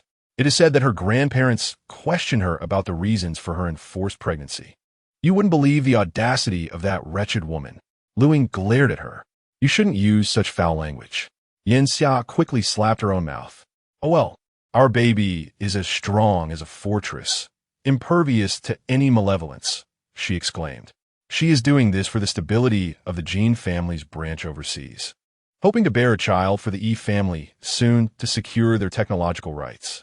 Luying felt nauseated by the notion. That will surely move your grandparents. Isn't her birthday approaching? They plan to celebrate grandly. Let us not discuss their matters. Luying mumbled, focusing on her food, finding the conversation bothersome. Yin Xia banged the table. The crux of the matter. After all this talk, we haven't even reached the main point. I heard that because of this situation, the Jin family and the Yi family have fallen out. Jin Mimi and Yi Chao have already signed the divorce agreement, and her birthday will mark her liberation. Oh, but the crux is still not revealed. Luying was at a loss. Could you please get to the point? I cannot, Yin Xia said seriously. All the preceding details were merely a prelude to this. Well then please go on. Yin Xia fixed her gaze on her. The Jin family's elders want your husband. Yin ar gongsi, tu mori yin maime. Luying was utterly bewildered. Aren't they siblings? You're unaware, are you? What have you been focusing on daily? Yin Xia expressed her frustration. They have long since ceased to be so. I found an authoritative friend to verify, and it's true. Jin Mimi's surname has reverted to Zhang. Simultaneously, she has been removed from the Jin family's household registration and has returned to her original home. This occurred early last year. If you believe it wasn't premeditated, I find that hard to accept. When you have time, reflect on this, Yin Xia sighed. Considering the extent of your disputes with your husband, is it possible that someone orchestrated this? Luying shook her head. Even if someone instigated it when the situation arose, we fail to provide one another with a satisfactory resolution, and that is the real issue. Whether through effective communication or timely explanations and reconciliations. All these accumulated grievances indicate that we are simply not suited for each other. I cherish my current state, Luying thought, at peace with herself, feeling detached from others. The following day, Luying rose early, ensured she had all her documents in order, and drove to the Civil Affairs Bureau. Arriving ahead of time, she leisurely enjoyed breakfast at a nearby street stall, sipping on a cup of soy milk and buying a plush keychain to hang on her bag. Savoring the taste of impending freedom, tender buds sprouted from the branches along the roadside. Jin Beizhou arrived punctually at the entrance, dressed in a gray sweater beneath a black jacket, tall, slender, and handsome. Luying politely nodded. Shall we go in? Jin Beizhou, with his almond-shaped eyes cast downwards, asked. Did you bring me breakfast? Luying held her half-eaten brown sugar bun and a tea egg, replying, It's what I had left. Must he be so self-absorbed? Jin Beizhou effortlessly swiped her leftover breakfast from her hand. I haven't eaten. The man exhibited no sense of shame. Go buy me a cup of coffee. Buy it yourself. Luying retorted. Jin Beizhou grinned, seemingly delighted at the prospect of exchanging a few words with her. He consumed a brown sugar-steamed bun and a tea egg within 10 minutes, while Luying, growing increasingly impatient, urged him twice. Jin Beizhou chewed slowly, nearly choking. Luying, unable to bear it any longer, retrieved a small bottle of water from her bag and tossed it to him.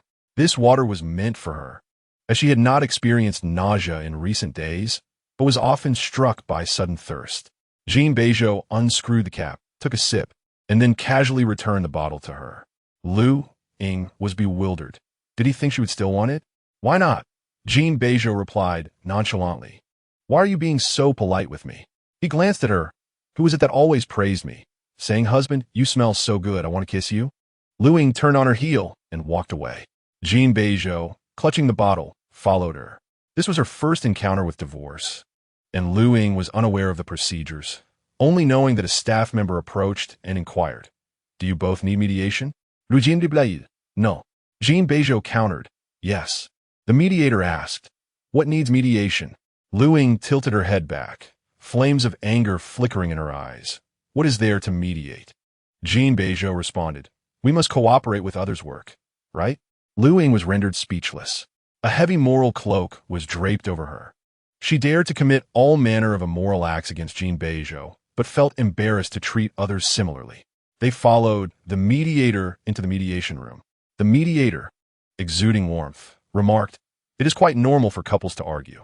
What is the reason behind your discord? I can offer an outsider's perspective. Luying succinctly stated, My parents passed away when I was 8. The mediator nodded earnestly. I see. Luying continued. He caused it. The mediator turned to Jin Beizhou, who remained silent. Luying added, My grandfather also passed away. The mediator's lips twitched. He caused that too? Luying replied, Yes. Jin Beizhou remained mute. Luying pressed on, I was kidnapped last year. The mediator began to sweat. Luying elaborated. To facilitate bringing his mistress into the house, he hired a hitman. Jin Beizhou interjected, Chapter 55, Let us keep it dignified. In summary, Jin Beizhou was nothing short of a toxic presence. Time in the mediation room seemed to freeze. After a moment, the mediator stuttered. Why? Luying explained. He wants to marry the woman he has been supporting outside without losing any property. If you don't believe me, you can see our divorce agreement. To save my life, I'm leaving with nothing. Jin Beizhou remained silent. The mediator's expression began to shift. Madam, you may now proceed to file for divorce. All right. Luying nodded. Thank you for your assistance. The mediator stood up. Shall I accompany you? Recently, there have been many cases of domestic violence here. Jin Beizhou observed as the mediator followed closely, using a walkie-talkie, and unabashedly announced in front of him, Security, please be on standby. At the signing, Luying swiftly completed her signature while Jin Beizhou's lips stiffened. His gaze fixed on her. When they received their marriage certificate, Luying clung to him affectionately, dressed elegantly in a beautiful coat and dress, insisting he wear formal attire as well. In the chill of December, Jin Beizhou donned only a shirt and suit, standing in front of the Civil Affairs Bureau, enduring the cold wind while accommodating her need to take photos for social media. With the marriage certificate in hand, the couple returned to their seat in the car. From the moment they entered the garage, Luying had nestled into his embrace, playfully demanding his attention. Time had not elapsed for long. Yet the clinginess she once exhibited had transformed into a palpable desire to distance herself from him. Jin Beizhou lowered his lashes, suppressing his emotions as he meticulously signed his name, as if by prolonging the act, he could slow the passage of time itself. After obtaining the certificate, they exited in silence. The sun blazed overhead, but offered little warmth. Luying was unwilling to linger for even a second, gripping the car keys as she moved forward. Jin Beizhou hastily followed, suggesting, Let us grab a meal together. Luying retorted, Are you sick? We VE just divorced. Who will want to dine with you? Suddenly, Jin Beizhou seized her swaying hand, inquiring, "Is your stomach feeling better?" She replied sharply, "Stop trying to evoke sympathy. This stomach issue is your doing. Don't play the big shot." Jin Beizhou blocked her path, stating, "I will take responsibility." Luying halted, her attire simple against the cold. A thin cashmere layer beneath a long cream-white down coat, her hair loosely held back, presenting an appearance as casual as a stroll downstairs. No one would have guessed she had just come from a divorce. After a moment of contemplation, Luying calmly expressed, "Ergo, although we grew up together, our social circles are quite different." Jin Beizhou's acquaintances, aside from Hu Chuang, were strangers to her. She had attempted to integrate into his world, but had given up after several attempts. She didn't wish to force herself into that realm, believing it sufficient to simply maintain a good relationship with Jin Beizhou. Similarly, he seldom ventured into her social circles. Even during festive gatherings, they tended to separate, mingling with their respective friends. "Our social circles," Luying remarked, "have long revealed that it's unwise to force a fit where none exists." In their youth, they believed their bond could withstand any challenge, yet marriage had torn away the veil of affection, exposing the underlying discord and contradictions. With a gentle smile, Luying reflected, "I do not regret the path I have walked. I am grateful for your companionship during the first half of my life." Every step she took was in accordance with her heart, and the happiness Jin Beizhou had given her was irreplaceable. Even as they faced divorce, she remained profoundly thankful for the time spent with such an extraordinary man who had graced her otherwise shallow existence. "Ergo," Luying spoke with calmness, "the bond of our childhood remains. Let us part gracefully. No entanglements, no animosity." After conveying her thoughts, she nodded at him and turned to leave. This relationship, initiated by her, was now concluded by her as well. The wind held around them. Jin Beizhou's eyes concealed deep emotions as he softly called, "Luying." He seldom addressed her so earnestly. Luying paused and turned back. Jin Beizhou observed her for a moment, and the air seemed to shift. In an instant, he moved swiftly, trapping her head in his grasp. Then, his lips crashed onto hers with fervor, invading her defenses with unrestrained desire. Luying could even hear the sound of his throat swallowing. In the next moment, she struggled to push him away, raising her arm with all her might, delivering a resounding slap to his cheek. The sharp sound echoed in the air. Jin Beizhou's head was askew, several welts marking his pale skin. Luying wiped her mouth with the back of her hand, exploding, "You beast! Do you realize I can accuse you of sexual harassment now?" Jin Beizhou rubbed his cheek with his thumb, managing a nonchalant grin. "You kissed me first, and now that we're divorced, I intend to kiss you back." "Beast!" Luying exclaimed. Jin Beizhou's voice was slightly husky as he stepped closer, prompting Luying to instinctively retreat, her eyes brimming with caution. He refrained from further actions, instead reaching out to gently caress her hair. "You not only abandoned me, but also owe me a divorce speech. You're insufferable," he murmured.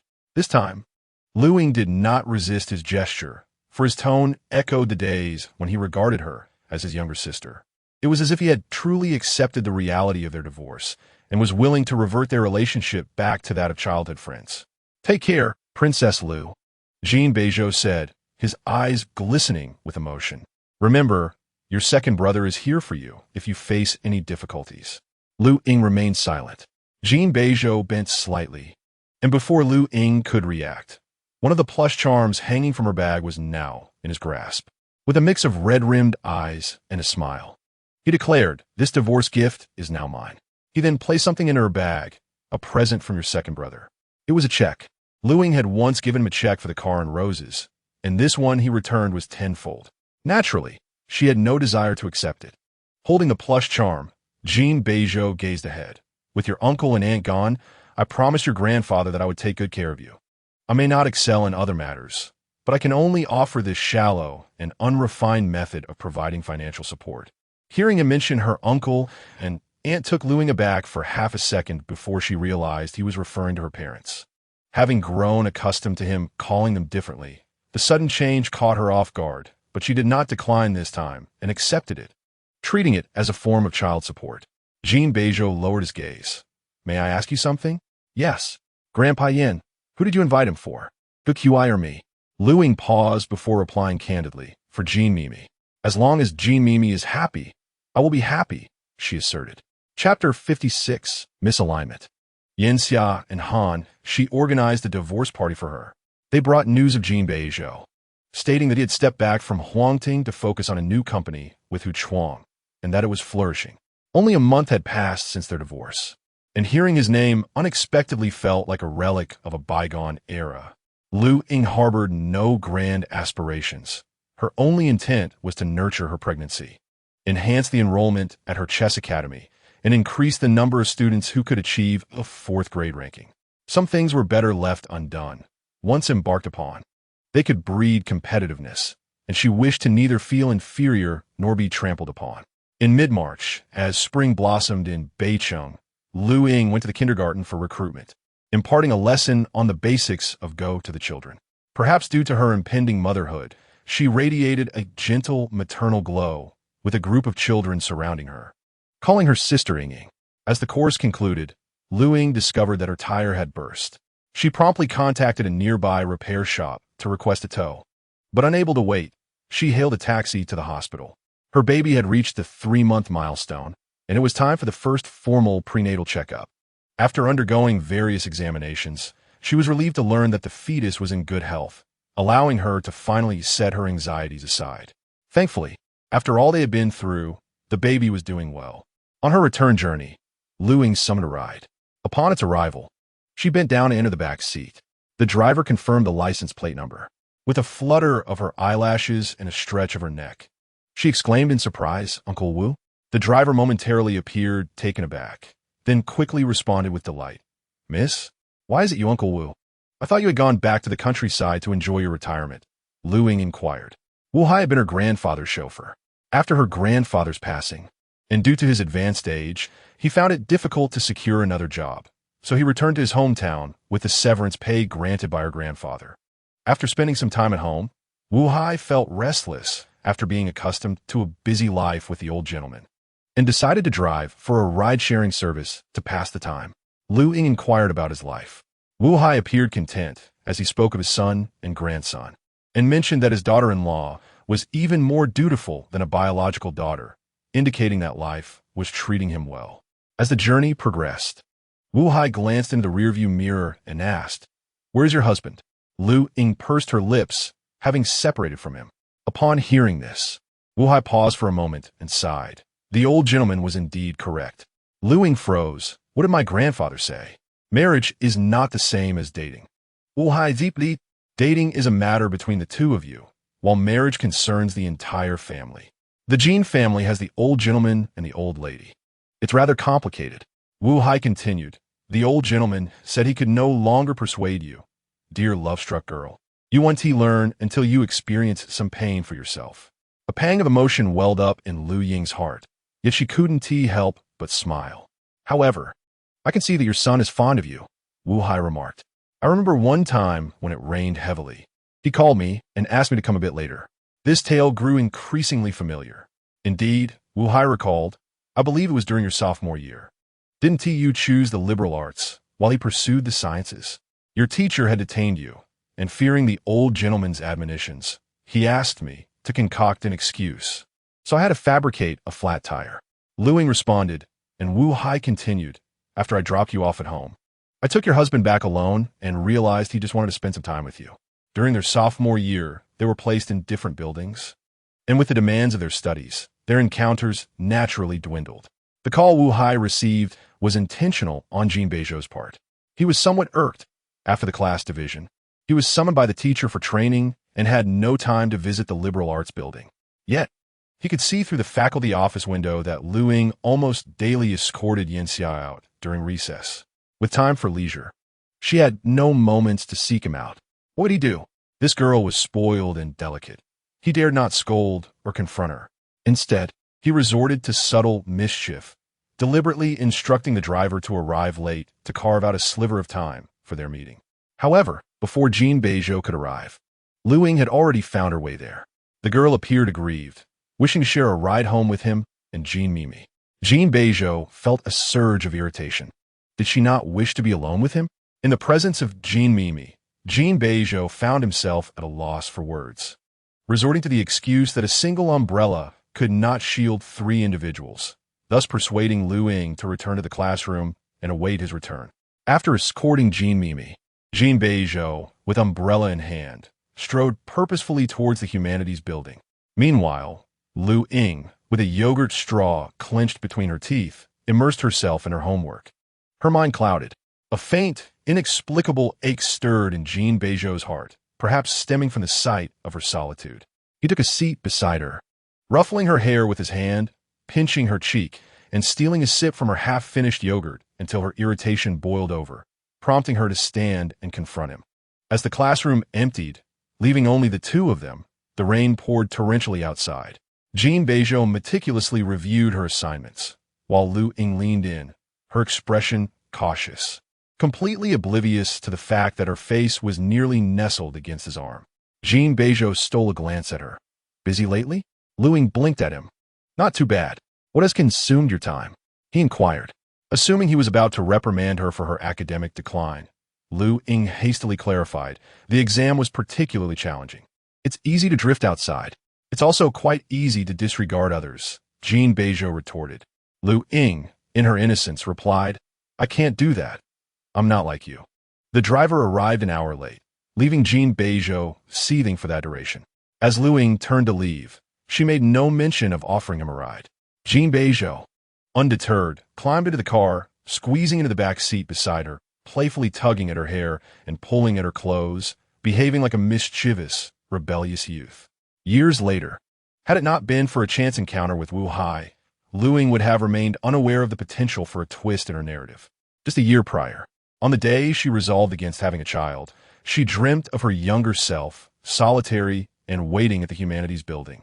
In her dream, her gaze was fixed solely on the image of Jin Beizhou holding an umbrella, escorting Jin Mimi ahead. The misalignment of emotions and ineffective communication pointed inexorably towards the conclusion of their marriage. This failed union was not solely the fault of one party.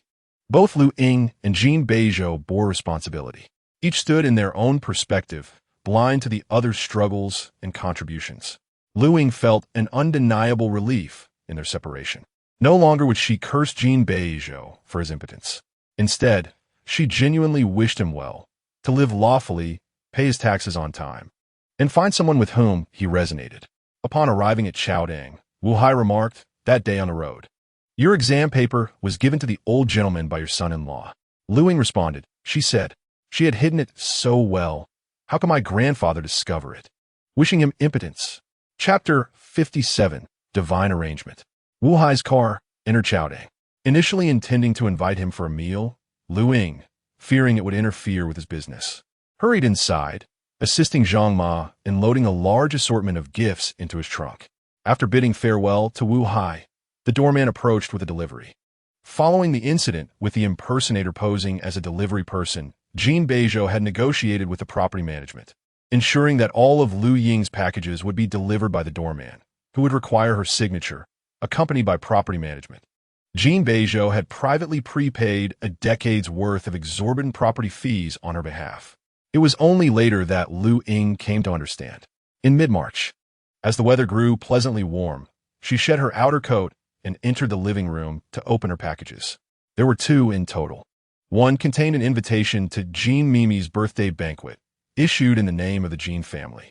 This was customary, a form of correspondence among the wealthy daughters of their circle. The other package was considerably smaller, exquisitely wrapped in a pink hardshell box. Upon opening it, she discovered a pair of earrings. Luying was taken aback. These earrings belonged to her. Yet she had gifted them to the siblings who had rescued her while she was in Ouiji's. Beneath the box lay a note inscribed in Jin Beizhou's sharp and elegant handwriting. Only the earrings were redeemed. The safety pendant is still being sought. A further line read, "I am sorry." It was unclear whether this apology pertained to the inability to retrieve the safety pendant or to the disbelief in her honesty. Luying did not dwell on it for long, as it seemed to her that as long as Jin Beizhou was not her husband, she could afford to be magnanimous, even considering it normal for him to suspect her of deceit in the absence of divine insight. She held no expectations of outsiders. The doctor had prescribed some prenatal supplements. which Luying diligently took. Yin Xia called to inquire if she would attend Jin Mimi's birthday celebration. She too had received an invitation. Luying replied, "I shall not go." Yin Xia responded, "If you're not attending, then neither will I." Thus their decision was made. During these intervening days, Jin Beizhou would sporadically send Fei Bao to keep her company, and each time he arrived, the little black dog was deliberately dressed up. Fei Bao, adorned in pastel hues, sometimes sported two little tufts held up by butterfly clips or a dainty headband. Luying found her eyelids growing heavy with annoyance. Fei Bao was a male dog. When the dog courier came once more, Luying, observing the aromatic and princess-like appearance of Fei Bao, could no longer contain her exasperation. "Please relay a message for me. The dog should remain a bit dirty. It smells too good. I might just want to eat dog meat." After this incident, Fei Bao gradually returned to a more normal canine appearance, though he still donned various vibrant outfits, remaining impeccably clean. Luying found this life quite satisfactory. She had amicably divorced, held a job, had colleagues and friends, and her life was enriched with various outlets for her emotions. She even began to contemplate that if Jin Beizhou were to learn of the baby's existence, they could handle it with the same tranquility as they managed Fei Bao. She would not mind allowing him to spend time with the baby from time to time. On March 20th, Jin Beizhou took Fei Bao to the pet salon for a bath. Jin Sinian had called several times, but Jin Beizhou declined to answer any of them. He was well aware of what Jin Sinian wished to discuss. It was simply that after Jin Beizhou had withdrawn from the royal court, he had not returned to the Jin family, resulting in a rather strained situation. This day marked Jin Mimi's birthday, and Jin Sinian hoped to use the occasion to mend relations with his family. After all, one could not simply forsake their own kin.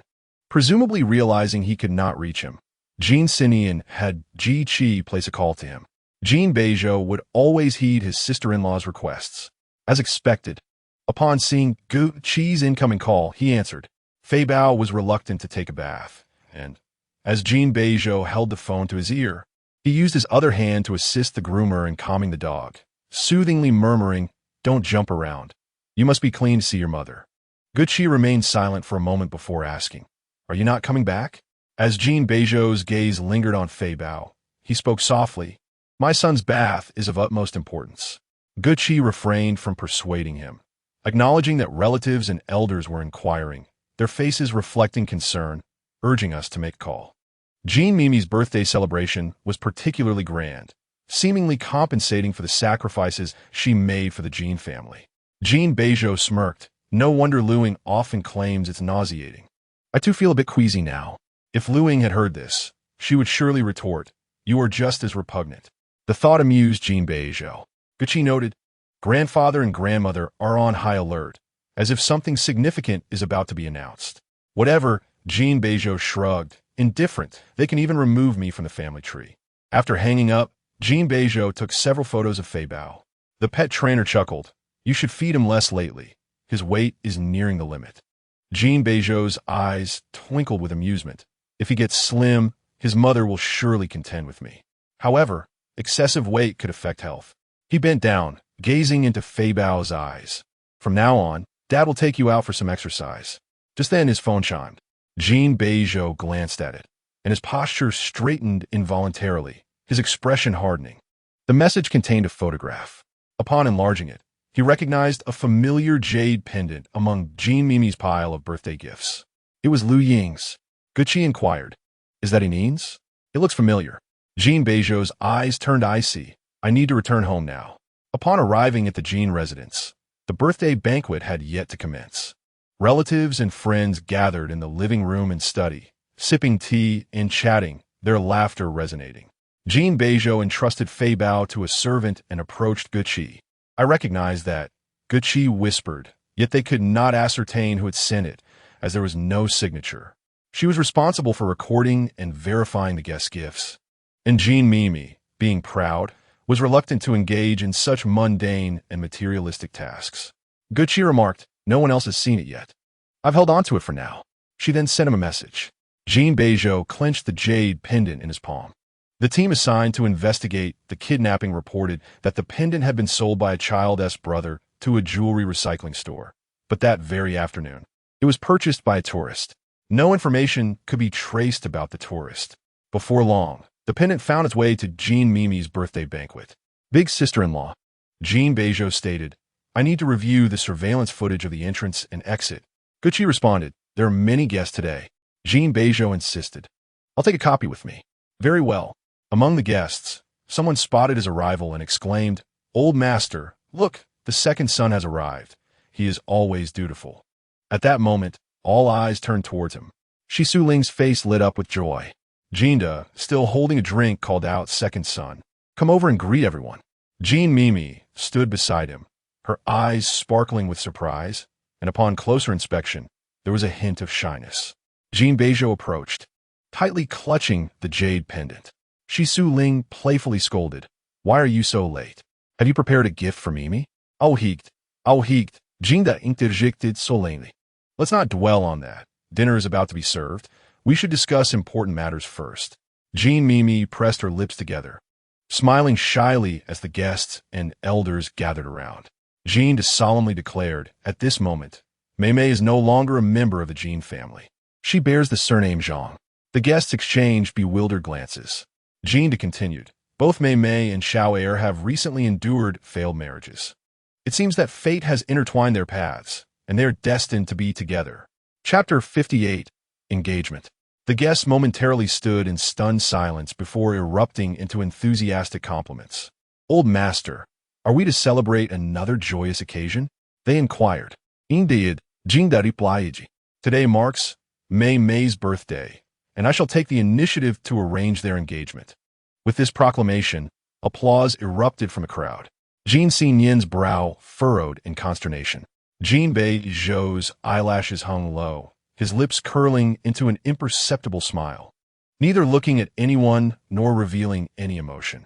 "Xiao Air, as a man, you should express yourself," urged Shi Suling, her face brimming with excitement. A servant approached with a tray, upon which rested a diamond ring the size of a pigeon egg. Jinda's shrewd gaze fixed upon Jin Beizhou, placed the ring upon Mei's finger. Yet Jin Beizhou merely stood there, relaxed, resembling his usual nonchalant demeanor. The atmosphere gradually grew silent, the passage of time stretching interminably. After a moment, Jin Beizhou lifted his gaze, neither angry nor flustered, and retorted, "Am I merely a dog at your beck and call?"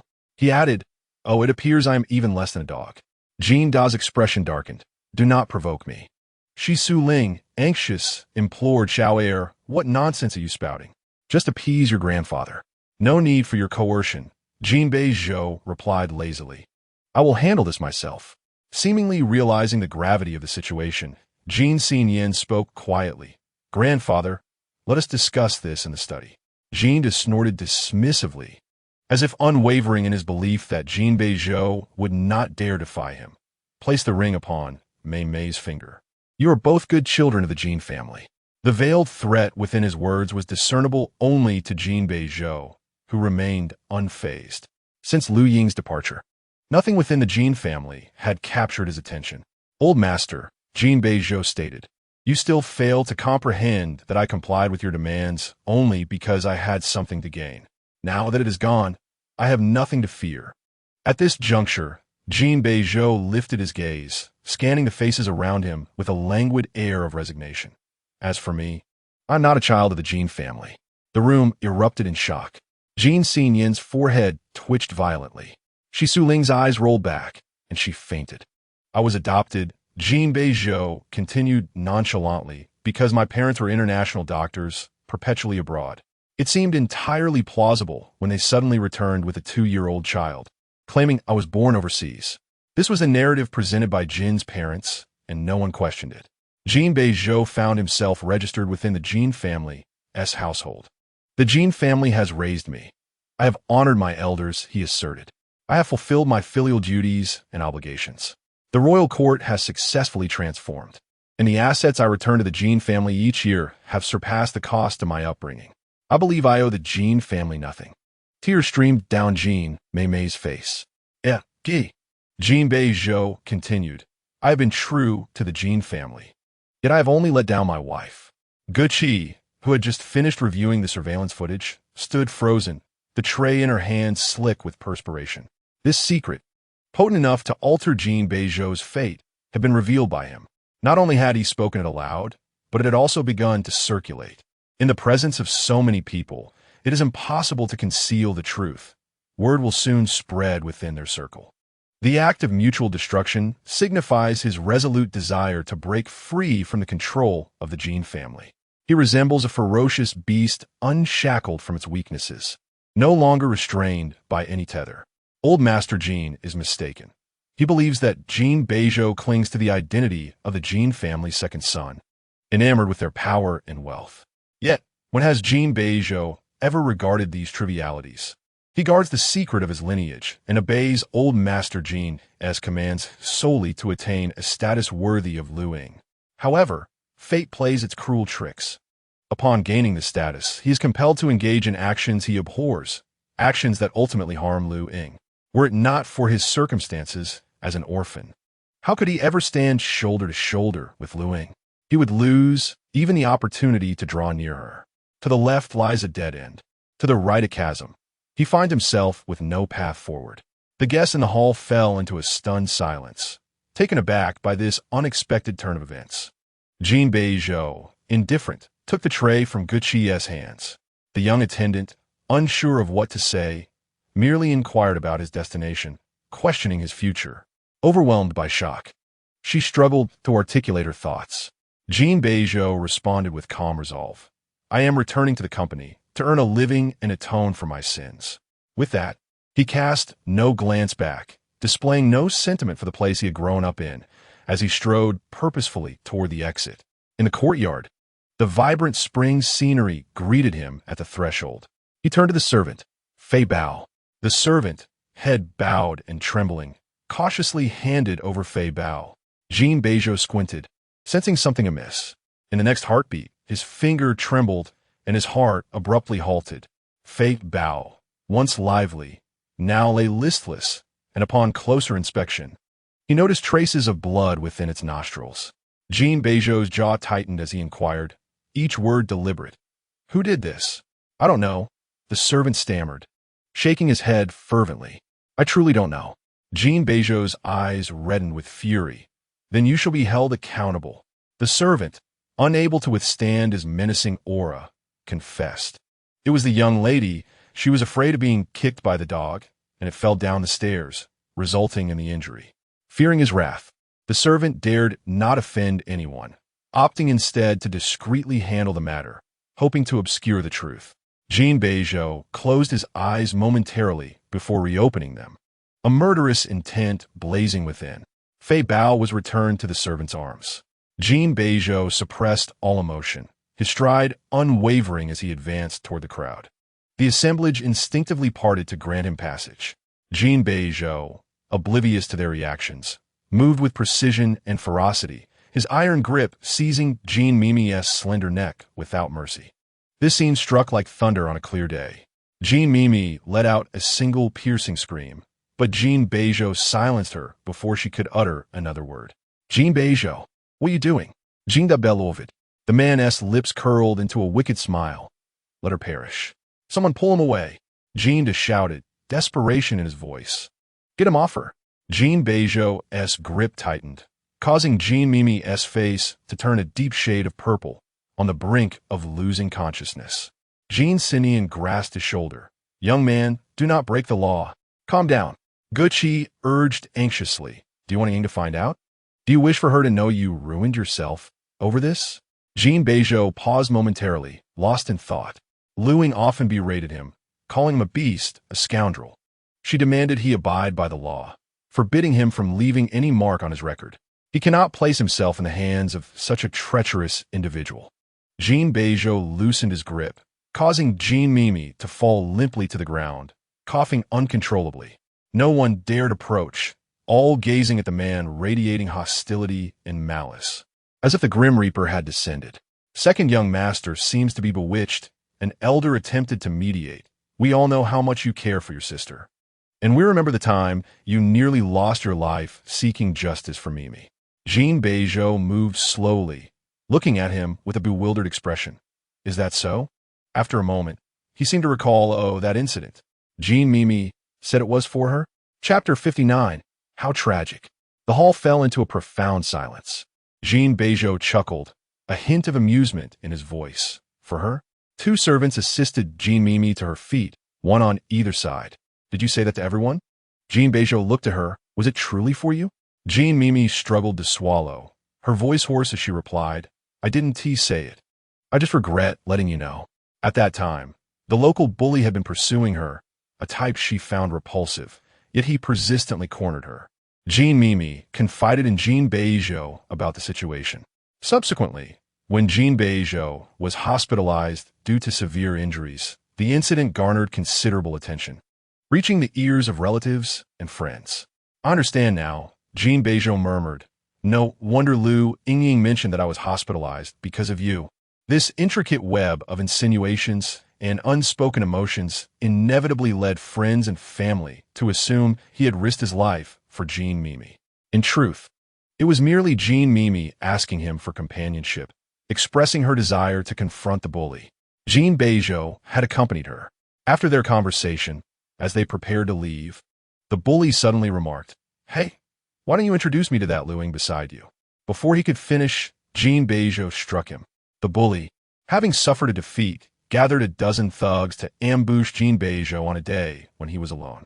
Jin Beizhou sustained grave injuries, yet his opponents fared far worse. In a narrow alley, the cries of defeated youths echoed as Jin Beizhou stood upright, placing his foot on the bully's face. You are not worthy of even mentioning her, let alone coveting her. Jin Beizhou would never allow the bully the chance to approach Luying. Yet, through Jean Mimi's narration, it transformed into a tale of him risking his life for her. Oh, she did not speak. She was simply filled with self-reproach and guilt, allowing others to be misled. And once the truth was unveiled, it was all due to misunderstandings. Such a clever tactic. Once the seed of doubt is sown, past events, whether logical or illogical, seem to acquire an origin. That tabby cat you found dead in the trash can, Jin Beizhou said softly, was it truly not you who killed it? Jean Mimi's eyes widened in shock, terror-stricken. How could I kill my own cat? Jin Beizhou replied matter-of-factly, I noticed you seemed capable. The servant who cared for your cat was dismissed by your grandfather when I sent someone to investigate. She mentioned that she loathed you and took her revenge out on the cat. It appears she truly did harbor a dislike for you. This kind of disdain is indescribable, as it lacks concrete justification. The servant stealthily brought about the demise of her cat, coinciding with a quarrel between Luying and Jean Mimi. Even when the truth was unveiled, those unwilling to accept reality still insisted that Luying was the perpetrator. Among them, who could discern if Jean Mimi had subtly instigated the situation? Yet, Jin Beizhou was acutely aware that the most despicable figure was not Jean Mimi, but himself. He found himself unable to absolve his own guilt. For over 2 decades, the revelation of his true lineage loomed over him like a sword ready to fall at any moment. The words of the old Master Jin, you are merely an orphan. If you do not obey, you shall not even have the privilege to approach her, haunted him. For the sake of this so-called privilege, Jin Beizhou became a mere pawn of the Jin family, a servant to Jean Mimi. He shielded himself against arrows aimed from behind, striving to protect Luying, yet she was ultimately pierced by the very arrows that had struck him. The pain Luying endured was a burden of responsibility for Jin Beizhou. He had tasted the bitterness of walking in shackles. The news of Jin Beizhou not being a child of the Jin family spread through the circles within half an hour. Goodness gracious, Yinxia exclaimed, nearly dropping her phone. Is your husband adopted? Luying, Yinxia, I can hardly believe my eyes. He knew all along that he wasn't a Jin family child and still managed to grow up with such arrogance. If he were truly their blood, he would have ascended to the heavens. Luying was momentarily taken aback. She had often wondered aloud if he was truly a Jin family child, questioning her mother's coldness towards him and her grandfather's stern demeanor. Each time, Jin Beizhou would pinch her ear and retort, what do you want? Luying would tease him. Then I would be so delighted. You belong to me alone. Jin Beizhou would chuckle in response, what of your grandfather? Would he approve of you marrying an orphan? Luying would wilt at that moment. She had said in jest, but Jin Beizhou had shown no signs of concern. In his freshman year, Jin Beizhou embarked on a venture with Hu Chuang and others, selecting a promising project that quickly gained traction within 6 months. Upon earning their first profit, they shared the dividends proportionately, but Jin Beizhou graciously passed his share to Luying. That day, with a charming flush on his handsome face, he said, "Wait for me for a while." Luying was puzzled, unsure of what he meant by waiting. However, regardless of what she awaited, it never came to pass. For in his sophomore year, Jin Beizhou withdrew from the startup and took over the royal court. Without Jin Beizhou, Hu Chuang and the others were left in disarray. With no financial concerns at home, they collectively decided to exit the venture as well. Luying lamented the loss, murmuring, "Why did you stop?" Jin Beizhou appeared preoccupied, more profound than before. Upon hearing her words, he raised an eyebrow and smiled. "Let me hear you call me boyfriend." Luying turned her face away, playfully huffing now. Jin Beizhou pulled her into his embrace, his nose brushing against her ear as he murmured, "It's reassuring to hold our Princess Lu." Luying could never resist his enchanting yet gentle tone, her mind swirling as he coaxed her. The future would not be easy for the second son, Yin Xia speculated. He had offended many and voluntarily cast aside the protective shield of the Jin family. "Thank goodness you left early," she remarked. Luying snapped back to reality. Yin Xia continued, "Thank goodness you left early. Otherwise, you would surely be implicated." Luying pressed her lips together. "I did not leave for that reason." "I understand." Yin Xia remarked that separation might be a blessing. Just then, Aunt Zhang entered, announcing that Jin Beizhou had arrived with Fei Bao. Ever since the incident with Zhang Datong, who had disguised himself as a delivery man, Jin Beizhou had been removed from the property blacklist. As long as he behaved, Luying would not refuse normal interactions. The sun dipped behind the mountains, casting a warm glow over the flourishing flowers and greenery in the courtyard. The man stood outside, tall and poised, cradling Fei Bao in his arms. Luying opened the door to find Jin Beizhou, his dark hair tousled over his forehead, the wind gently revealing his sharp, knife-like features. Fei Bao's voice was soft and low, lacking strength, indicating he was hurt. Luying froze momentarily before hastily taking Fei Bao into her arms, examining him closely. After a visit to the hospital, Jin Beizhou stepped forward, assuring her there were no internal injuries, though his nose had bled, which was alarming. Luying looked up, questioning, "Why were you scared?" Jin Beizhou pursed his lips slightly and replied, "Jin Mimi kicked him." It seemed Jin Beizhou was anxious. "Did you see?" Luying remained silent. Jin Beizhou swallowed hard, asking, "Is there something you wish to say?" Luying met his gaze and retorted, "Ah, you're an orphan now, and your wife no longer wants you. How tragic." Jin Beizhou reflected on the agreement to entrust Fei Bao to him, a testament to his ability to care for the creature, only to witness it being kicked by Jin Mimi. That wretched woman should best avoid him for the time being.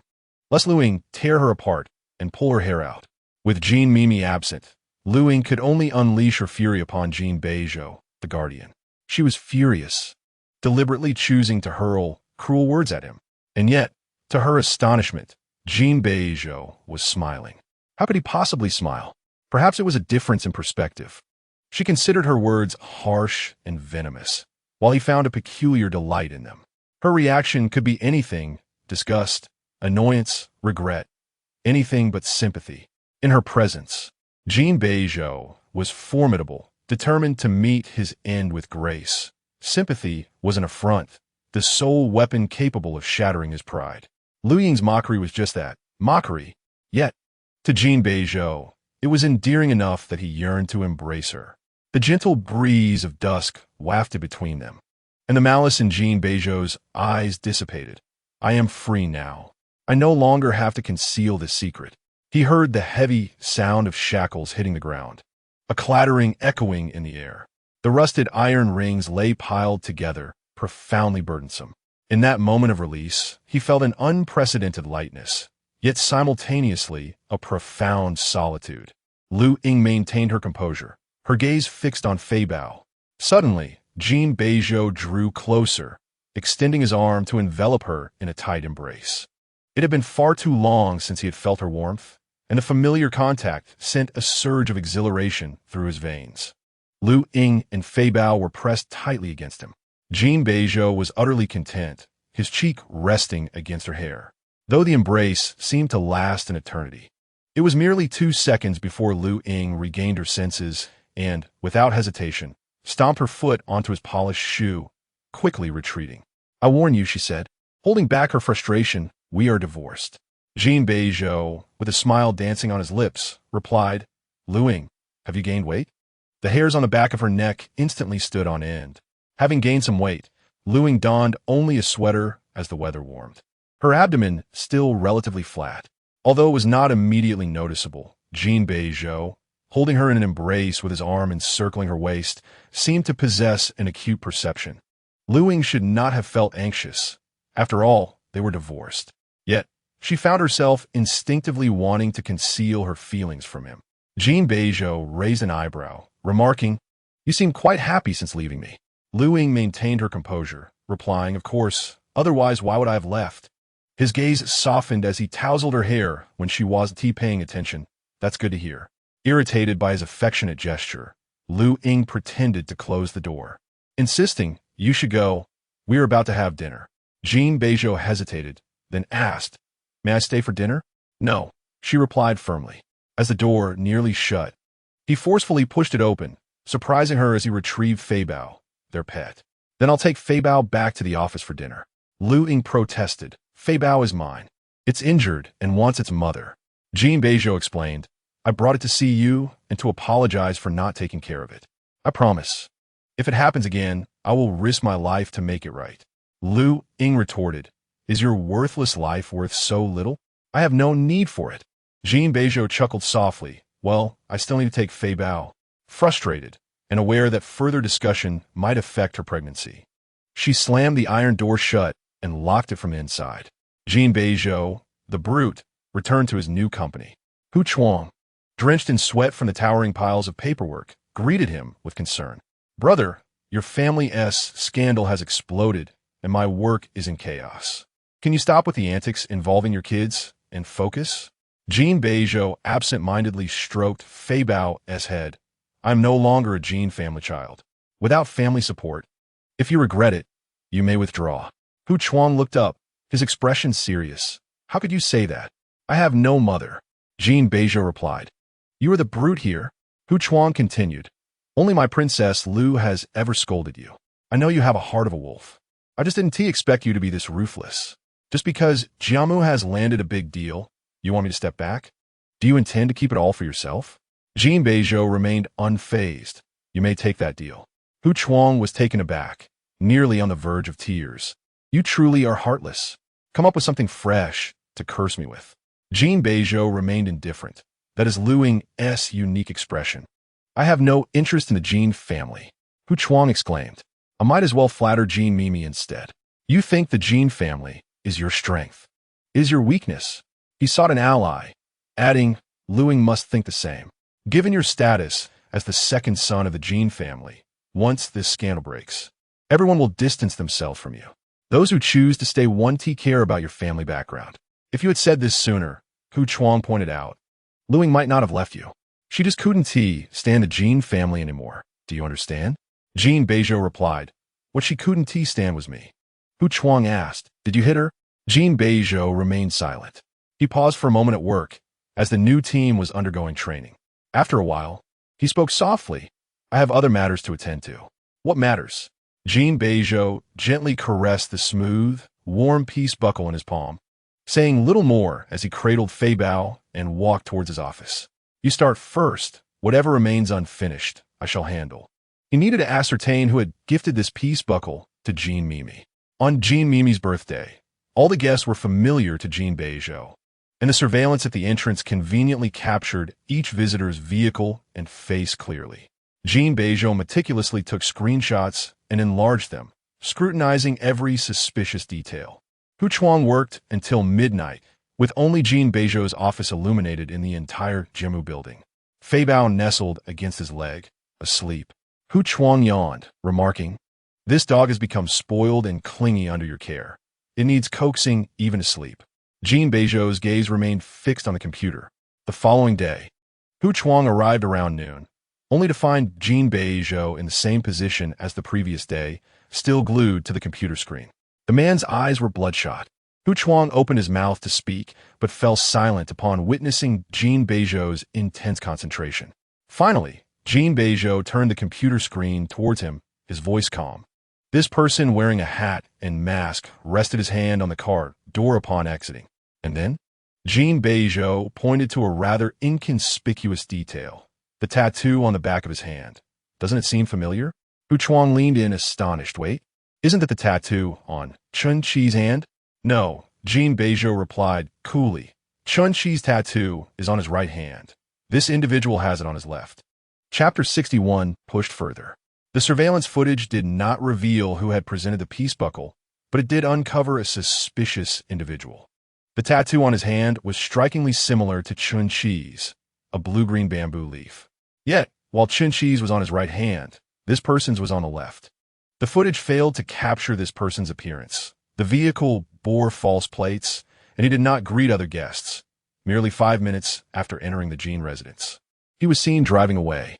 It remained a mystery why he had come and for what purpose. Jin Beizhou seemed to be speaking to himself. I must see Chun Chi. Before he could finish his thought, it felt as though a thunderbolt struck him. Jin Beizhou's complexion turned ashen. He believed he understood. He comprehended why Luying had suddenly reached out to Chun Chi on New Year's Eve, eagerly adding him to her contacts, and why she had rushed to the royal court upon his invitation. She had discovered the tattoo. She suspected Chun Chi might be her abductor. Jin Beizhou thought she was merely unwell. Her obvious distress, her calling out to him, and her few spoken words lingered in his mind. She had said, "At your birthday banquet." Only those 5 words, the rest swallowed back before she shifted the conversation to say how amiable Mr. Chen appeared and that she wished to know him.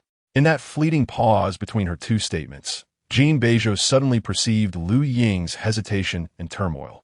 She was frightened. She wanted to confide in him. Yet, she feared he would not believe her. She had sought his help before, in a moment of peril. Yet Jin Beizhou had dismissed her. She had given up. She resolved to investigate on her own, adding Chun Chi's contact and accepting his invitation. Luying, with her delicate and capricious nature, would often seek solace from him after being reprimanded by teachers at school, pouring out her grievances without reservation in front of Jin Beizhou. How did their relationship evolve to this point? Jin Beizhou's mind was in disarray, his heart racing uncomfortably. He truly deserved it. Jin Beizhou, you deserve to be alienated and left alone. After finishing the day's classes, Luying sat at the front desk organizing student records. A group of teenagers gathered around to drink water, animatedly discussing the latest trends in sticker designs. Luying paused her movements and looked up. Do you have any bamboo designs? Of course. One boy with a gap-toothed grin replied, Sistering, I have all kinds. What do you want? He generously selected a bamboo leaf sticker and handed it to her. Under the guidance of the chattering children, Luying affixed the cartoon bamboo leaf sticker to the back of her hand, dampening it to ensure it adhered properly. After peeling away the outer layer, the bamboo leaves appeared vividly imprinted. Luying snapped a photo with her phone and shared it on her social media, just trying to catch up with the trend. Soon, likes and comments began to pour in. There was Chun Chi, along with others. Chun Chi responded with several thumbs up, better than what I've seen. Another commenter remarked, not as good as mine. Luying replied to the latter, understand, I'm a sensitive soul. She then messaged Chun Chi privately. What have you been up to lately? Chun Chi replied, preparing for tomorrow's banquet. He continued, I happen to need a female companion. Interested? Just then, the other conversation popped up. The bamboo leaf design is simple. Why not give it a try? Luying casually inquired. Are many people doing it? Only 2 people have had it done by me, he answered. Who? Luying typed, a hint of urgency in her fingers. Chun Chi and his brother, Chun Zheng. Chun Chi has a brother? This was not mentioned in the information Jin Beizhou had provided her earlier. After a moment of silence, Luying opened the chat with Chun Chi and responded to his question. I'm a bit bored. What time and where? Chun Chi quickly sent her the details of the banquet, arranging to pick her up the following day. The banquet was a grand commercial event in Beijing. Luying wore a slightly flared evening gown that elegantly concealed her midriff. Upon arriving, Chun Chi shielded her with his hand from the car roof and draped his jacket over her shoulders, gentlemanly stating, it's still a bit chilly. I'll take it off once we get inside. Luying looked up and smiled at him. This scene was witnessed by Jin Beizhou and Hu Chuang, who had just arrived. Hu Chuang's eyes darted around, not daring to breathe. The banquet was filled with business magnates, including Jin Beizhou, who had come not for business, but specifically to confront Jin Beizhou. Are you still stuck in your rebellious phase after all these years? Jin Beizhou sighed, exasperated. You're already 25. Must this continue? Jin Beizhou held his wine glass, his gaze unfocused. Thank you for your concern, but I'm not your brother. Jin Beizhou replied. Our parents are aware. They will be returning to the country soon to negotiate with grandfather. Jin Beizhou's parents were extremely shocked and displeased with their father's covert coercion of Jin Beizhou to assist him. Within the entire Jin family, aside from them, only the old man was aware of Jin Beizhou's true heritage. To their astonishment, the old gentleman had indeed been exploiting him from the very beginning.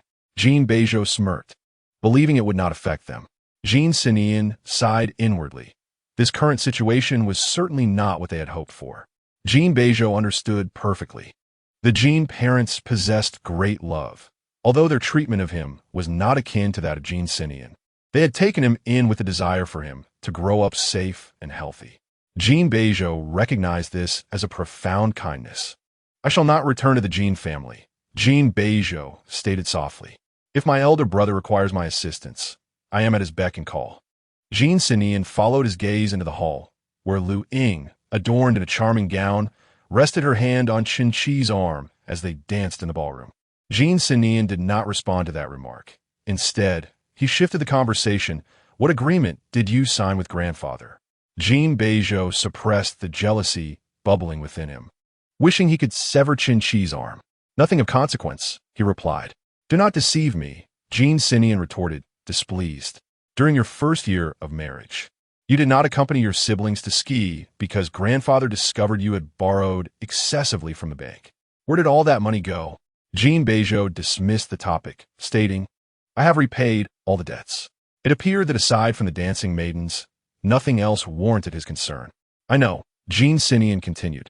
Did you purchase the companies that grandfather liquidated? Jin Beizhou responded nonchalantly. Grandfather acted hastily. Buyers were negotiating prices down, which I found regrettable. Why should we let our family's treasures go at a discount to others? Acquiring all of the Liu family's companies in one fell swoop required an exorbitant sum, which Jin Beizhou could not produce outright, and thus resorted to bank loans. However, this matter reached the ears of the elder Jin, who demanded an explanation from Jin Beizhou. Consequently, he was unable to accompany Luying skiing, marking the first year in which their affections began to wane. As he reflected on this, Jin Beizhou felt a sense of melancholy, unable to discern right from wrong in the situation. He had genuinely wished to treat Luying well, yet his actions seemed to push her further away with each passing day. Chapter 62. Unlock Successful. As the dance concluded, Luying lifted her skirt and curtsied gracefully, executing a joyful princess bow. Chen Qi could not help but smile, his palm gently supporting her elbow. After a long absence of joy, Luying exclaimed, Listen to this song. Indeed, Chen Qi replied, Shall we dance once more? Suddenly, Luying stepped back, playfully exclaiming, This one I know well.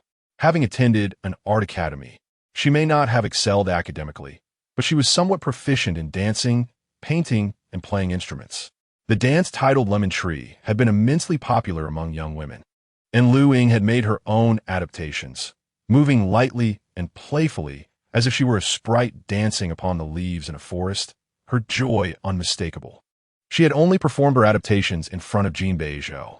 However, after completing just a few moves, a shadow engulfed her, accompanied by a gust of wind. Jin Beizhou had seized her waist, lifting her feet from the ground and whisking her away from the dance floor. His countenance was dark enough to drip water. Do you not recall my previous warning? He admonished, reminding her that Chen Qi was a complicated individual, urging her to keep her distance. Luying was momentarily taken aback before responding, Are you out of your mind? Where are you placing your hands? Remove them. As she raised her gaze slightly, it reached her chest. Jin Beizhou chuckled in exasperation. You haven't finished your sentence. Chen Qi's calm and powerful voice resonated. Mr. Jin, Miss Lu is my companion today. Jin Beizhou's eyes momentarily faltered as he turned to him, his expression inscrutable. Mr. Chun, it is a rare encounter. May I have the honor of treating you to a drink? Another day, I shall treat you, Mr. Jin. Chun Chi replied courteously, but today my companion is here. Jin Beizhou's jaw clenched slightly. Luying, like a startled rabbit, darted away and hid behind Chen Qi. Jin Beizhou's expression darkened. Chen Qi nodded politely and led Luying to a quieter corner. There, Chen Qi poured her a glass of juice and chuckled. Are you afraid of Mr. Jin? Luying took a moment to compose herself, memories of his past reprimands flooding back. For instance, when she wore a dress that revealed much of her shoulders. Jin Beizhou insisted she wear a shawl. Are you childhood friends with Mr. Jin? Chen Qi inquired. Luying nodded, engaging in casual conversation. My mother had only me, and since she was close to Aunt Gao, she thought it best to find me an older brother for future protection. At this, she lifted her gaze. Are you also an only child? Not quite. Chen Qi replied nonchalantly. I have a younger brother whom I only reunited with in recent years. Luying was genuinely astonished, not feigning surprise. It's an unfortunate past, Chen Qi said with a gracious smile. We both ended up in an orphanage. Later, I was adopted and lost contact with my brother. Silence enveloped them. After a few moments, Luying pointed to the tattoo on his hand. You both have this tattoo? Indeed. Chen Qi confirmed. I have it on my right hand, he on his left. Intriguing. Chen Qi continued. I can introduce you to him when the opportunity arises. Luying opened her mouth, not quite knowing what to say. Chen Qi's candid demeanor raised questions. Was he truly uninvolved in the kidnapping incident, or was he entirely oblivious to it? Chen Qi glanced at her hand. May I see yours? Luying instinctively extended her hand. Remarkable, Chen Qi remarked. We're quite the pair. Suddenly, a shadow loomed over them, and a large hand seized Luying's outstretched hand, concealing it firmly. Children can be so thoughtless. Jin Beizhou's voice was icy. They do not comprehend the pitfalls of tattoos. Forgive Mr. Chun for witnessing this. Luying nearly exploded. Why are you haunting me? Was it not difficult enough? She had just confirmed that Chen Qi had a brother with the same tattoo. Yet here he was, interrupting her once again. Come with me. Jin Beizhou commanded. No. Luying's resistance was as futile as that of a mosquito against the vast strength of men, especially since Jin Beizhou seemed to be fueled by anger, exerting even more force than usual. She stumbled as he led her to the lounge, where Jin Beizhou kicked the door shut and locked it behind him. Luying's eyes burned with fury as she exclaimed, You brute! You're ruining my chances. What chances? Jin Beizhou pressed. Do you even know who he is? Do you dare to get close? Are you willing to help count the money after being sold? None of your business. Luying retorted. Am I only allowed to suffer at your hands? Aside from the bedroom, when have I ever let you suffer? Jin Beizhou replied, inspecting the bamboo leaves on her hand. You dare to get this tattoo? Do you not believe I could end you? Luying hissed in pain. This is your doing. You bastard. She couldn't let it go. Jin Beizhou slammed the cup over, wetting his fingertips, and resumed rubbing. What are you doing? Seamlessly transitioning to play couple tattoos with someone else? Do you believe I can discipline you on behalf of my grandfather? Irritated, Luying pinched his arm, twisting it harshly. Jin Beizhou's face turned ashen. Dare to dance with him again? Have you forgotten you said you'd only dance for me? The cartoon bamboo leaves gradually faded, revealing skin rubbed to a pink hue. You dog! Luying cursed. Have you forgotten we're apart? I haven't forgotten. Clean yourself up. Jin Beizhou released her. If it were anyone else, I wouldn't take care, but he is different. Jin Beizhou fixed his gaze on her. Luying, behave. I will investigate. Do not approach him. Luying paused. You know? Jin Beizhou looked at her for a few seconds before averting his eyes. I also know he has a younger brother named Chunzhong. Luying was stunned. You know that too? Jin Beizhou replied. What have you found out? Luying said, I just found out he has a younger brother. A tattoo on his left hand. Yes, Jin Beizhou said blandly, I know that as well. At this, he spoke solemnly. Leave the next steps to me. Do not get close to him again. Jin Beizhou asked for her phone. Luying's eyes narrowed in suspicion. What for? Jin Beizhou swiftly snatched her hand back. Retrieving her phone. Add me back. Luying refused. No need. We don't need to stay in touch. Jin Beizhou ignored her, tapping the screen to unlock it. The password was incorrect. He frowned and tried again. Still incorrect. Luying leaned back, watching calmly. Jin Beizhou tried several more combinations, nearly inputting all their significant dates. Just in time before the phone locked. If you can unlock it, I will have divorced you for nothing, Luying said calmly. Jin Beizhou shot her a glance. Then the screen directly scanned her face. Unlock successful. Luying, Chapter 63, Little Chubby. She promptly blocked and deleted the contact he had just added. It was her phone. She would have the final say. Jin Beizhou, hands in his pockets, the bespoke suit accentuating his superior physique, remarked, Luying, you really have gained weight again. Jin Beizhou added, though I have never supported your dieting, if you allow yourself to gain weight in spring, I must question if you're eating feed. Luying turned her head sharply. Jin Beizhou immediately fell silent. After a moment, he softened. Why be so fierce? A little bit of flesh is good. I just worry you might stress eat. If you need to relieve stress, come to me. Go to hell. Luying cursed. Why don't you hurry and find your little tadpole's mother? Jin Beizhou, strangely inclined to laugh, thought, why are you still poking at someone's wounds? Luying retorted, I'm afraid you're not hurt enough. Why don't you just die, you beast? Jin Beizhou suddenly grasped her forearm, unable to resist squeezing. So soft, it feels nice. I almost wanted to leave a strawberry mark. He dared not voice the last thought. Luying had reached her limit. I never look back.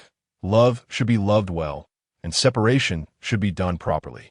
If you claim to love me and cannot bear to be apart, then endure the consequences on your own, Luying retorted sharply. I have no obligation to respond to you, nor do you possess the right to touch me.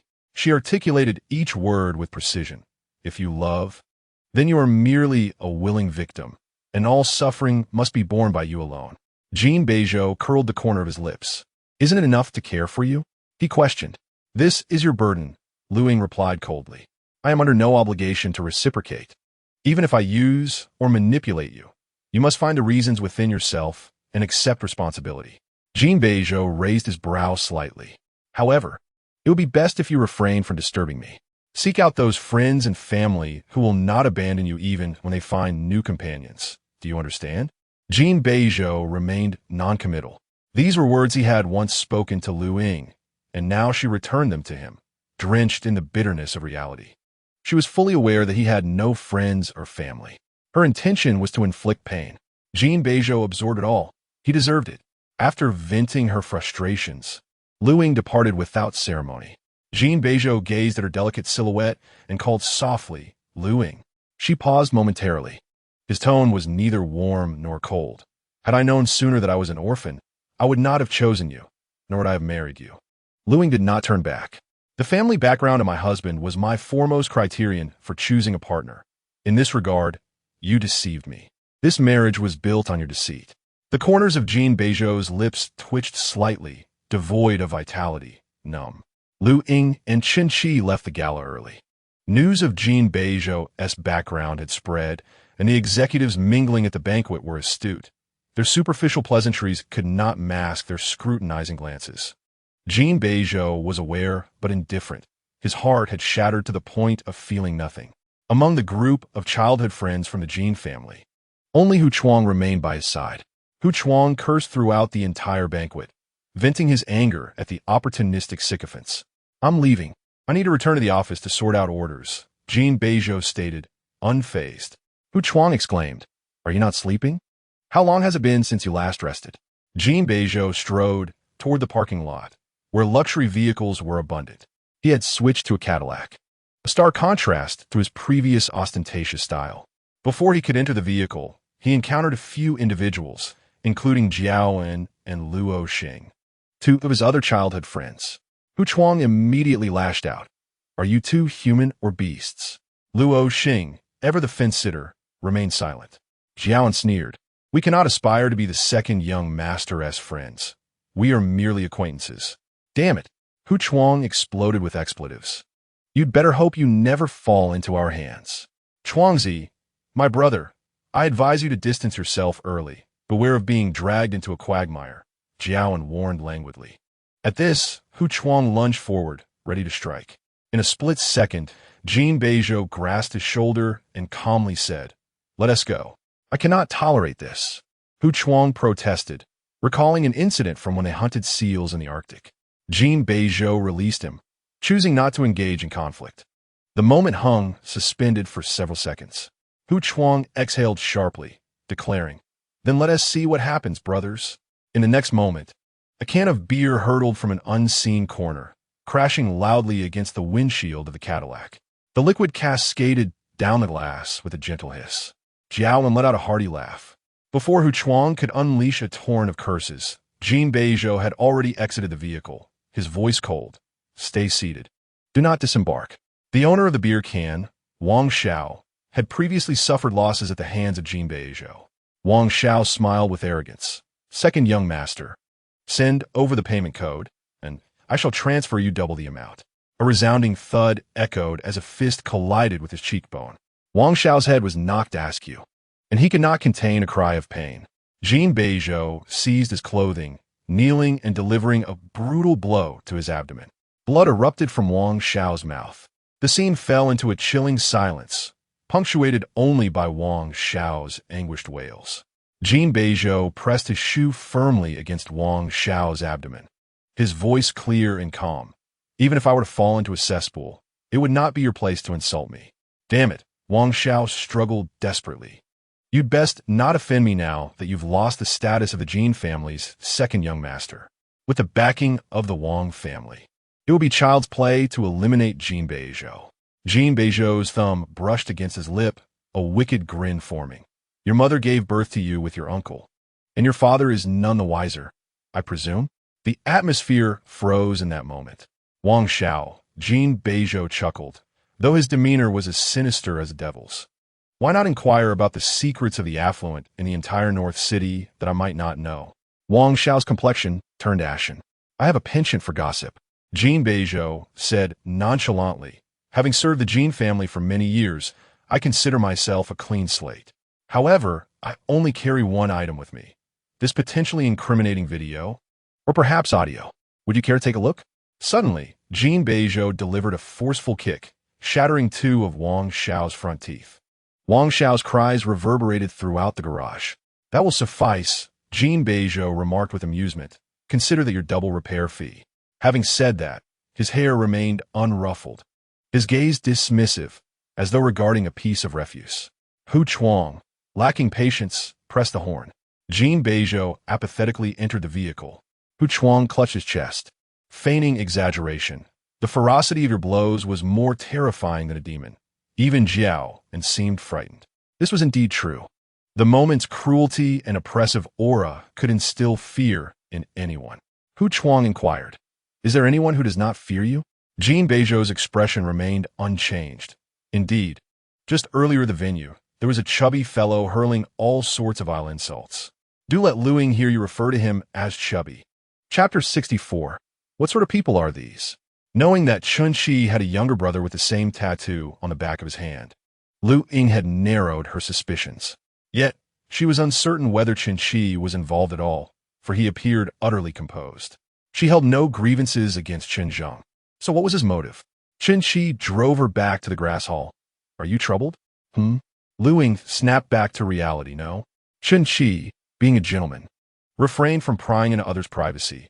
"I also enjoy chess. Perhaps we could play a few games when time permits." "Please spare me," Luying sighed. "My skills are only sufficient to teach kindergarten children who have yet to begin." Chun-Chi chuckled. "Do not underestimate yourself. Teaching children is no simple task." Luying perked up. "If you have children, you can send them my way at an internal rate."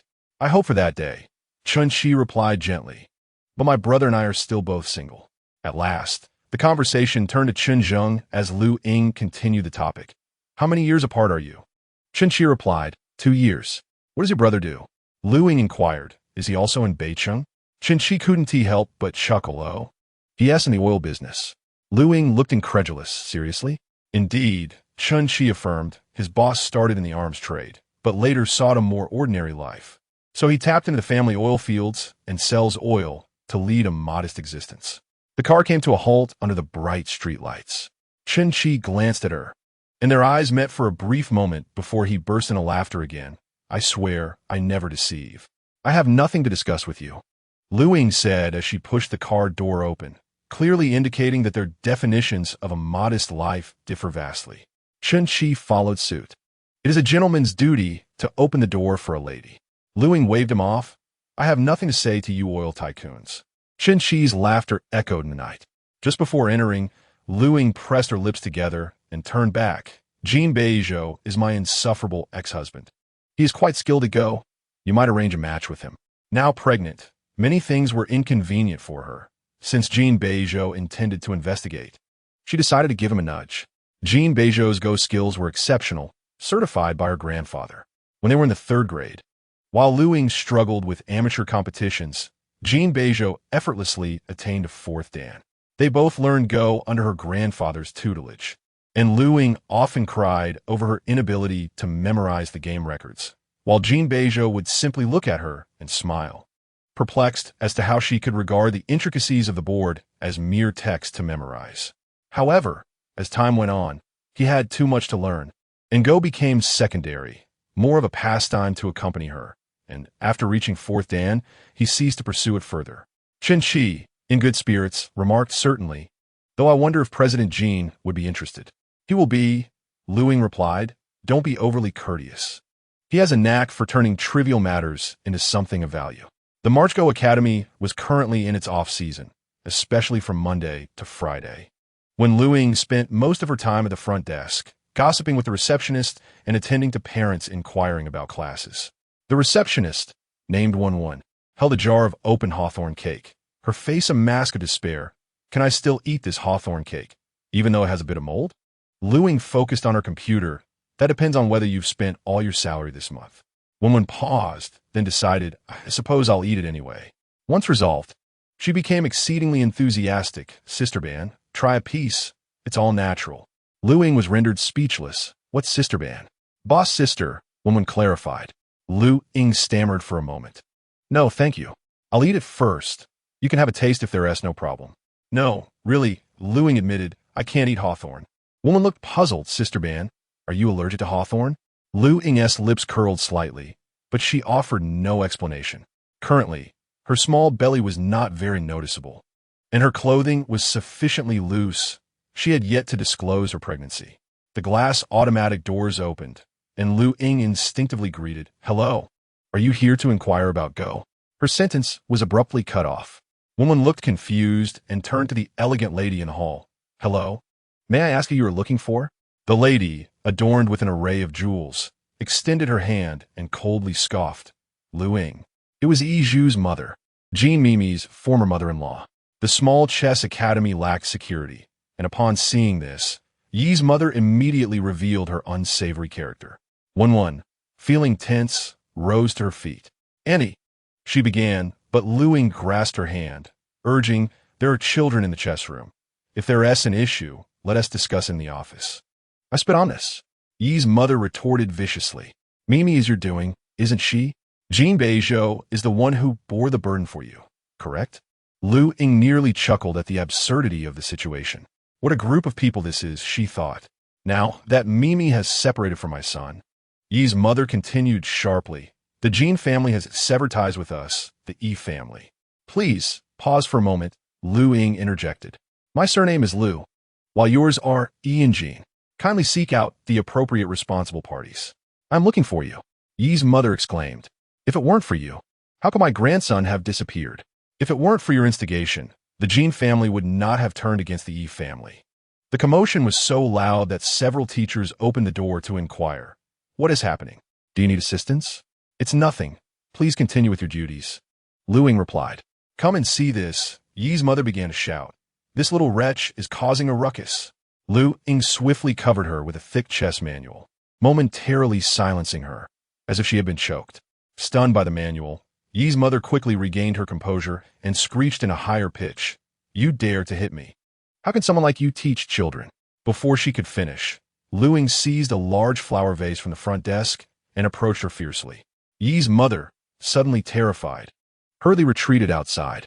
Luying gently brushed the vase and set it down at the door, stating, It deserves a better place. It doesn't tea look nice on the table.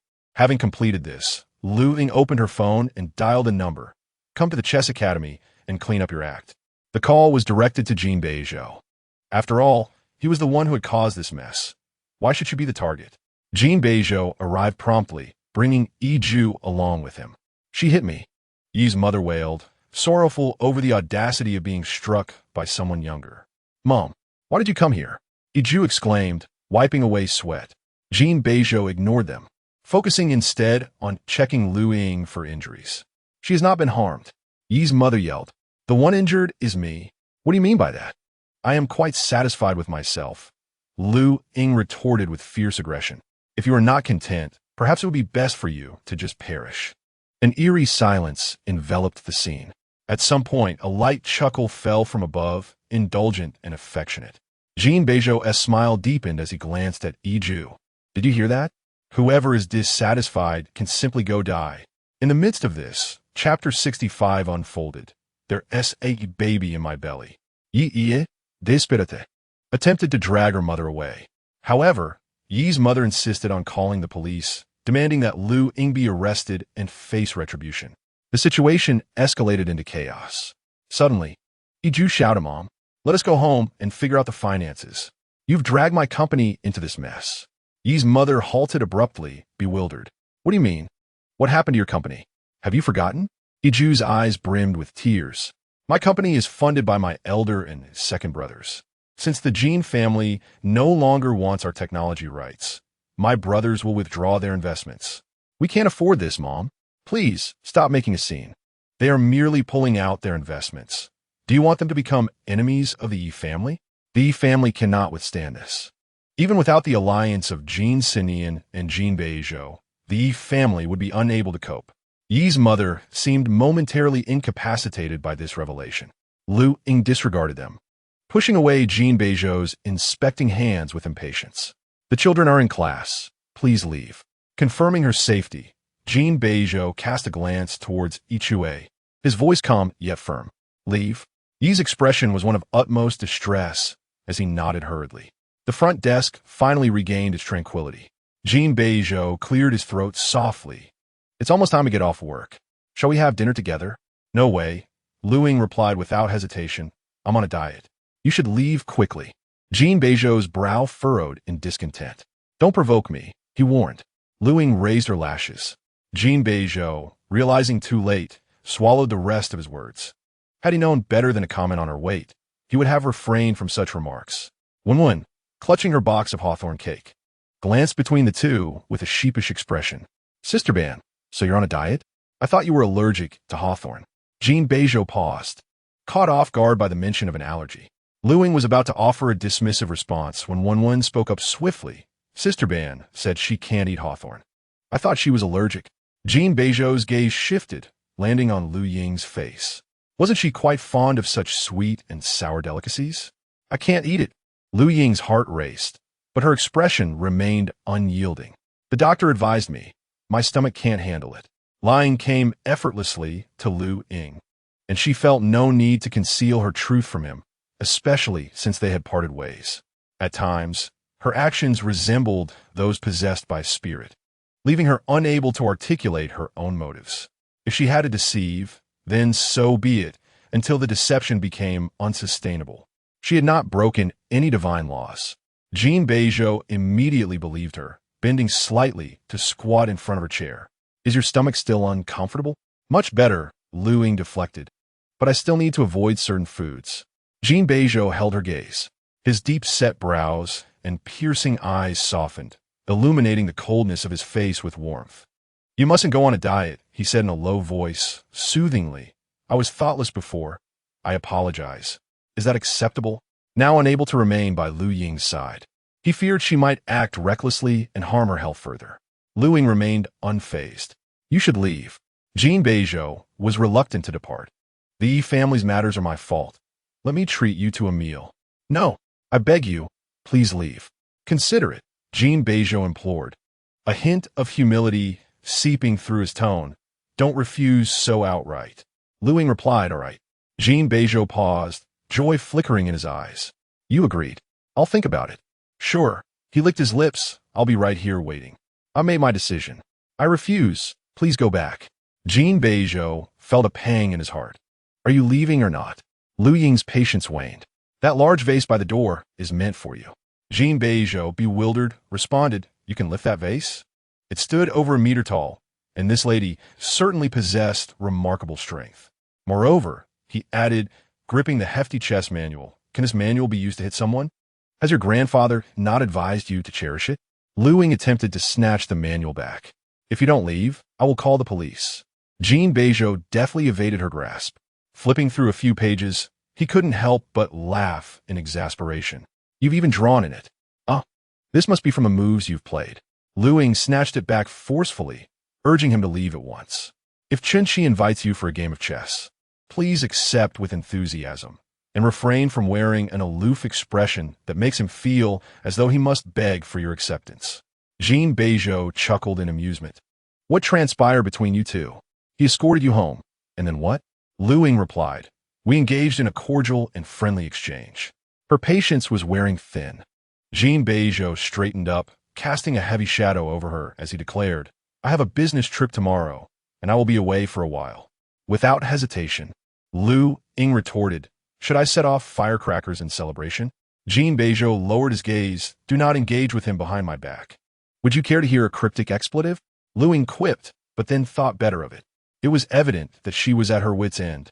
If she lingered any longer, that towering vase might very well come crashing down on his head. When her temper flared, she was capable of anything. Jin Beizhou fixed her with a penetrating look. Leave. Luying ignored him, continuing to stow the chess manual into the drawer. Seizing the moment, Jin Beizhou roughly tousled her hair and cheekily pinched her cheek. He refrained from commenting, fearing she might start a fuss about her weight. But the tactile sensation was markedly more delightful than before. Luying abruptly withdrew the half-stowed chess manual and slammed it down upon him, exclaiming, Today, it's either your demise or mine. Jin Beizhou evaded her strike with remarkable agility, as though he had rehearsed for such an encounter countless times. He even chuckled, making his way to the elevator, casually remarking, I'm off to die. I shall return to life in due course. Luying seethed, her chest heaving with anger. Wenwen, picking up the scattered chess manual, remarked cautiously, Sister, you seem quite intense with your future brother-in-law. Luying responded with a stoic expression, Just enjoy your Harry Hawthorne cakes. Wenwen scrutinized her. Sister, you have indeed gained some weight recently. Even I can tell. Indeed, I've been eating a lot, Luying admitted, but your limbs remain unchanged. Wenwen stated honestly, It's all around your waist. Of course, Luying replied, I have a little one in my belly. Wenwen added mischievously, if one didn't know better, they might think you were pregnant. Are you truly unaware of this? Or, do you know? Luying queried. Wenwen grinned, settling down at the computer to work. Moments later, she pointed at the surveillance monitor in surprise. Sister, look, a beautiful woman is flirting with your future brother-in-law. Jin Beizhou stood in the elevator, flanked by two shy young women, likely seeking his phone number. Luying scoffed. This man had always attracted attention. It was her fault for driving away his prospects. Her phone buzzed twice, revealing an unfamiliar number. Someone is asking for my contact information. It's a girl. The message from Jin Beizhou read. Luying replied earnestly, Please pursue your romantic endeavors freely. Luying shall no longer be your stumbling block. Chapter 66. The Movement of Life. As dusk fell, Jin Beizhou lingered beneath the Chess Institute, staring at the message he had read countless times. His eyes burned with frustration at Luying's indifferent demeanor.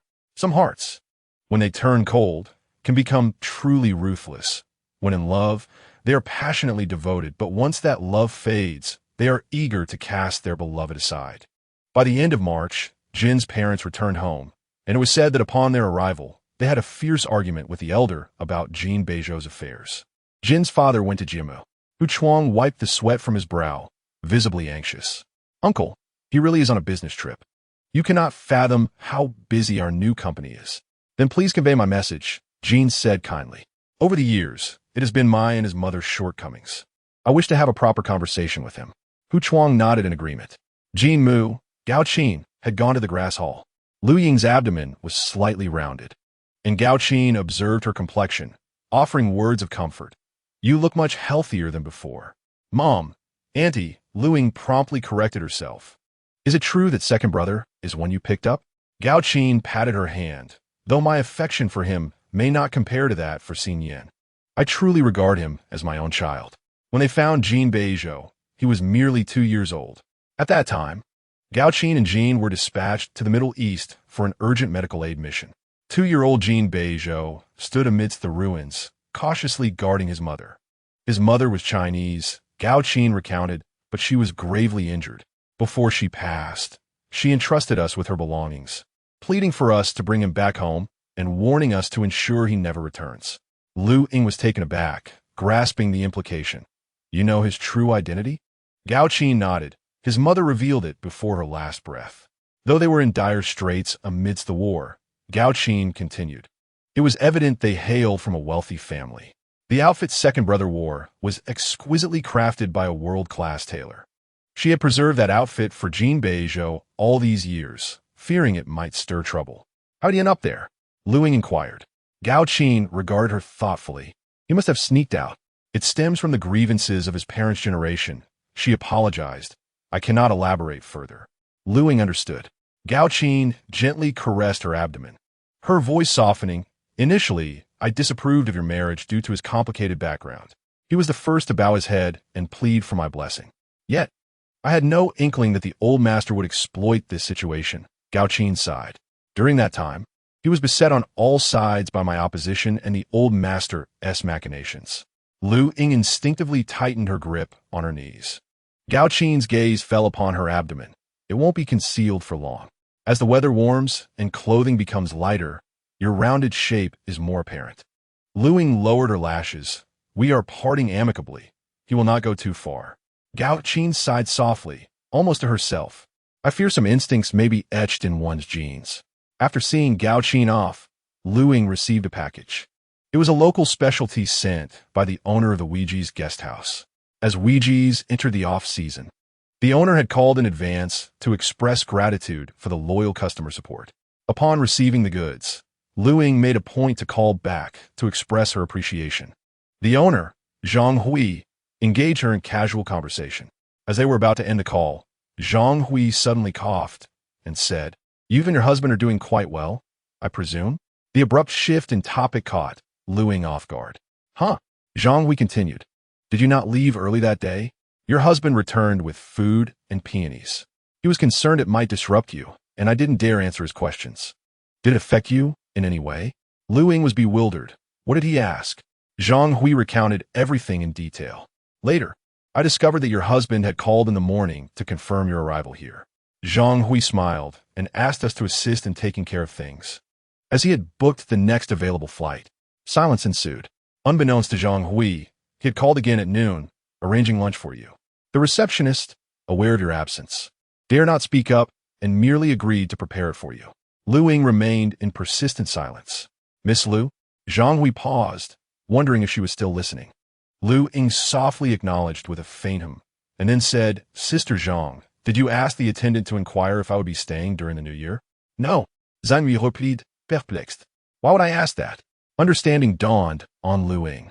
No wonder, after her bath, the attendant had seized the opportunity while delivering ginger soup to inquire if she intended to extend her stay over the holiday. It was likely to confirm that she had returned to the guest house, especially since the front desk had deceived regarding her whereabouts. As the situation unraveled, Luying blocked Jin Beizhou.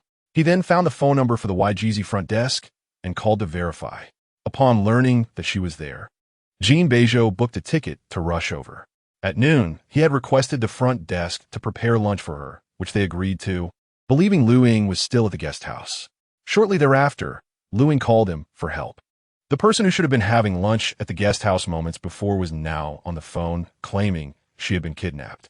No wonder Jin Beizhou always thought she was lying or playing pranks. Meanwhile, during his flight, Luying was rescued by 2 children and managed to return to the guest house on foot. By the time Jin Beizhou arrived, Luying was safely ensconced in her room, perfectly aligning with the information he had received. This created a flawless loop of misunderstandings, layered upon one another, ultimately becoming the final straw that shattered their marriage. The failure of their union was not solely the fault of one, Both bore responsibility. In the days that followed, Luying maintained a steady routine between the grass hall and the chess academy, finding solace in the stability of her life. No matter how significant the matters concerning Qinqi and Chunzheng were, they paled in comparison to her tranquility as she nurtured her pregnancy. News continued to circulate within their circles, such as Wang Xiao being beaten by Jin Beizhou, who sought revenge from the Wang family, only to have them not retaliate. Instead, the family head personally went to Jiamu to apologize to Jin Beizhou. Meanwhile, Jin's parents were busy with their work, and by the time Jin Beizhou returned from his business trip, they had already departed. Additionally, rumors circulated that Jin's parents were seeking a new partner for Jin Mimi. In April, Jiamu made headlines on the financial channel, stemming from a project that the North City had long sought to secure, but which Jin Beizhou had signed. To everyone's astonishment, he chose not to keep the project and instead relinquished it. Following this event, Jiamu seemed to have cleared the congested waters, rapidly establishing itself as a formidable presence in the industry, transitioning from startup to a rising star. By the end of April, Luying experienced her first fetal movements. On Labor Day, Gucci came to the grass hall to visit her, handing her a card and 2 shopping bags. "You decide whether you want it or not." Gucci said it's the first profit from his new company, along with a gift for you. Chapter 67, Remarriage. Luying naturally had no intention of accepting it. Gucci shook her head, saying Jiamu is currently unstoppable and Xiao Air is in high demand. "From what I see, Grandpa seems to have some regrets." Luying shrugged her nose, non-committal. Gucci inquired, "Haven't you been out for a while?" Luying reclined on the sofa, feeling somewhat lazy. Her Go classes had been canceled this month. Gucci patiently advised, "Don't just lie around. You should take a walk every day, or it won't be good for your health." Luying replied, "All right," taking advantage of the pleasant weather during the labor holiday. Luying pulled Zhangma along to the mall to look at the newly arrived baby cribs and strollers. The two spent quite some time deliberating amidst various brands and styles. The fetus was already 5 months along. Luying's pregnancy was evident, her figure accentuated by a low-saturation, misty blue dress. Zhang Ma stayed by her side, occasionally reminding her to lean aside to avoid being bumped into. As they stepped out of the mall, Luying was momentarily blinded by the sunlight. Upon opening her eyes, she unexpectedly locked gazes with an astonished figure across the street, Jin Mimi. Jin Mimi stared at her in disbelief, her gaze fixed on Luying's abdomen. "You're pregnant?" she asked incredulously. "Whose is it?" Luying replied, "Your father's." "What are you even bragging about?" Luo Bifin exclaimed nearby. "Who else is with you?" Luying retorted, "Do I need anyone else?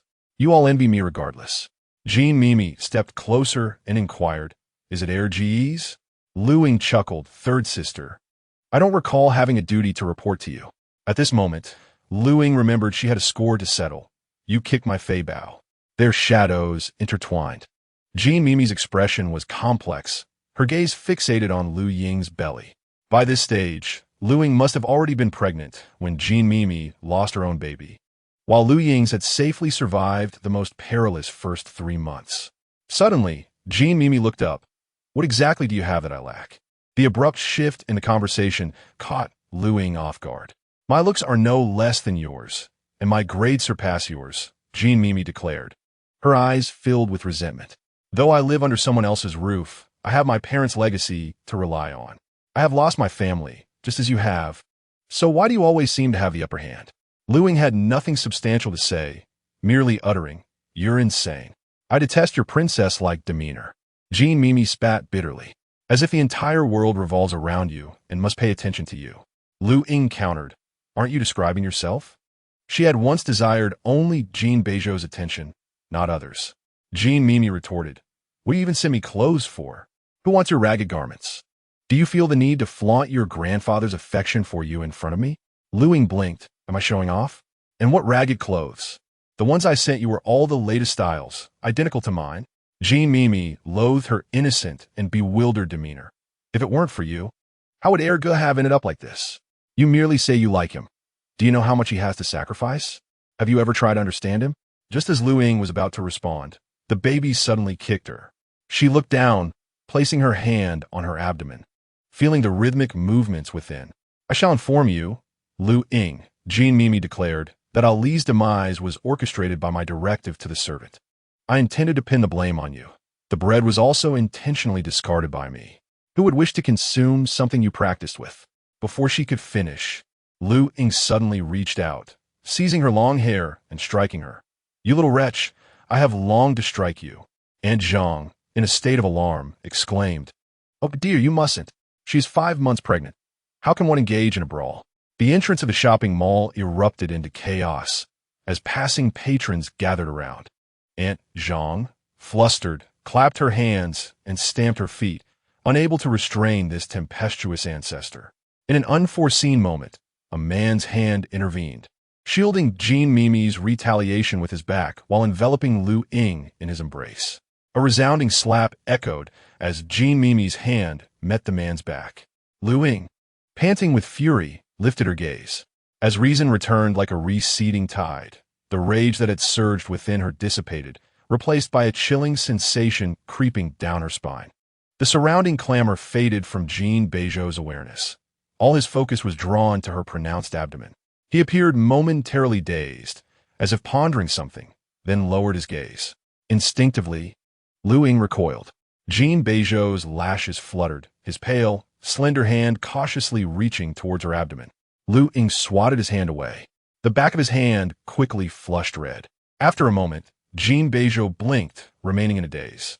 Luying, his voice, low and laced with confusion, inquired, Have you truly been consuming feed? Why is your belly so large? Luying pressed her lips together, retreating to Aunt Zhang's side.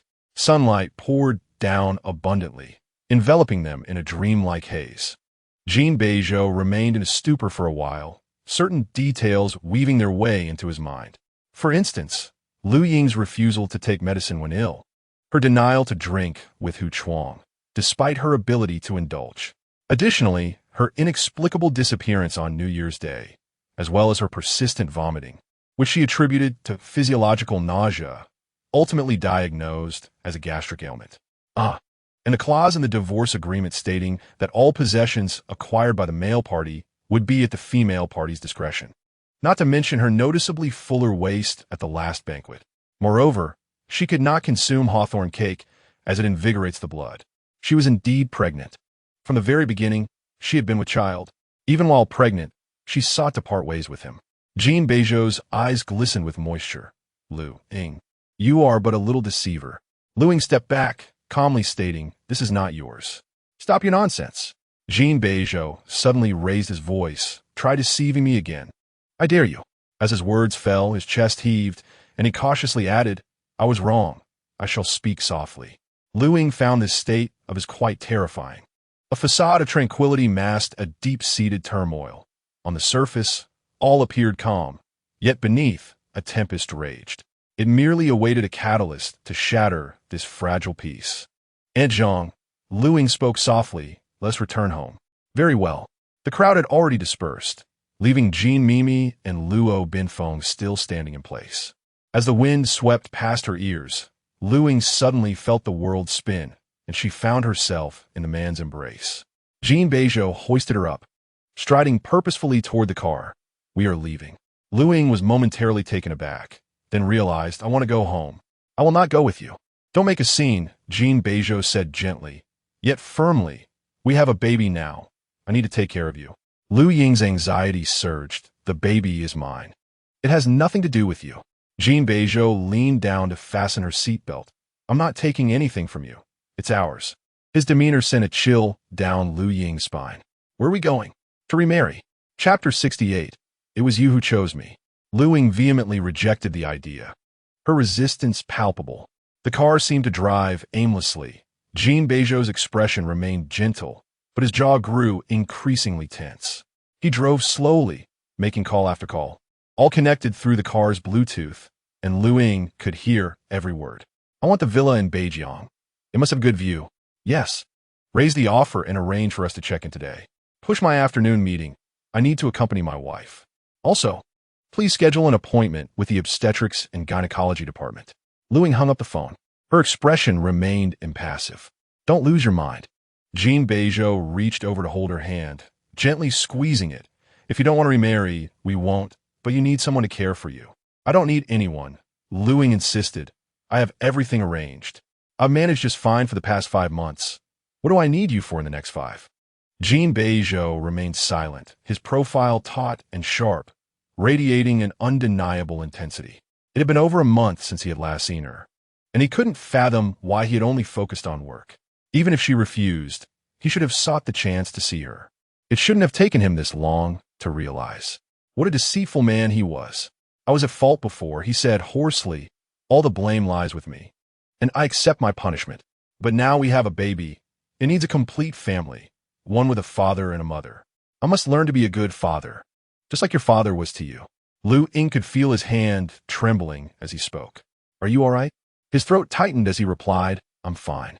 But your hand is shaking. If you're unwell, go to the hospital. Don't put me at risk of an accident, she pointed out. Jin Beizhou released her hand, his bony fingers resting on the steering wheel. Words could hardly convey the magnitude of this revelation. He had thought himself alone, destined to live like a rat in a gutter, quietly observing Luying's life without the right to draw near. He found no justification to approach her. Yet now, everything had shifted unexpectedly. Luying was carrying his child, creating an unbreakable bond between them. At that moment, he had a flesh-and-blood connection, a baby conceived by the woman he adored. Jin Beizhou's once solitary existence was now intertwined with another small life. He felt the tremor of their shared blood. Let us first return to the Jesua. He swallowed the surge of emotions. Tonight, we'll move to the villa. I'll have Jean-Ma sent over. And from now on, I'll stay with you there. Don't lose your mind. Luying was exasperated. We are divorced. I will not be with you. You can just think of me as a guard dog, Jin Beizhou replied. Jin Beizhou possesses a certain pride inherent in his character. During arguments, he may compromise, admit his faults, or plead for forgiveness. Yet he would never lower himself to such an extent. This even evokes the word humble in Luying's mind. When Gaoqin visited her at Chaodang in March, he presented her with photographs taken amidst the chaos of war. In the fragmented remnants of battle, against a backdrop of scarred walls, the 2-year-old Jin Beizhou stood there, his small white shirt, though soiled and torn, shimmered faintly in the sunlight as if threaded with golden rays. Such a tiny figure, in such a disheveled state, held back tears as he quietly stood by his mother, even draping his little black jacket over her abdomen. In the midst of the dusty surroundings, his indomitable spirit shone through, a testament to his refined upbringing and discipline, with every intricate detail radiating self-assurance. Time took a sudden turn, and the proud little boy captured in the faded photograph abruptly merged with the man before her, who now intended to demean her. Luying swiftly turned her face away.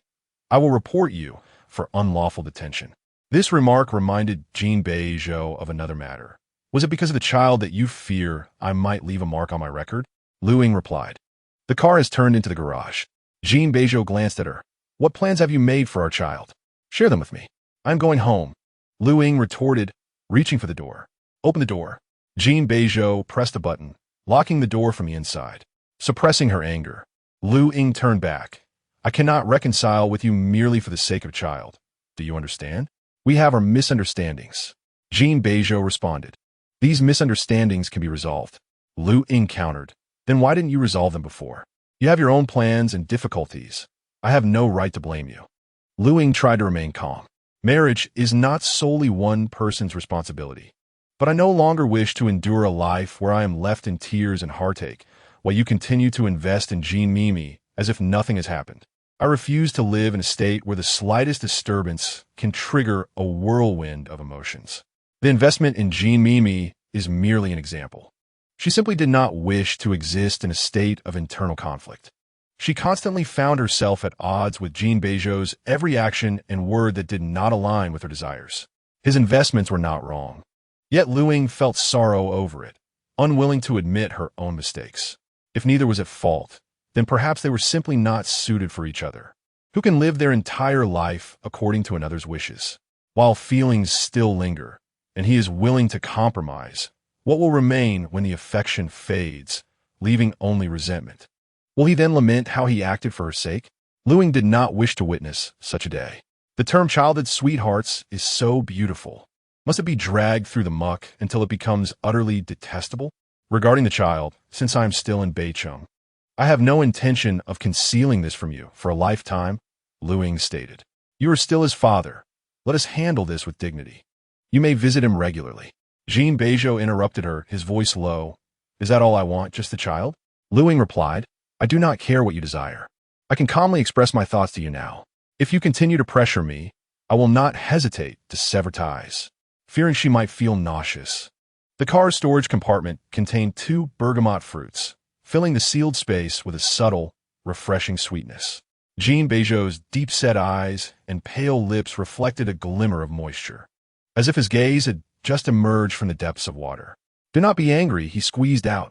I merely wish to care for you and the baby. I do not need that, Luying emphasized for the umpteenth time. It may only affect my mood. Jin Beizhou replied, you love me. Otherwise, I wouldn't have any influence over you. Luying shut her eyes and muttered, damn you. Before she could finish her curse, his warm, dry palm covered her mouth as he patiently whispered, do not use foul language. You must pay attention to prenatal education. Had you known you were adopted, you should have been forthright with me before marriage, Luying retorted, prying his hand away with a sharpness that betrayed her anger. This is deception. I would never want you. You wouldn't even pass muster with my grandfather. Jin Beizhou gazed at her. I have never passed your grandfather's scrutiny. It is because you love me that he consented.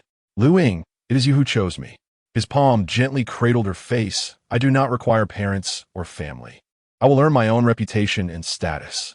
Since you disdain that I am an orphan, must we also condemn our child to be raised by a single parent?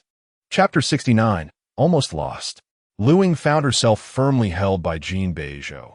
This man would not let go, and she could not take a single step away.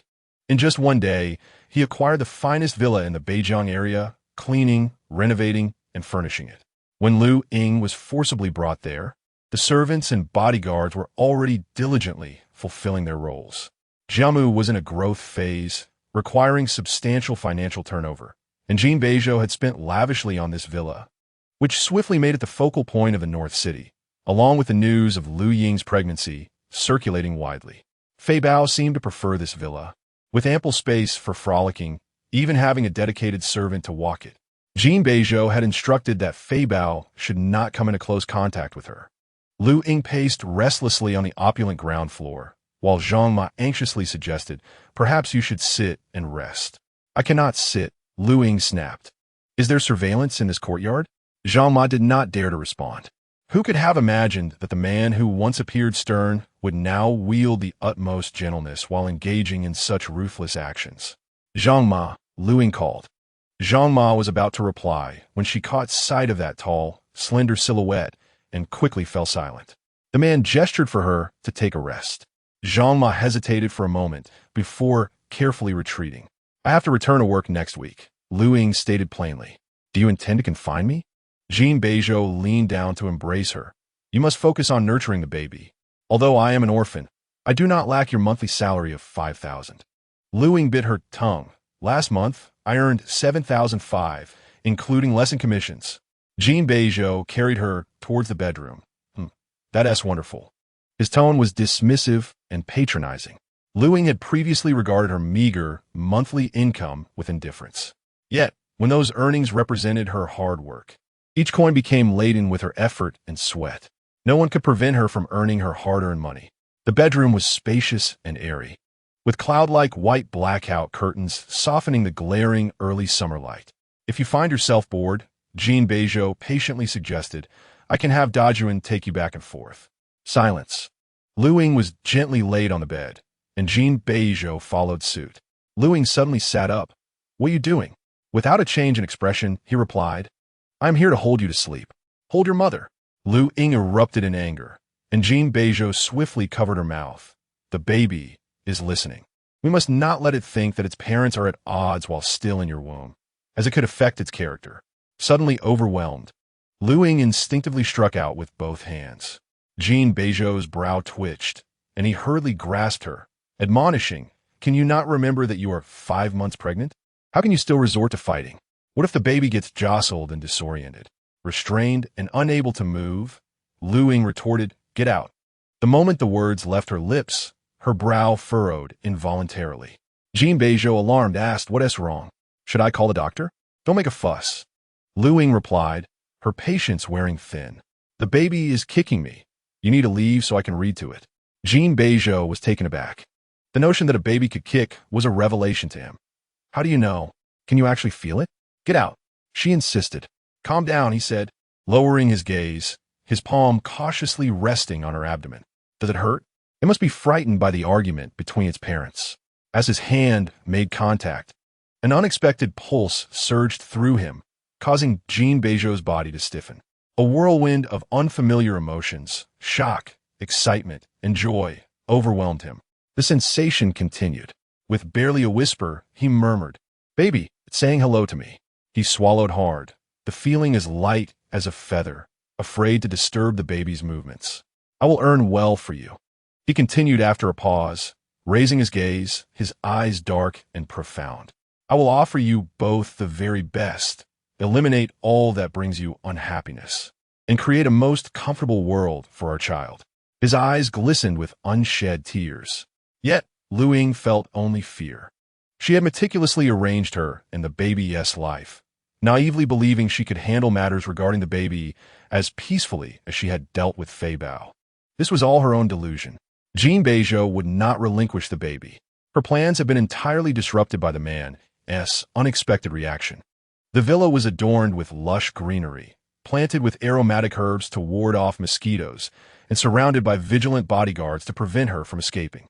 Beneath his calm and gentle exterior lay the suppressed emotions that had surged forth upon learning of her pregnancy. All these varied feelings were what Luying had underestimated. When she discovered her pregnancy, it took her a considerable time to calm her emotions. So how could she assume that Jin Beizhou would approach the situation lightly and amicably? "Leave," Luying said wearily. "I want to sleep." Perhaps sensing the fatigue in her eyes, Jin Beizhou refrained from pressing further, asking gently, "Would you like some water?" "No, thank you." Jin Beizhou ruffled her hair. "The flower on the nightstand is a bell. Call for me if you need anything." Luying remained silent. After covering her with a blanket and turning off the light, Jin Beizhou slowly exited the room. Outside, his team awaited. Jin Beizhou gazed out at the night, speaking softly, "Sent a gift to the Jin and Luo families." "Understood." The courtyard lights cast a soft glow, their light flickering. After an unknown period, with the servants already resting, Jin Beizhou returned to the bedroom, where Luying had long succumbed to sleep, weary from her pregnancy. In the room, a voice-activated nightlight casts a gentle glow. Slippers are neatly arranged beneath the bed, and a thermos on the bedside table contains water at the perfect temperature for sipping. Even the curtains are not fully drawn, allowing a sliver of morning sunlight to seep in, all meticulously arranged according to her habits. During their time apart, it is uncertain whether she has been well or not. Jin Beizhou half squats at the edge of the bed, his palm cautiously resting on her abdomen. The little one has yet to drift into slumber, giving him a gentle kick. Jin Beizhou's brow relaxes slightly as he whispers to the baby, "Mama is asleep. Why are you still awake?" Fearing he might disturb Luying, who is known for her fierce morning temperament, Jin Beizhou settles onto the floor, his gaunt cheeks leaning closer as he listens to the baby's movements, occasionally responding in hushed tones. His phone, silenced, lights up intermittently. Once the fetal movements cease, indicating the baby has finally fallen asleep, he dares to check his messages. The cold glow of the screen seeps into his eyes, causing his hand to tremble. The messages reveal Luying's appointment for an abortion procedure at the hospital, along with arrangements for a temple to perform a blessing for the baby. Ever since she confirmed her pregnancy, he has uncovered every detail of her journey, realizing that she had never intended to keep the baby. The first time she had boldly requested 5 million from him was for the purpose of this blessing. If the baby were to be lost, it would be a decision made by Jin Beizhou himself, and he had nearly lost it without even realizing. Chapter 70, Threat. The night is thick with darkness. The man becomes a mere silhouette. The girl in bed sleeps deeply, not stirring once. Jin Beizhou retrieves her phone, suppressing the tumult of emotions swirling in his gaze, appearing calm as he unlocks it. He inputs the password, Luying's birthday, his own, their wedding anniversary, None of these are correct, and ultimately, he resorts to unlocking it using her unsuspecting face. Aware it is not right, he still tries once more. As the phone threatens to lock, he closes his eyes, steadies his breath, and tentatively enters the date of the abortion procedure. He hopes he is mistaken. This is their child. How could she act so ruthlessly without his knowledge, harboring resentment against him? The phone unlocks successfully, and as the home screen appears, Jin Beizhou's heart halts. In the stillness of the night, he bends over in pain, whispering, Luying. No one responds. He yearns to shake her awake, to confront her about her reckless decisions, to demand a heartfelt apology, insisting she should not entertain such thoughts. This is their baby. Yet, as his fingers rest gently on her cheek, he only squeezes softly, unwilling to exert any more pressure, murmuring, My Luying is going to be a mother. He is to be a father. The next day, in the Jin family dining hall, a servant enters carrying a box, respectfully announcing, Third Miss, your delivery has arrived. What is it? Jin Mimi inquires casually to set it down. Jin puts down his newspaper, declaring, Time to eat. Suling glances over casually, Oh, what's inside? The box seems damp. As her words fall, everyone turns to look. The servant rubs the bottom of the box with his hand, feeling a sticky sensation, and a foul odor begins to permeate the air. In the next moment, the servant, overwhelmed with fear, accidentally dropped the box onto the floor. A dismembered puppet tumbled out with a cacophony of sound. The puppet, seemingly soaked in blood, wore a white princess dress adorned with splatters of a gruesome crimson, creating a scene of sheer horror. Jin Mimi gasped, covering her mouth in shock. Jin was furious. Who sent this? The servant stuttered. The second young master is sending a message. Since the second madam is with child, he has instructed that whenever she is present, the third miss should discreetly vanish, or else face a fate akin to that of this puppet. Jin Beizhou had no intention of concealing his warnings. They were clear and unmistakable. Jin Da's anger flared. The child I raise in the Jin family, no matter how capable he is still a Jin. He must return and apologize. Shi Sualing had aged considerably during this ordeal. This is all your fault. You kept the truth from me, even if you were using Xiao air. It should not have been done so ruthlessly. Even a dog deserves some kindness. Grandfather, Jin Mimi said, her eyes reddening, It's my fault for arguing with my sister-in-law. She is pregnant. Jin De retorted, She has been manipulating your second brother since childhood. Being with child makes her even more formidable. At this, he commanded, Prepare the car and summon Sinian. We are going to the North River Villa. Jin Sinian arrived hastily, but he came to the Jin family. I do not believe Xiao Air is at fault, he stated. It is only natural for him to be concerned for his pregnant sister-in-law. Jin scoffed, Look at this. Using a dismembered puppet to intimidate us? Grandfather, Jin Sinian replied calmly. Are you unaware of his ways? Is it not you who has forced him into such behavior? I have been investigating the accounts of the royal court these past few days. Had Xiao Air adhered to the rules, he would have met a far worse fate. Shi Sualing was astonished. What do you mean? Nothing of consequence. Jin Sinian avoided answering. Enough, grandfather. Even if the Jin family has taken Xiao Air in, his contributions have long since been sufficient. Upon finishing his statement, his gaze shifted to Jin Mimi's face, laden with meaning. He is no longer your second brother. He will show you no mercy. With you grandparents aging, the Jin family will ultimately be under my command. Mind your actions. Jin Mimi bit her lip, rendered speechless. His words serve as a reminder for her to remain compliant. Jin Sinian had always maintained a distance from her, treating her with less kindness than he did with Luying. His warning was clear. Do not provoke Jin Beizhou or Luying. With him present, the elders could not always protect her. Jin was prevented by Jin Sinian from going to the North River Villa. Yet the Luo family, equally affected, made their arrival. Luying awoke naturally from her slumber. Jin Beizhou sat on the edge of the bed, lifting her up despite her resistance, assisting her in dressing. A knock came at the door from Zhangma. Mr. and Mrs. Luo, along with Miss Luo, are here to see you. Jin Beizhou replied curtly, Wait. Luying, irritated and unwilling to cooperate, asserted, I can dress myself. Do not make a fuss, he frowned. Have you not had enough of this? I will accompany you in your antics later. Luying raised her lashes. Do you understand what she said? She claimed that the cat was killed at her behest, that she deliberately threw the bread, and that the bread was for my practice. I wish I could tear her mouth apart. Jin Beizhou knelt down, grasping her ankle with one hand to assist her in putting on her shoes. Have you fallen for her, considering how much you care? Luying retaliated by kicking towards his face without hesitation. The man adeptly caught her foot. With deliberate clarity, Luying declared, I can never forget the grievance I endured back then. Reconciliation is impossible, do you understand? Jin Beizhou lowered his lashes, concealing all emotions as he helped her into the other shoe. Yes, he understood. It was inconsequential. She could harbor resentment or hatred, and while staying by his side with their child, she could take her revenge, which Jin Beizhou would accept without complaint. The only condition was that she could not leave. Luying's words grew increasingly caustic. My ideal partner comes from a complete family with harmonious relations. Jin Beizhou remained unperturbed. Our child will have both parents and a harmonious family, regardless of what she said or did. Jin Beizhou seemed to brush it off with a smile, even when she intentionally struck at his vulnerabilities. Breakfast was lavish. Jin Beizhou offered her a variety of dishes to taste. Ignoring him entirely, she dismissed the offerings, prompting him to have them removed. When she took a bite of what was left, he simply consumed it himself. A servant entered cautiously, stating, Mr. Luo is still waiting. Without lifting his eyelids, Jin Beizhou responded, if he doesn't want to wait, he may leave.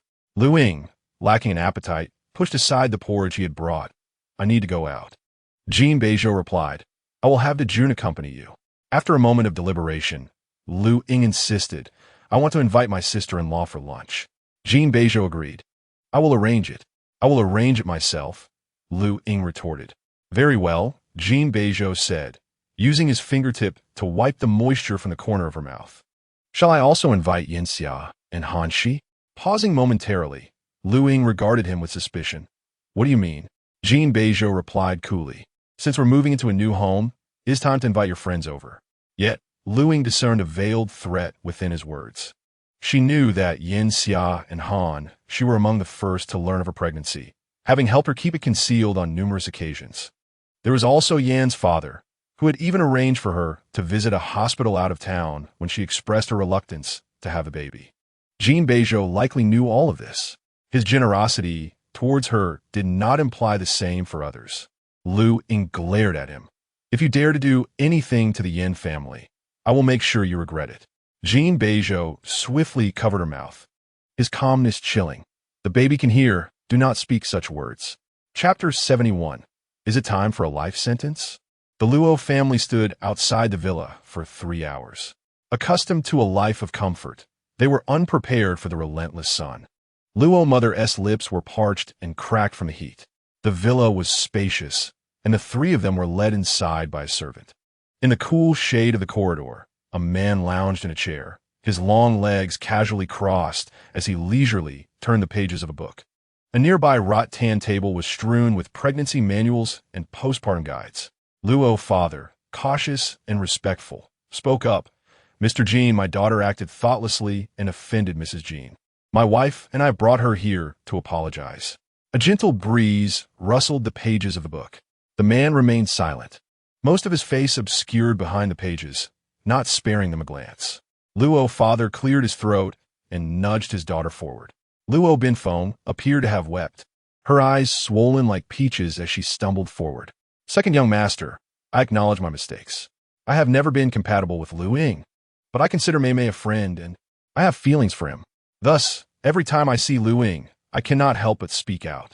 Although she claimed to have never spoken maliciously to Luying, the man beneath the eaves remained utterly still.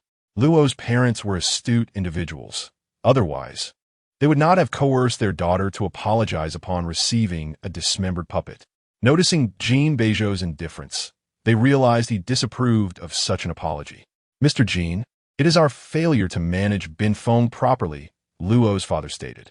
She is simply loquacious. If we are to speak of harm, she truly knows nothing of it. This morning, her mother interrogated her for quite some time, and she was merely provoked. Upon hearing this, Jin Beizhou slowly lifted his gaze. Provoked by whom? Luo's mother hastily replied. By Jin Mei Mei. Oh, Jin Beizhou straightened his posture slightly, intrigued. How did she provoke her? Luo's mother nudged her daughter, urging her to speak the truth. Before she could begin, Jin Beizhou gestured for someone to bring over a video recorder. He stated coolly, to prevent Miss Luo from denying it later, "Is it acceptable to record our conversation?" Luo's father felt awkward but replied, "Yes, there's no problem." Luo Binfeng stammered, seemingly desperate to extricate herself from her family's predicament, revealing every detail. For instance, when they were 10, they invited Luying to play hide and seek at the park, only to silently abandon her, leaving her to hide alone until nightfall. Additionally, when they were 11, Jin Mei took the dress Luying had gifted her and discarded it beside a trash bin for a stray cat. Furthermore, at 13, they collectively gifted Luying a birthday present, which had been left overnight at a relative's house where a child had contracted hand-foot-mouth disease before being presented to her. Fortunately, Luying's robust health allowed her to escape this malicious intent. Luo Binfeng also mentioned that Jin Mei had proactively chosen to adopt the Jin surname because Jin Beizhou had begun to suspect her of secretly plotting against Luying, leaving her no choice. Jin Beizhou recalled this incident. During that period, Luying had been particularly upset with him, and their encounters were fraught with arguments. Ultimately, her grandfather issued a command, prohibiting Luying from visiting the Jin residence, dispatching a driver to collect her immediately after school to eliminate any chance of their meeting. Jin Beizhou once leaped over the wall of the Lu residence to reconcile with Luying, but she refused to even open her window. He persisted, remaining outside from dawn until dusk. Although Luying did not see him, she remained undisturbed by others, fearing nightmares from his unwavering presence. She cracked her window open just a sliver, told him to leave, and vented a torrent of grievances, including insults directed at both Jin Mei and him. This prompted Jin Beizhou to re-evaluate his foster sister, Jin Mei, who was sensitive and perhaps sensed the shift. Not long after, she voluntarily requested to adopt the Jin surname, stating, "Ing and second brother always quarrel because of me. If I become second brother's biological sister, sharing the same household registration, no one will have anything to say." Naturally, the elder Jin and matriarch opposed this, wishing for Jin Beizhou to marry Jin Mei. However, Jin's parents supported the decision, and thus it was settled. Once this matter had passed, the elder gentleman and lady grew increasingly fond of Jin Mimi, while their disdain for Luying deepened. "I admit my involvement in these events," Lu Binfeng remarked. "Yet I was merely a pawn in the game." Lu's mother nodded in agreement. Her impulsive nature rendered her susceptible to Jin San's feigned fragility, easily turning her into a tool. Jin Beizhou's eyes resembled a still lake, devoid of ripples even when a stone was cast into it. What Lu Binfeng described was not evidence against Jin Mimi, but rather a reflection of his own shortcomings. The subtle machinations among these young ladies eluded his understanding, as they did Luying's. She merely sensed the discomfort and revulsion of the situation, unable to articulate her feelings or present any proof. The insidious malice cloaked in pretense was repeatedly inflicted upon Luying. No one believed her grievances. Jin Beizhou professed his faith in her, yet his belief lacked substance. He cared for Jin Mimi as always. Was this truly belief? It was mere pretense, a superficial facade. His trust lacked foundation, collapsing like an illusory tower in the face of Luying's recognition of his hypocrisy, scattering into fragments without any tangible support. What of his internal struggles? The fact remained that he had wounded Luying, and she would not forgive him. This was the inevitable outcome. The Lu father-daughter duo was escorted away by the servants. Alone beneath the eaves, Jin Beizhou's posture sagged at a certain moment, suffused with pain and despair.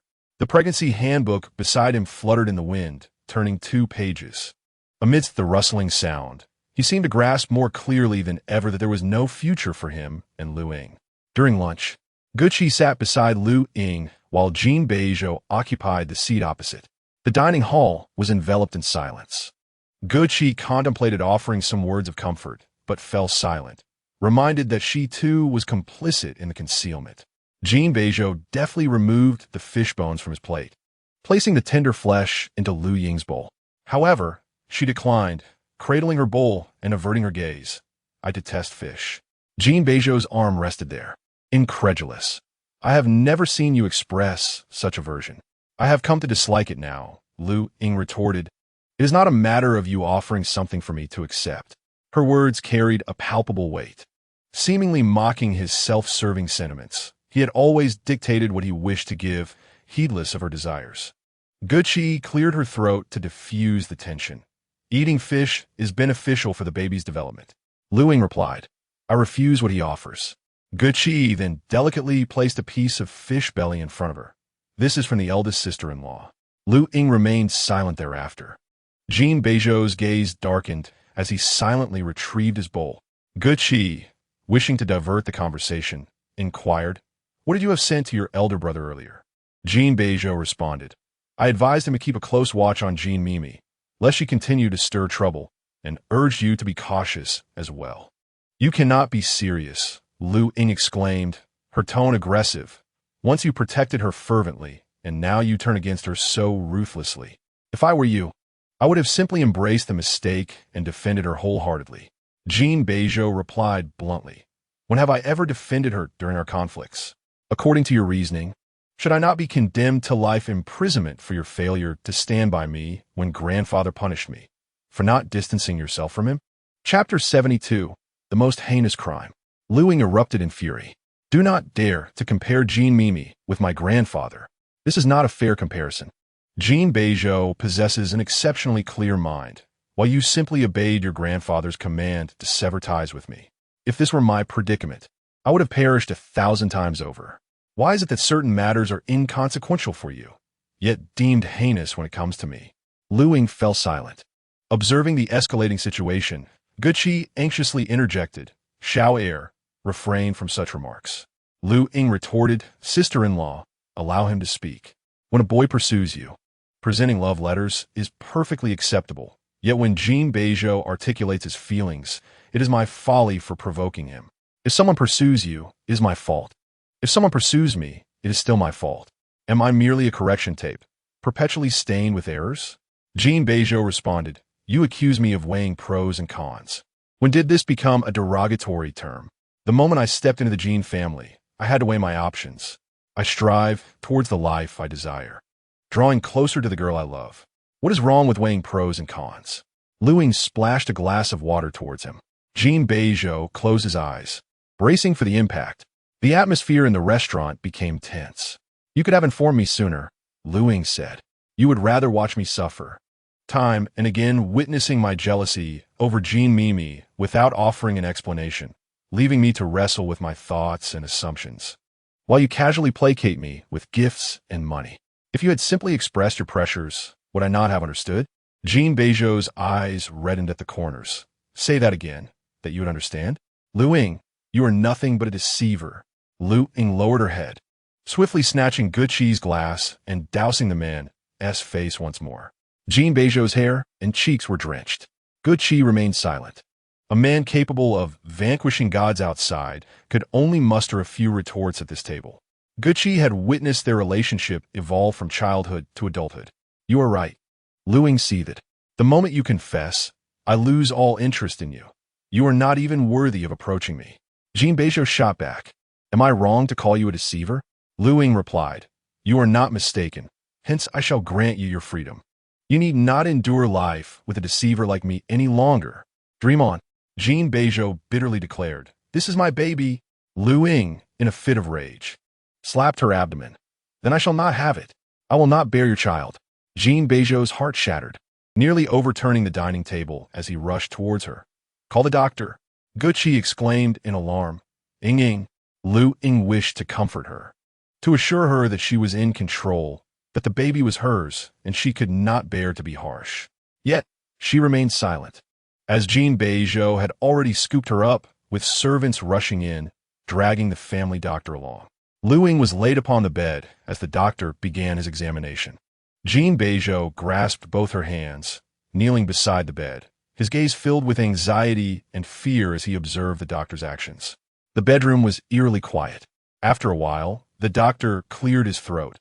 Everything is fine. It is akin to the baby receiving a gentle slap.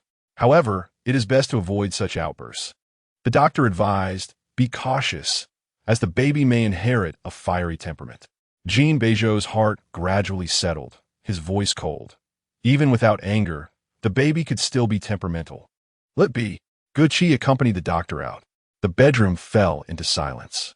Jin Beizhou remained kneeling there, his grip still imprisoning Luying's hand, rendering her unable to withdraw it. After a moment of silence, he released her, pressing his face against her abdomen, his voice hoarse. If you're going to argue, then argue. But why involve the child? Do parents strike their children in the midst of a quarrel? I was wrong. Is that acceptable? Luying displayed no emotion. I want to return home. Being with him always made her emotions spiral out of control. Don't even think about it, Jin Beizhou replied. His gaze obscured. You might harm the baby. You must remain within my sight. Luying retorted. This is my baby. Jin Beizhou countered.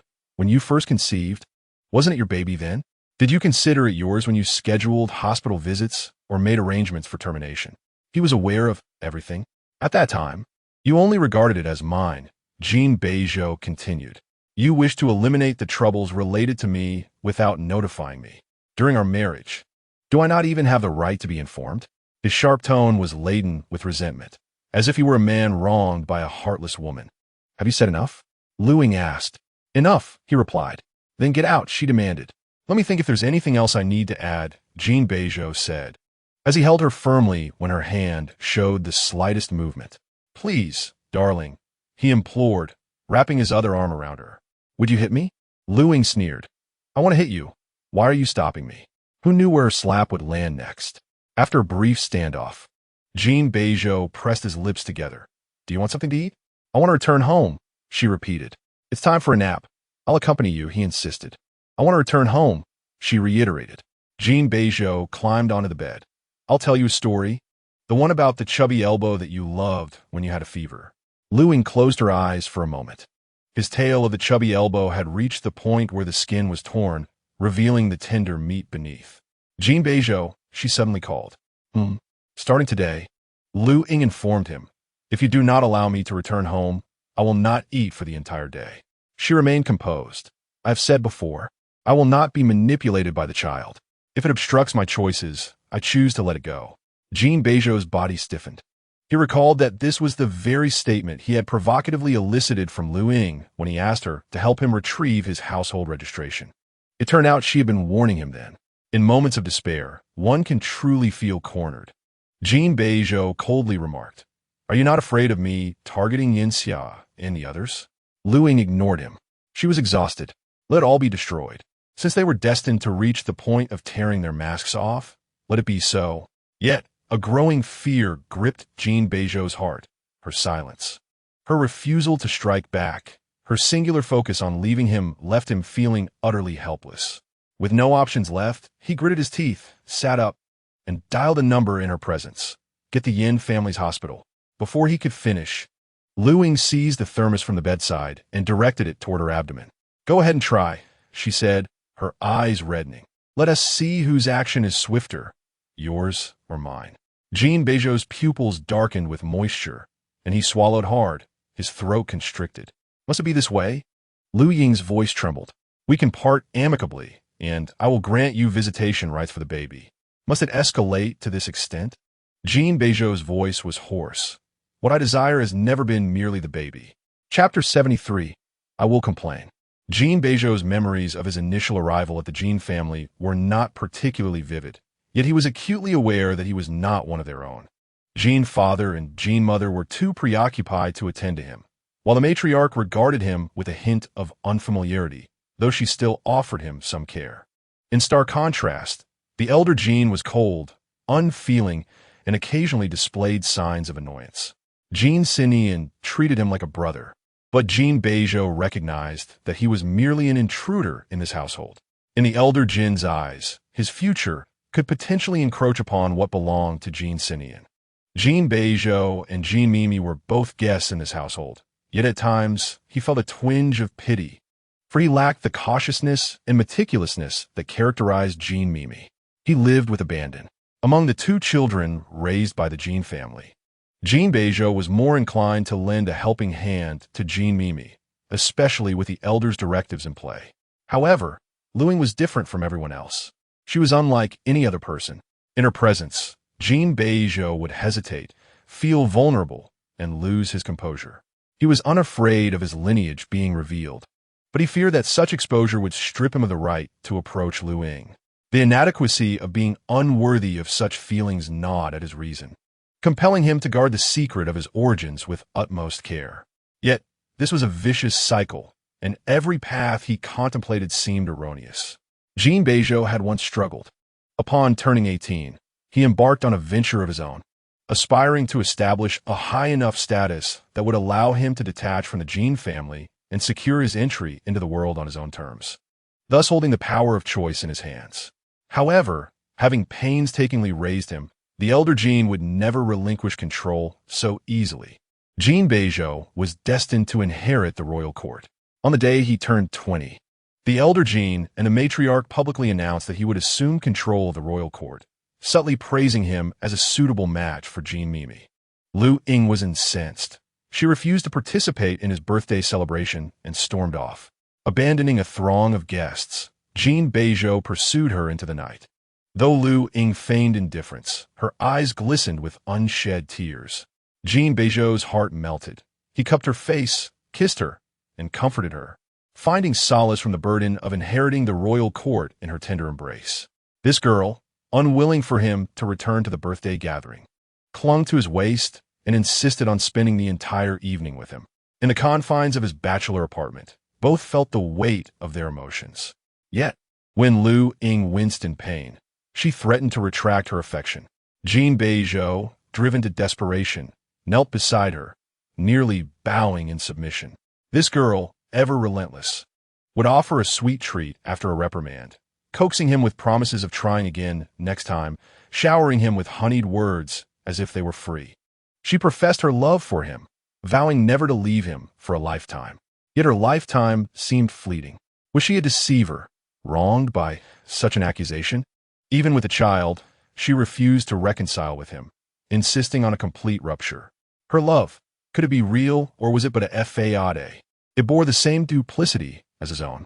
That afternoon, Luying was sent back to the grass hall. Jin Beizhou, fearing she might neglect herself, dared not delay.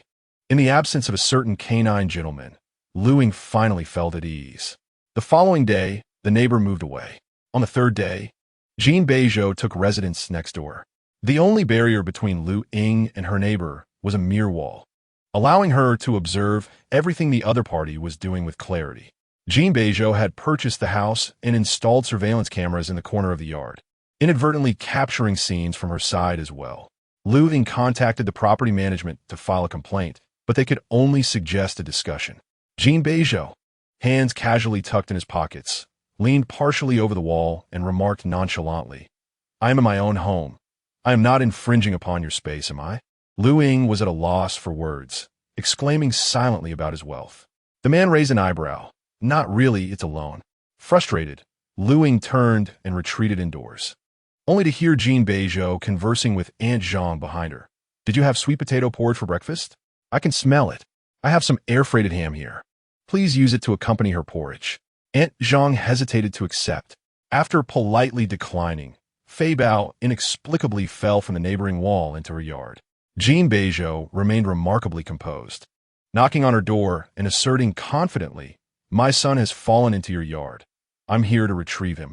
Aunt Zhang replied, "After retrieving your dog, he doesn't want to leave."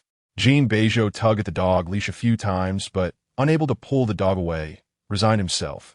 "As neighbors, allow me to assist you.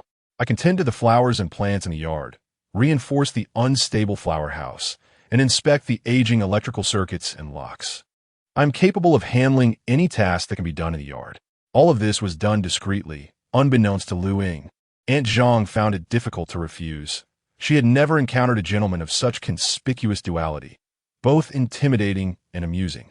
At noon, while Aunt Zhang was picking scallions in the corner of the yard, the man next door stood by the wall, offering her 2 porcelain plates covered with cling film. "I made these. Please have a taste." Aunt Zhang chuckled nervously. "That won't do. Ying will find out." Jin Beizhou retorted, "Is it so wrong for a neighbor to bring over a dish? Next time, I will seek your assistance as well." He added, "Just say you made it yourself. Do not mention me." At the lunch table, Luying spooned some tender mixed ham and tofu, exclaiming, "Aunt Zhang, this is delicious." Aunt Zhang, feeling guilty, suggested trying another dish. The second dish was goji sprouts dressed in light sesame oil, presented in a delicate sky blue porcelain plate adorned with 2 red goji berries, standing out vibrantly among the nutritious meal. "Let's eat like this for the next couple of days," Luying praised. "I am tired of those health meals."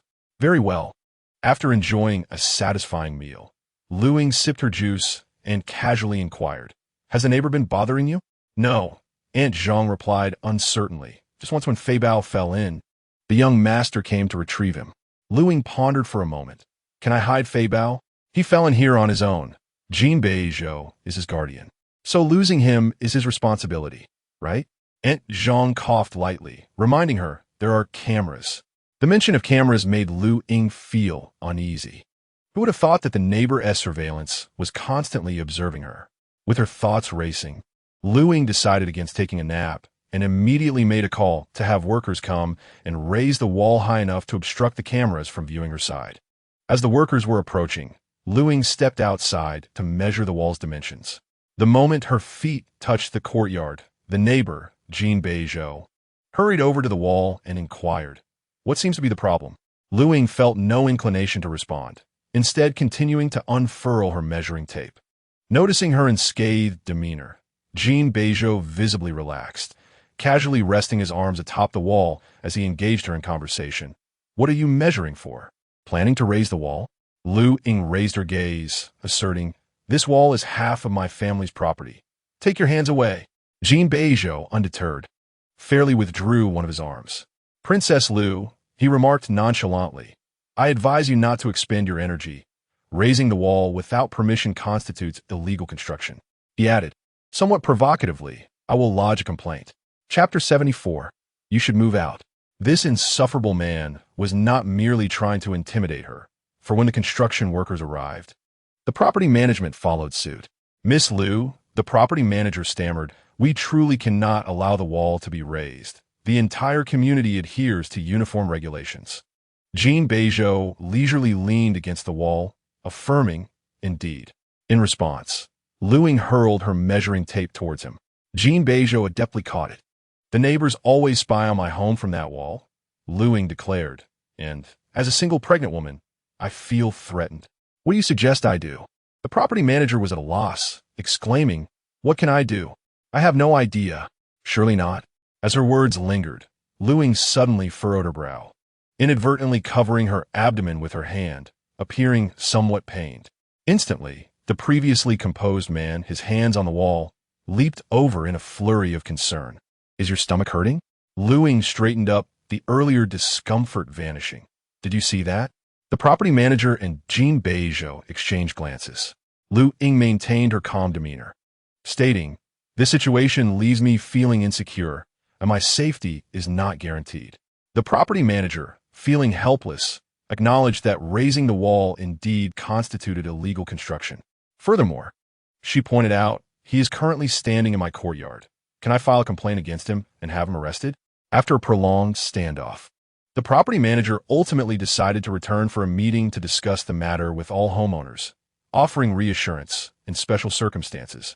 "We will dismantle it as soon as you give birth. I believe the other homeowners will have no objections." Jin Beizhou scoffed. "I, as a homeowner, oppose this." Silence ensued. The property manager lamented, "I will resign when I return." Luying, who despised putting others in difficult situations, turned away from the beleaguered property manager and addressed the instigator. "You should return to your own home." Jin Beizhou seemed to murmur something under his breath, preparing to jump back over the wall. Luying, incensed, shouted, "Use the door." "Very well, I shall leave." "No need to be so fierce," he replied weakly. "If the baby gets startled and throws a tantrum, it will be on you."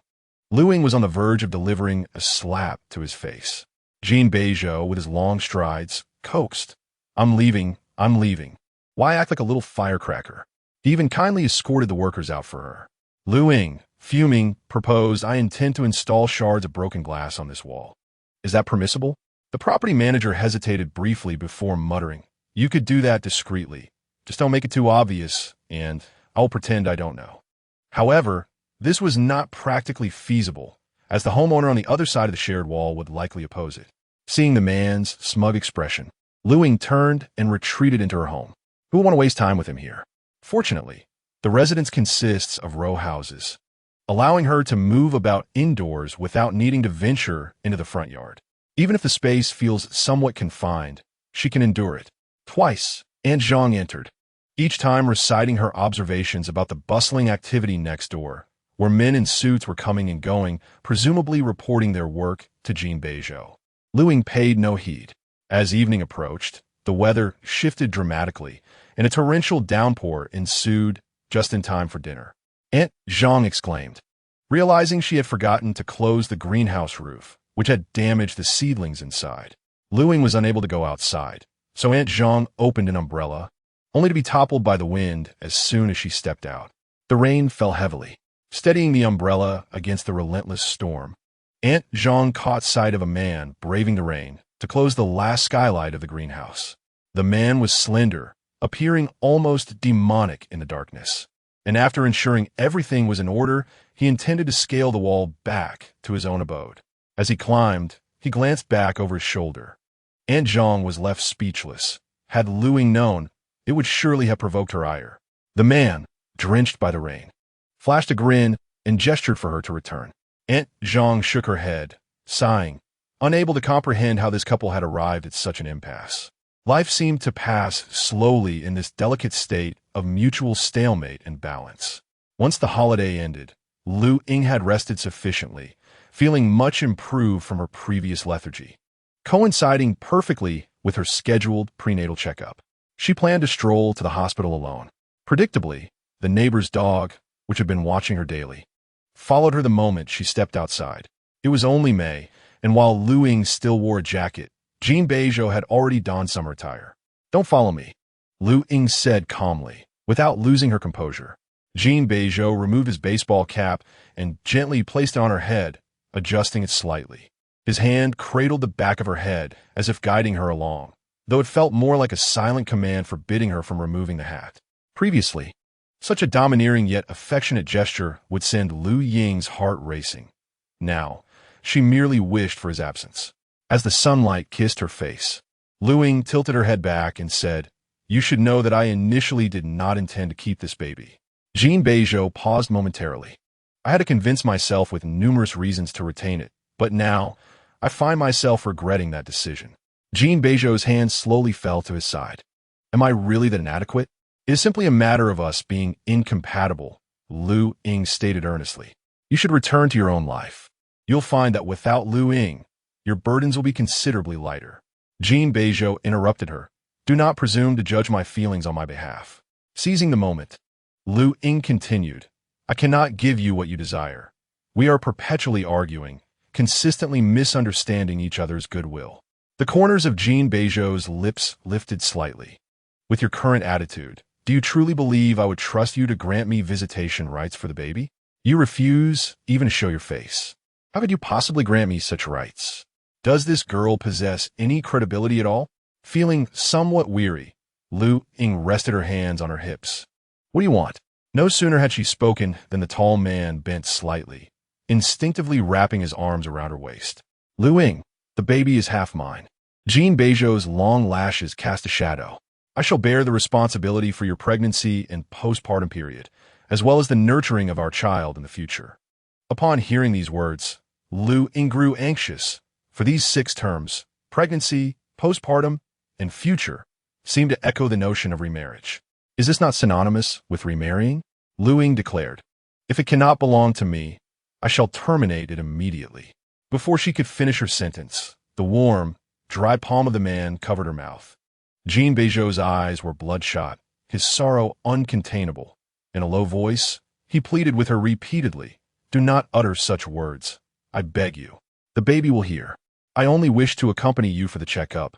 I have no other intentions." With reddened eyes, he humbly submitted, "I will accompany you to the checkup. I shall agree to everything else, whatever you say." Luying retorted without hesitation, "You move out." "Very well," he acquiesced. "Do not monitor me any longer." "Very well." She continued, "The baby will bear the surname Liu." Jin Beizhou gazed at her. I never intended to contest this with you. His only desire was to ensure her safety and the health of the baby. Could she truly not perceive this? Chapter 75. Lu Juyue. This checkup required a four-dimensional scan. The doctor glanced around. Your husband? Luying opened her mouth to deny it, but no sound emerged. Jin Beizhou interjected before her. I am the baby's father. The response was ambiguous, and the doctor nodded. Please come in together. It was Jin Beizhou's first time hearing the baby's heartbeat and seeing its form. The fetus is developing very well, the doctor gently remarked. Previously, your wife came alone. See, this is a tiny hand, and here are two legs, stretching. Luying stared at the yellowish mass, barely discerning a human shape, feeling somewhat at a loss for words. Every part of the baby was scanned, and the doctor turned back with a jest. It resembles the father. When the father sheds tears, it resembles him even more. Following her words, Luying finally shifted her gaze to Jin Beizhou. The man stood frozen, his eyes fixated on the instrument, the moisture in his gaze threatening to spill over with the slightest blink. Luying lowered her lashes. Is everything else all right? All is well, the doctor replied gently. Yesterday, several babies were reluctant to turn. They fidgeted for quite a while, but yours seems quite spirited. Luying remarked, perhaps others do not argue. Hearing this, Jin Beizhou remained silent, turning his face away to gaze at the wall. After a few seconds, he looked back at the instrument, the moisture in his eyes vanishing as if it were an illusion. Clearing his throat, Jin Beizhou pointed to a corner of the instrument. This is... The doctor chuckled. The baby is playing with the umbilical cord. Jin Beizhou paused. It can play? Of course, the doctor replied. To ensure the baby does not fuss after birth, the mother's routine must be regular. As she spoke, her gaze shifted to the man. The pregnant woman's emotions must remain joyful. Your baby is developing beautifully. When the mother is happy, the baby's disposition will be cheerful. The corners of Jin Beizhou's lips pressed tightly together. What could he do? His greatest regret was signing that divorce agreement and accompanying her to the Civil Affairs Bureau to obtain a certificate. This girl had clearly been calculating him since that time. They had grown up together, almost in the nude. Although Luying was cunning, her schemes were not many, and when she occasionally attempted to plot something, Jin Beizhou could see through it at a glance. How could he falter on such a significant matter? Jin Beizhou took out his phone, inquiring, May I take a photograph? Doctor, no, we have a CD for you. Jin Beizhou turned to Luying. Should you keep it, or shall I? Luying's irritation flared suddenly. Can't this thing be taken home to make copies? I want to make a few. Silence. After a moment, Jin Beizhou looked at the doctor. You see, I didn't provoke her. The doctor chuckled helplessly. Hormones can make pregnant women behave this way, the doctor explained. Some women become particularly enamored with their husbands during pregnancy. Jin Beizhou's eyelashes fluttered. At what stage? What? Being enamored with her husband? Jin Beizhou's seriousness was unprecedented. Does this state last for months? Doctor, she was just giving an example. Jin Beizhou, can it happen this month? The doctor was momentarily at a loss for words. Jin Beizhou, is she lacking some hormones? Should we supplement her? Luying smacked his arm sharply. The crisp sound of the slap curtailed the man's fanciful thoughts. Jin Beizhou silently rubbed his arm. I didn't provoke her. Doctor, Jin Beizhou, I have another question. Are you finished? Luying was annoyed. Why do you have so many questions? Jin Beizhou, just one last one. The doctor cleared his throat. Go ahead and ask.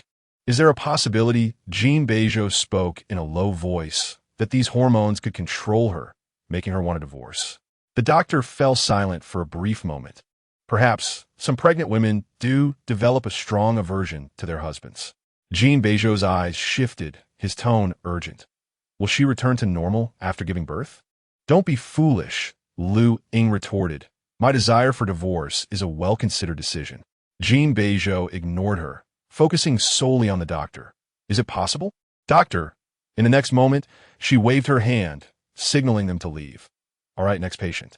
As they stepped out of the hospital, Jin Beizhou mirrored her movements, his hands nervously resting on Luying's elbow. Be careful, there are steps. Luying paused. The checkup is over for now. We will meet again for the next one. Jin Beizhou fell silent. Can we have a proper talk? About what? The matter of remarriage. Fine. Luying relented. You go ahead and talk. Her sudden willingness startled Jin Beizhou. who cautiously said, "I apologize for all my past mistakes. I repent and will make amends." Luying, "I accept." Jin Beizhou was slightly taken aback, continuing, "I will take good care of you and the baby." Luying, "I believe you." Jin Beizhou fell silent again. Luying, "Are you done?" As Luying began to walk down the steps. "See you at the next checkup." Jin Beizhou clenched his jaw and caught up with 2 steps, then asked, "What are the conditions for remarriage?" Luying halted. "If you mention those 2 words again, I will go and schedule an abortion right now." Before she could finish her sentence, Jin Beizhou covered her mouth. With his other hand, he touched Luying's abdomen gently, soothingly saying, "I meant to discuss the induction of labor, not that I don't want you." Luying looked at him with an expression that was hard to describe. They could walk back to Chaodang from here, with Jin Beizhou on the side closer to the road. He awkwardly asked, "Can I prepare things for the baby?" Luying, "Just keep it on your side. I have everything I need here." Jin Beizhou, "Can I prepare something for you?" Luying, "No, you cannot. I'm not good at choosing." Jin Beizhou struggled to maintain the conversation. "Can I ask you something?" Luying, "Make good use of your search function." Jin Beizhou was momentarily taken aback, pondering that each child is unique. Luying succinctly stated, "If it's a girl, just buy girl-related items." Jin Beizhou froze, transfixed by her words. The sunlight shone brightly, illuminating the space as Luying walked ahead, several meters away. His gaze lingered on her silhouette, lost in thought. A daughter? He was going to have a daughter. A miniature version of Luying, a small being connected to him by blood, a daughter who would sweetly call him daddy. Though his thoughts were still disorganized, an overwhelming joy surged through him, and with the swiftness of the wind, Jin Beizhou hurried to catch up with the young woman ahead. Suddenly, as shadows danced before Luying, a man cupped her face in his hands and pressed a fervent kiss upon her lips. His voice exuded uncontainable delight. "Darling, we're going to have a daughter."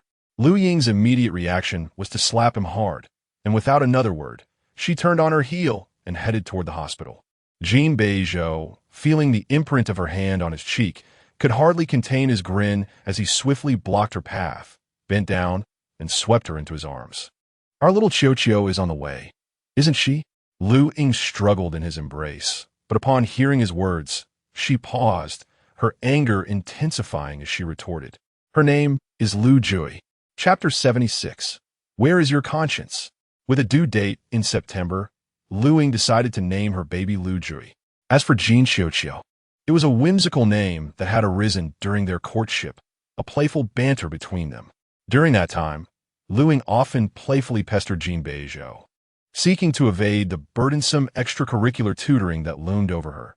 She would frequently plead, much to Jin Beizhou's irritation. Despite her charming antics, Jin Beizhou could never resist her playful nature.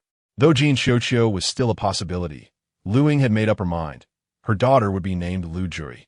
She cherished the month of September, a time when summer yields to autumn, and nature's bounty is abundant, resonating beautifully with the origin of her own name. Jin Beizhou, however, was indifferent to the name. Whether it was Jin Qiuqiu or Lu Jui, all he knew was that he was about to become a father, on their way back to Chaodang. While Luying contemplated having a move out, Jin Beizhou's thoughts were consumed with visions of his daughter. They passed a children's park, where young parents played with their children. Jin Beizhou paused, captivated. "Next year, we can bring our daughter here play." Without looking back, Luying retorted, "Have you found a moving company yet?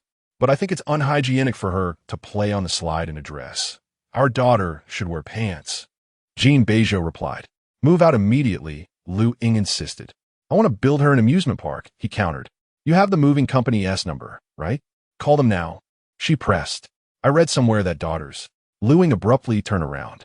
Jin Beizhou's unfinished sentence hung in the air. After scrutinizing his playful expression for a few moments, Luying's icy stare conveyed a warning. Jin Beizhou pursed his lips and rubbed the back of his neck. "Can't we even discuss parenting?" "You better not act foolishly," Luying warned clearly. "For the sake of our divorce, I could easily give you Fei Bao." Before she could finish, he pinched her lips shut with his fingers. "You can't say such things. What if our daughter hears?" Luying gripped his wrist fiercely, leaving deep imprints from her nails, and once freed, she hastily wiped her mouth. "Have you sanitized your hands?" "Jin Beizhou, your mouth deserves a thorough cleansing." Luying, brimming with restraint, inquired, "Are you moving or not?" She faced the hospital, as if daring him to utter a refusal, in which case she would spring into action. Jin Beizhou, unable to contain his emotions, felt his eyes redden, move. How could he not comply?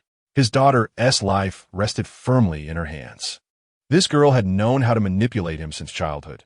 In the past, she had used her affection as leverage, and now she wielded their daughter as a bargaining chip. Luying, when will you move? Jin Beizhou, next year. Without further ado, Luying began her journey toward the hospital. Jin Beizhou grasped her hand. Next month. Luying disagreed, insisting on the afternoon.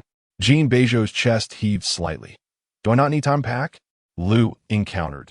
Did you require time when you moved in? You didn't see it, Jin Beizhou retorted, which implies I didn't take any time. She felt an urge to unleash a torrent of expletives. With a furrowed brow, Jin Beizhou insisted, once I finish packing, I'll leave. I won't delay.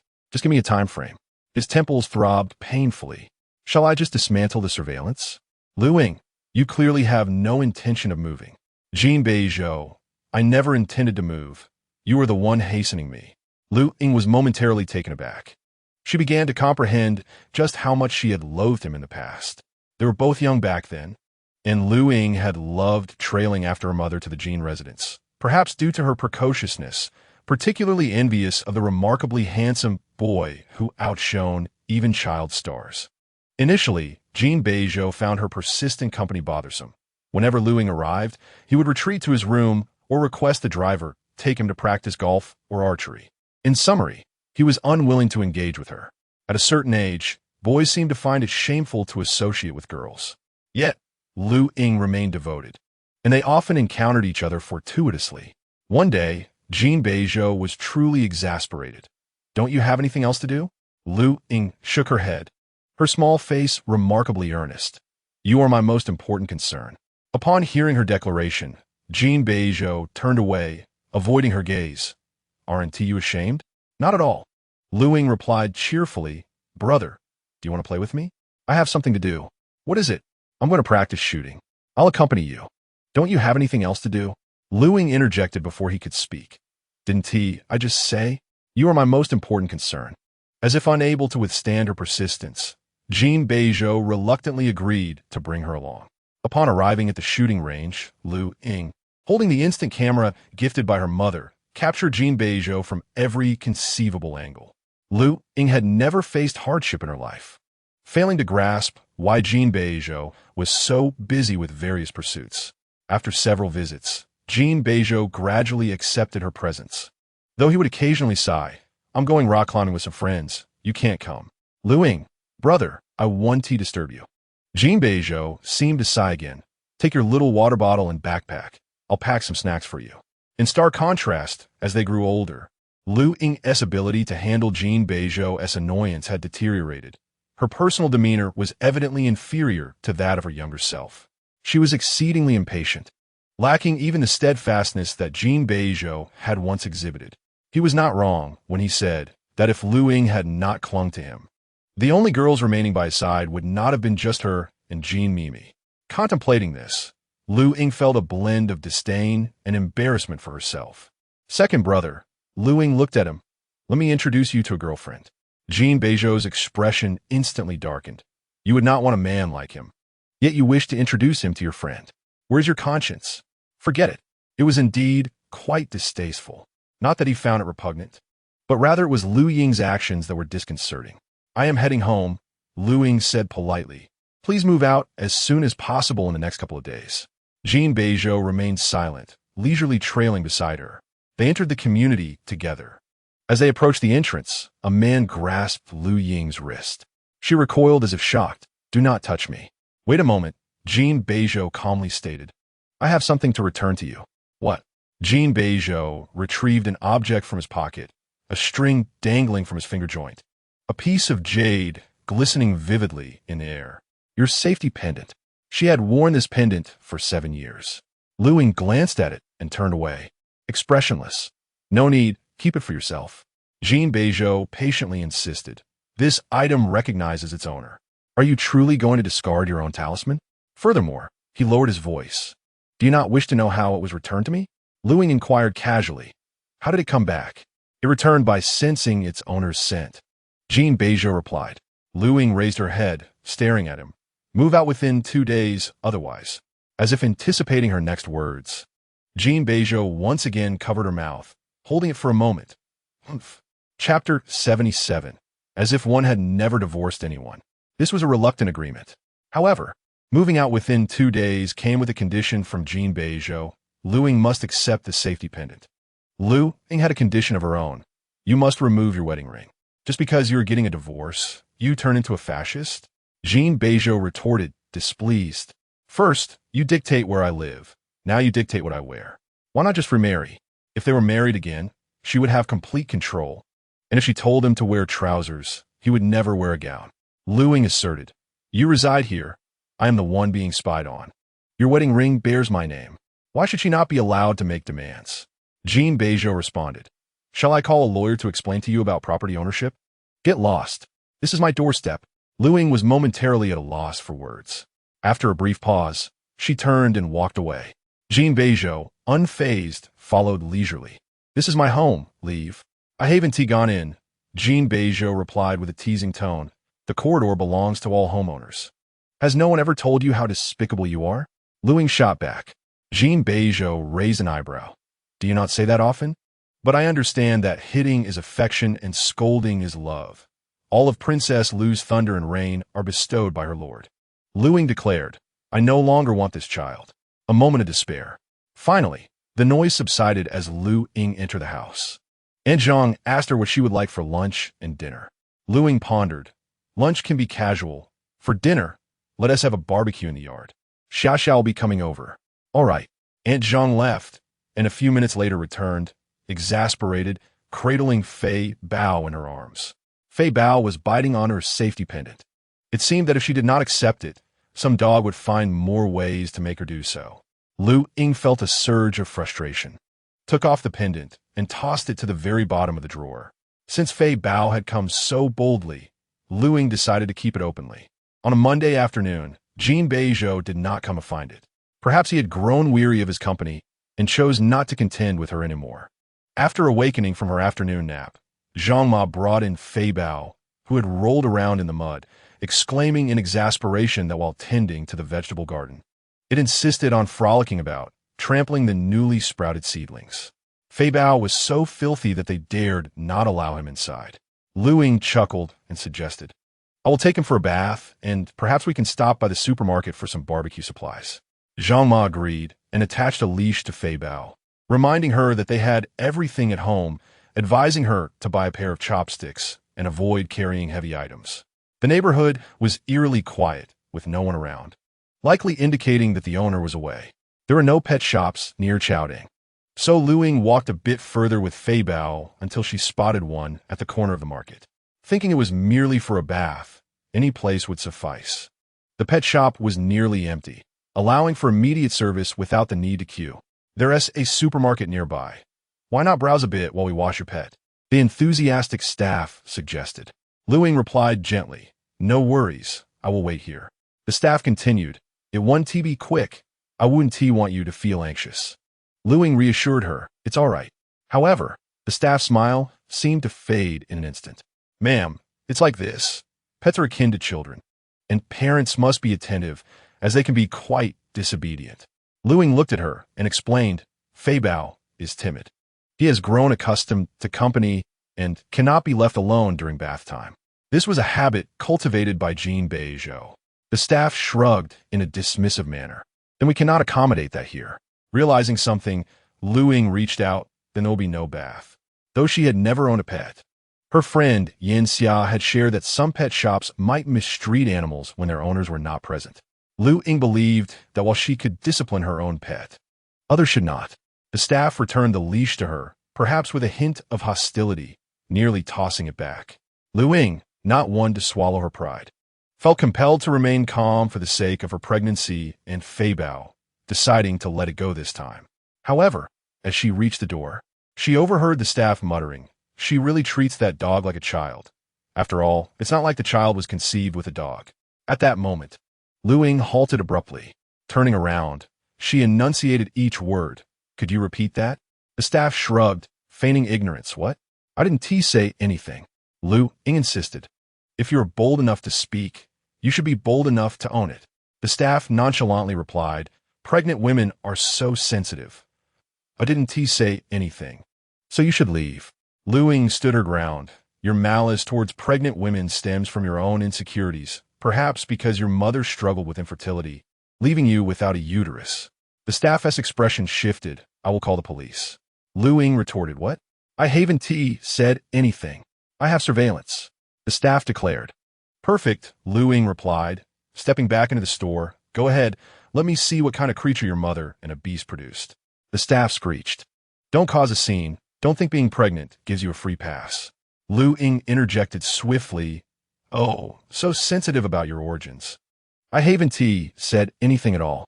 The staff, unable to contain her agitation, screamed and lunged forward. Luying sidestepped, coldly smirking, touch me, and I shall ensure you find yourself in the gutter, no better than the filth you resemble. Other staff rushed to restrain their colleague, urging, Madam, please leave.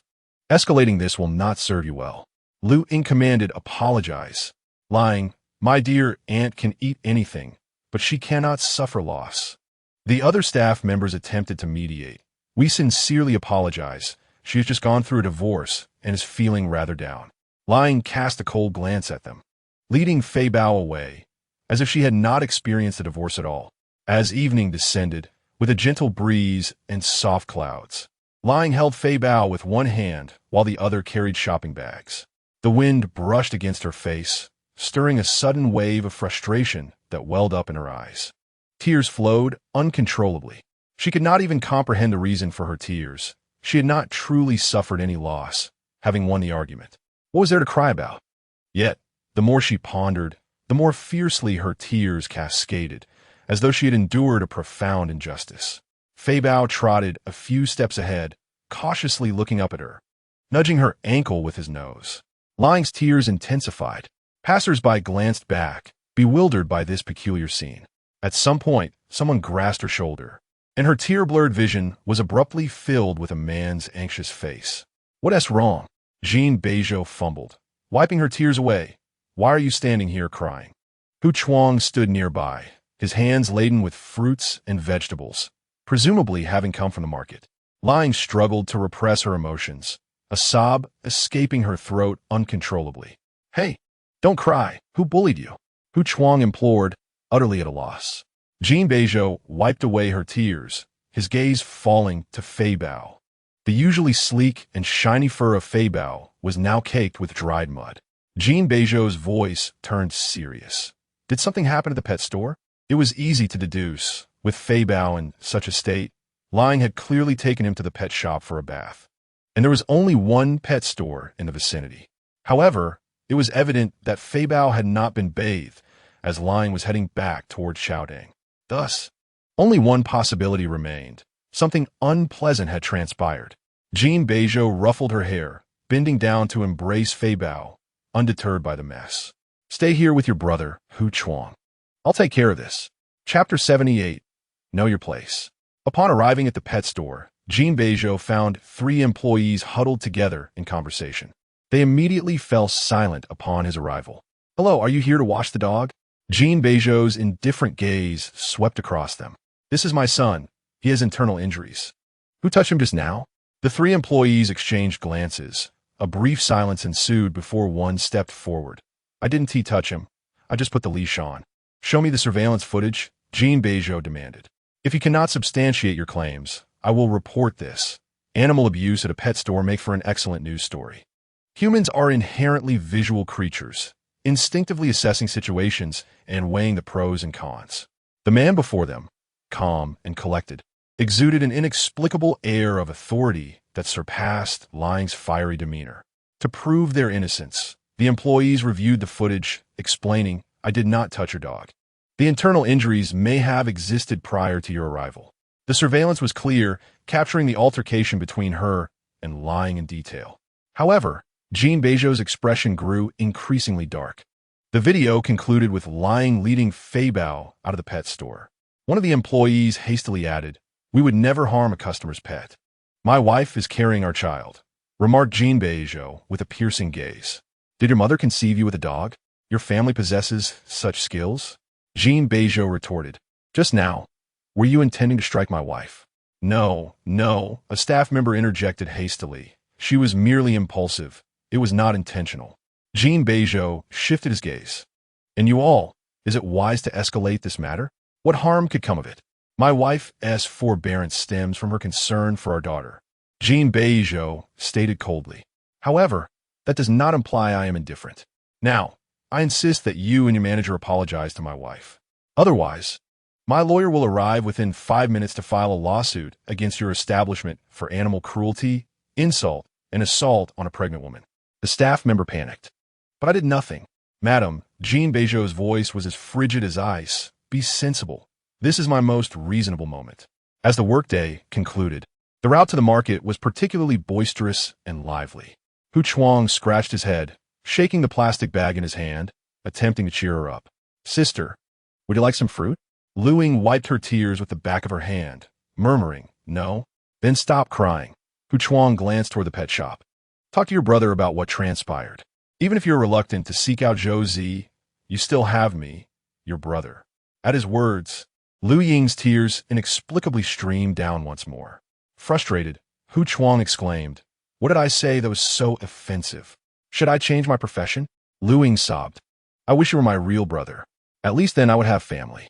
In that moment, Luying suddenly comprehended the source of her emotions. She longed for family, for her parents and grandfather, those who could listen without judgment, regardless of the circumstances. Hu Chuang, an unrefined man, found his eyes growing misty. Then consider me your real brother. I am indeed your brother, he declared, thumping his chest. My parents are your parents. Luying sniffled, her eyes swollen, but at least the tears had ceased.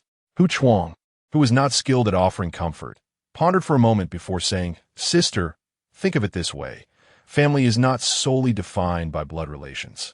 Look at Zhou Zi. He is alone too, yet he treats me like a servant. It seems women are far more perceptive than men. As her spirits sank, Hu Chuang's incessant chatter, even about trivial matters, seemed to alleviate her melancholy. The wind dried Luying's tears, and her rationality gradually returned. Sister, let me tell you, Zhou Zi's plight is far worse. Even Jiao and Luo Xing wish to undermine him. And considering you do not want him, he is truly forsaken. Hu Chuang, please go check on him. Don't let him destroy the shop. He won tea. Hu Chuang waved dismissively. Isn't he already in a foul mood? And by the way, I heard Jiao and went to propose to the Jin family.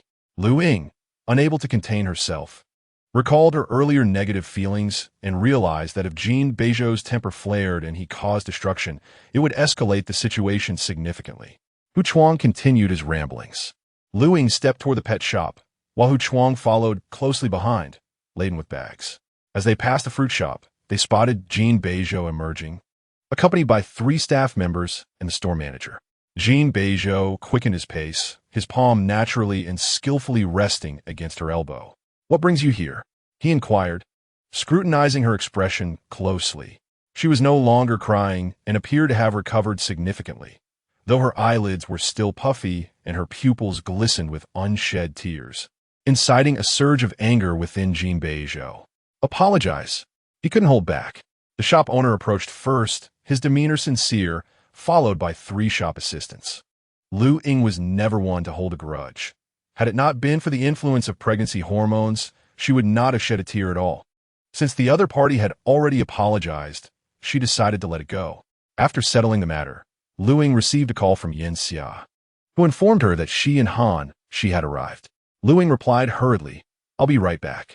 Take your time. Jin Beizhou frowned, instinctively wrapping an arm around her waist. Don't be so careless. Luying halted. Remove your hand. Jin Beizhou was dressed casually, his loose black shirt stained with a large blotch from Feibao, yet he still held it close, cradling it in one arm. You see this? Jin Beizhou complained to Hu Chuang, a heartless, personified version. Hu Chuang cleared his throat. Sister, I'm heading to your place for dinner. Luying hesitated. But Yin Xia and Shi are here. So what? Hu Chuang replied nonchalantly. I'm not unfamiliar with them. Look at all the groceries I bought. Let us go together. Luying opened her mouth to refuse, but Hu Chuang quickly added, "Just me. I won't bring your ex-husband." Jin Beizhou's face darkened. "Why shouldn't I come?" He protested. "Why not?" Luying pressed her lips together. "Fei Bao belongs to me." "That is absurd," Jin Beizhou retorted. "Fei Bao is mine." "Didn't you say you didn't want it anymore?" Luying shot back. "When did I ever say that?" Jin Beizhou laughed in anger. "So you borrowed it for a while, and now it's yours? Even pirates aren't this brazen." Luying replied, "You never stated it was a loan. So isn't that an implicit agreement for me to keep it? Are you the one with the problem, or am I?" Jin Beizhou argued back. "Did you obtain my consent for this assumption?" Just as the minor dispute threatened to escalate, Hu Chuang coughed decisively. "Both of you are at fault. One doesn't speak. The other doesn't ask." The two parties turned to look at him in unison. Hu Chuang's eyes darted around nervously. All right, it's my fault. He should be back in the Arctic catching seals." Chapter 79. Shove it in his eyes. The trio made their way to the grass hall. Hu Chuang, sandwiched between the two, attempted to lighten the mood. "Next time, let Josie take care of bathing Fei Bao. You don't need to do it yourself, sister." Luying mumbled an indistinct agreement. "And stop crying. Are you foolish?" Hu Chuang coughed again. "What do you expect from your ex-husband? Isn't the role of an ex to be scolded and cursed? Are you hoping to bless him instead?" Luying observed Jin Beizhou, who remained silently compliant, as if his silence represented an agreement to Hu Chuang's words. Furthermore, today was not the shop assistant's fault, Hu Chuang declared indignantly. "This is clearly Josie's mistake. How could he let you come out alone while pregnant?" The more Luying listened, the more unsettled she felt. "Brother, don't say anything." Hu Chuang insisted it's his fault. He should kneel and apologize at home. Unable to contain herself, Luying interjected, "Brother, we are divorced." Hu Chuang scratched his head. "Divorced? Then reconcile. It's not a difficult task." Luying discreetly quickened her pace. "How about you go eat somewhere else, brother?" Hu Chuang's expression fell. Two men gazed at her retreating figure. Hu Chuang murmured, "It seems your wounds inflicted upon Xiao Ying are deeper than the ocean." Upon hearing about a reconciliation, she wishes to flee. Jin Beizhou's gaze remained calm as he rubbed the dried mud from Fei Bao's fur with his fingertips. He was acutely aware of the feelings of isolation he had imposed upon Luying. This girl had never concealed her troubles from him. She had endured so much disappointment at his hands that now, when faced with adversity, she harbored no thoughts of seeking assistance from others. They were once meant to share a blissful home, yet now his solitude was a consequence of his own actions. But what was he to do now? Luying despised his presence, yet he could not allow her to live alone. "You can stay at the grass hall," Hu Chuang said, bewildered. "What? Haven't you always wanted to move out?" Jin Beizhou replied, "Luying won't allow me to stay here. You can live there. She won't drive you away." At this, his expression turned unusually serious. "I owe you. I will go through fire and water for you." Hu Chuang, exasperated, retorted, Stop. Why would I want you to go through fire and water? If you can persuade my grandparents, parents, aunts, and uncles to let me move out, that's enough of a brotherly favor." It was truly frustrating. He merely wished for a life of freedom, yet was burdened by the weight of numerous elders. Curiously, the patriarch of the Hu family heeded no one's words, yet he would listen to Jin Beizhou, who was worth 100 of others' opinions. Upon reaching the grass hall, Yanxia and Han, she had already set up the barbecue grill in the yard. Jin Beizhou stood at the entrance, his tone languid. "Is the house this lively?" Hu Chuang stuttered, "Sister, how about, since he is alone?" Luying turned back. "He is busy packing to move. He has no time." Jin Beizhou's eyelids drooped. "Who takes all night to pack?" Luying replied, "It seems I have given you too much time. Forget it." Rather than force his way in for a meal, he would prefer to linger another day. "I truly have no time." Jin Beizhou turned his face, ready to retaliate. "I need to take my son back inside for a bath." Hu Chuang scoffed. "That's really quite shameless." With Zhang Ma overseeing things, Luying could only nibble on a few meat skewers before joining Yanxia and the others for a chat. When the topic of the pet shop arose, Yanxia and Han, she eagerly discussed plans to challenge it. Hu Chuang took a swig of beer. "What about prenatal education? May I ask where your prenatal education is?" The group animatedly exchanged banter. At that moment, a rustling sound came from the wall, accompanied by the barking of a dog. They turned around. The man had just finished bathing. His skin was pale and cool, his lips tinged with red, his hair half dry and half wet, cascading loosely across his forehead as he leaned against the wall, strikingly handsome. Fei Bao barked excitedly in the yard, drool hanging from its mouth. Yanxia and Han, she fell silent. Jin Beizhou lounged casually, one hand ensuring Fei Bao didn't tumble off, while the other tore off a piece of bread, taking bites leisurely. Had he been any other neighbor, Luying would have extended a few polite words, inviting him to join them for a meal. Bro, is dinner just bread? Hu Chuang asked, incredulous. Jin Beizhou seemed to choke, stretching his neck to swallow before responding. Could I have some water? Hu Chuang, eager to assist, tossed a can of beer over and grabbed a handful of meat skewers. Want some? Jin Beizhou's gaze shifted toward a certain girl. Don't you need the host permission? Hu Chuang fell silent for a moment, inquiring of Luying. Sister? Luying displayed no expression. No. Look, it would be better not to ask. After all, I won't stop you if you just give it to her. Hu Chuang mused that the issue lay in their manner of interaction. Both individuals were proud and unwilling to yield or bow on certain matters, causing their conflicts to accumulate. A soft snort emanated from the direction of the wall. Hu Chuang surrendered. Yanxia pinched Luying beneath the table and whispered, Your ex-husband is watching us. I can't eat. Luying replied, Then switch places with me. Luying's position faced away from the neighboring table. After the swap, she found herself nearly face-to-face with Jin Beizhou. The man leisurely took a bite of his dry bread, languidly stating, Luying, your son is starving. Haven't you heard him? Luying paused. Didn't you feed him? I did, Jin Beizhou replied. Did you secretly feed him table scraps? He's becoming picky. Luying retorted, Aren't you feeding him? Jin Beizhou squinted, exasperatedly amused. He can only eat dog food. You know that? Luying felt a sense of impending doom. Where had the notion of feeding scraps to a dog come from? She was not meticulous in her care. Dog food, mixed with her meals, reminded her of when her grandfather took her back to the countryside to visit relatives, where the village dogs were fed in such a manner. To her surprise, this issue was being raised. Jin Beizhou, irritated, said, You want to raise my daughter like this? Will you? Luying responded, She is my daughter. Yours and mine, it doesn't matter, Jin Beizhou conceded. You want to feed her drinks before she is a month old or solid food before she has teeth? Will you? Luying remained expressionless. Get lost. Jin Beizhou quipped, Once our daughter is born, I'll take care of her. Luying pretended to stand up. Are you leaving or not? Jin Beizhou, carrying Fei Bao, retorted, If you don't leave, I fear your little bomb will explode. Luying clenched her teeth in frustration. Oh, wait. Jin Beizhou paused after a few steps. The dishes Hu Chuang brought over were all chosen by me. Did you like them?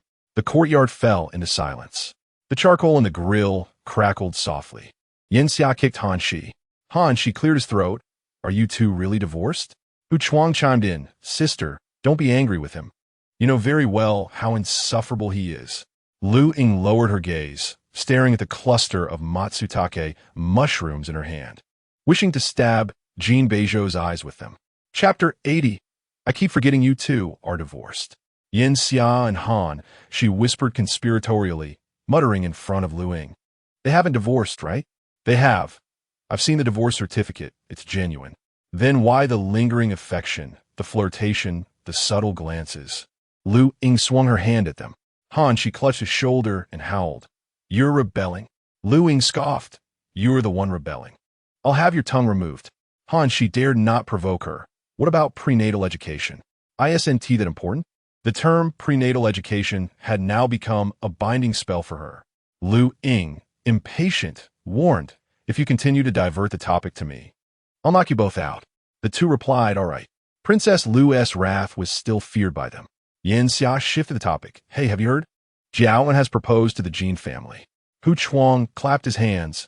I knew this would spread like wildfire. You knew too? Who doesn't he know? Han Shi remarked with interest. Young Master Jiao is utterly devoted to Jin Mimi. Jiaowen has long been a steadfast supporter of Jin Mimi. Even knowing that her heart belongs to Jin Beizhou and that she has married Isu and has previously born child. Now that Jin Beizhou has betrayed the Jin family, the old master's plans to unite him with Jin Mimi have been thwarted. Jiaowen's proposal at this juncture is beneficial for both the Jin family and Jin Mimi. Jin Mimi's reputation in the social circle has plummeted. No nobleman of her standing finds her desirable, while she herself looks down upon ordinary suitors, caught in a state of unattainable aspirations. Jiawen emerges as her best option. Both the Jin family and Jin Mimi find this arrangement agreeable. Marriage is not an absolute necessity, setting aside past grievances from the perspective of someone with marital experience. Luying casually remarked that she could also lead a good life. Hu Chuang shook his head, suggesting that it may not be Jin Mimi's choice. Yin Xia inquired, "What do you mean?" "The Jin family has adopted 2 children." Hu Chuang glanced at the neighboring room and lowered his voice. "Have you seen how Zhou Zi is faring? He has been thoroughly exploited, and now they wish for him to marry Jin Mimi. If he truly marries her, it would mean he is effectively selling himself to the Jin family. The old master of the Jin family is calculating just that. He understands Jin Beizhou's capabilities and fears his lack of control, wanting him to serve the Jin family for life. With his plan falling through, keeping Jin Mimi around would only invite ridicule upon the Jin family. The Zhao family can marry her off, preserving her last vestige of value. I do not believe the old master is soft-hearted," Hu Chuang mused. "Regardless of Jin Mimi's willingness, she must comply. After all, the Jin family is reliable, and the consequences of severing ties are something she likely witnessed in Zhou Zi. Jin Mimi lacks Jin Beizhou's capabilities and is ill-equipped to confront the impending difficulties and discrimination." Yin Xia remarked, "Isn't she rather resourceful?" Hu Chuang shook his finger side to side. "No matter how intricate her schemes, they are but soap bubbles before absolute power." Luying listened quietly, even feeling a slight chill creep over her. It was as if the Jin family were a bottomless pit, where all who enter become fodder for beasts, nearly impossible to escape. As darkness enveloped the sky, illuminated only by the courtyard lights, the group fell into a lengthy silence. Suddenly, Han, she caught a discrepancy. If that is the case, the value of the second young master of the Jin family far exceeds that of Jin Mimi. How could he so easily leave the Jin family? If the power is indeed absolute, did the old master not take any measures against Jin Beizhou? How could he let him go so effortlessly? Hu Chuang appeared momentarily speechless. The 3 turned their gaze toward Luying. "Why are you looking at me?" Luying replied in confusion, "I have no idea." Han, she continued, "Moreover, if the old master knew that Luying held the key to controlling the second young master, how could her divorce proceed so smoothly?" Luying's eyelashes fluttered. Aside from Jin Beizhou's reluctance to play tricks, the divorce had indeed gone rather smoothly, with no obstacles from the Jin family in this regard. "That makes sense," Hu Chuang mumbled. "If I were the old master, I would first target Xiaoing. With her in hand, I would not fear losing Zhou Zi." At this point, Hu Chuang suddenly fell silent. Luying's clear eyes were fixed upon him. Regarding her marriage to Jin Beizhou, she had never given it much thought. She had always believed it to be merely a matter between the 2 of them. They married smoothly and divorced with equal ease. She, ensnared within the situation, was perhaps blinded by a singular perspective, neglecting many matters. Or perhaps Jin Beizhou had crafted a relatively pure and untainted environment for her, shielding her from the complexities and darkness of reality, allowing her to make decisions solely based on her preferences. "Perhaps I am overthinking," Hu Chuang mused. "If the old man were truly that ruthless, Zhou Zi would not have had such an easy time, would he?" "Brother," Luying inquired, "how is your company faring?" This marked her first inquiry regarding GMO. "It's splendid," Hu Chuang exclaimed, invigorated. "You know, I went to negotiate that contract with Su Xing alongside Zhou Zi, right? Your husband laid down military orders, and I broke out in a cold sweat. This ancestor is exceedingly formidable, yet he actually managed to pull it off. But sister, you ought to advise him." As he spoke, Hu Chuang's tone softened. "I keep forgetting that you 2 have divorced." "That is not his fault," Luying replied.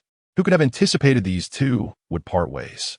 They have always been inseparable, their bond unyielding, no matter how fierce the arguments or harsh the words exchanged. They would reconcile in a matter of days." Hu Chuang and his companions had grown accustomed to this dynamic. Luying did not take offense. "Brother, have you mended relations within your family?" Hu Chuang paused. "You mean the company?" "No, We haven't even reached that stage of smoothing things over. Luying fell silent. The difficulty of a startup lies in breaking into the market, seizing opportunities from others, with half the focus on competing products and the other half on networking. Each industry possesses its own social circles, where competitors vie against one another, yet unite in the face of outsiders, for every new entrant means a smaller share for them. Once the truth of Jin Beizhou's lineage became known, countless individuals were eager to witness his downfall or to take advantage of him. Yet Jimmu stood firm. Even Hu family's background failed to come into play.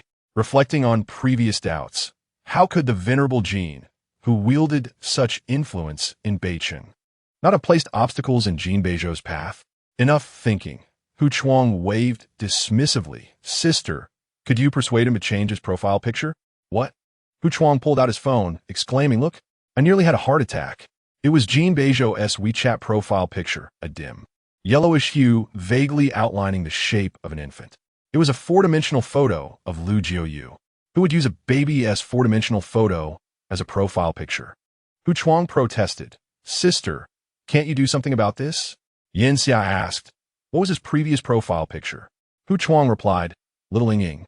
Yin Xia paused thoughtfully and sincerely suggested, why not endure it a little longer?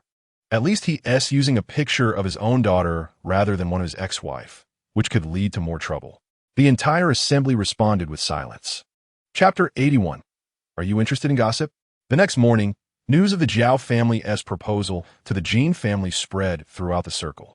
The Zhao family adhered to every customary formality, presenting the most traditional 88 Dan betrothal gifts, accompanied by fireworks and firecrackers, all the way to the Jin residence. Amidst the cacophony, Luying wished to sleep a bit longer, but each time she closed her eyes, she was jolted awake. Zhang Ma chuckled. It's the second young master moving in. Couldn't he be a bit quieter? Luying complained. I intended to sleep until noon. Zhang Ma continued. I believe Hu Gongzi has moved in as well. Surely, they aren't selling the house to Hu Gongzi, are they? Luying, wearing her slippers, made her way to the courtyard, and indeed, she spotted Hu Chuang directing the workers as they moved items. Upon noticing her awakening, Jin Beizhou stood against the wall, asserting, I have not gone back on my word. In fact, I have come ahead of schedule. He had also dismantled the surveillance cameras in the courtyard. Very obedient, he remarked. Luying inquired, is Hu Chuang moving in? Why is Jin Beizhou displeased? I bought 2 apartments recently. Would selling one to him be a problem? Jin Beizhou retorted, I couldn't even sell one to recoup my losses. Luying's lips moved slightly. What did I say? You needn't say anything, Jin Beizhou interjected with a scoff. Your eyes tell me everything. Luying responded curtly, goodbye. No need for farewells.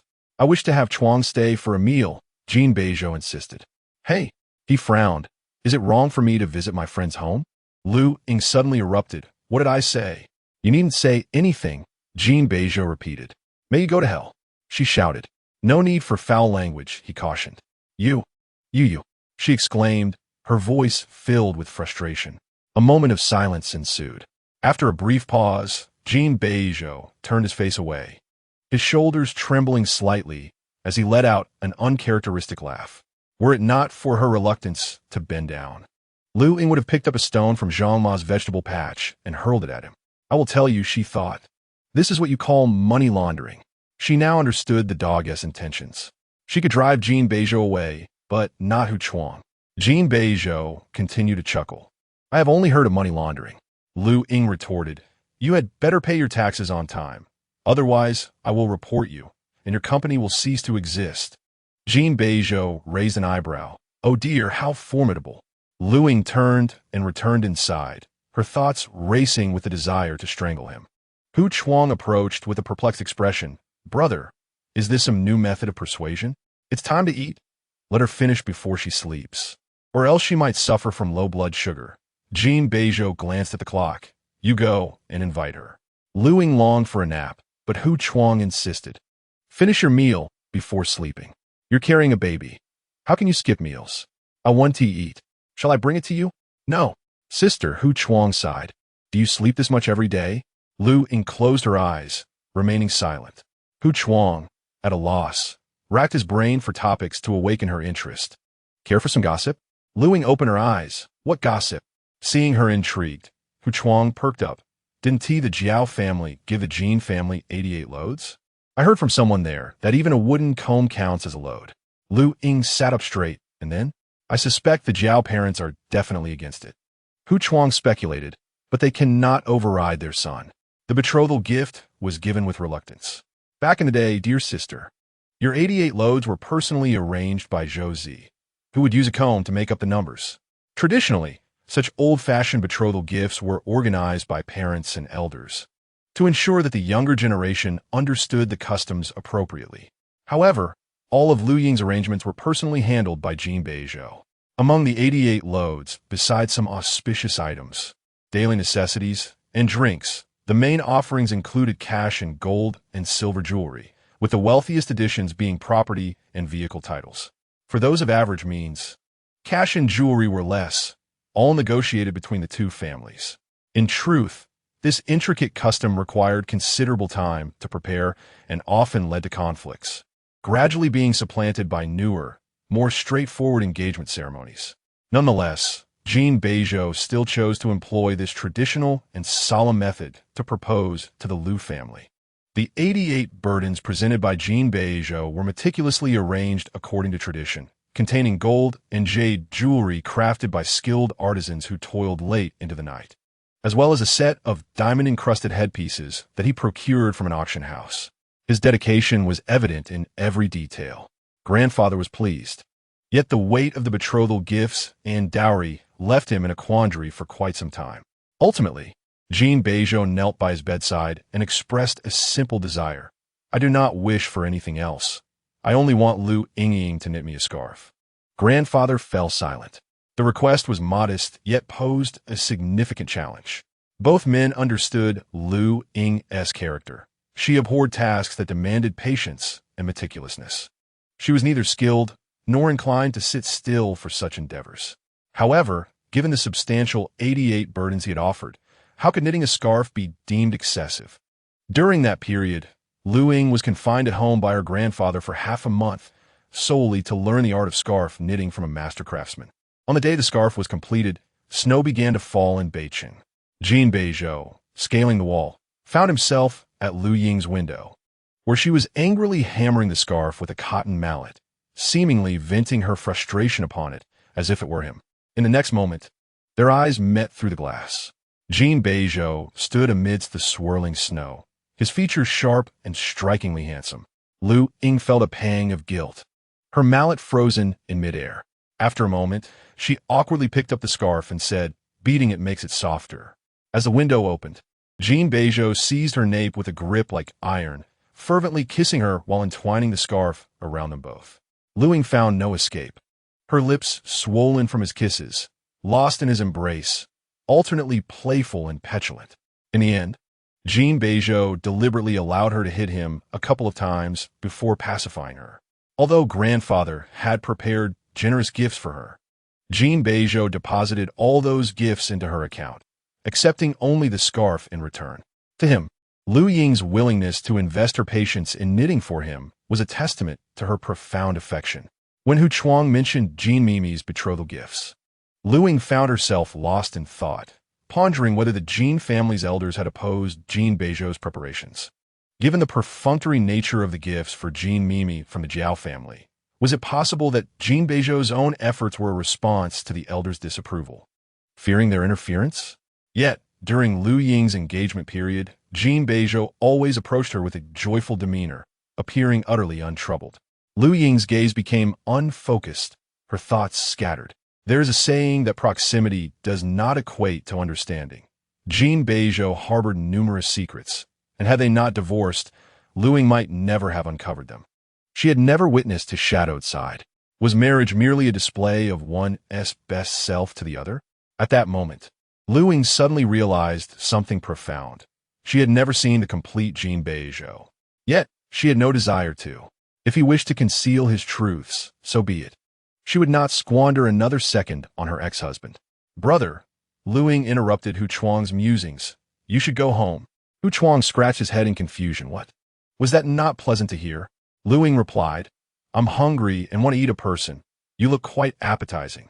Before she could finish her sentence, Hu Chuang hastily retreated. I'm not appetizing at all. Sister, please refrain from such talk. I fear your ex-husband might kill me. Chapter 82. Jin Mimi has gone missing. Has she not? Luying did not join Hu Chuang for lunch. Jin Beizhou wore a displeased expression, scrutinizing him from head to toe. What makes you so appealing? Hu Chuang gritted his teeth, thinking, I genuinely wish to annihilate you. It was not he who uttered such words. Moreover, when Luying spoke, it was evident she intended to threaten, yet somehow, in this dog's mouth, it transformed into her having an interest in him.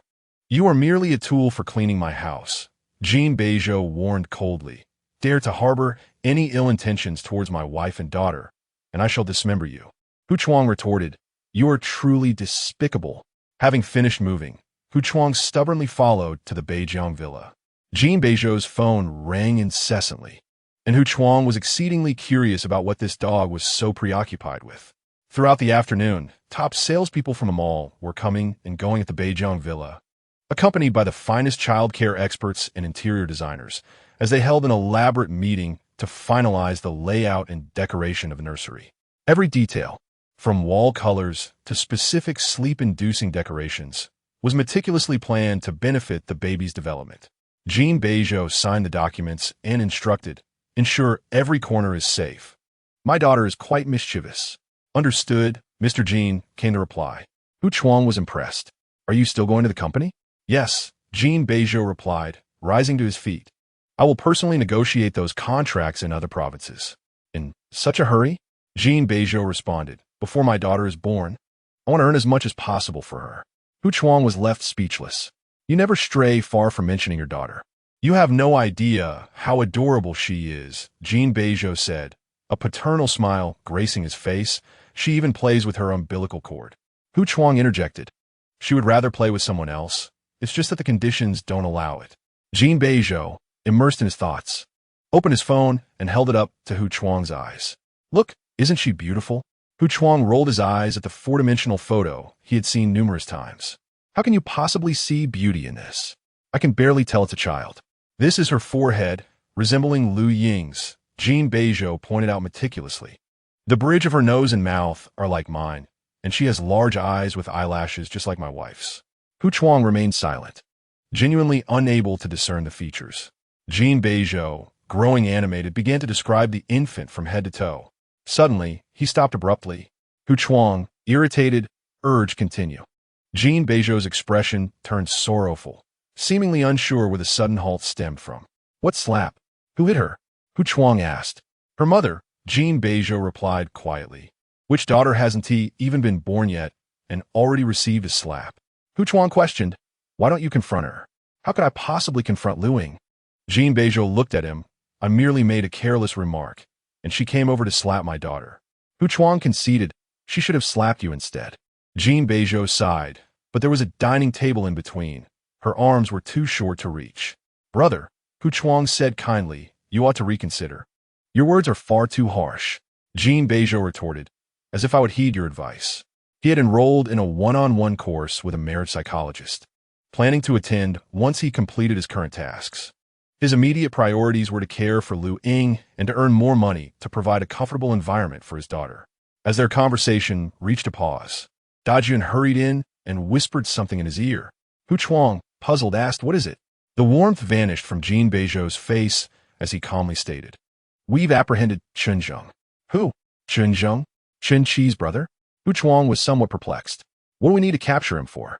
Jin Beizhou explained that Luying's safety pendant had fallen into Chen Zheng's possession, which he subsequently delivered to Jin Mimi's birthday party.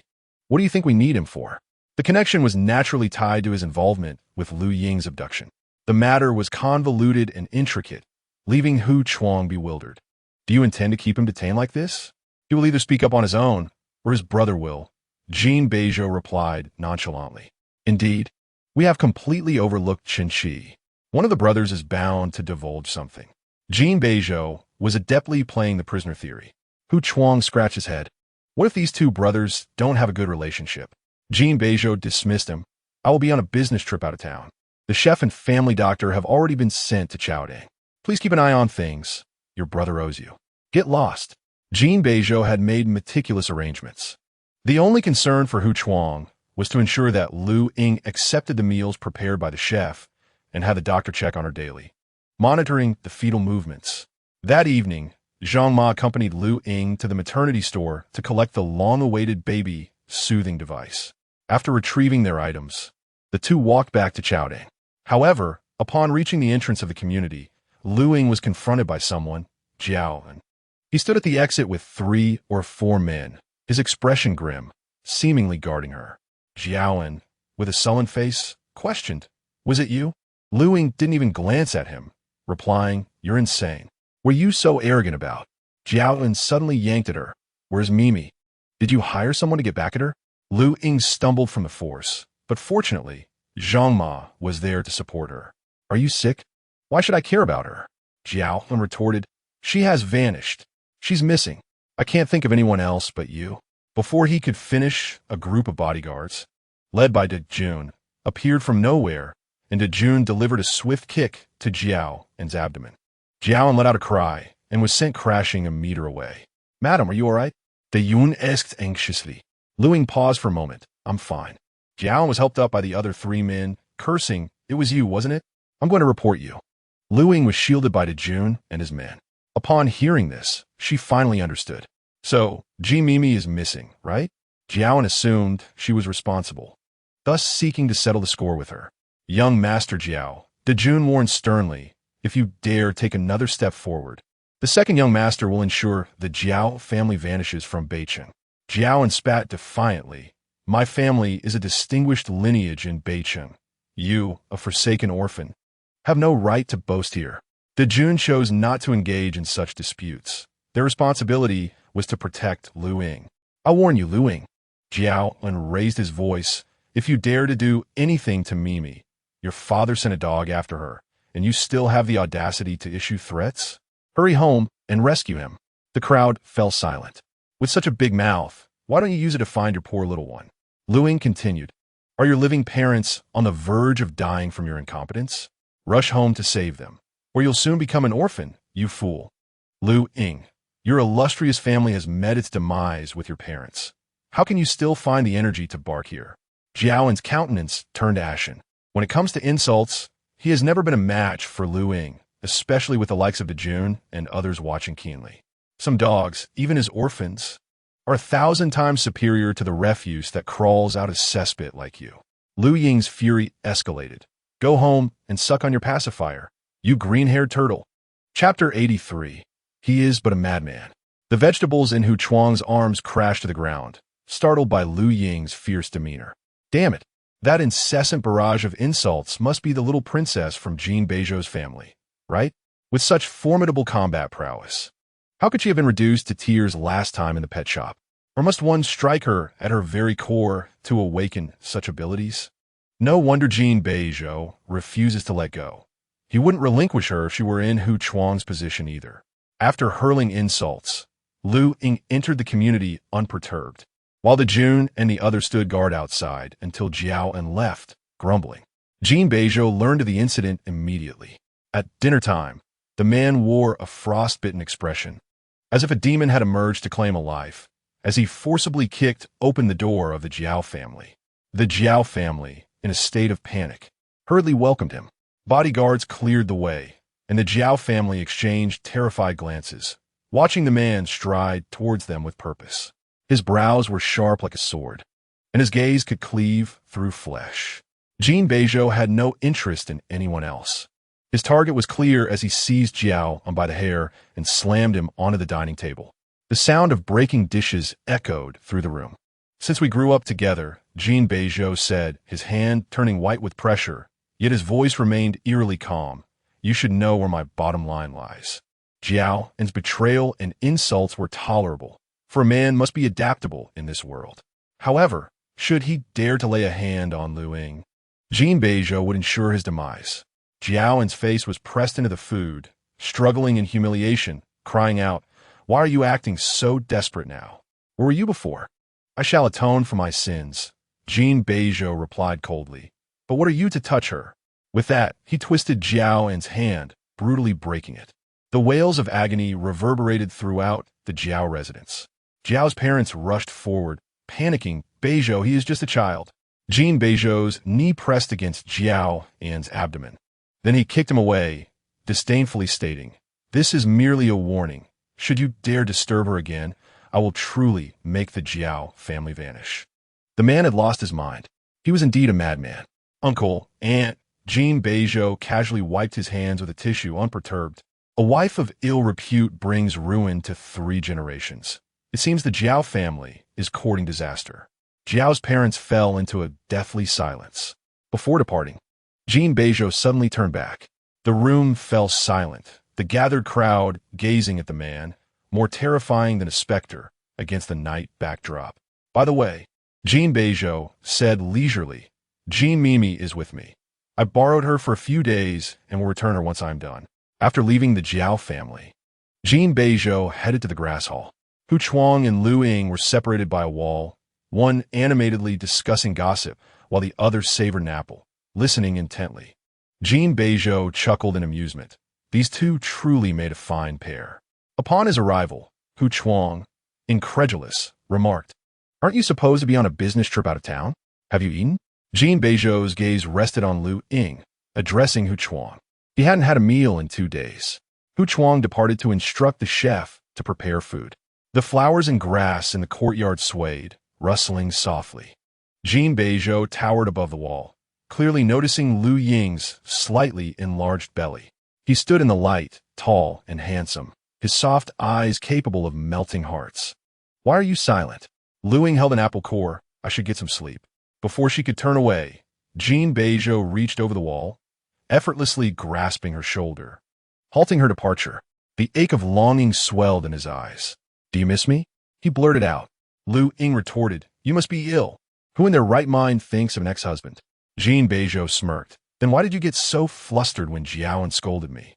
"Don't flatter yourself," Luying replied. "I'm merely protecting my own dignity." Perhaps the darkness of the evening and the fragrant plants in the courtyard enchanted Jin Beizhou, leading him to believe that nothing in this world could rival her smile. With a firm grip, he elongated his neck and swiftly captured her lips. The fervor of his blood surged within him, yearning to deepen this hard-won kiss. Luying exploded in anger, delivering a sharp slap to his cheek, and, as they parted, she roughly shoved the apple core into his mouth. "I'll report you for sexual harassment." "Do you believe that?"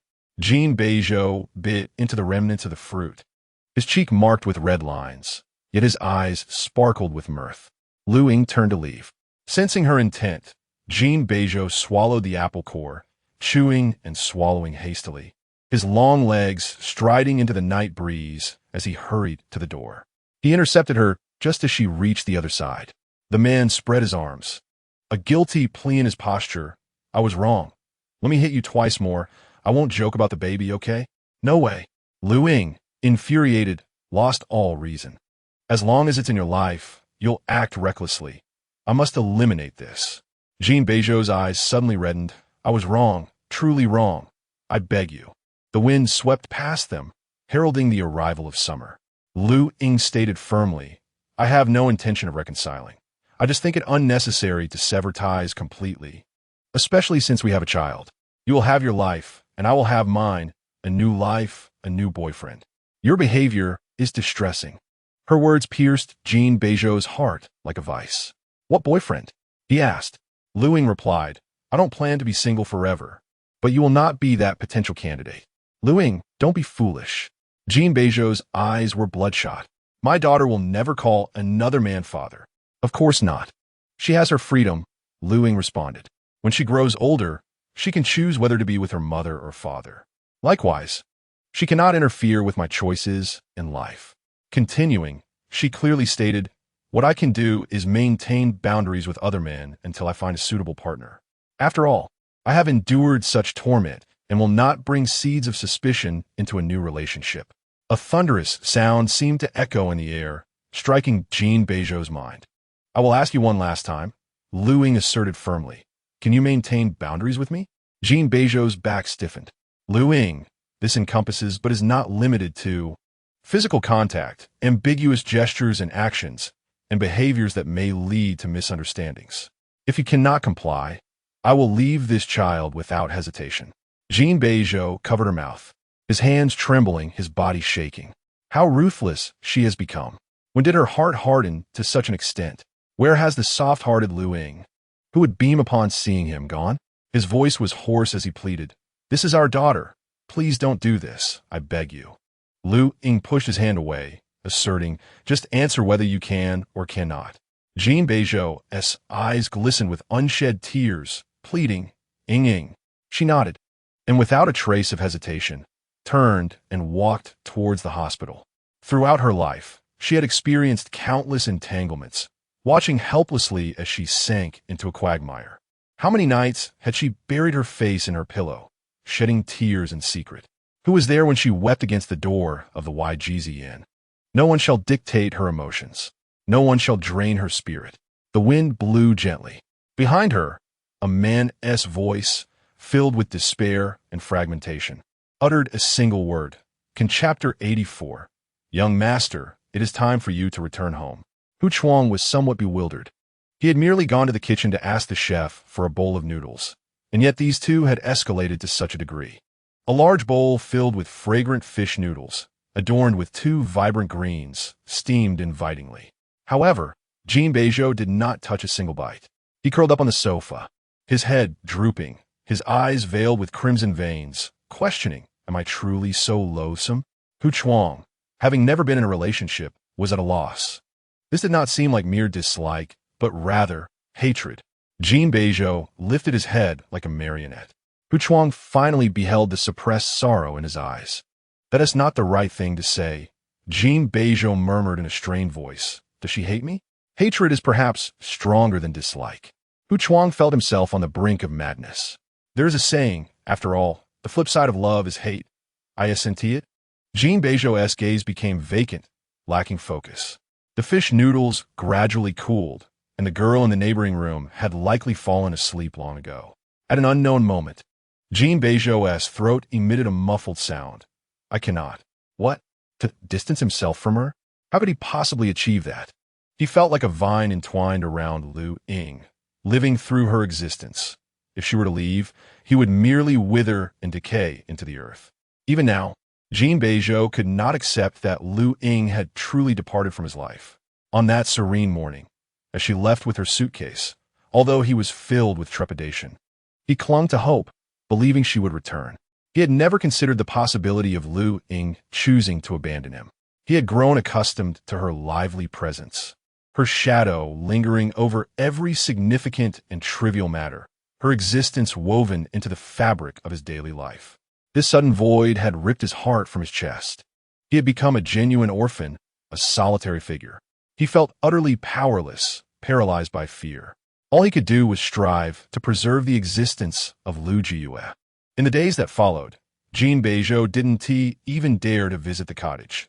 He feared inciting Luying's anger, fearing that in a fit of rage, she would forsake their daughter.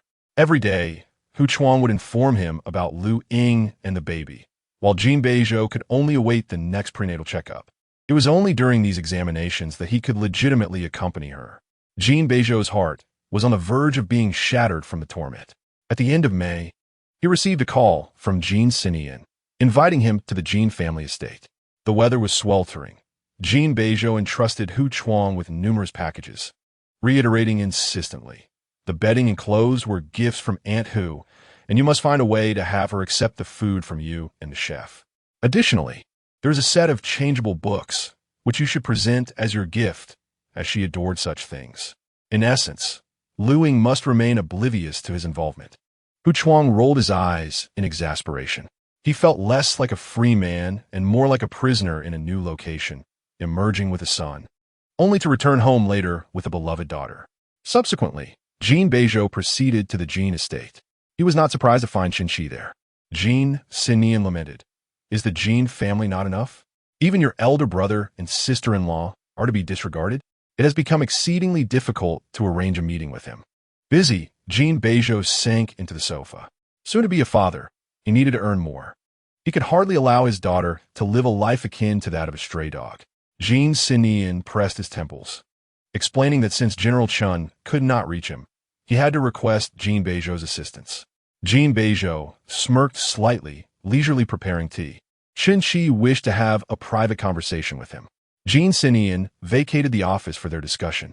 In the expansive space, the sound of the kettle boiling was the only disturbance. Chen Shi spoke first. General Jin appears to be in good spirits. Jin Beizhou hummed softly, almost inaudibly. Tomorrow, I can accompany my wife to the prenatal checkup. He had been invigorated since yesterday, eagerly anticipating the arrival of the morrow. After a moment's pause, Chen Shi stated plainly, General Jin is quite anxious about Miss Liu, which is why he has discreetly arranged for individuals to ensure her safety. Jin Beizhou retorted, Aren't you concerned for your own wife and child? Chen Shi, still single, replied that he had seen friends and colleagues' wives during their pregnancies, yet none compared to the grandeur surrounding General Jin. Jin Beizhou raised the corners of his lips slightly, remaining silent, composed, and exceptionally unperturbed. The fragrance of tea gradually enveloped the office. Chen Shi, observing him, pondered whether General Jin had gleaned any insights. Jin Beizhou raised his brow slightly, his expression indifferent. What could I possibly know? I inadvertently allowed someone to abduct my wife. Should I not be anxious? Chen Shi inquired, Does General Jin have any leads? Jin Beizhou chuckled. Chen, let's enjoy our tea. The steam wafted from the brewed tea, and Chen Shi understood perfectly well that the man before him was playing a game, waiting for him to reveal his cards first. After a while, Chen Shi addressed the core issue. Can General Jin release Qinzheng? Jin Beizhou replied directly, No. At 14, the prodigy, Jin Beizhou leaned back into the sofa, maintaining his composure as he remarked. At 19, he made significant advancements in genetic engineering. His adoptive parents passed away at 20, and by 28, he reappeared in Beijing, securing a partnership with the Jin family. Chen Shi's expression remained calm. Jin Beizhou continued, May I ask, Mr. Chen, what were you occupied with between the ages of 20 and 28? Too young then, lacking the wisdom to temper my brilliance. Chen Shi replied nonchalantly. I was targeted by an underground organization researching genetic editing. In order to ensure my full commitment to their cause, they orchestrated the death of my adoptive parents and attempted to control my freedom through drugs. As he spoke, he lifted his tattooed hand. It was a means to conceal the puncture marks left from that time. Jin Beizhou tilted his head slightly and cast a casual glance. Chen Shi remarked, I was imprisoned for 3 years. At the age of 23, I encountered my brother, and it was the power behind him that liberated me. Jin Beizhou smirked. Chen Shi observed him. Aren't you curious why I am divulging everything? If you wish to speak, then do so. If not, it matters not. Jin Beizhou replied lazily. Chen Shi chuckled. Then are you not intrigued by the nature of the power that can contend with such a rampant underground organization? Jin Beizhou candidly stated, Not at all. Silence ensued. After a moment, Chen Shi continued, I surmise you must know everything by now. Jin Beizhou remained noncommittal. Chen Shi sat in quiet contemplation before abruptly stating, He may not last much longer. Jin Beizhou raised an eyebrow. Chen Shi replied, You know, I do not. Chen Shi sighed. He loves your mother. Jin Beizhou scoffed. Who is he? He is your father. Chen Shi asserted earnestly, Mr. Zhou Guowei. Jin Beizhou displayed no emotion. Do not insult love. Can his love be divided? Chen Shi interjected. The name Zhou Guowei was bestowed upon him by your mother. He has forgotten his true name and has been using this one. Jin Beizhou retorted, Oh, how romantic, marrying dozens of wives and fathering numerous children. Chen Shi shook his head. Mr. Zhou has many children, each coveting the assets under his name, yet he only wishes to bestow upon you. At this, Chen Shi paused. Exhaling deeply, Young master, it is time for you to return home. Chapter 85. Her Self-Rescue. Jin Beizhou remained unresponsive. His phone rang twice, and he glanced over casually, as if the term young master uttered by Chen Shi paled in comparison to a mere message. My apologies, Jin Beizhou stood. I have a class to attend. I must take my leave. The marriage psychology course he had scheduled was set to begin in half an hour, as his assistant had reminded him. Chen Shi rose as well. Then let us converse after your class. Jin Beizhou casually draped his coat over his shoulder, his tone indifferent perhaps later. Shi sighed in resignation. The class was located on the 5th floor of the psychological clinic, which was adjacent to the pet market. As Jin Beizhou drove to the location, he instinctively glanced towards the pet market, recalling that Fei Bao had been purchased there by Luying. Upon arriving at the reception, Jin Beizhou almost instinctively inquired which therapist did my wife schedule an appointment with. The receptionist appeared momentarily bewildered. Which of your wives? Jin Beizhou enunciated, Luying. The receptionist, without suspicion, checked the computer. Ah, Miss Liu has an appointment with Dr. Wang here. Upon hearing this, Jin Beizhou's heart plummeted. He had merely been making casual conversation, as he had long harbored doubts about why Luying had suddenly visited the pet market that day. She had mentioned going to Yin Xia's home for Sufel. Yet she appeared at the pet market moments later, which did not align chronologically. His suspicions about Luying visiting the psychological clinic stemmed from the coincidence of timing and a remark she had made previously. During an event that Luying had accompanied Chun-Shi to, Jin Beizhou had pursued her. When Luying grew exasperated, she had remarked, "This is your subject." The term topic feels excessively specialized, as if she has encountered relevant literature, professionals in the field, or has learned about it through various means. At the reception, Jin Beizhou's legs felt as if they were encased in lead, rendering him immobile. Luying had been ill. Otherwise, she would not have come here. During her sickness, she chose to confront it alone, meticulously concealing her condition, fearful that he might discover her plight. Although Jin Beizhou sensed her emotional dissonance, he attributed it to her impending menstrual cycle and thought her temper was merely heightened.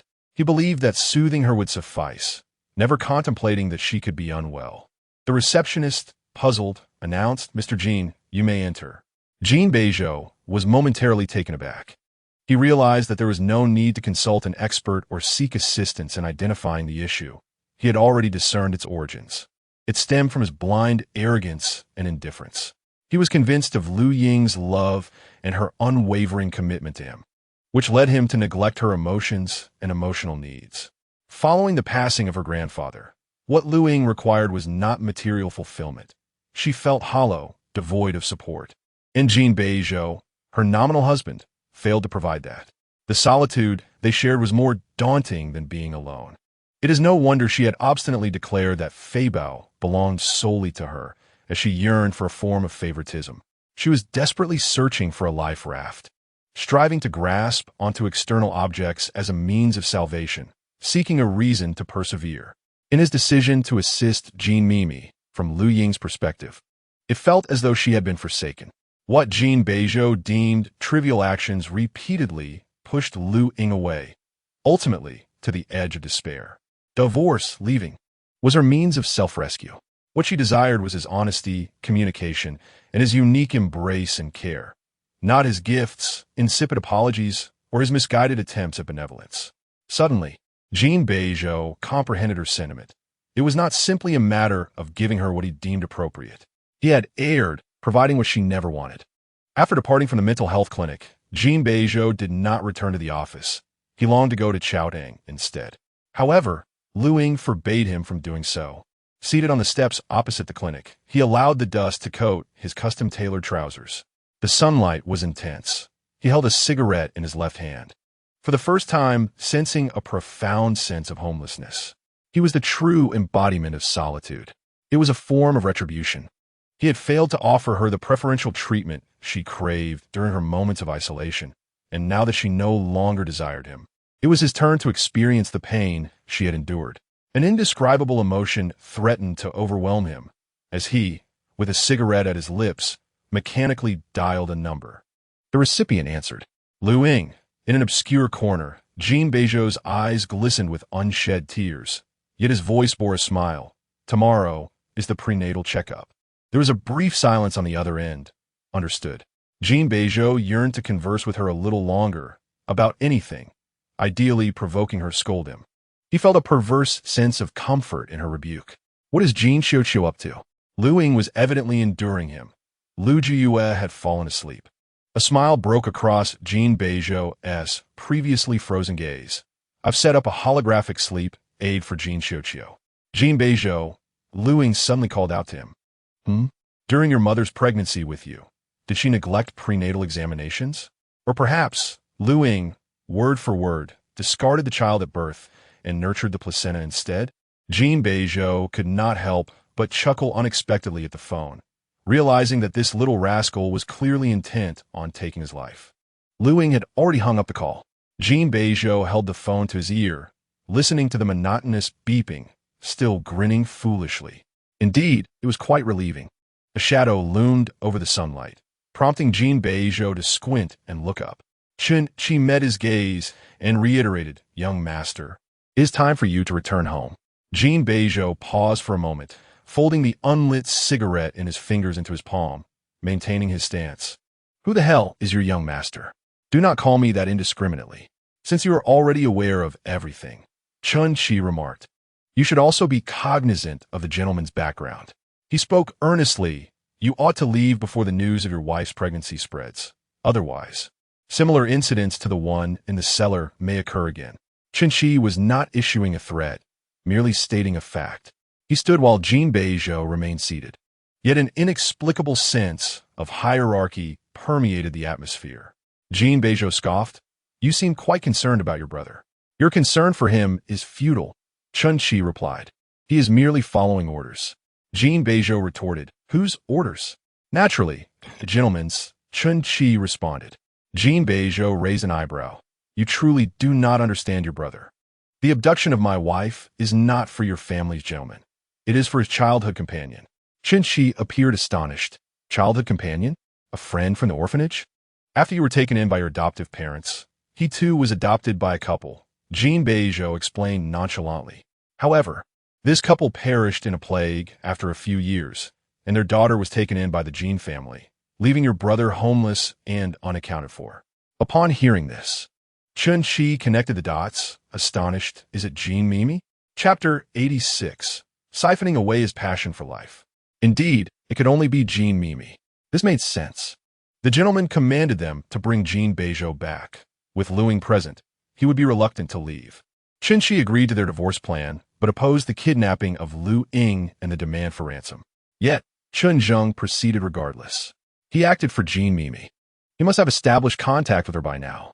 The peace token belonging to Luying was returned to the Jin family, symbolizing an agreement and allegiance, proving he had fulfilled Jin Mimi's task. Chun-Zheng assisted Jin Mimi and Chun-Chi in organizing the connections in this matter. What did Miss Jin San intend to achieve? Jin Beizhou shrugged. "Isn't Luying divorced from me?" "Yes," Chun-Chi confirmed. Thus, Jin Mimi's objective was to orchestrate their divorce, aligning with Chun-Zheng's goals. No wonder Chun-Zheng acted behind his back. Kidnapping Luying would not only fulfill the gentleman's task, but also grant Jin Mimi a favor. As for Luying's life, it seemed of little consequence in Chun-Zheng's eyes. During those years of homelessness, he endured great hardships. Chun-Chi noted, "His actions can be somewhat extreme." "Everyone has their grievances," Jin Beizhou retorted with a smirk, though it was unclear who he was mocking, targeting the most innocent, Luying, simply because she married me. "I am indeed a harbinger of misfortune." Chun-Chi pressed his lips together. It is said that Jin Mimi relocated her household registration back to her hometown 2 years ago, at which time she was the daughter-in-law of the Yi family, and Jin Beizhou and Luying had not yet divorced. The decision to change her household registration before the situation had been properly defined seemed rather hasty and reckless. "Ask your brother." Jin Beizhou was reluctant to speak. Perhaps he inadvertently revealed something in front of Jin Mimi. The elder of the Jin family, fearing I might flee, resorted to such a shabby tactic in his anxiety. Chun-Chi suddenly understood. Therefore, after Chun-Zheng contacted Jin Mimi, the elder Jin became aware that Jin Beizhou's biological father intended to seek him out and bring him home. Fearing that Jin Beizhou might become uncontrollable, he sought to facilitate the union between Jin Mimi and Jin Beizhou. However, the outcome diverged significantly from the elder's plans. He underestimated Jin Beizhou's feelings for Luying. "Those 2 children, is Jin Beizhou looking at you because you arranged this?" Chun-Chi inquired. At Jin Beizhou's birthday banquet, Chun-Chi overheard his phone call and realized that Chun-Zheng had chosen this day to act. He could not prevent it, but he did not wish to witness a young woman lose her life. With no other options, he sought out the two children, pretending to inadvertently rescue Luying. Fortunately, the situation turned out well. Luying remained safe and healthy, and she divorced Jin Beizhou, thus avoiding any loss of life while successfully completing the first part of the plan. When Jin Beizhou had a falling out with the Jin family, Chun-Chi believed matters would proceed smoothly, as their young master was now alone and would be inclined to return abroad with them. Yet unexpectedly, Luying became pregnant. Chun-Chi, feeling helpless, could only focus on the immediate concern. Jin Mimi had gone missing. Jin Beizhou displayed little emotion, merely stating she's in the cellar. Chun-Chi crouched down, reflecting that although their master hadn't specified method, he understood the implication was to spare no expense. I don't care, Jin Beizhou said, rising and brushing off his pants. I still remember how difficult it was for my mother to escape with me. She despised sharing her husband with other women, just as I loathed sharing my father with others. Chun-Chi sighed, noting if the master sends someone else, they may not be as lenient as I am. Jin Beizhou cast a sidelong glance at him, then let him try. Chun Zheng and Chun-Chi spoke from behind, asking if, considering that he had saved the lady, they could let him off the hook. Jin Beizhou replied, that has already taken your favor into account. Chun-Chi exhaled, knowing this meant Chun Zheng's life would be spared. Jin Beizhou, uncertain of where to go, drove aimlessly around the city center. A call came in, reporting on Jin Mimi's situation, stating that she had been crying and screaming in the cellar all night, frightening the nearby villagers into believing there was a haunting, resulting in every household closing their doors and windows. Jin Beizhou, feeling disinterested, remarked on such a warm day, she ought to be wearing thin clothing and freezing for several hours in the bitter cold. Was there despair? Was Luying desperate at that time? Was he now desperate? Luying often found her mouth bland. Seizing the opportunity, when Zhang Ma was not paying attention, she stealthily slipped out to indulge in some KFC. Ordering an assortment of items along with a cup of ice cola, she devoured a crispy chicken wing, and, just as she was about to swallow her cola, she unexpectedly locked eyes with a man outside the glass window. Jin Beizhou stood there with his hands in his pockets, his head lowered, simply staring at her. The car was parked at an angle across the street, seemingly passing by, only to discover her sneaking a bite. The two exchanged glances for a moment, as Luying leisurely swallowed a gulp of ice-cold cola, a wave of contentment washing over her. Tears of happiness streamed down her face uncontrollably. Jin Beizhou rushed in, his expression fractured and flustered. He hesitated to take a seat, resembling a nervous child. I didn't say anything against it. If you want to eat, go ahead, he stammered. Luying sniffled, wiping her tears with the back of her hand. You're being ridiculous. Have you never seen someone cry tears of joy? But Jin Beizhou was deeply troubled. She was pregnant, and he felt he should be there to care for her. The thought of her being alone made his heart ache. Stop crying, Jin Beizhou said softly, his thumb brushing against her eyelid. It's my fault, not just this time, but in the past as well. Luying pushed his hand away, wiping her tears again. You're blocking my sunlight. Jin Beizhou pursed his lips and sat down opposite her. What else do you want? Luying took a bite of her fries and mumbled, nothing. What about the ketchup? Luying lowered her gaze, suddenly realizing that the waiter had forgotten to provide her with ketchup and sweet chili sauce. She had sensed something was missing while eating the fries. Stay put. I'll go get it, Jin Beizhou instructed. The man, tall and handsome, instantly became the center of attention in the establishment as Luying noticed a stain on the back of his shirt, wondering where it had come from. This man was notoriously fastidious, insisting on ironing his clothes before wearing them. Yet he allowed such a noticeable stain to remain. When Jin Beizhou returned with the sauces, Luying cradled her cup of cola and kindly pointed out, you have a stain on the back of your shirt. Jin Beizhou tore open the ketchup packet, replying nonchalantly, men without wives are like stray dogs. If you had a wife, she wouldn't wash your clothes either, Luying retorted. In their past, she had never taken on the task of washing or ironing his clothes. It was usually Jin Beizhou who catered to her needs. In truth, he was right that day. The same actions that posed no issue for Luying would be met with dire consequences for him. Jin Mimi's criticism was not unfounded. While Luying indulged in irresponsible affection, Jin Beizhou was the one who had to shoulder countless responsibilities. Luying offered a half-hearted apology. I put you through so much. I don't need her help, Jin Beizhou replied matter-of-factly. As long as she is by my side, I'm willing to do anything. Since Luying had left, Jin Beizhou had let household chores slide, postponing them day after day, even neglecting to hire a cleaner. It was as if he had adopted an indifferent attitude towards everything, allowing life to meander aimlessly. She had little impact on him. Rather, she had merely drained the enthusiasm from his life. Chapter 87. Be careful on the night road. Luying had only sipped a few gulps of cola. Mindful of her prenatal checkup the following day, fearful of the doctor's reprimand, and ultimately dared not indulge too much. What are you doing here? She casually inquired. Just passing by, Jin Beizhou replied. I plan to return to the office. Luying nodded. In truth, she was glad they could sit together peacefully, and she was willing to engage in polite conversation with him. After all, he was her ex-husband, not her enemy. Then you should head back, she suggested. Jin Beizhou paused, his hand holding the napkin faltering, and without revealing too much, he said, I haven't eaten yet. You can eat at home, she replied. You once he finish all of this, will you? He pointed at the pile on the table. Can I eat it? Why does it seem so pitiable? There is a saying that one should not give money to those who ask for it, but when encountering someone begging, they must truly be hungry. Luying generously said, Go ahead and eat.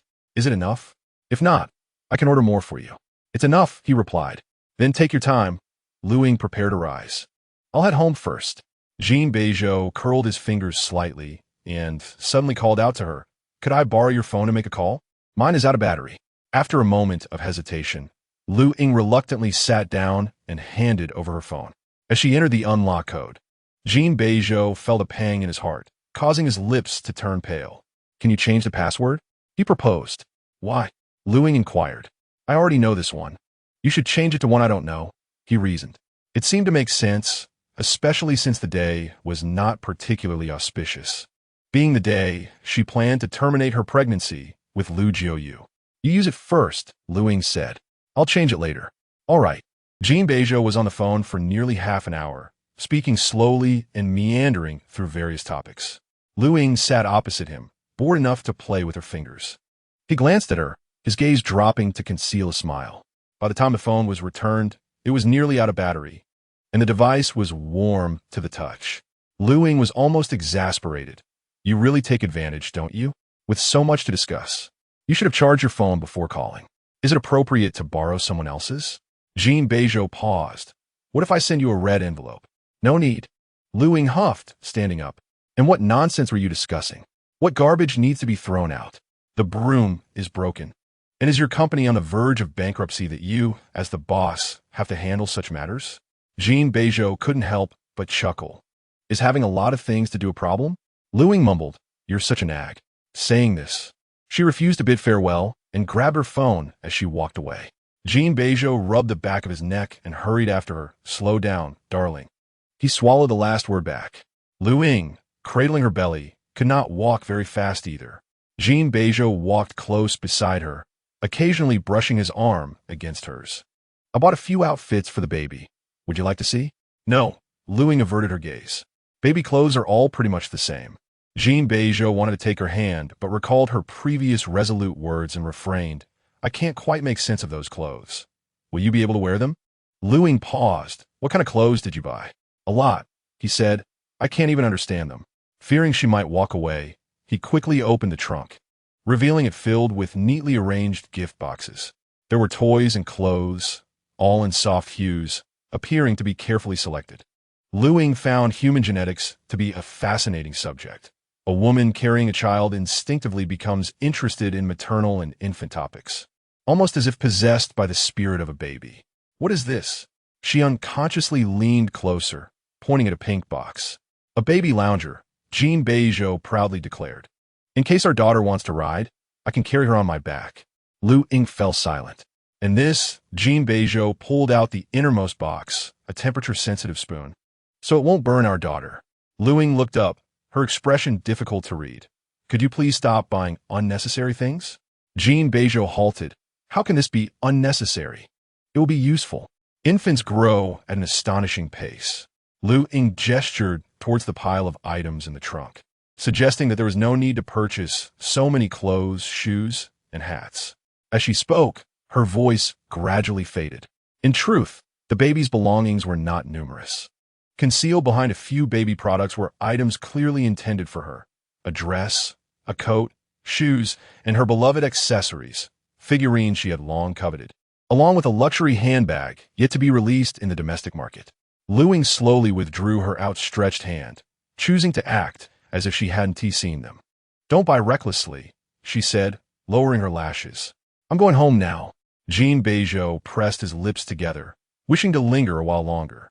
"You haven't taught me about the clothes yet," Luying replied. "The baby will stay with me until she turns 2. You may come to visit her." Jin Beizhou was momentarily taken aback, incredulous. "I can't take her before she turns 2? Indeed. I protest." His protest was in vain. Jin Beizhou nearly mirrored her movements, trailing closely behind. "I've enrolled in classes. I will master everything before the baby arrives. I promise to take good care of her." Luying halted. "There are teachers. What more do you wish me to teach?" Jin Beizhou was momentarily speechless. It became evident that she was being deliberately evasive.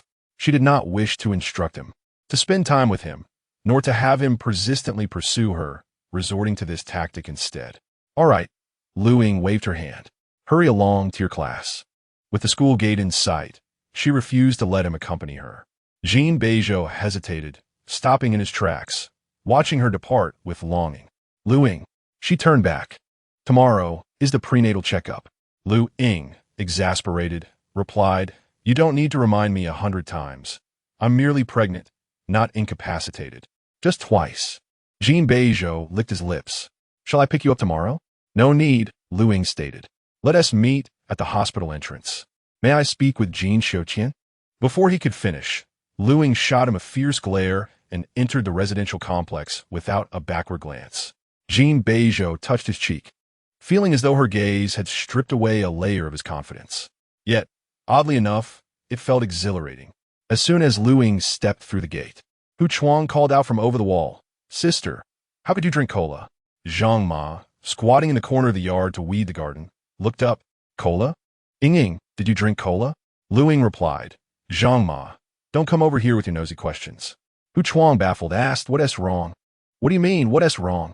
Can't you speak quietly? Everyone can hear you shouting like a loudspeaker." Since she had already indulged in fried chicken and cola, Zhang Ma declared seriously, "Dinner's spicy chicken and pepper fish are canceled. One cannot eat too many heavy-flavored dishes in a day." After a brief pause, Luying took out her phone and typed furiously, as if to shatter the screen. "Brother Placenta, be careful on the night road." Chapter 88. I want to marry her. Jin Beizhou held the half-finished cup of cola she had left behind, chuckling at the message. Without Zhang Ma's intervention, she concealed a little here and a little there, unaware of the potential consequences of consuming so many heavy-flavored foods. Setting aside the concern for the baby's health, Luying had a tendency towards heatiness. A few bites of fried spicy food would lead to breakouts. The pleasure of eating was matched only by the irritation of dealing with the aftermath. The girl stubbornly clashed with him, her bullheadedness fully directed at Jin Beizhou, as she only wished to heed the words of her elders. Now, only a Zhang could keep her in check. As the ice in her drink melted, moisture clung to the cup's surface. Jin Beizhou gently caressed it with his fingertip, biting down on the straw and indulging in a lingering kiss. He was aware that such behavior might be perceived as peculiar. Throughout the tumultuous years of their fierce arguments, Jin Beizhou remained steadfast, knowing that Luying lacked maturity.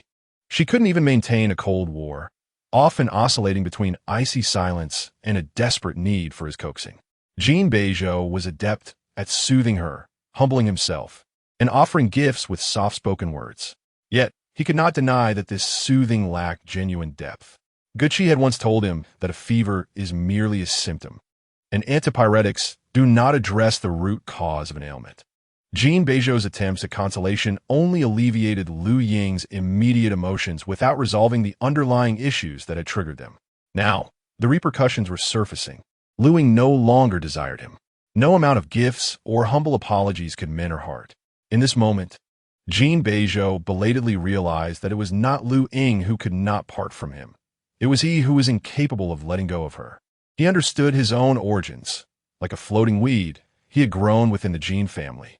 And it was Luying's entanglement and fervent affection that instilled in him a sense of belonging to Beijing.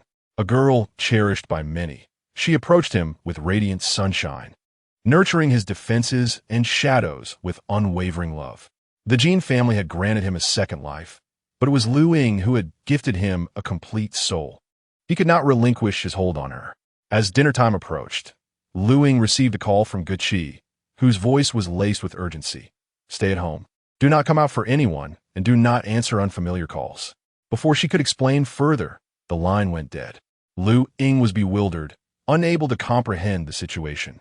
In the next instant, her phone indeed rang with a call from Beijing.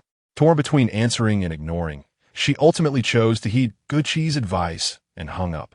Immediately, several different numbers began to call in succession. Confused, Luying randomly selected one to answer. On the other end, the sharp rebukes of Madam Shi Suling pierced through. Hiding at home is futile. Do you know that? Ruining Mimi's marriage brings you no benefit. You little wretch. Accumulate some virtue for your baby. Be careful not to trip and miscarry. Luying's adrenaline surged, and she retorted reflexively, you better stay alive. If you drop dead now, I genuinely fear you'd end up in my belly. I certainly do not wish to be your mother. Madam Shi's speech faltered. How on earth did your parents raise you?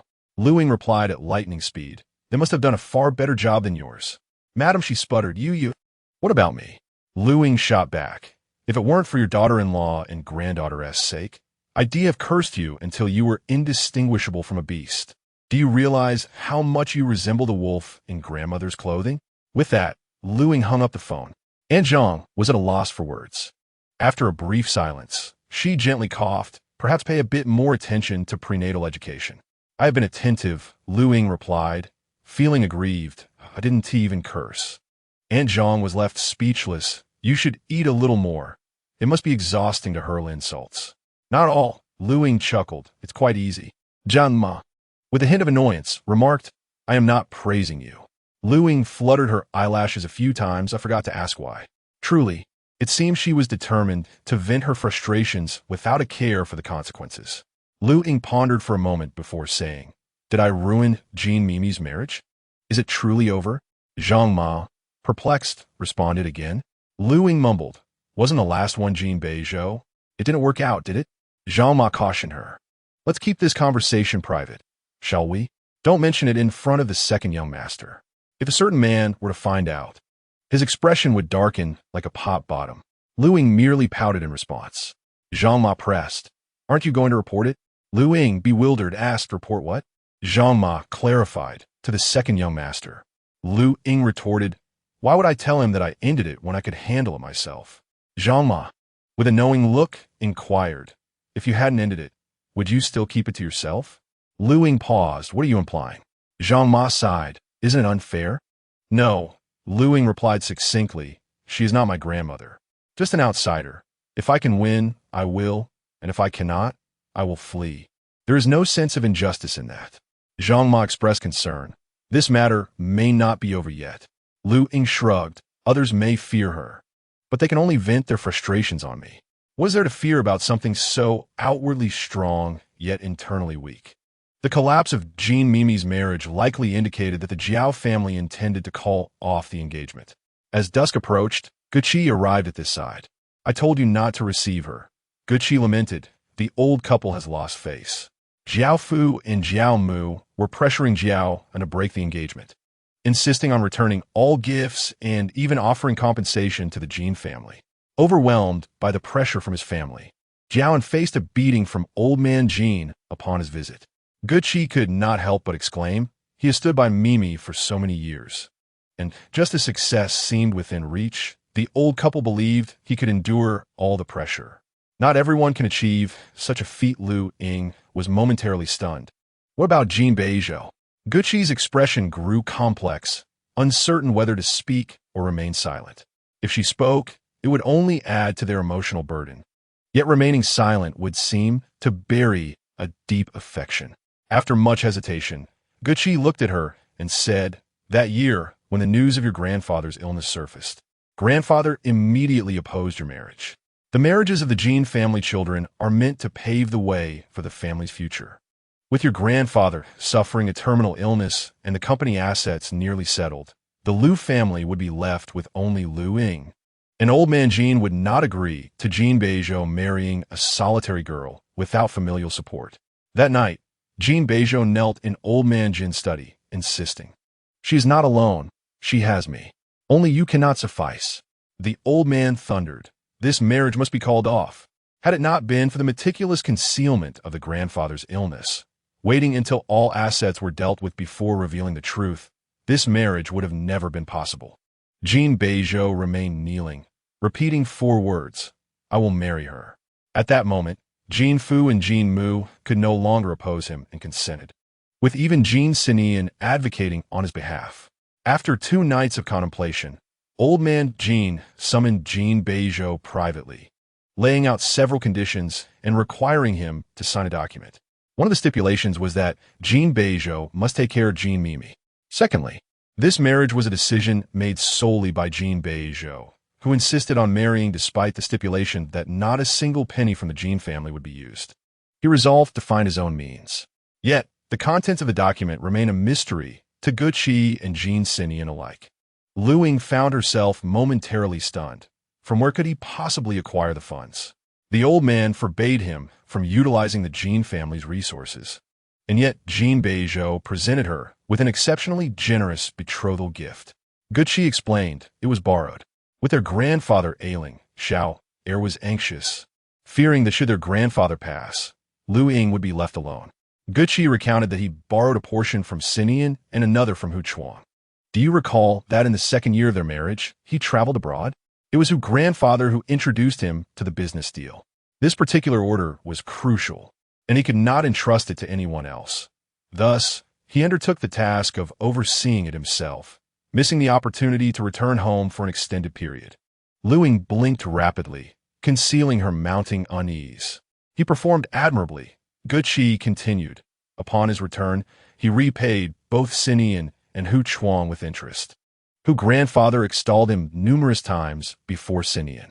At this point, Guqi pressed her lips together. He did not intentionally neglect accompanying you to Wajizi, but this is a truth he may find difficult to articulate. In Luying's eyes, Jin Beizhou appeared formidable and captivating. How could he possibly wish for her to discover that he had borrowed money, even a wetter? If this revelation reached Luying, it would invariably lead to discussions regarding the elder Jin's disapproval of their union. Luying, Guqi observed, in realms unbeknownst to us, Xiao Heir does not lead a life of freedom. It is indeed a pity for both of you. You are clearly in love. On the day the Jiao family came to propose, many extolled young Master Jiao as devotion, asserting that his loyalty to Jin Mimi was no less than that of Luying to Jin Beizhou. Yet despite this, they remained unable to withstand the pressures from their families. One can only imagine the resolve Jin Beizhou must have possessed to withstand the formidable pressures from the Jin family and reality itself. Such rarity renders it precious. The living room lay silent. Time flowed like a smooth stream. Sister-in-law, Luying murmured absent-mindedly, "Do not speak of the old lady's phone call and her reprimands to anyone. Let remain a secret." That night, Luying tossed and turned restlessly. When she contemplated divorce from Jin Beizhou, she had devised a mathematical formula. For every occasion he failed to accompany her to Wajizi, 20 points will be deducted from his score. Under the thick cloak of night, Luying felt a searing pain, as if a hand were ruthlessly striking her face. Her focus was solely on Jin Beizhou's absence during their skiing trip, oblivious to the fact that he was tirelessly striving to earn the money to marry her. He never belittled her as an orphan, yet she ungraciously labeled him as one. The disparity between them suddenly became glaringly apparent, tilting the scales in favor of Jin Beizhou. His personal qualities stood in stark contrast. Post-marriage, he was engrossed in work, investing without hesitation in promising projects, such as the 500 million for Jin Mimi and Ikue. He was indeed in need of funds. Meanwhile, Luying occupied herself with jealousy, fixated only on her immediate surroundings, a reflection of her superficiality. A flush of embarrassment crept across her cheeks. Jean Mimi had not spoken in error. She merely expressed her affection verbally, while Jin Beizhou bore the weight of both the process and the consequences. The following day, upon awakening, Luying discovered a message from Jin Beizhou, sent an hour prior, reminding her not to forget her prenatal checkup. Gathering her documents, she set out on foot. Standing a few meters away from the gate, Luying spotted a man leaning beside the security room, his long limbs undeniably captivating. Perhaps due to what Guqi had mentioned the previous day, Luying felt her cheeks flush with an undeniable sense of shame upon seeing him. "Have you had breakfast?" Jin Beizhou stood upright, an air of subtle awkwardness surrounding him. Given their proximity to the hospital, he suggested, "Why not go together?" He recalled her insistence yesterday that he not come to fetch her, but rather meet her at the hospital. Luying remained silent. Jin Beizhou bit his lip. Did he not sleep well? He noticed the faint shadows under her eyes. "I slept well," Luying replied, her gaze fixed ahead. "Have you had breakfast?" Jin Beizhou paused momentarily. "You wouldn't be thinking of tearing me apart, would you?" Luying was silent. Jin Beizhou cleared his throat. "I'm not accustomed to your politeness." Luying responded with even greater courtesy. "It's only proper." Jin Beizhou, feeling unnerved, let his gaze drift downwards, resting on her abdomen. Seeing that Lu Jiuyu was still present eased his tension slightly. "Shall we go?" I prepared breakfast," Jin Beizhou offered again. "Would you like to eat a little more?" Luying remained courteous. "No, thank you." Jin Beizhou felt a shiver run down his spine. "This is the first time I've heard you say thank you." Luying continued her silence. "Look at what you've done to him," he thought. The two walked side by side to the hospital. Jin Beizhou sought conversation. "Is it sunny?" "No." "Are you tired?" "No." Yet, Jin Beizhou felt she must be exhausted. After all, Princess Lu was someone who disliked carrying bags. Surely a child weighed more than a bag. However, this was a burden Jin Beizhou could not bear. In truth, he lacked the confidence to suggest, "I could carry you." This is by no means an ambiguous physical contact. It was merely a suggestion. "Luying," Jin Beizhou glanced at her, then again, subtly reaching out to pinch a corner of her clothing. "Is that all right?" Luying, "No." A faint sigh of regret seemed to fall from above. He thought she might have been so enthralled that she had forgotten their divorce. Upon arriving at the hospital, the doctor asked a few routine questions, to which Luying answered honestly. While checking on the baby, Jin Beizhou focused on the subtle movements of her abdomen. "My daughter is awake. I wish to touch her." The doctor chuckled. "Go ahead, you can also talk to her." Luying remained silent, and Jin Beizhou hesitated, asking, "Is that okay?" Luying turned her face away, her emotions unclear. Joy flickered in Jin Beizhou's eyes as his palm rested on her abdomen, feeling the movements that threatened to bring tears. "I have a question," he spoke softly. The doctor kindly encouraged, "Ask away." Jin Beizhou inquired, "Will the father be affected by pregnancy hormones? I feel as if I'm experiencing some sort of pregnancy symptoms myself. I seem to be somewhat infatuated with my wife, thinking of her even at midnight." Luying shot him a chilling glance. Jin Beizhou quickly silenced himself. The doctor, amused, remarked, "That is a possibility." Jin Beizhou looked at Luying, awkwardly clarifying, "This is not an ambiguous statement. I am discussing medical conditions with the doctor." Luying retorted, "Shut up. The baby is developing well," the doctor said while reviewing the information. "Mom should stay active to prevent the baby from growing too large, which could complicate delivery." Luying paused. "Too large?" The doctor raised an eyebrow at her. "Have you been neglecting your diet?" Luying shifted her eyes thoughtfully. Jin Beizhou inquired, his voice devoid of emotion. "This requires the father's presence, correct?" The doctor met his gaze, momentarily a loss for words that might suggest otherwise. The hope and anticipation gleaming in the man's eyes were so profound that the doctor realized she was witnessing a tangible manifestation of the adage that the eyes are the windows to the soul. She suppressed a smile, affirming, "Indeed." Jin Beizhou beamed like a child receiving candy, cheerfully declaring, "This isn't merely my assertion. It is a medical recommendation." Luying, Chapter 90, Agreement. The doctor, patient and gentle, graciously elaborated further. From a scientific perspective on child rearing, she explained, "We support and endorse the father's companionship. Though the baby resides in the mother's womb, it can perceive the father's voice and touch." Jin Beizhou nodded vigorously, You see, Luying, are you listening? Luying. Upon leaving the hospital, Jin Beizhou chattered incessantly. From now on, I shall accompany you on evening walks, narrating stories to the baby before we head home. That's unnecessary, Luying replied, unmoved. I plan to start working at the chess academy. The day was still young as Luying descended the steps. Making her way to a tree, Jin Beizhou, his lips pressed into a straight line, opened his thermos and poured a bit of water into the lid for her. Luying shook her head. Thank you. Do drink a little, Jin Beizhou coaxed. You haven't had any for quite some time. The tall man bent slightly, his demeanor tentative. After a moment's hesitation, Luying accepted the water and drank. Jin Beizhou's gaze softened with warmth. Would you like more? Not anymore. Thank you, Luying replied. Thank you for what? He asked, bewildered by her politeness. The sunlight filtered through the treetops, casting dappled shadows. After some contemplation, Luying lowered her gaze and opened her small bag, retrieving an item she had prepared in advance. Jin Beizhou poured himself another glass of water, glancing at her as he drank. What are you looking for? Luying extended her hand. Here? Jin Beizhou's attention fixated on the check. A check? Yes. You're giving me a check? Yes. Why? Luying felt a wave of shame wash over her as she recalled the matter. I owe you.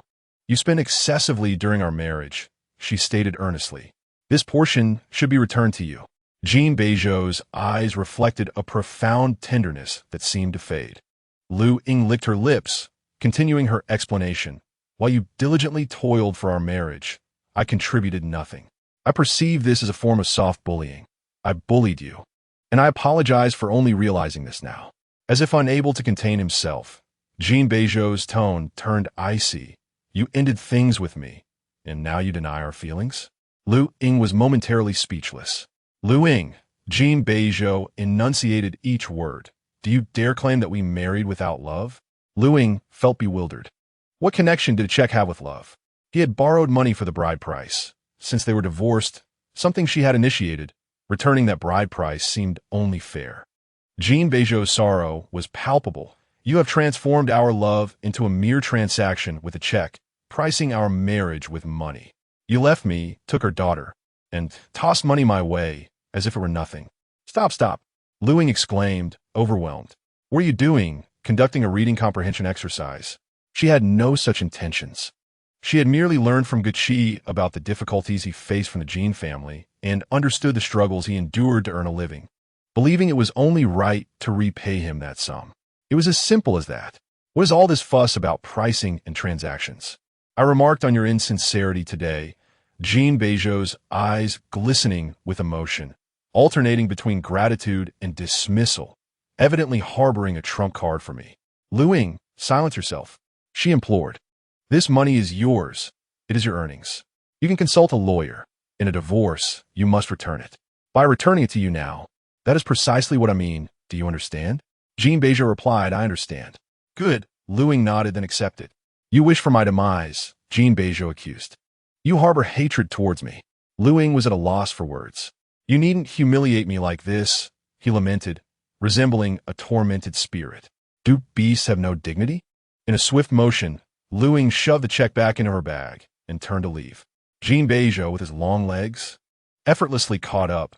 It will undoubtedly snow today. My heart feels as if it has frozen. Be quiet, Luying retorted. Then apologize to me. Whether you want it or not, I do not wish for it. Be silent. Apologize. Luying was profoundly exasperated. I apologize. I should not have belittled you with money. Jin Beizhou replied. How do you plan to compensate for your subtle bullying? Luying halted abruptly. What nonsense is this? Haven't I already offered compensation? He does not want it. Now, he brings up subtle bullying? You yourself stated that you subtly bullied me, Jin Beizhou pointed out. I have decided to accept your apology and compensation. Luying's expression remained impassive. What compensation do you desire? Jin Beizhou's eyelashes fluttered. I wish, do not mention what ought not to be mentioned, Luying interjected. Silence ensued. Forget it, Jin Beizhou sighed. I shall not hold it against you. Luying nearly let a curse slip. Jin Beizhou's tone was teasing. I merely follow medical advice. What medical advice? To accompany you and the baby on walks, so she becomes familiar with her father's voice. Luying did not respond. maintaining a stern demeanor as she walked home. Approaching the entrance of the courtyard, a thought struck her.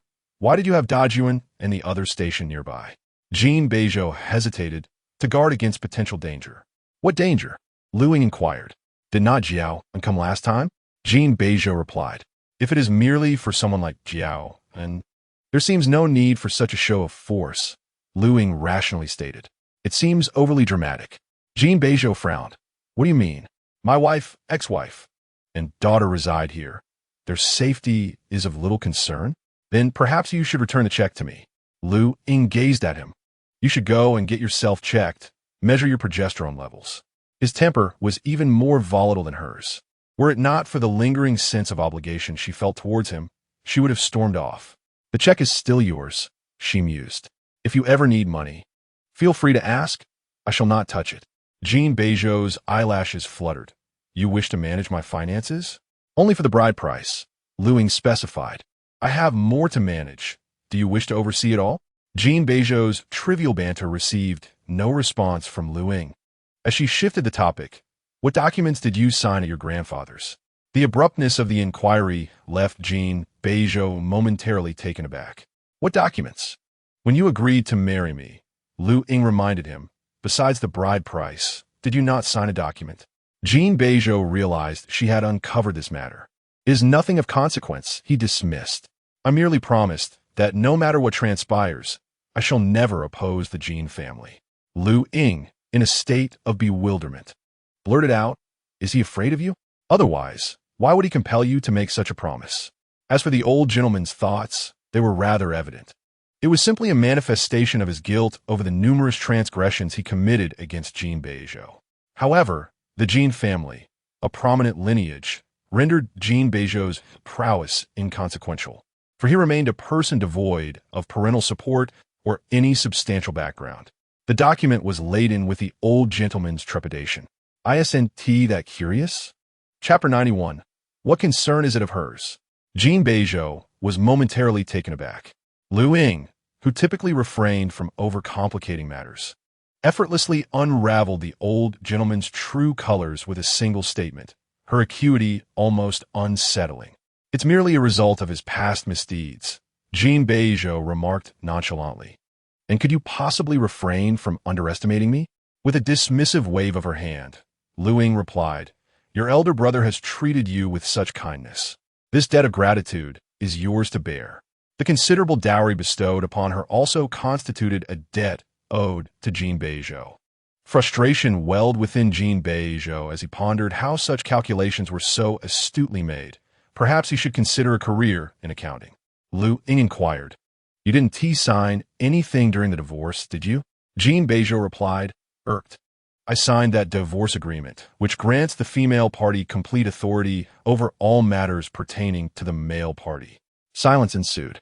After a moment, Luying placed her hand on her waist and began walking back to the community, saying, See you at the next prenatal checkup. Dream on, Jin Beizhou fumed. Didn't you hear the doctor's advice? Perhaps you should confront the physician yourself. Luying shot him a frosty glare. Jin Beizhou fell silent. He managed to mutter through clenched teeth, I want to accompany you. Without acknowledging him, Luying continued on her way. As she passed the children's park once more, she observed expectant mothers strolling along the pleasantly warm green paths, accompanied by their husbands offering gentle care.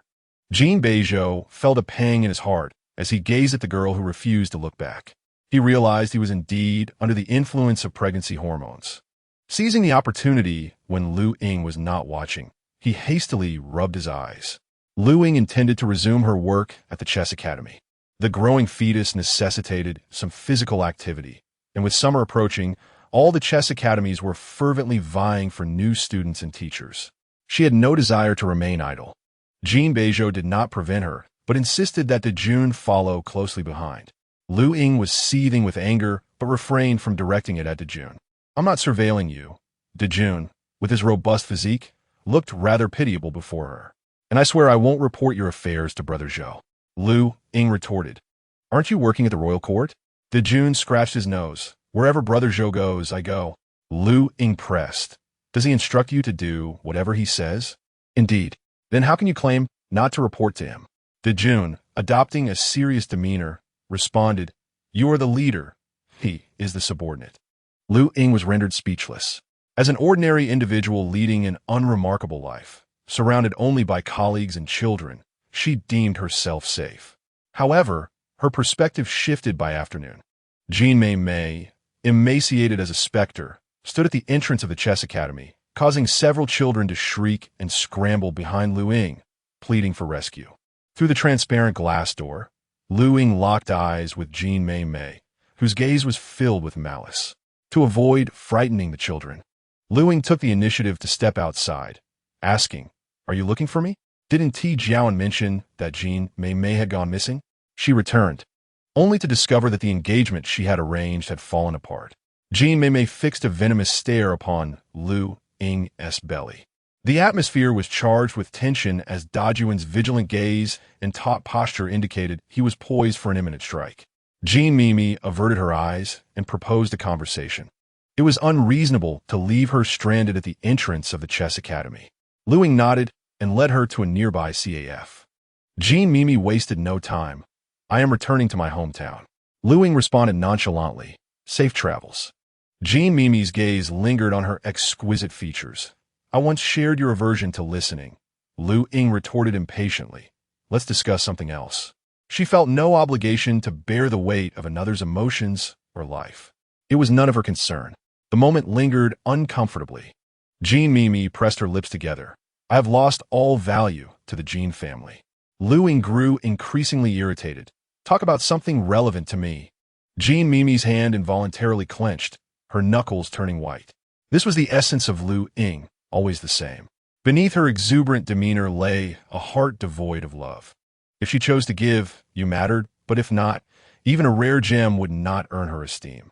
Luying was the benefactor in matters of affection, while Jin Beizhou and Jin Beizhou were the recipients. She could bestow love, yet just as easily retract it, faced with emotions that could be withdrawn at any moment. Jin Beizhou opted to embrace and retaliate, while Jin Beizhou chose to relinquish. In uncertainty, she preferred to avoid entanglement from the outset. Jin Beizhou accepted the challenge. But look at his current dismal fate. "I am aligned with my second brother." Jin Beizhou mused, "I would remain steadfast for him. We should huddle together for warmth. Yet he deliberately chose you." Luying replied, "This topic is beyond the syllabus. The answer lies with your second brother, so do not present mathematics to a language teacher." Jin Beizhou regarded her. "You are unworthy of him." Luying succinctly retorted, "Go to hell." Fueled by disdain, Jin Beizhou loathed her vulgarity. Luying retaliated by splashing a cup of water at her. Jin Beizhou instinctively closed her eyes. Luying's voice turned icy. "He belongs to neither you nor me. He will soon depart from Beizhou." Luying's long lashes lifted, revealing her clear, glistening eyes. Jin Beizhou wiped her face with the back of her hand. Her expression dark and serpentine.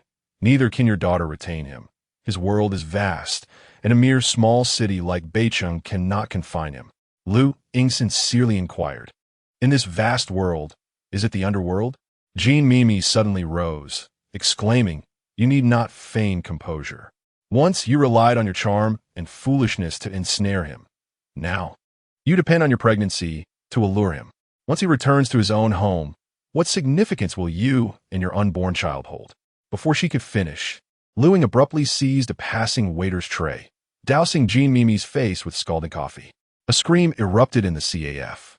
Dajuan instinctively shielded her, fixating on Jin Beizhou's reaction like a hawk. The coffee had burned Jin Beizhou's chin and neck. She called the police, insisting on punishing Luying. "We still suggest a private resolution," the officer mediated. "This is merely a minor burn, and she is a pregnant woman." Jin Beizhou seethed. "I want her imprisoned." Luying interjected, "Oh, how impressive. But I genuinely wish to spend a couple of days inside. My mind is about to explode." "Officer, did you see?" Jin Beizhou gritted her teeth. "She is utterly brazen." The officer sighed in exasperation. A few individuals hurriedly entered, shattering the tense atmosphere. Luying lifted her gaze, and upon seeing the newcomers, her expression faltered, her tone softened. "Sister-in-law, are you here to fetch me?" Good Chi's steps faltered. "Stop dreaming." Jin Beizhou has a grim countenance. "I am your family member." Gucci sighed in resignation. Grandpa and Grandma have asked me to take Mei Mei back to her hometown. As the eldest sister-in-law of the Jin family, many matters were beyond her control. Luying's shoulders slumped, falling into silence. Jin Beizhou crouched before her. Are you hurt? As if coming to a realization, Luying suddenly looked up. Sister-in-law, why don't you swap places with him? He can take Jin Mei Mei, and you can take me. The atmosphere thickened. Chapter 92. Rounded numbers, it's your doing. Jin Beizhou felt as though his molars were about to crumble. Currently, it was Jin Mei Mei who refused to reconcile, leaving Gucci to persuade her first. You carry my daughter, Jin Beizhou enunciated with intensity. She's not a mere gas canister. With a significant force at play, must you take matters into your own hands? Luying replied defiantly. Others are verbally confrontational. Why can't I take action? Jin Beizhou countered. What about our daughter? What about Lu Jiuyu? Have you forgotten that she exists within you? Silence. Luying snapped impatiently. You are her father, not mine. I visited my grandfather's grave this morning. Jin Beizhou retorted coldly. I shall return shortly to inform him of everything. Enough, Luying replied brusquely. I will compensate. Compensate for what? Jin Beizhou scoffed. With that, he rose and proceeded directly to Jin Mei Mei's side. His voice was icy. You should be grateful that Luying splashed you with water. Otherwise, if you fell into his hands, your fate would be far worse. Jin Mei Mei's eyes were swollen. Her chin and neck burned raw, and she was uncharacteristically distraught. Can you not see how insincere her feelings are? The insincerity lies within you, me, and those like us. Jin Beizhou endured, clearly yearning yet fearful, afraid he would not measure up. Afraid his own falsehoods would be exposed in contrast. Luying's presence highlighted Jin Mei Mei's sensitivity, insecurity, hypocrisy, and malice. She chose to reject Luying's goodwill. Even contemplating destruction, Luying was like a mirror reflecting her true self, burning her eyes, piercing through her facade of innocence, unveiling the darkness within. What you truly loathe is yourself. Jin Beizhou articulated each word with precision. You despise the person you have become. What you ought to do is plunge the dagger into your own heart, not shatter the mirror. Jin Mei Mei's cheeks drained of color. Her voice trembled. What difference is there between